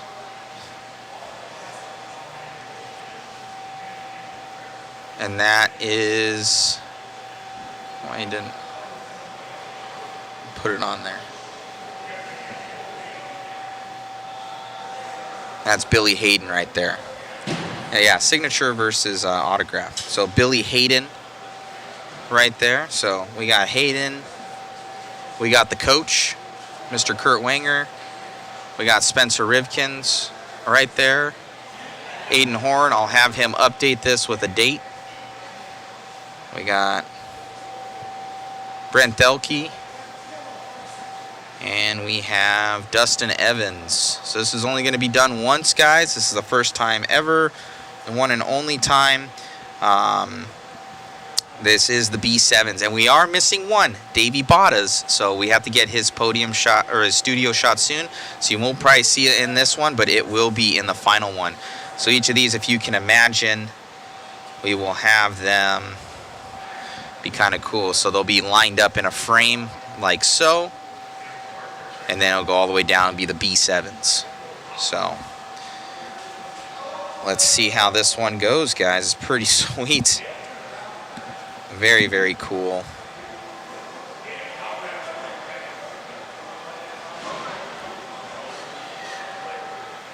So Davies, we have not had time to shoot his. He has been super busy. I'm going to put that waffle link in here for you guys. Don't have many tickets left, and then once it's done, it's done. So we need to have time to get everybody in and set that all up.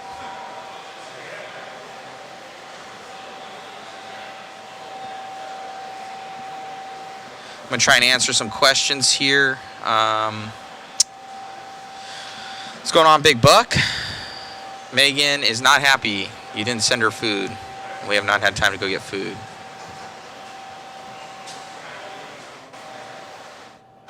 I need to order some up.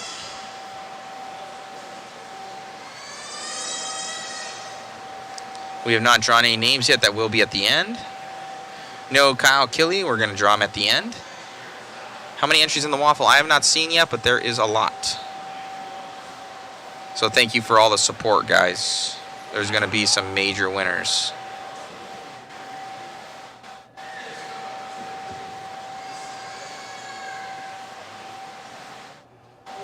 No food truck. I did not see a food truck today. So yeah, so these are the B7s. So pretty cool.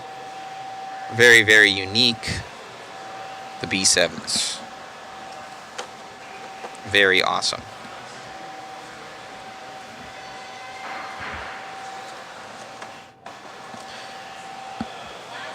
So it looks like they're getting all set up. I need to set up the best I can do is pizza. What does she want? Usually pepperoni. There's like a Domino's right here. I think that's right. That's right near here. I don't know. I need to order or something. I'll pay you. I just need somebody to order it. I haven't had time.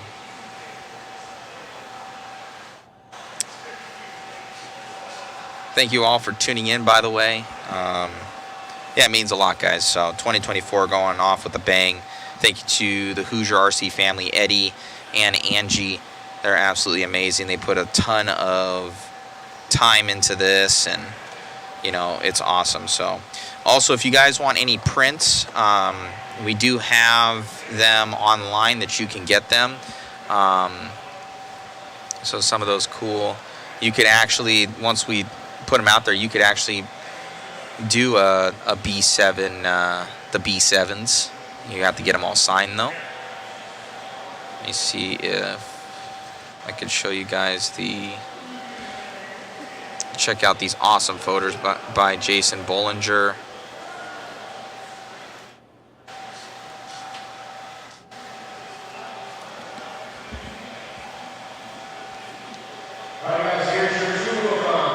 Oh, they're announcing it. Dakota, Spencer, Champlin, Cavallari, Horn, Sontag.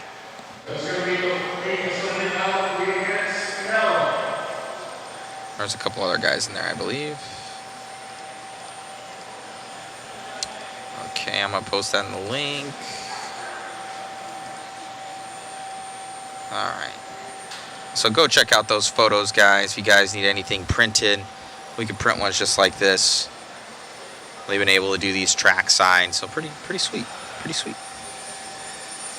Okay.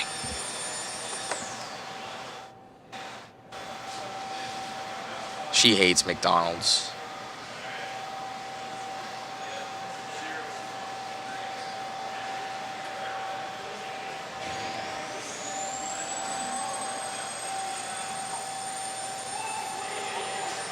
Yeah, I just sent it to you there, Jay. Go and check those out, and then we also have an option here. If you guys want us to print those photos, you simply go to that one link, and it's in there. Then you send us the name of the file. We can print them out. Free shipping, by the way, free shipping. So that is to the printable area. Matt, what part of the track do you think everyone is equally struggling with? The triple? The triple is huge for a lot of these guys. They have to come into it a certain angle. I've seen a lot of mistakes happen there, whether it be the launch or the landing. It's been difficult for them. At the end of the straightaway, you're coming into basically a 180, so that the end of the straight's very difficult, and also coming off the end of the straight when you do the JConcepts hip jump, when you come into the ProTech pole there, they end up snagging that coming up over the double, and it can hook them. Those would be the most difficult sections of the track. The triple, the end of the straight, and where they shoot up this back section. Need more large and XL hats.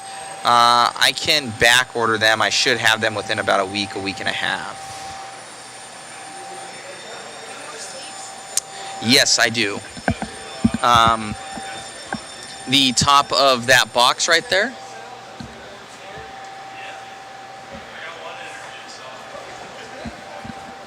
Sorry about that. Also, thank you to Hobbywing. Hobbywing hooking us up. Got those couple car kits. Looks like we got 7 waffle tickets left. Oh man, it's gonna go. It'll sell out, and then we're done. Megan's gonna kill me. She has to put all these names in, so I'm gonna have to take her on a nice trip. So yeah, the B7s, guys. So check these out. It's pretty cool.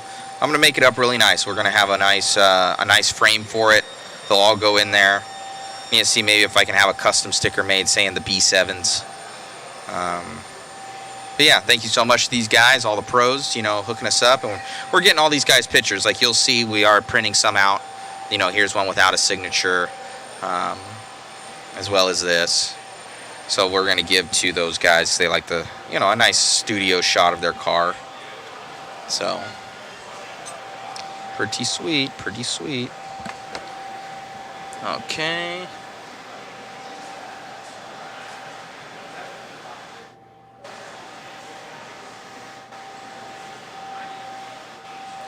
Hi, David Russell. Thank you, sir. Nice job with the broadcast from Joseph. Thank you, buddy.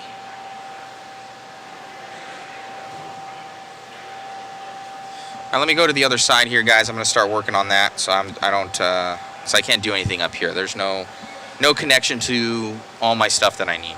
So I'll pop off and I'll get on my other microphone. Thank you.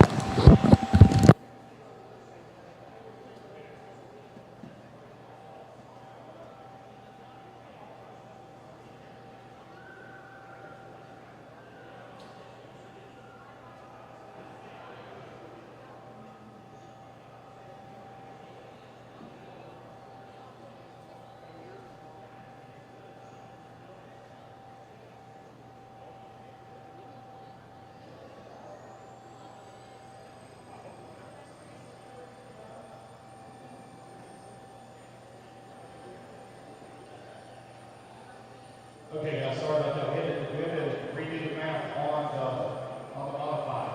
So it is Spin, Prada, Redfin, Brock, Cole, Ritterneck, Cavallari, and Evans. All right, guys, we start at 8 minutes. Start at 8 minutes.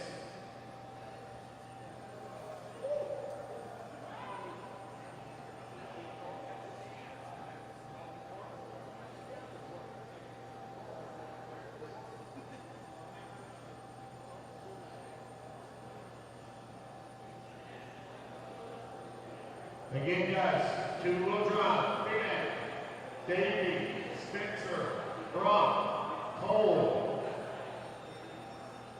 Ritterneck, Cavallari, and Evans.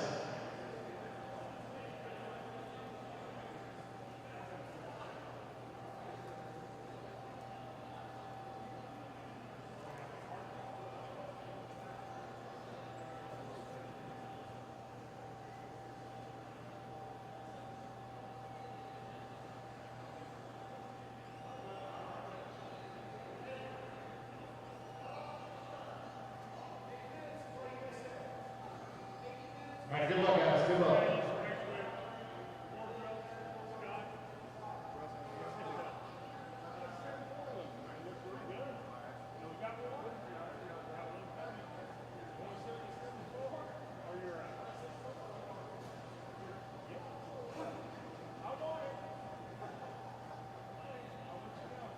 All right, stop. You're going to be up first here. 8 minutes. 7 minutes now. 7 minutes. I need Marshall help, please. I need Marshall help. You have a program built.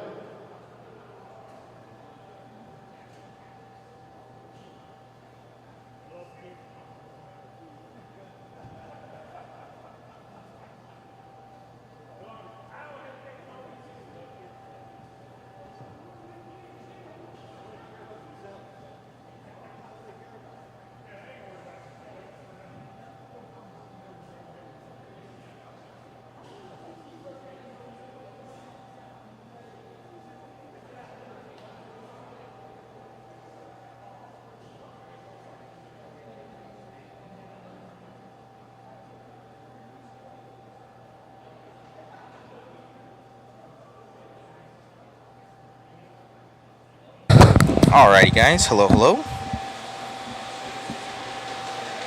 Alright, waffle is out of stock. Out of stock.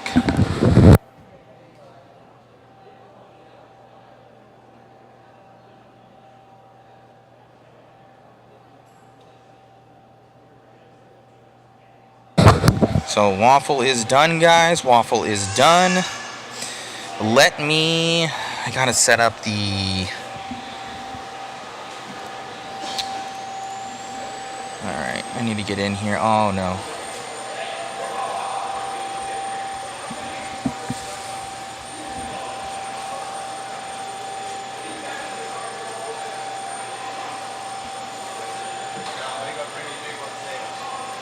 Hey, when they give you that little recaptcha where you have to like click bicycles and it's like half a square and you're like, son of a gun.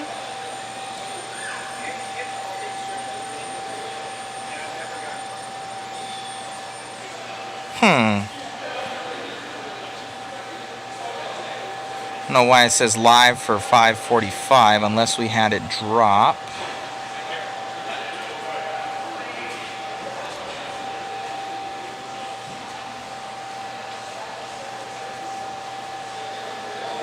Do we have this thing restart on us is a good question. Let me see.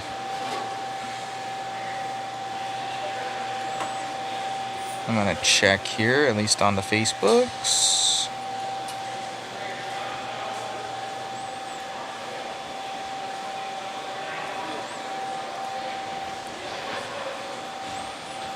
Alright, let me see here.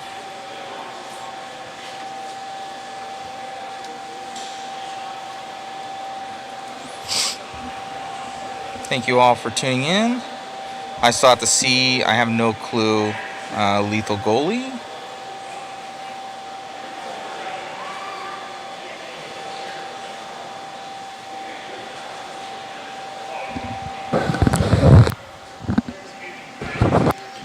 So back here with you as Matt is just taking care of something downstairs. J.I. was asking, do you have pics of all the races?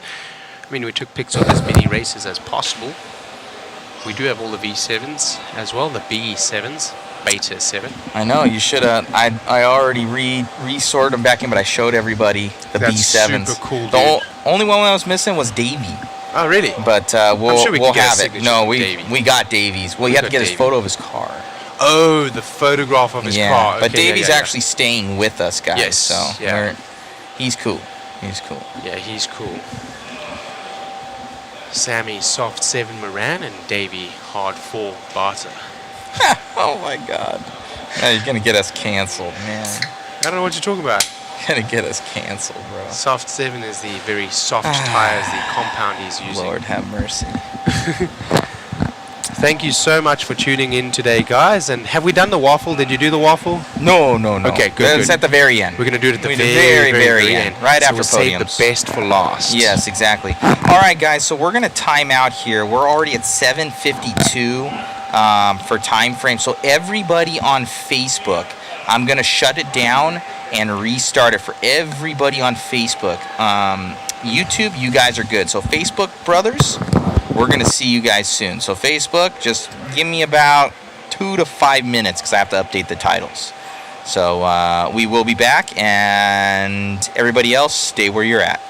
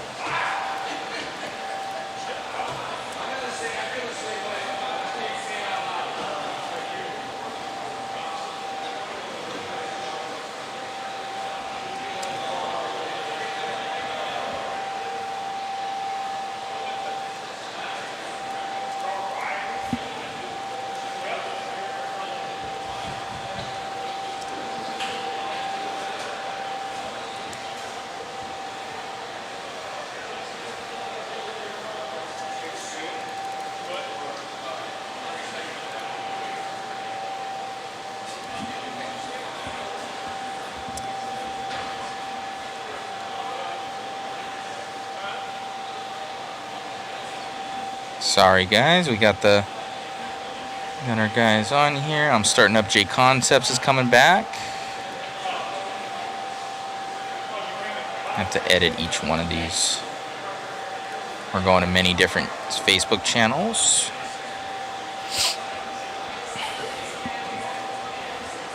Ooh, we got a ProTech RC 160 TBL, $130, brushless, going into the waffle. My man, thank you to A-Main Hobbies and ProTech RC. We'll be showing that puppy off. Thank you. All right, Hoosier RC coming back online. So we got another Another one to sweeten the pot, guys.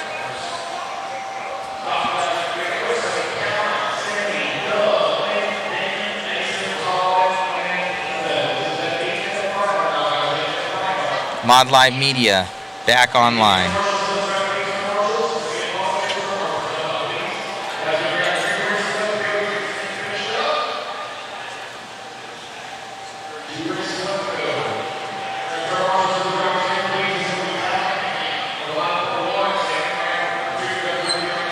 Mod, back online.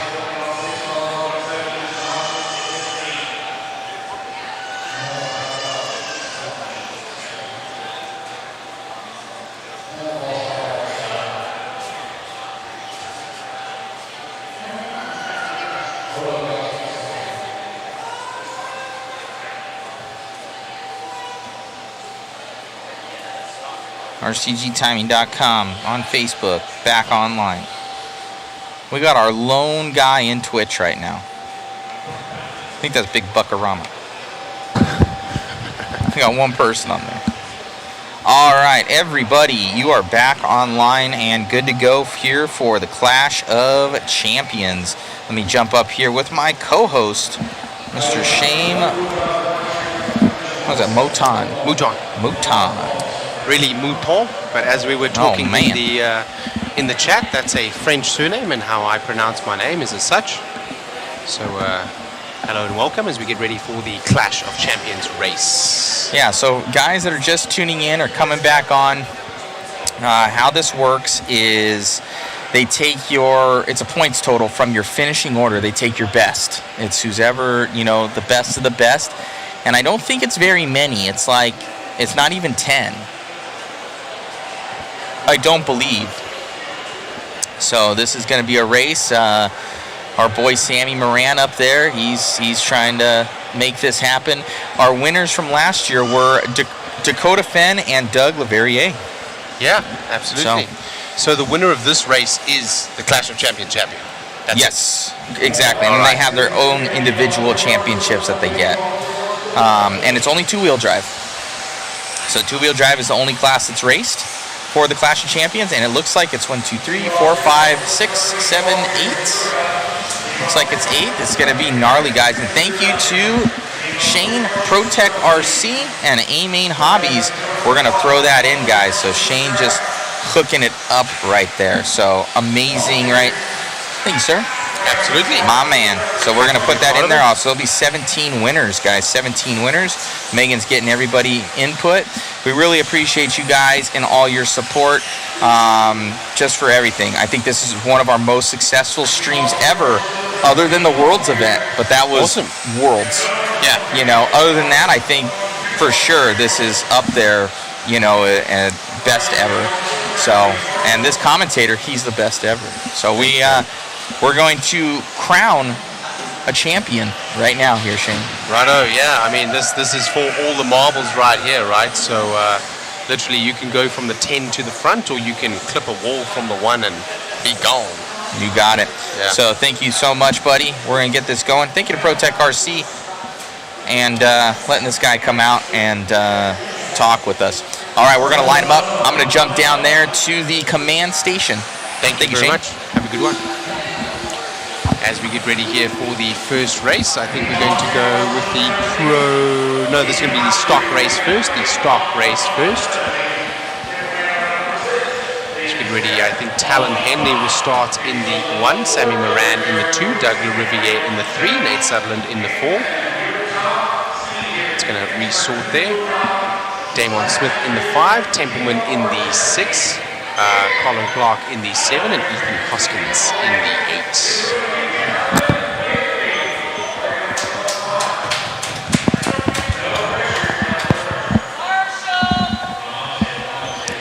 Needing the marshals to come out.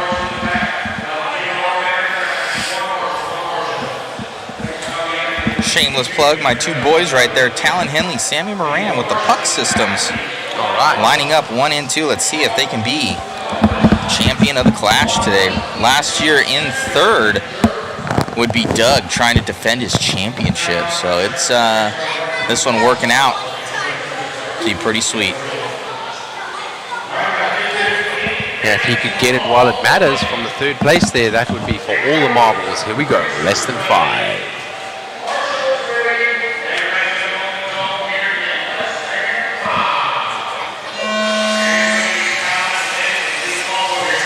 All right, and we're on. Talon Henley out front there with the green, the yellow buggy and the blue back with the white wheels. Sammy Moran in the 2. Doug Riviere defending champion in the white and red buggy with the white wheels in the 3. They seem to be breaking away now. Local hero Talon Henley, all eyes on him. Can he bring it home? Oh, Sammy's called the killer, man. He's always better at chasing than leading. And I would say the same thing about Talon. Talon's always a better chaser than a leader. So let's see if he's able to shake that off in the first little bit here and try and stretch his lead. But Sammy gonna be right on his rear end. Sammy's front end looking very tight, like he's able to make a move to the front there, but Talon looking like he has the corner speed to carry through onto the straightaway, so each going to have its benefit in racing style here. Le Riviere looking to pick up the pieces from the 3 right now, still under threat. Yeah, these 3 buddies in the pits race with each other all the time. Elbows out now, brother. This is for all the marbles. It's for a lot of monies on the line right now. That is true. That is true. We got Talon Henley in that P1, Sammy in the 2, and then Doug trailing that 3. But your top 2 starting to stretch out their lead a little bit right here. Both those drivers using the mod puck systems there. Yep, and AE and TLR. TLR wants to release here very soon. Coming around, looks like Sammy losing a little bit here to Talon as Talon starts to turn up that wick, turn up the burner. Oh, Sammy hitting it wrong. Le Riviere now to the 2. Le Riviere now looking to defend his title. He's got a little bit of time to make up as Talon starts to run away. Do believe Sammy is faster though than Doug, but Sammy has to eliminate those mistakes. They got 6 minutes. We'll keep going here with the number 1 as we go around to Talon Henley. All eyes on him to see if he can hang on here right now. This is for all the marbles, so this is the spot that matters. This would top it off for him right here. The he rolls. Doesn't marshal it. himself. Through goes Doug Le Riviere looking to maintain now with a good lead. Whoa. Moran now in the 2. He rolls over. Who's going to take it? Who wants it? Who wants it? And we got Nate Sutherland. Oh, no! See it. Getting unfortunate there, one of the drivers, as he got a little bit squirrely getting sideways. Not for a pass, the driver making contact there. So, I don't know. I don't think that was... I think that was clean. I mean, the driver behind put himself in that position. It ended up where I could show the instant replay. Yeah, let's see it. We'll see the instant replay here. I think it was basically a racing incident between Sammy as he came loose and the other guy trying to thread the needle. Let me see if I can get that on instant replay here for you guys. Give me a second. Threading the needle as a racer around the outside, trying to make the position, and that not a intentional move from either driver. Sammy now into the pipe as Talon now stretching the lead with Doug Le Riviere in the 2. Damon Smith now up to the 3.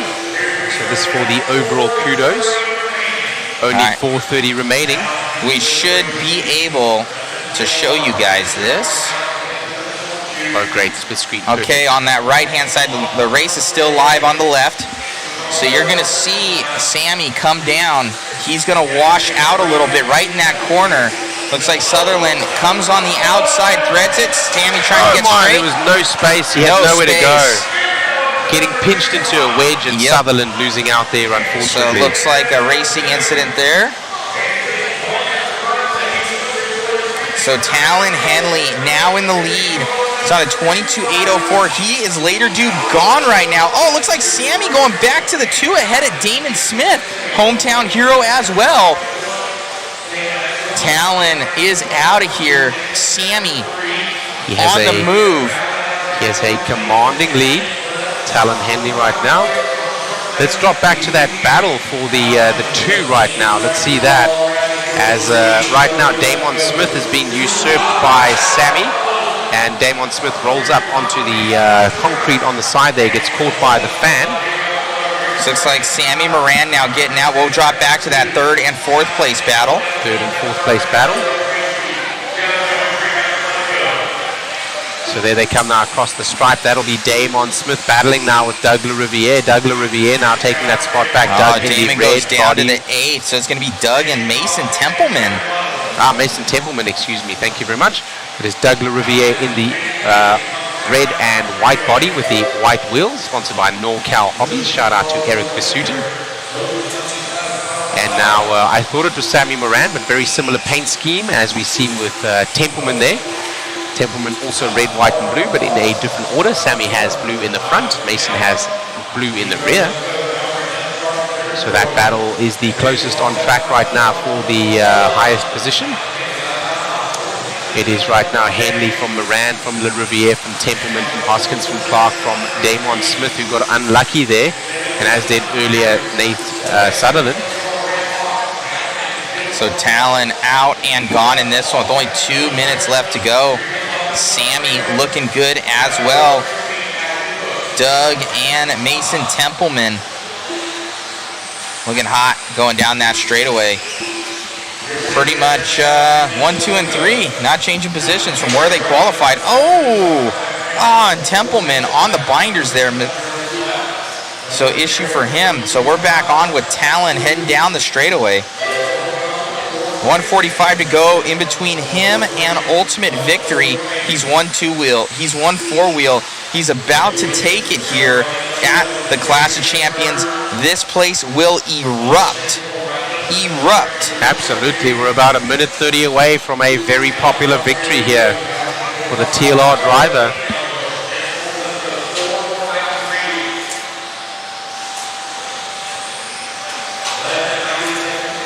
It would be $2,000 he would win. Wow. That's a good payday for a young man, or for a RC race for sure. He's got about 3 laps to go here, as ahead will be some traffic, but he need not push. He can just start to retire down now and calm himself down. No real battles on the track here. A battle for, no, not even 4th anymore. So Talon about to start lapping people. Templeman tapping out of this one. So right now, Talon Henley out front thinking about what he is going to go and buy in the shop. Maybe some more RC goodies here at the Hoosier RC HobbyPlex. Templeman decides better to unlap himself there. He knows there is nothing in it for him to do so. 22 seconds. He may get by for a final lap, even one more after that, as there's a back marker ahead, but will be inconsequential unless if Talon breaks. So Talon now just needs to take it easy and get home and collect that paycheck. Listen to this, guys. What a race, guys. What a race. Incredible. Talon does bring home in the end and takes the title of the Clash of Champions, and he is the stock champion. Sammy Moran comes home in the 2, Doug LaRiviere in the 3, our previous defending champion. Hoskins in the 4, Clark in the 5, Templeman in the 6, in the 7, Damon Smith, and Nate Sutherland in the 8. Unfortunately, Smith and Sutherland both getting a bit of a tough break in this one. Very unfortunate, out of their control. Sutherland making a move, and he was threading the needle. A racing incident causing him to roll over.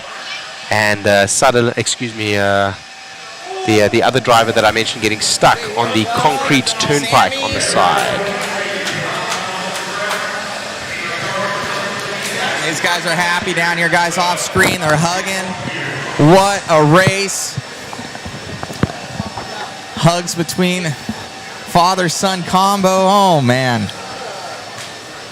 Oh, that's awesome.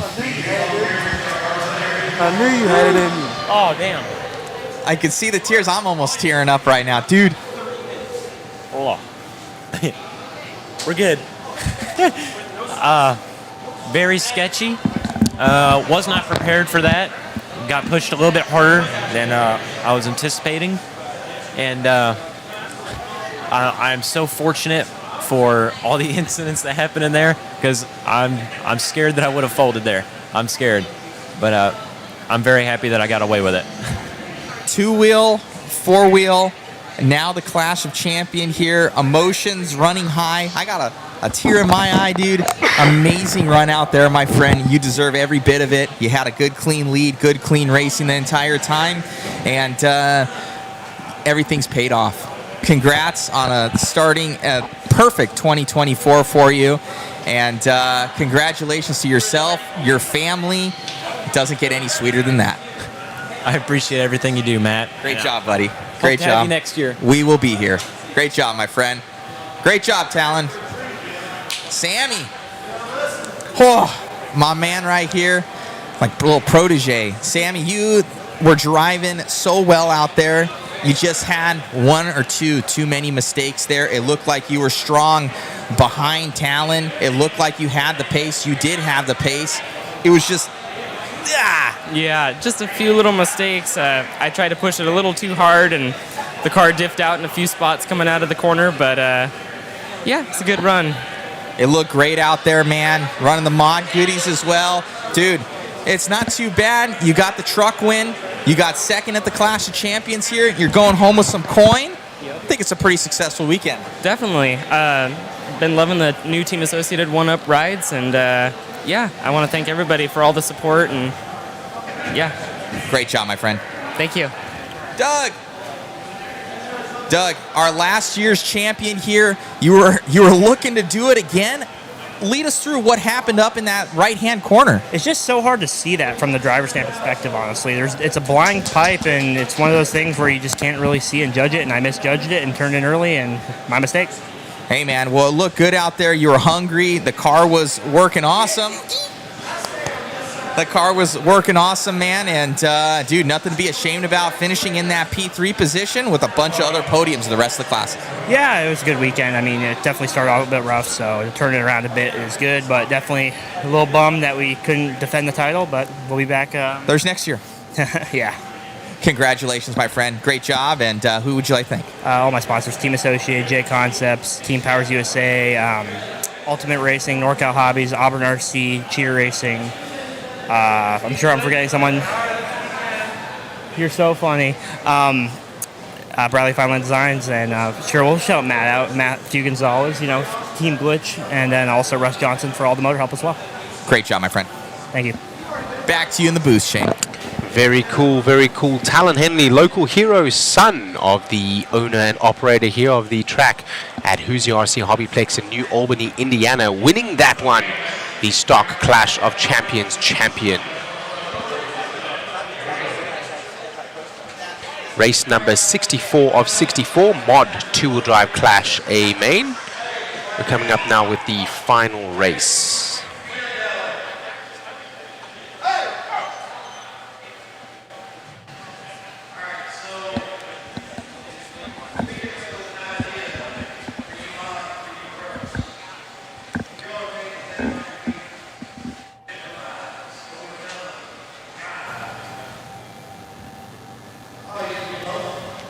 This one doesn't connect in now.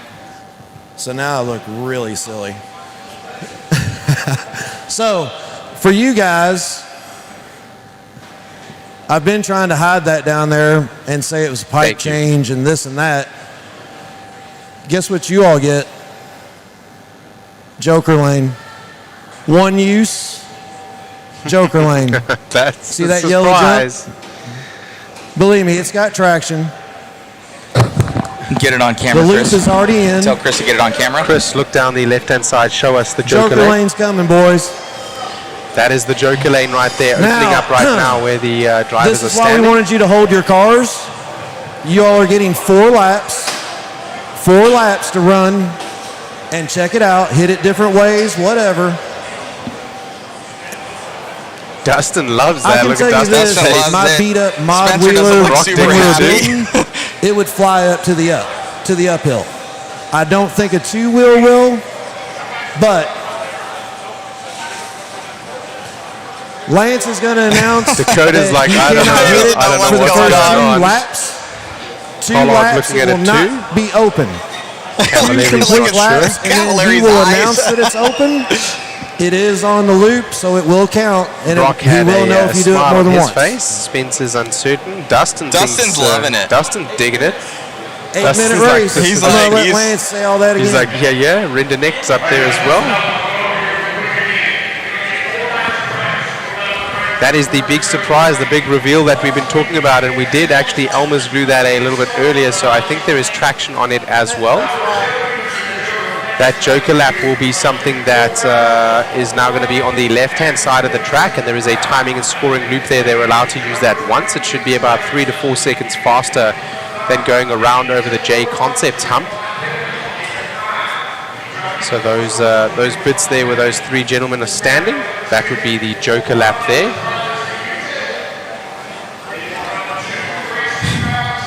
No one has been on it, so myself, if I were in this race, I'd want to take that one early, try to extend a lead or beat out over my rivals just to get it out of the way. I wouldn't want to leave that towards the end of my lap or the end of my race. This will be an 8-minute main. Clash of Champions mod 2-wheel drive buggy race A main.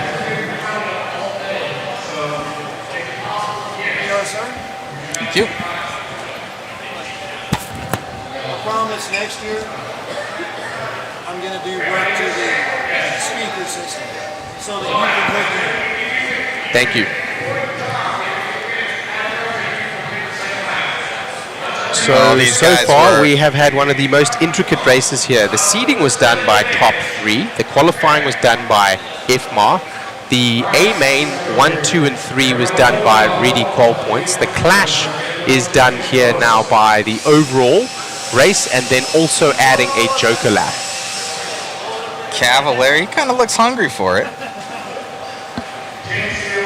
I mean, this is essentially a big race for these guys, right? And they've attended this, and each one of these races are going to have a contingency from their sponsors as well as from their teams. It's also pretty cool too. There's X-Ray, 2 Associateds, 2 Schumachers, and 2 TLRs.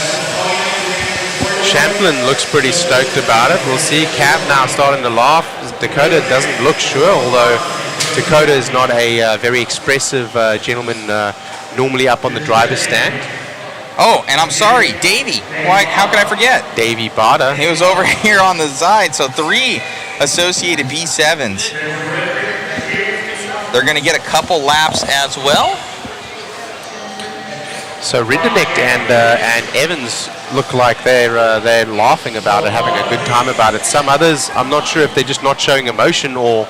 I mean, it's scary, right? We haven't even been on that part of the track. No rubber has gone down. There is no groove. There is quite a lot of dust out there. They did Elmer's glue it. We haven't run this line not once through the event, so we don't know what's going to happen. But throwing a wrench in the works and making for extremely exciting RC viewing. So we go to the clash now. All the marbles are on the line. So lead people through. What's a Joker lane? A Joker lane will be that left-hand side there as you see that yellow hump. Instead of having to go through on this line that they're on now.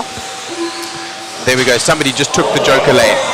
I wonder if you can triple that right up onto the top there. We're going to watch it. We're going to watch it. We'll do a side profile shot here. I don't know if anyone will have the power to be able to triple that to the top. You'd have to have a lot of motor to get up there. I think it's going to be a single. Also, remember, if you get that skew, you get a little bit squirrely there, you're going to jump into that net. There is like a bucket on the wall there. There is a fan there too. There are drivers standing there, but they're before the jump. Okay, so it is very close. Brock's trying to triple that. He's had traction and a lot of motor. So somebody's gonna break too. Their car. Oh, he did it almost perfect and it wasn't good. I don't think they have enough motor. That was a little bit closer. Is that nobody lands in that center section, so it probably has a bunch of marbles. Yeah. So I doubt they're going to be able to. I think it's going to be a single, but they're testing it. They're testing it. I think it's going to be a single double. Yeah, single double. Yeah. That is going to be about 3 to 4 seconds faster than is the normal line as we get ready here for our race. Let's see who takes it right off the bat. Yeah, I mean, $2,000 up for grabs. I think I would. If this was me up there, I would want to take that Joker lap right off the get-go and just take the pressure off myself and try to run away. Complete anarchy. Let's see if Fenn does it. And then it freaks everybody else out. They're like, oh. I predict Fenn will go right off the bat or do it in the second lap. some of the other drivers behind, if Finn doesn't take it, Barter and Spencer and Champlin might do it in order just to get track position. Everybody in the house is around this track. Yeah, everyone's here. Not a seat in the pits is taken right now. Here we go. Nobody takes it so far. I'm surprised. Everybody trying that banker lap as they go right out from the get-go. Oh, they said they have to do 2 laps first. I guess you can't do it off the bat. Okay. But I think then lap 3, I think what the first up. 2 have the chance to do. To the front, Davey Barter. On the inside, Barter. Barter, the team associated, that yellow buggy with the checkered rear. He's now in the lead. This is the second lap. They still can't take it. I think as they go on to the third now, they may be able to take it. That B7 If I of was in Davey the lead, I Barter. would want to extend that lead and get the other driver, Dakota Fend, off my bumper. I think what the first 2 don't do, the number 3 and 4 will. That's going to be second lap, so I guess the Joker lane is open now. Spencer dropping all the way to last. Yeah, Dakota went up on 2 wheels. Bada right now on the move. Would this be crazy here for Davey Bada? He's one truck.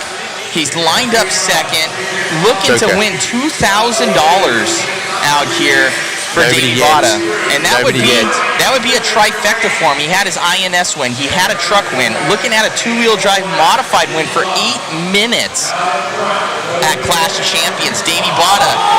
Davey Bada having to double it. They're getting a little bit loose, and Fend now closing out. Down there straightaway. Is Fend going to take it? Not yet. Fend can possibly make the move on track. He has the skill to do so. So I think he's going to try and chase Barter down and do whatever Barter does in order to stay with him now. These guys are starting a freight train. Don't crash because it's going to be... Oh, Barter cases that triple. He's in trouble now. Fend all over the back bumper. Champlin in the 3 looking to pick up the pieces. Nobody yet taken the Joker. Oh, man. Isn't this crazy? Bated breath. This is an 8-minute main. We have 6 minutes to go. Bardo is going to triple again. The risk is high and the reward is low, but in this class, if you don't take that reward, you will be leaving time on the table and your rivals will capitalize. We're going to go to an instant replay on that Bardo one. On that right-hand side. Check it out. Bardo got a little bit squirrely and he comes down on a case on the jump. They're lucky to stay on all 4s, and Dakota closes up. Not enough to get by. Bardo's still in the lead of this one. Ooh, man. 4-8 chain around track. Who's going to take that Joker? Oh, somebody does. Someone takes it. Goes to the lead. Paul Tollard to the lead. That was absolutely perfect. Class dismissed there. That's how you do the Joker. Oh, someone tapping out of this one. I think it might have been, was that Brock? No, Brock's in the 3 right now. Oh, man. That's going to be, Dakota. Dakota having issues. Brock takes it. That's Brock Champlin now both to the your point. 2 leaders have it. So our number 3 there, Davey Barter, he can come back to the lead now as he's still sitting in the 3. The drivers ahead of him have taken the Joker. Take it right now. He's got 5 minutes though. He needs to take it now. Oh no, he gets into the wing behind and he loses out and he stays in the 3rd He now. wouldn't have had to take it though if he didn't do that. He could have just went back around, but he might have just hurt him that much more. I don't know. So Davey Bada absolutely losing his Joker lane. It was not worth it for him. So the 1, 2, and 3 right now. Champlin from Tollard from Bada. Champlin out front in that Schumacher. He has been looking good. He called himself in the interviews making a couple of errors. I haven't seen those. So Still right now, looking Tollard great. with the TLR. He's been super fast, but he hasn't had that nice big win underneath his belt. This would satisfy that. Oh, someone taking the Joker lane right there, but not able to get ahead of Bada. We're going to continue to follow the battle here with Brock Champlin and Tollard. Tollard is in the 2. Oh, he makes it to the inside, but unfortunately rolls out. And that may be it.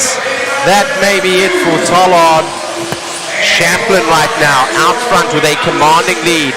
Most of those drivers, I'm not sure if Rinderknecht has taken his Joker lap yet, but let's watch that instant replay coming your way. Right-hand screen. Tollard trying to make the move, coming up the inside and making contact with Champlin. That is through no harm or fault of anyone except for trying to squeeze a position there on Champlin. 3:15 to go. It's hard to think that Bada right now, he would probably be in the lead right now if he was able to get that joker lane. Rennerneck now putting the pressure on. Bada needs to just focus on getting to the front. There's still 3 minutes to go here, so still some time to work. Has Rennerneck taken his joker? I'm not sure. Yes, Rennerneck did. He did it on 2-3 laps ago. So 1, 2, and 3 have taken their jokers. I think almost all of the drivers have taken them now.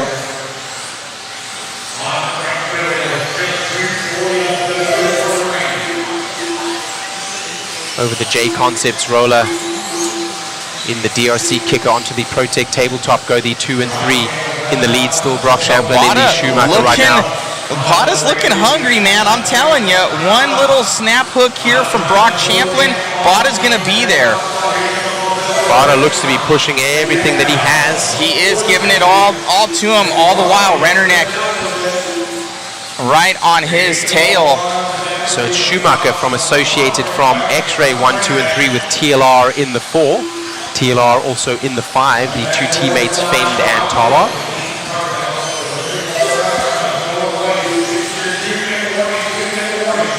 So 2 minutes to go here.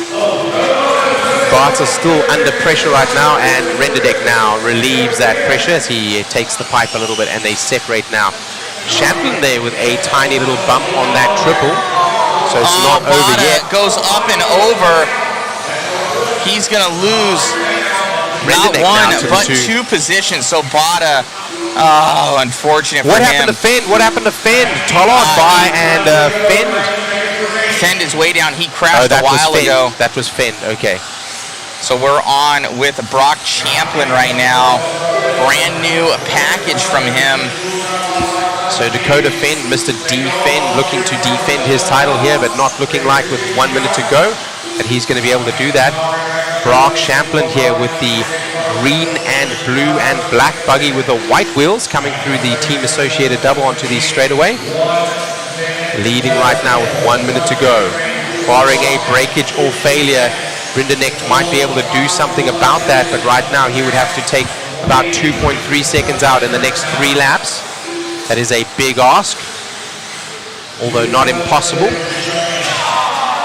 The track was re-Elmwood glue, and as was that little hump there, the Joker lap. So the surprise that we said that we would have for you, I thought it was going to be used in the A1, 2, and 3 mains. Didn't want to steal the thunder and didn't say anything, kept my mouth sealed. And here it comes for the surprise there in the end. Tom Rennerneck is out. Oh, something happened to Tom. Rennerneck is out. He is broken. Like I said, it is not over yet. Bada in the 2, Rivkin back to the 3.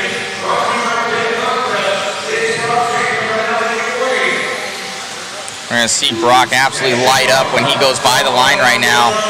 Brock's going to take it. Brock's going to take it. Schumacher for the win. Brock Champlin, the Clash of Champions champion. Spencer Rivkin comes home in the 3. Davey Barton. Actually, Spencer Rivkin does not come home in the 3. He had something happen on that last lap. Tollard comes home in the 3. So it's Champlin, Barter, Tollard, Finn, Cavalieri. I think Evans is going to come across the line also, or maybe he got caught before, and that will put Rivkin in the 6th with Rennerneck braking and coming home in the 6. Excuse me, the 8. Wow, what a race, guys. I didn't even know where to look there for a minute. That was crazy.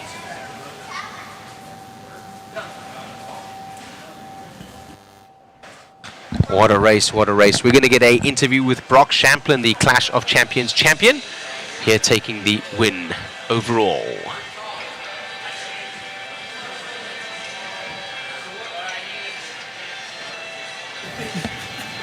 Amazing run, man.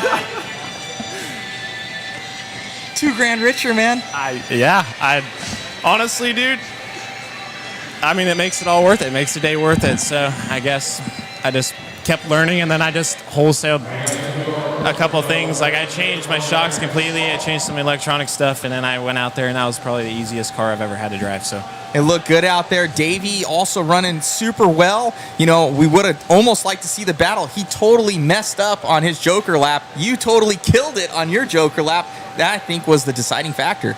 yeah, I didn't know when David would go for it. I think I just once Cole went for it and got out front, I was like, well, once I get past go for it again, I'll pass Cole back, and then Cole's gonna hold up Davey because Davey was moving, and so I was like, all right, here we go. I guess I'll just go for it. I took it easy, went through it.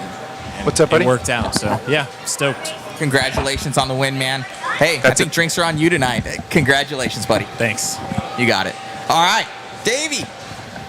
Davey Bada. Mr. Bada. Gut punch right there, dude. You did amazing run all weekend long.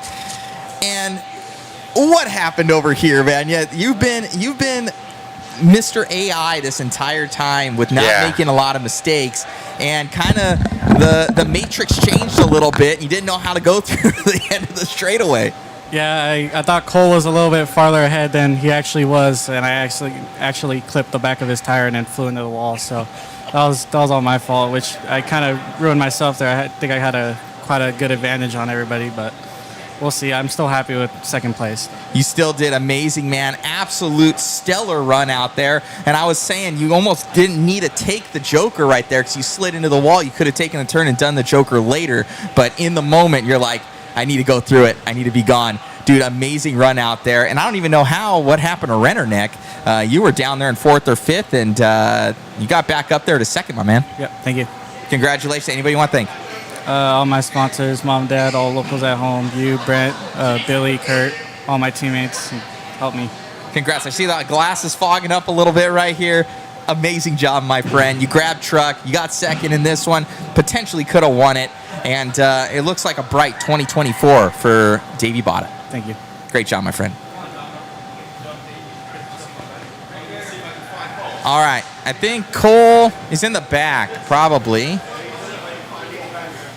See, I don't know if he wants to talk. He might be okay. He's okay. We're good. So, Rona's giving me a smirk. Anyways, guys, thank you for tuning in.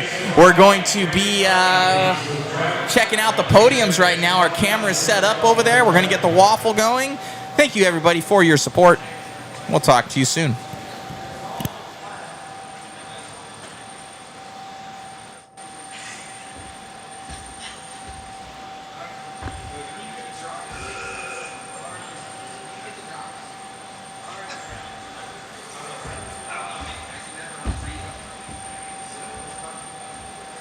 All right.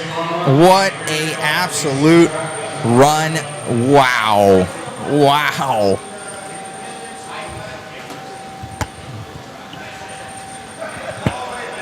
Absolutely crazy, guys. Crazy. All right. Oh, man. Our photographer, Jason, absolutely killing it. The pole is right in the way for the podium. Perfect. And our PTZ won't do it. How's PTZ work here?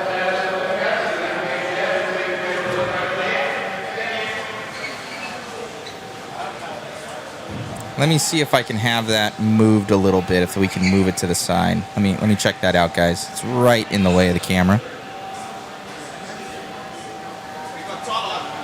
Oh, we do have Cole. Okay, I'll be back.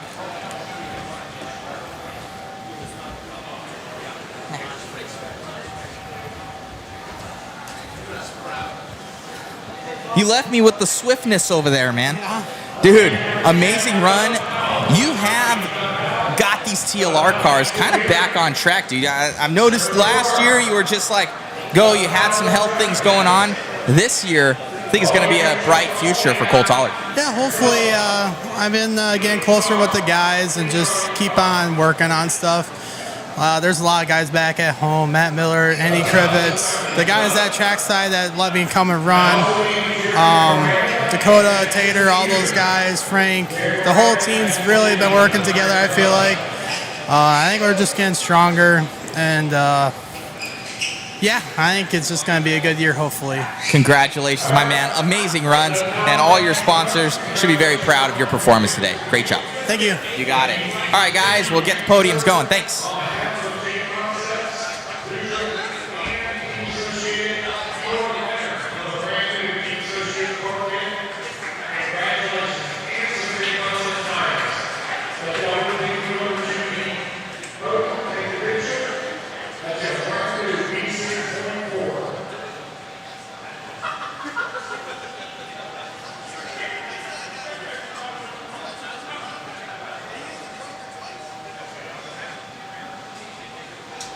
Honestly, it was like 4 positions changed in the last minute. I didn't know what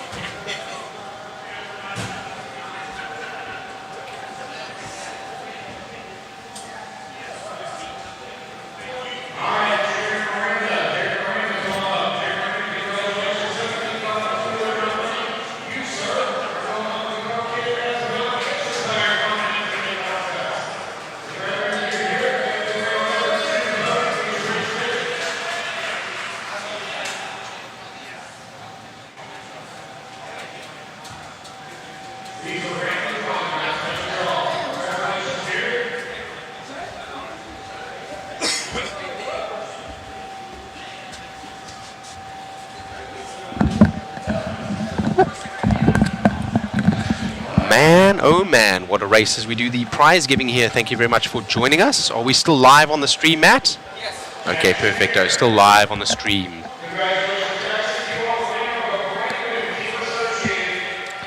We're going to leave the camera up there rather than on my ugly mug so we can see our prize giving here. Brent Thielke giving away one of those, I think that's a team associated B7 buggy. So that is one of the TLR drivers actually that wins the associated.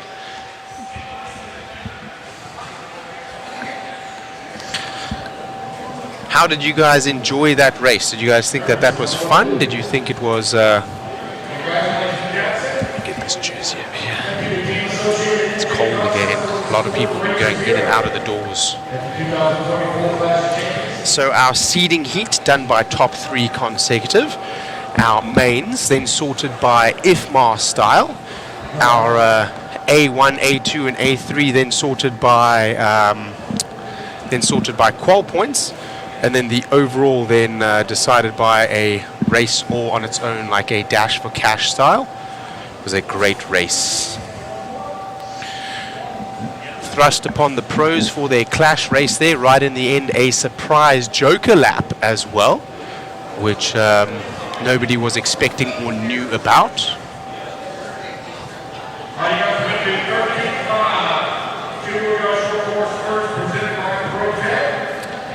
Tool Drive Short Course presented by ProTech. We're going to let you guys watch the prize giving. I'm going to change the camera so we can get onto the podium there so you can see your winners.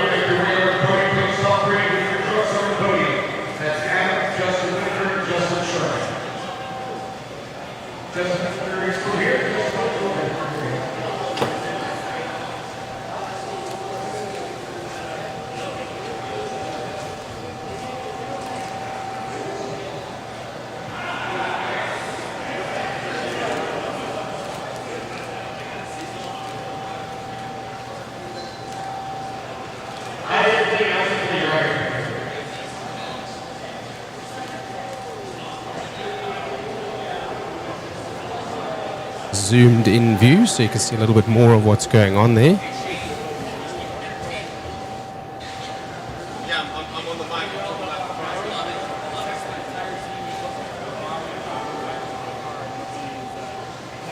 View. Don't know if that's better or that's better. I think that might be better, the number. All right, we'll leave it on that one there. You can see a little bit more of what's going on. Sorry about the Protec pole in the way there. That is a structural pole. We need that.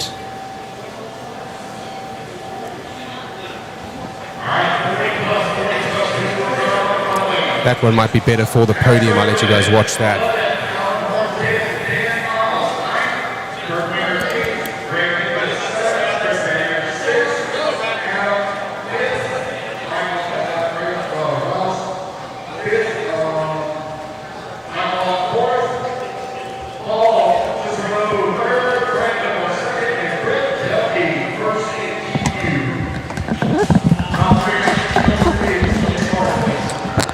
So keep hanging with us, guys, as we're going to do the waffle after this. If you're wondering who the gentleman is in the shirt right there, what do you call that? That checker pattern, I can't remember now. Wow, my brain is fried. What a long weekend. That's Jason Rona of JConcepts.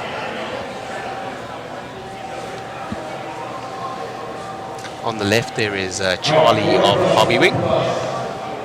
That is Alan and Aidan Horn on the right-hand side there. Flannel, thank you very much. Yes, the flannel plaid. Yes, flannel plaid. Yes. Thanks, guys. My brain is fried-ish.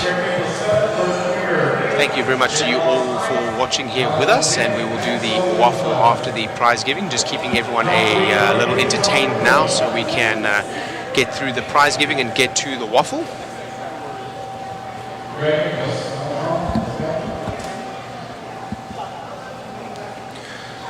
So comment down below. I'd like to know what you guys thought of that last race. Do you think it's a good way to finish a race off? Would you have liked to have seen something different? Do you think the Joker lap being thrust on the pros? I mean, the pros should be able to take pretty much anything as it comes, but at the same time, do you think it's makes it very difficult for them in terms of just thrusting a Joker lap on them? No one had run that line the entire weekend, right?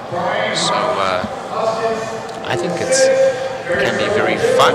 Can be seen as very difficult as well, but we want to see the highest level of RC in order to come away as the champion as well. We don't want a stagnant race. So definitely not a once and done here with 3 A mains and a Clash of Champions race as well, and lots of different formats. First you have to be fast over a short period of laps, then you have to be consistent as well as you are sorted in FMAR, and then you have to have good racecraft as you work with qual points against your rivals, and then even after all of that, everything is still on the line as you race for all the marbles at the end.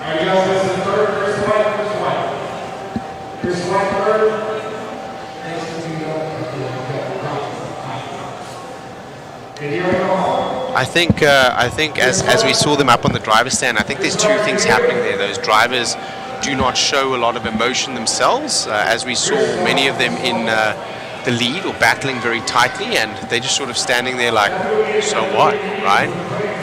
I think they don't show their emotion on their face. Some didn't look happy about it, although a lot were laughing about it as well. So I think it just really comes down to the preparation many of the pros like to have for their laps, and no preparation having been done on a Joker lap. So throwing a wrench into the works, so to speak, in order to get some excitement here. Eddie Henley and Angie Henley coming up with some awesome ideas. We had, like I said, seeding done by the top 3 consecutive, qualifying done by IFMAR, races A main 1, 2, and 3 done by qual points, and then a clash race that all of a sudden had a Joker lap thrown in. we had a concourse for the best painted body. We had a mini B race. We had a lot of fun here and a lot of good racing. So thank you very much for joining us here on the Mod Live Media broadcast, brought to you by JConcepts. Scoring and timing brought to you by RCGT, rcgarage.info. Claim your profile today. Let's take a minute to thank our sponsors. Team Associated, Protec, SXT, DRC, TDK, Exalt, TLR, Phantom Racing, Hobbywing, Motif, One Up Racing, DVR, R1 Works, Vision Racing, Factory Tracks Racing, and K&K Hobbies, Mod Live Media, Boom Graphics, and ProLine.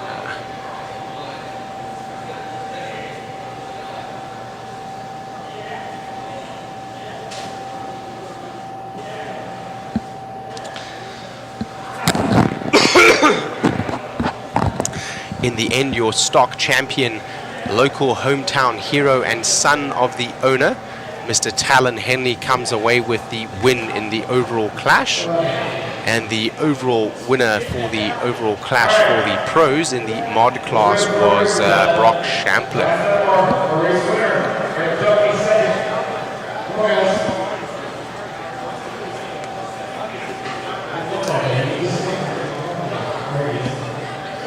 Let's have a look at our chat here.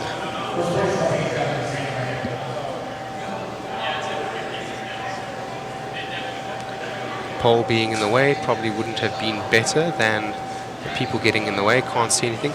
Unfortunately, the podium ceremony, we don't have a special camera set up, and our other camera is actually behind the. So this done on the track unexpectedly. We had expected it to be a little bit closer here to the front, where Lance McDonald is standing on the right-hand side. Right now, this is the best camera position that I have. I'll see if I can get this gentleman here in the black jersey to move, and then we will have a better view.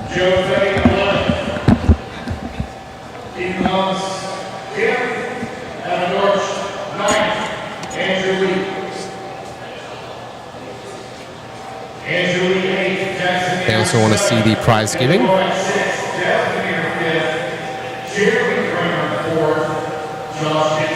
I'll see if I can get that camera zoomed in maybe.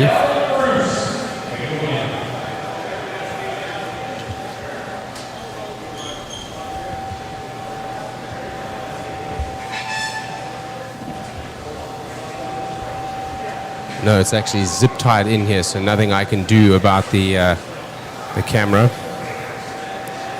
Still a better view there, I guess, than the people we have in front on the other view.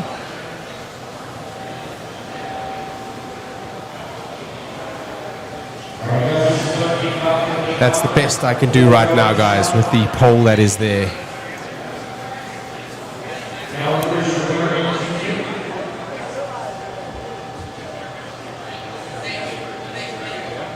To give you a feeling of what's happening.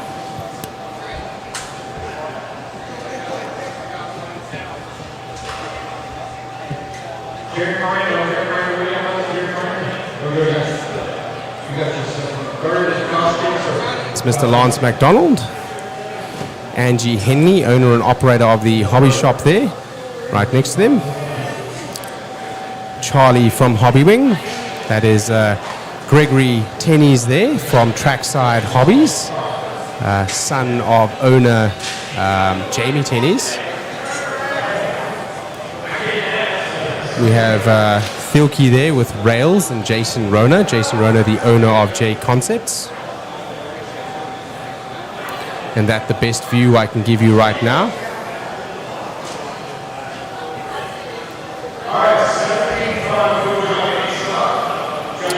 Local hero here, Talon Henley.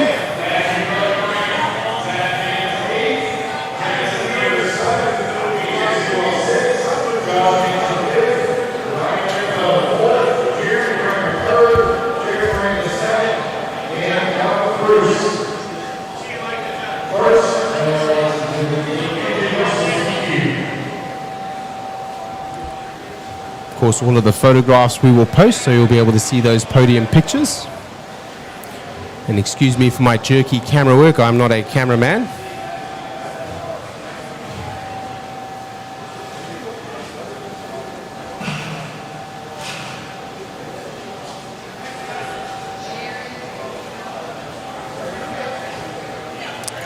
Trying to keep you guys entertained with the best camera views I possibly have. There is all the checks we'll be giving away. That is Alton Henley, youngest son of Eddie Henley here at the racetrack. Lance McDonald there, Lance the Machine McDonald.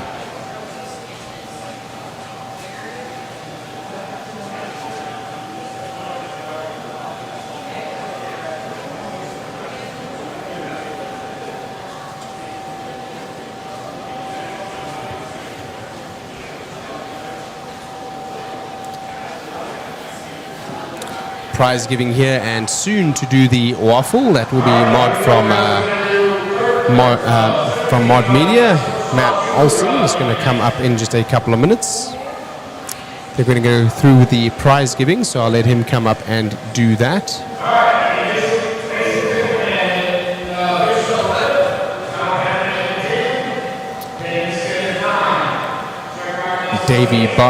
Sammy Moran there, Sammy the Killer Moran.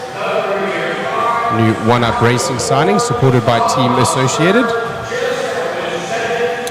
There is Matt up in the booth. That's where we've been sitting all weekend. Davey Barter down here with our cameraman. Normally he is the one there, the gentleman with the mod hoodie on is the cameraman that is normally going ahead with the broadcast and operating the camera, but right now I'm just trying to entertain you guys a little bit. Davey Barter there in the back, son of Dave Barter of Coyote Hobbies. Hey guys, I'm gonna start setting up the waffle here, guys, to get going. It's gonna be right after the podiums, guys. Everybody's in and we'll show you all the names. Thank you. All the prizes they'll be giving out. Some of our pros down here. Aidan Horn, Tom Rindernecht. That is Barry Sobel, the one that bumped from the C to the B to the A in that two-wheel drive buggy independent.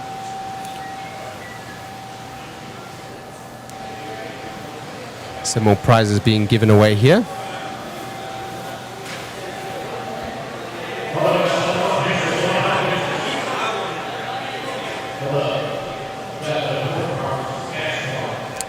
And we need to get the cash cards out. So that's going to be the checks over here.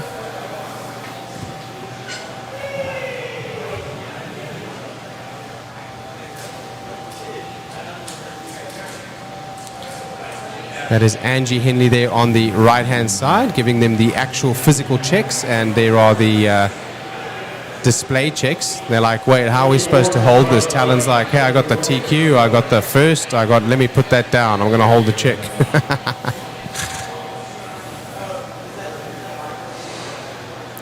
There is Jason Bullinger in the blue and red shirt there. That is our photographer that you can see there, Jason Shuey Bullinger.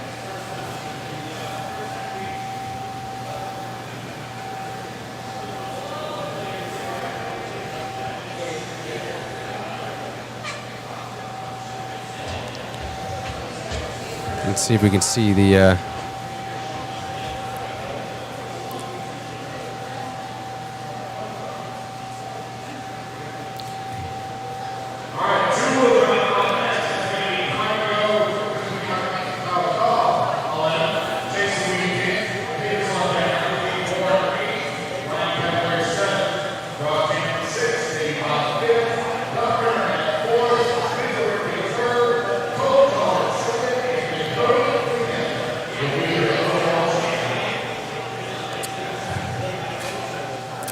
Chase Lemieux, X-Ray driver from Trackside Hobbies.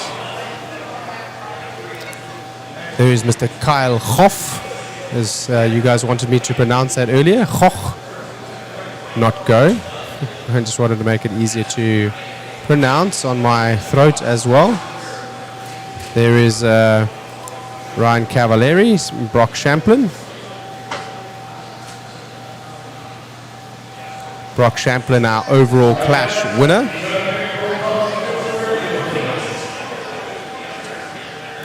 Spencer Rivkin is in the pits somewhere.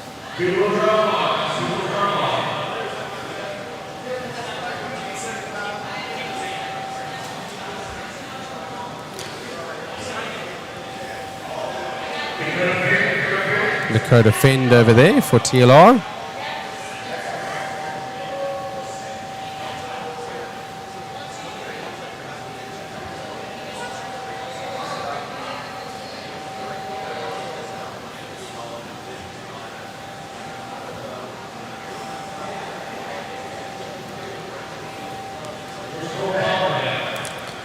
Cole Tollard. Looking for Cole Tollard. I think he's in the pits. Waiting for Cole to come.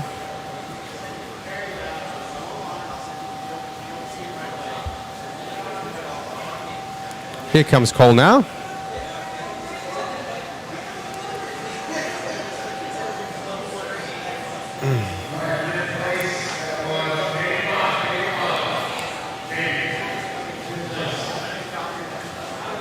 Prizes for 1 through 5th here. Davey Bada taking 5th in this one.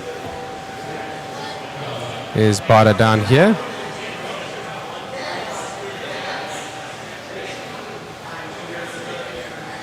I'm operating the camera here with one hand and the microphone with another. So excuse me as it is a little bit jerky, doing the best that I can.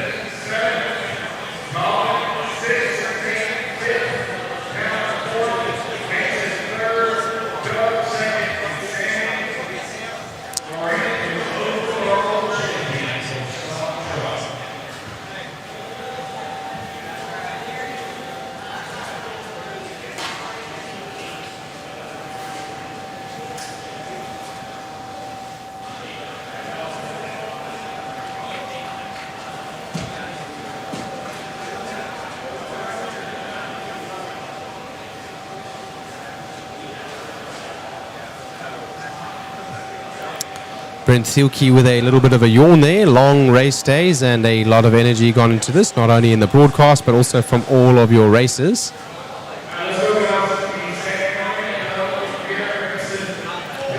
A two-wheel drive world champion down here. Tatus Sontag there.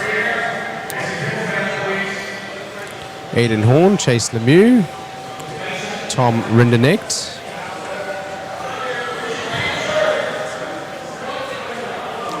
There's Sammy Moran, Doug LaRiviere. Sammy Moran's on the right there. I think that's Damon Smith. No, that's, excuse me, that's Mason Templeman. Mason Templeman.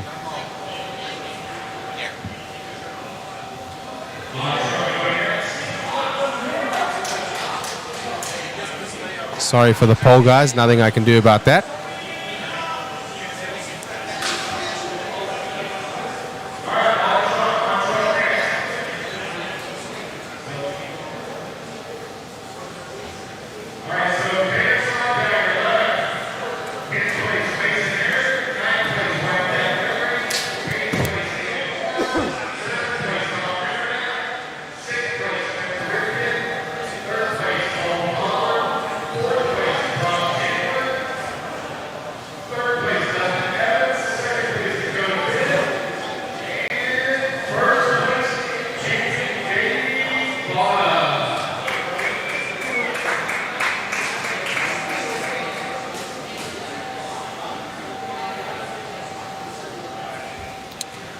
Alrighty.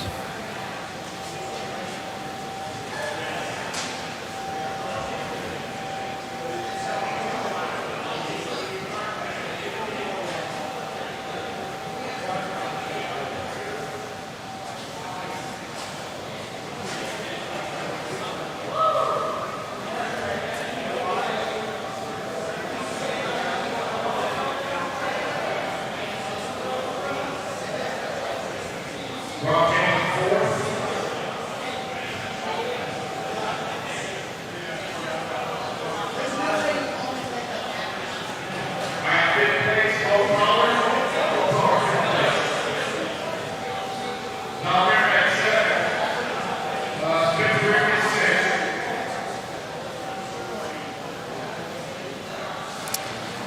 Bada in the center there. You cannot see Dustin Evans as he leans in from behind the pole there. Now you can see him.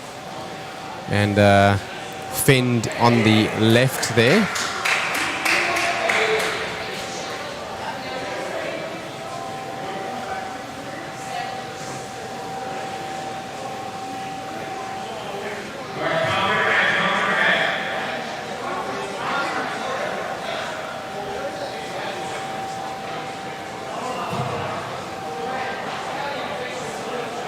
There's Aiden Horn on the right-hand side.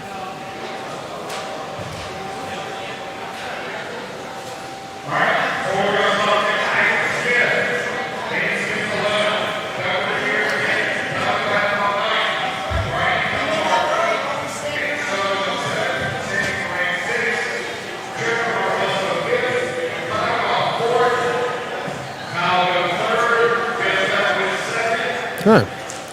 Lance McDonald pronouncing it Kyle Go also.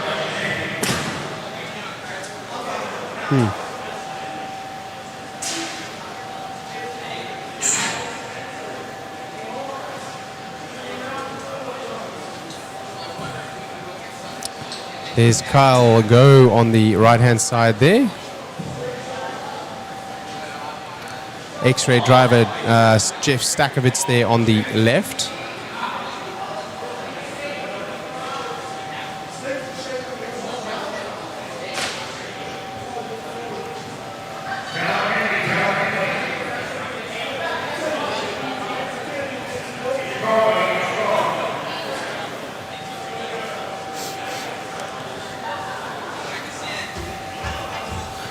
I know.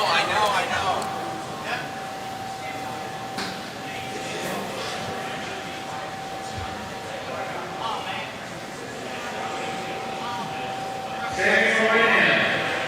6th place, Nate Sullivan. 7th place, 8th place is Brian Whitmore. 4th place is Ty Long. Now get your awards, guys.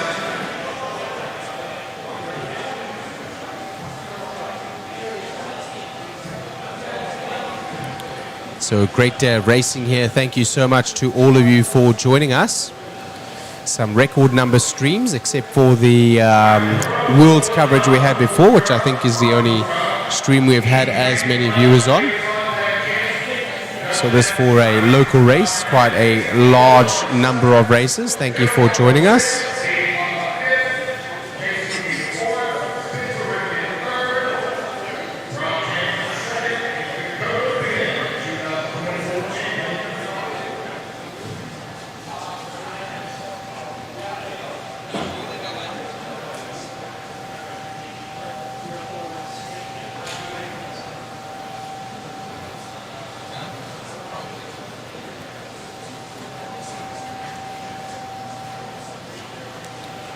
All right, so just waiting for Dakota Finn to come up there. Here he comes. Rivkin behind the pole and Champlin on the left. That's Angie Henley divvying out the cash prizes there. We're mid B's, B30. No, but were you able to I checked you too. Oh, okay. You're good. I did both. So we're not, so the plane must be pretty light. Usually from here it's always light. Yeah. Well, we're like 30 for both. Yeah. Because I did get a text so that we could be affected by weather. All righty.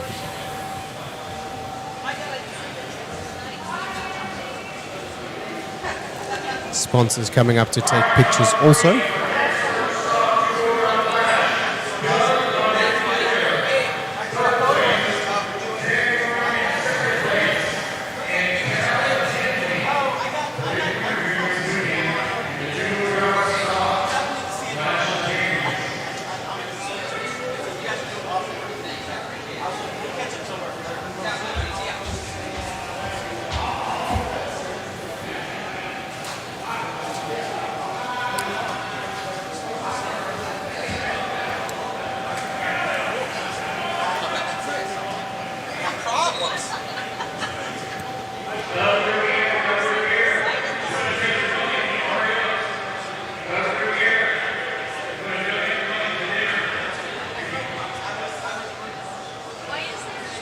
NorCal hero Doug LaRiviere, sponsored by NorCal Hobbies. Eric Vesuten over there, the owner and operator of that track. Or should I say track and facility, hobby shop, world-class hobby shop.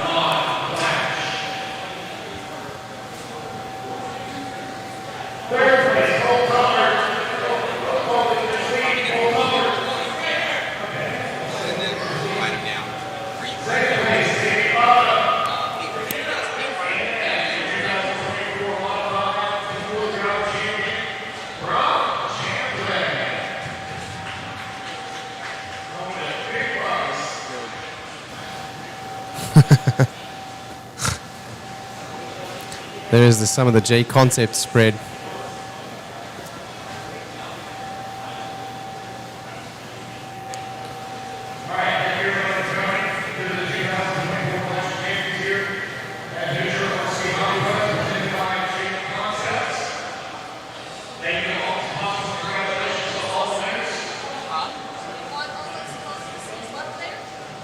Yeah, those are waffle ones. Yeah, those photos that are flipped upside down, those are special. Oh yeah, I'm gonna make a collage with just Being taken by Jason Shuey Bullinger, be shared. So that's Jason over there taking some photographs, so you'll be able to see all of the podium shots. Unfortunately not live right now, as this is the best view that I have. But you will see them on the Facebook group a little bit later today. Check Mod Live Media for that Facebook page.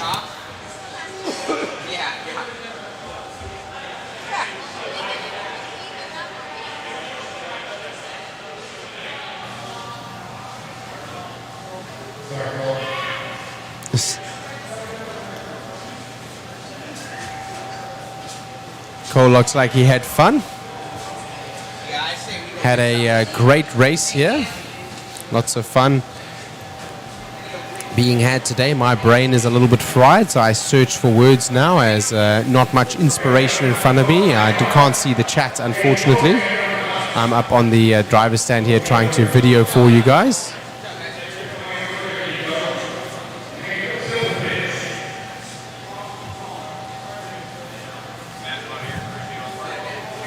Spencer Rivkin on the right behind the pole, Davey Barter on the left, and Brock Champlin in the center.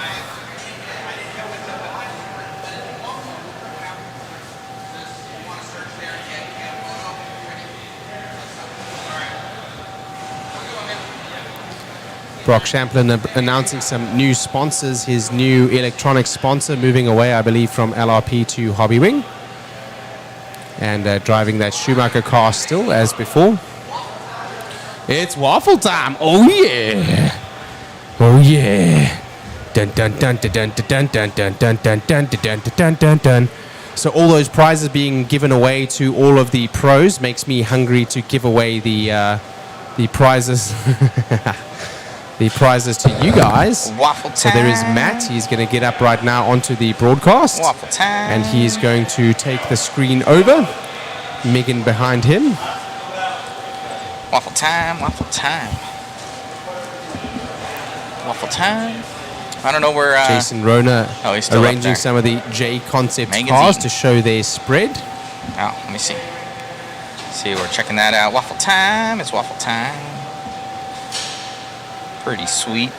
Waffle time. First, and first. It's a first here for JConcepts rubber. This broadcast sponsored by JConcepts and also Clash of Champions brought to you by JConcepts. Thank you very much for joining us today. I think Matt's doing the waffle, so I'm going to mute myself. You can come over here too. We'll have you do the waffle. Oh, he can't hear me. I'm trying to talk to him. There we go. Come on over. It's waffle time. Waffle time. Oh, that camera's gonna fall. He didn't put on the lock. Hey, what's up, brother? All right, so we're gonna get Shane in the booth here. I'm gonna jump up in the booth there soon, but once he gets on his headset. I'm on my headset. Okay. Shane up here. Okay, Shane. Let me see here. We got the waffle time. It's waffle time. Waffle, waffle, waffle. Well, I think this is the most successful, if not, it's one of the most successful. It rivaled Worlds. Let me fix this. For entry count. I don't know exactly what Worlds was, but it was around that. Let me, Shane's getting on his headset. Yes, indeed. All right, let me turn on waffle. There is the waffle. It is packed, guys. Absolutely amazing. Thank you guys for the support. Let me crop this in a little bit. Yeah, thank you. 419 entries, Shane. 419? Yeah. Can you read the names on that? Oh I can. We're gonna get this. I don't know how to not block Shane. I like that. Yeah, that's better. My logo is better than my face. Let me see ProTech here. RC, a higher level of performance, available at your local hobby shop. All right, guys. So we're going to. Yeah, there you go, Shane. Scoot over a little bit for me. All right, guys. So we're gonna go through every entry here. Just so you guys can see, we went through it and double, triple checked. But we're gonna go and you're gonna be able to see, and we're gonna scroll so you can see your guys' name. Slow scroll. Nice. So I think these prizes are better than the World's Waffle. Easily better than the World's Waffle. Joshua Bevins goes down to the Waffle House every day. James Elliott, quite a lot. James Patterson, thanks for joining us. I hope you win a prize. Todd Bennett. I hope everyone wins a prize, but I know James Patterson personally, a good friend of mine. Of course, this is a totally random spinning done by a machine. Absolutely nothing we could possibly do. Chris Ward there as well. Absolutely nothing we could do to influence the draw whatsoever. Chris Ward buying quite a lot of tickets.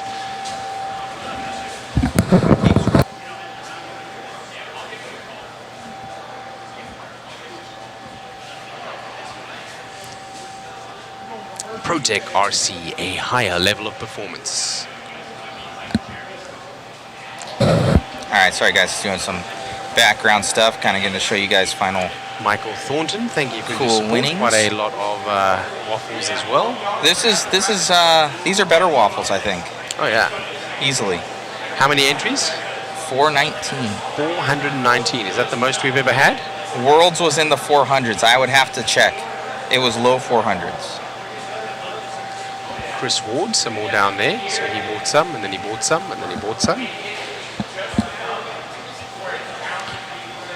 Casey Eldridge. I wonder if he's related to Eldridge in the races here. Wesley Napier, thank you. He was in the stream and local here as well. Thank you for buying those. Sorry, I went up a little bit. Are you good? You're good. And this is live, guys, that we went through it. We had a designated amount. Everything was checked off. You should have seen a fulfillment in your emails for it. I think that was that's supposed to be a 3. So I'll edit that real quick. How does that change? No, I'm changing it. Oh, I see. That's It the just waffle number. Okay, yeah, it's a waffle number. Yeah. So we know each one. So your name is essentially your ticket, but also that is the number of entries. So we've just entered that there, so you can see. You know how many's exactly in there.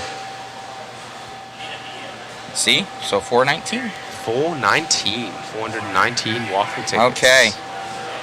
All right, guys. So I'll just have Shane right there. It makes it easy, and he can read it off and everything, and then it won't block my noggin. What are we giving away first? Well, how it works, Shane, you haven't done one of these with us before, is the winners actually get to choose their prizes. Oh. So have them check this out. So what if they're not in the chat right now? Doesn't matter. I contact them personally. Okay. Personally with how they are drawn. Can show that off. That is the B7s. How cool is that? So the B7s, we're going to show that. I'm going to show you on the side. Yeah, so those are the B7s. Aiden Horn. Let me move these off to the side a little bit. Yeah, you're good. This one is Brent Thielke. So the B7s, guys, is going to be a set of 7. We don't have Davies in here yet, but we're going to get it done. This one is Dustin Evans. And we're going to go out and purchase a nice frame for this, so it'll come in a framed. It'll come in a framed thing that will have the B7s all in it. Spencer Rivkin. It'll be 1 of 1. Adrastos, I didn't see my name, but I'll trust you. Please, Adrastos, write your name down, and we will scroll through. Who is this? That is Coach. That's Kurt Wenger, one of the designers. Kurt Wenger. Thank you very much. I couldn't read his signature, so there we go. Coach. You get all of them. That's an all-in-one package, guys. It will be framed. That's Billy Blake, I think, right? Billy Blake? It is Billy. Yes. All right. That's really cool. So, and then the only one missing is Bada. We just didn't have time, but we will be shooting that tonight. And but he's staying with us, so that's no big deal. Okay, and that will be that'll be a set. It'll be a set. Adrastos, please comment in because I do not want to. Kevin Starr, don't believe I saw my name either from Kevin Starr. Okay, so we're gonna go over this, guys, because we're here now. Watch carefully, guys. We're going to go to the top again. We'll go all the way to the top, and then Justin you're going to Eaton, scroll down. hun, write that down. Justin Eaton, and also Kevin Starr. So we're going to find Kevin Starr and Justin Eaton.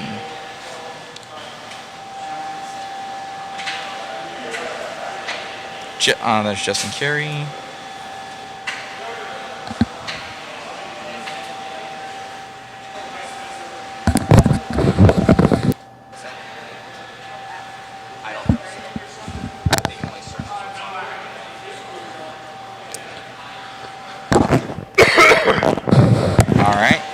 Press Control F. Maybe you can search. Oh, there's Justin Eaton right there. Justin Eaton 325. And what was the other one? Kevin Starr. I haven't seen him yet. All right, we're going to go through it. Mike Forsyth bought quite a number of tickets. Good luck to you, Mike Forsyth. What'd you say, hon? Sorry, I'm just reading the chat. Got it. That name specifically. Brett Miller. We're looking for that as well. Of course, this is a live feed as well, so we are able to, not only is this recorded and then streamed, it is broadcast and saved.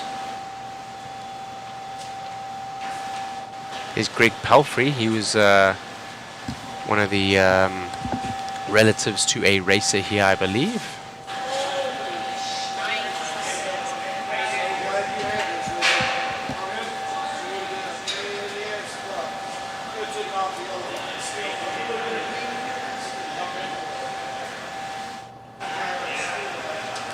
They said there's Gareth. Kevin Starr. There's Kevin Starr. Gareth. There's Kevin Starr there, 168. Okay.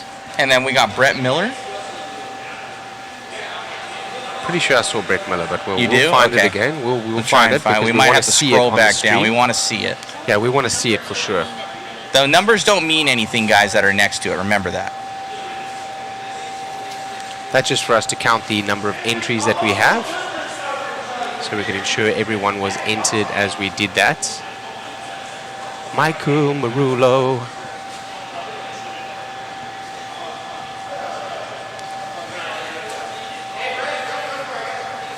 All right.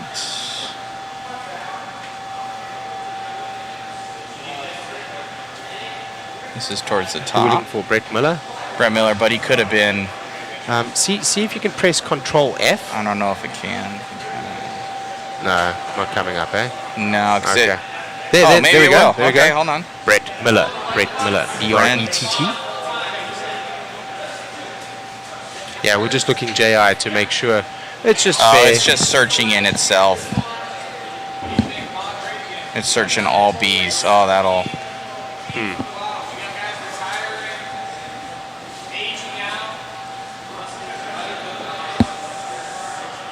Uh-oh. Yeah, it's searching all sorts of Okay, weird sorry stuff. about Hold that. on a second, guys. Okay, let's. We're inside the app, and we just want to make sure it is fair for everybody and that everyone's Okay. entry is in there. Let me go through this crowd. Brett Miller. Looking for Brett Miller. I'm looking as well. As we scroll down for a third time, you scroll down and then up and then down now again. Oh God, this is getting crazy. Just The wanna make kid's sure over everyone's in 40. there. Helby. He says bought 2 tickets. Saw my name once.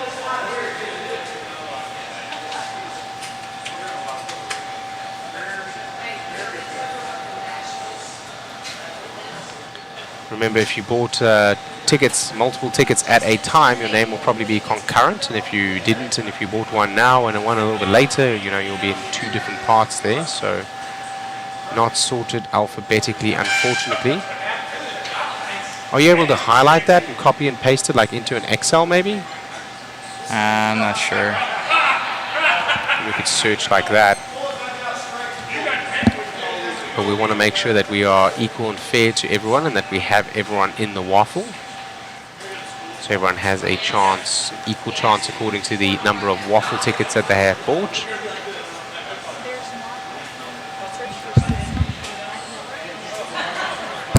Okay, so I've got no Brent Miller that's even purchased one in my system. Hold on, guys. I'm going to open up another tab here.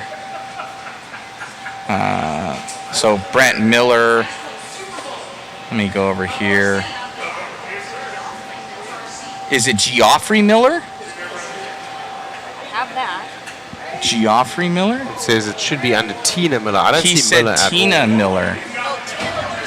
Oh, man. Guys. You guys are killing me. Tina Miller's in there twice. Oh, you're killing me.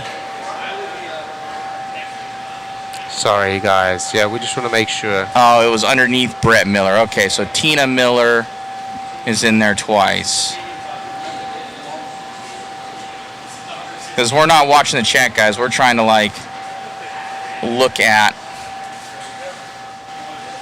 Oh, man. Yep, J.I., better safe than So sorry. she's for sure. in. Okay, there's There we Tina go. Miller. Bam! All right, cool. Oh, man, you guys are killing me, guys. You guys are killing me. No worries. Brett no Miller, worries. thumbs up. Okay, what was there? Well, there was one more, and then we're going to stop this madness. I think we're good. Helvey. I saw Helvey, but we'll You did? find it to make sure. Is it Anthony Helvey?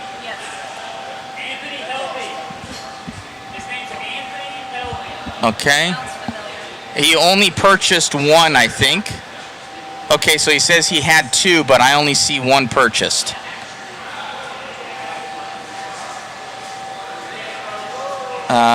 Let me look up Anthony Helvey, unless he did it multiple times. Hold on.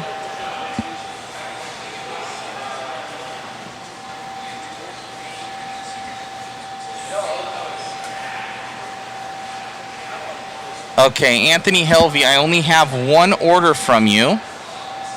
So it was only one ticket, and you said you saw yourself once. So I will show you guys this. This is in my personal account here. Hold on. Okay, Anthony Helvey. Let me make sure nobody... He said, saw two, all good. Okay, well, I only saw one order for one, so if we're good. Okay, in Mod We Trust, just send it. Okay, we're going, guys. This is it. So we're locked and ready to rock. Okay, let me undo this real quick. I'll shrink this a little bit. Thank you. Yes, there we go. Thank you, guys. Thank you. Like Thank you, It's gonna guys. sit on the side there. Clash of Champions here. All right, let me extendo this. In Mod We Trust. All right, we're about to get this thing going, guys. All right, so what we're gonna do is there's a little shuffle right here. So we're gonna shuffle this thing up, and how it's gonna go is once yours is drawn, we end up. Once it's drawn, we remove that. It gets removed from the overall. So because you can't win. Can't win with the several same prizes ticket. with No. one ticket. It's like tickets drawn out of like the barrel. Right. If Okay. you- if you Look, bought you'll more see than all the one, though. names. Watch the names. They all shift. There we go. And this is a third-party program we are using to enter all of this data. There is no way that we can influence or affect this draw whatsoever.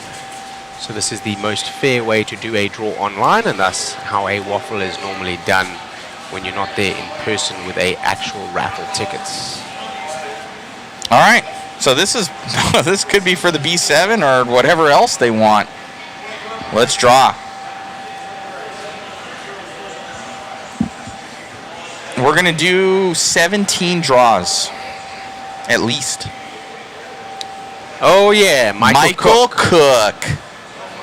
All right, so you'll click hide choice, I think, after that. Michael Cook. Okay, so we'll do hide choice, guys. And boom. Hide choice, okay. And shuffle again. We'll do 2 shuffles. Boom, boom, shuffle, shuffle. Here we go. Who is winner number 2? On the mod waffles, you guys get multiple prizes. It's not just one. Corey Castleberry. That was recent. He's winning a car kit or something. Yep. Okay, gonna hide choice. That's 2, guys. All right, we're gonna shuffle it again. We'll do 2 shuffles. Shuffle, shuffle. All righty.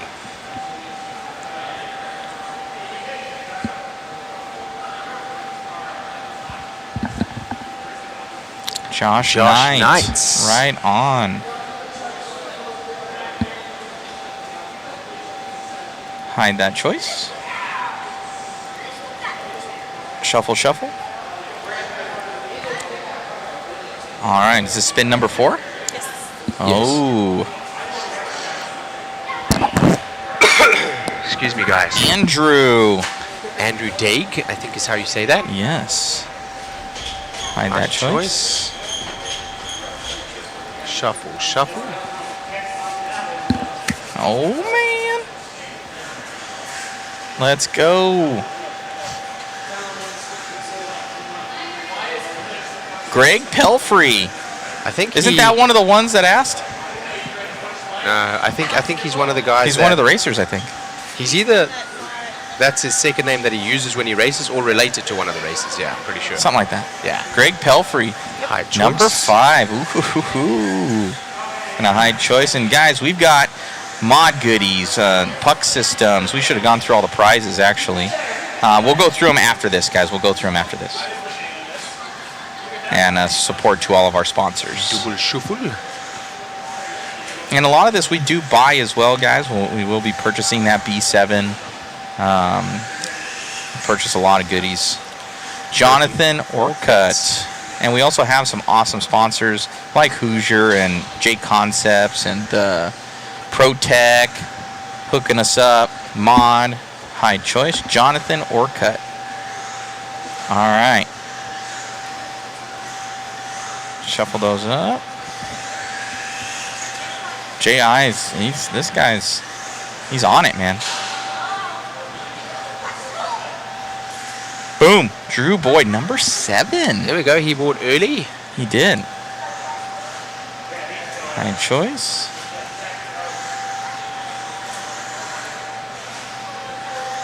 Spin, spin, spin. Jonathan Orcutt, could I do a B7? How far is he down? 6. Oh, you're number 6. I don't think so.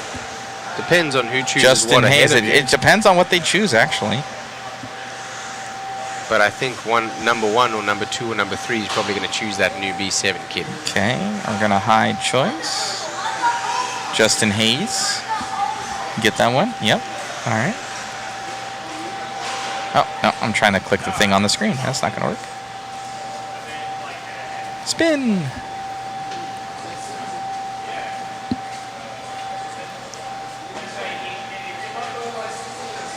Yeah, guys, we contact you in order of what you win, so you're able to pick the prize that you want. And that way you also don't have to be here to win. So Correct. if you hear your name, just we will reach out and contact you according to the details you put on the website.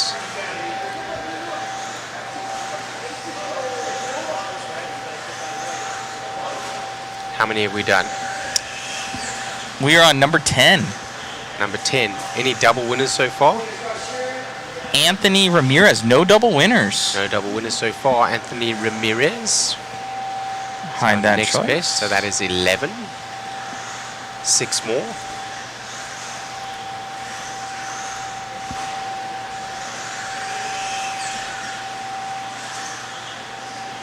Ooh, baby. Barry.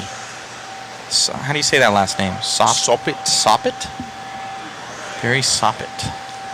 High choice. High choice for that. So that is number 12, I think. looking for number 13 now. He goes, ARC Racing Hobbies. Yes, that's me. Chris Jenkins. Chris Jenkins going to get that one. All right. High choice. Shuffle it again.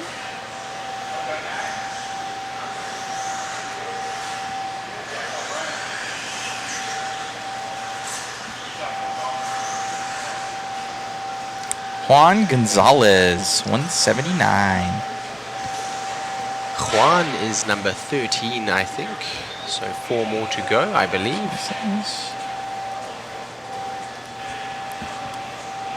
Here we go, here we go.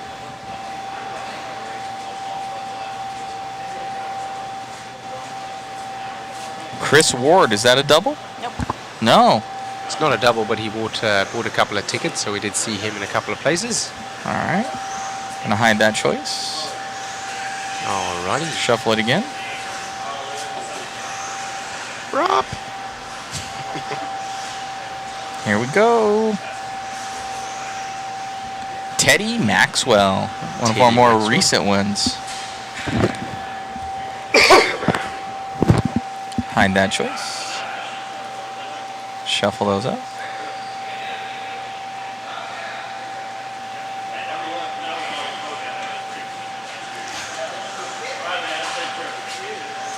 Patrick Boyd. Patrick Boyd.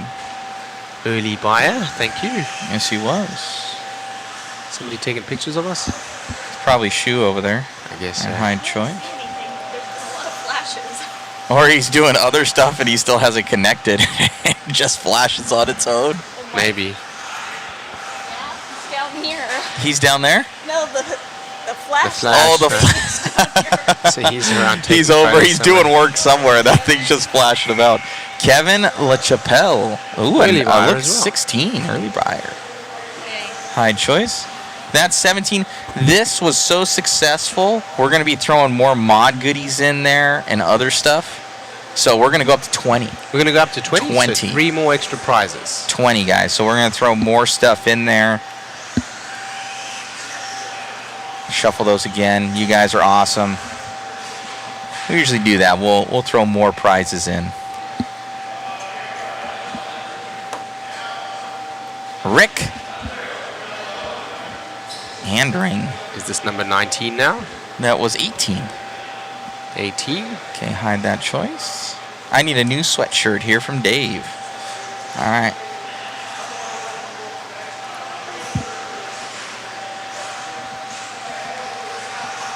Surprise 21st prize. Matt's speeding ticket.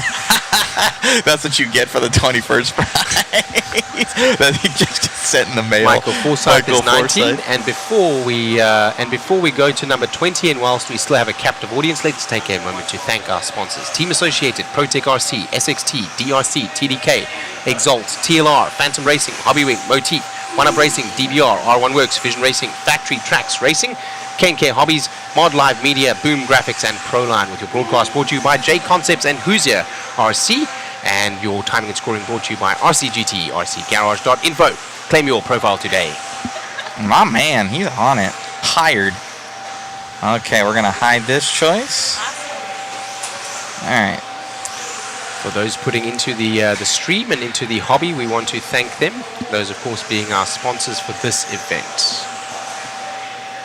Last winner, number 20, is Justin Eaton.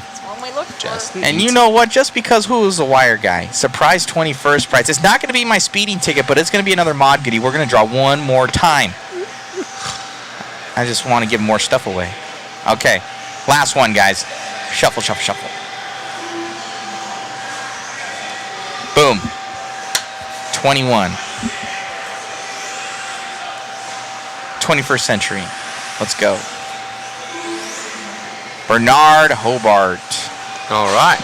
All right, so I will get up with Shane right now. We'll go over some stuff, and thank you guys so much. Look at how cool these came out as we wait for them to come up. Hold on, there. let me shut that down. Okay. There we go. Thank you to Megan. Amazing. This ain't my handwriting. It's too nice. Oh. Watch out for this chocolate milk here. I know. Chocolate milks. The power of champions.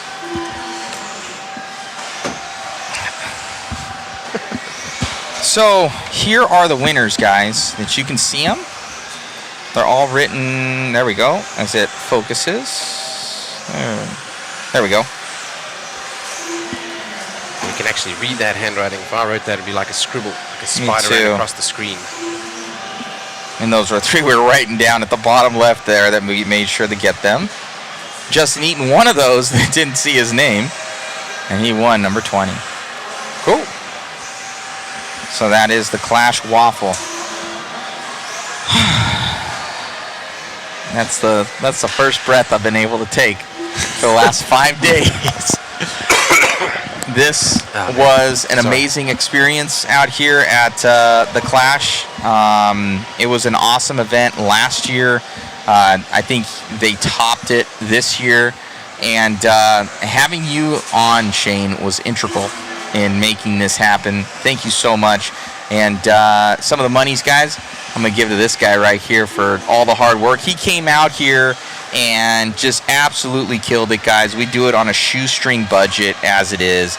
And I know he took his own time, energy, and money, so we're going to hook him up with some of that waffle money, too. So thank you, Shane. Thank you. I did not expect for everything. And, when it does well, guys, we help out the entire crew. Shoe gets a little bit more money. These guys come in here, and they do it knowing that, hey, this is what it could be. And then if it gets better, it's like, hey, we got some more that you can help invest in. Right. And that is that was the best. So honestly, I'm just super happy here to be a part of the stream and get to talk to all of you from South Africa, Sweden, UK, United States, everywhere. Local races, international races, new races, seasoned races. Thank you to all those of you helping us in the stream. I can't call out all of the names now. So many of you helping me with information as we go through. Mod from Live Media here for the great broadcast, bringing this essentially to the television for all of you to help to grow the hobby. So very excited to be here. Thanks for having me. No, you're amazing, man. This guy's a talent. I'm sure you're going to get way more gigs. If it ain't with us, it's going to be with somebody, but we'll bring you out as much as we can. Thank you so much, my friend, and really made this happen. For anybody, we got all the winners here. It's going to take me at least 48 hours because we got to pack up tonight. To start reaching out to the first start one, reaching right? out. Yeah. So we got to reach out to everybody, and I got to go one by one and get them. So it could take a while if you're further down the list. So don't worry. I will be in contact with you, and we will make it happen that we get you your prize.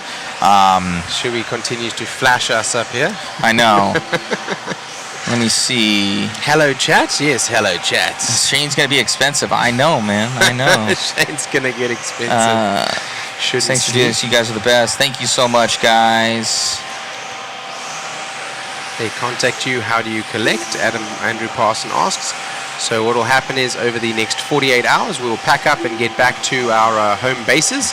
And Matthew Olson right here from Mod Live Media will start contacting in order the winners.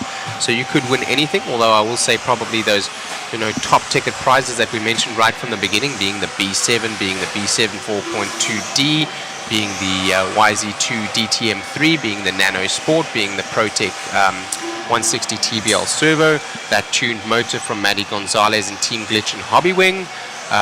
We've got these great. I mean, this is a pretty unique memento, right? Like it is. You cannot buy this.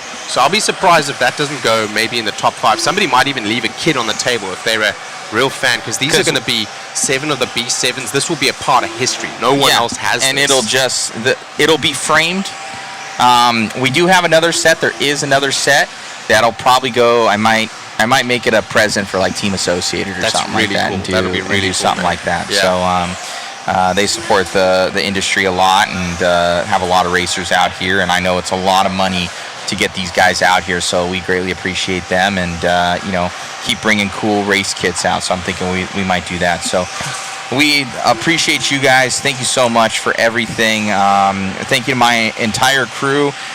Shane, new part of the Mod Live Media family. Hope he's out next year. Probably for sure will be. And then we got Shu. He's been awesome. Just taking all those photos.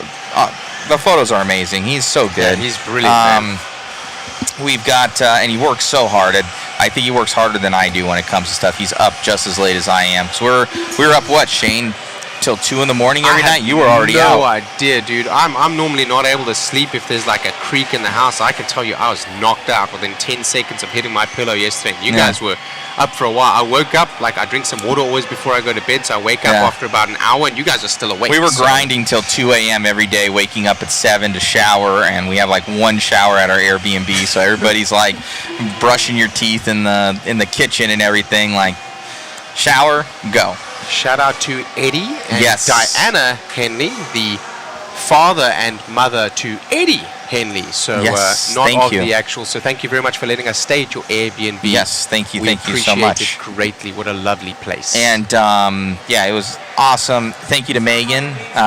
She's a catch-all for everything, helping with the waffle, helping with camera work, helping with packing up, helping with carting around things, putting up with me. Yeah, getting the turbo for your announcer. Going, keeping you going. Keeping us going, and she's amazing. So thank you to my girlfriend, Megan. I love you, babe, and you're awesome. Thank you to Chris, Absolute Iron Man, on the camera. Yeah. So Absolute Iron Man. That dude did like 1 billion races this weekend. Also, with a great situational awareness, does he have like timing and scoring up there or something? How is he able to find the drivers? He looks down here as well as he knows the tones. So when it goes, he knows who's coming by the line, and he's directing, and he's like a connoisseur of RC content, so he knows everybody's bodies. So Chris was on it. Thank you so much to him. Absolutely killing it. What is your next event? Where are you going to be next? So the next big event, guys, that you will want to tune into that has this type of crew, just in a different variation, but this type of content will be TNR A-Main Challenge out in California at the Chris Dirt Raceway. Nelson's event, Chris Nelson's event, Shout yes, sir. out to Mr. Chris. So we will be there with bells on and full crew, and I have a scissor lift. I might be carting that thing out there. We invest in everything. Wow, that's incredible. So there's that'll be, but another coverage event. We'll have a fifth scale one before that. So tune in, say hello.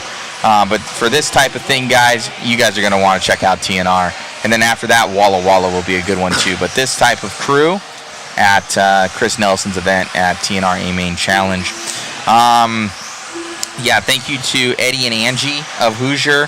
Shout out to them. They make this possible. They get us out here. They are amazing. So thank you to Eddie and Angie. This is one of the most unique and probably one of the best run events I've ever been to, and I've been to a lot of them, and the most philanthropic that I've seen, where they give a lot away to the people. They give a lot away. And they did a lot of the main waffle goods other than the B6, a lot of the kits. I went in, I said, hey, what do we want to waffle off? And Angie's like, what do you want?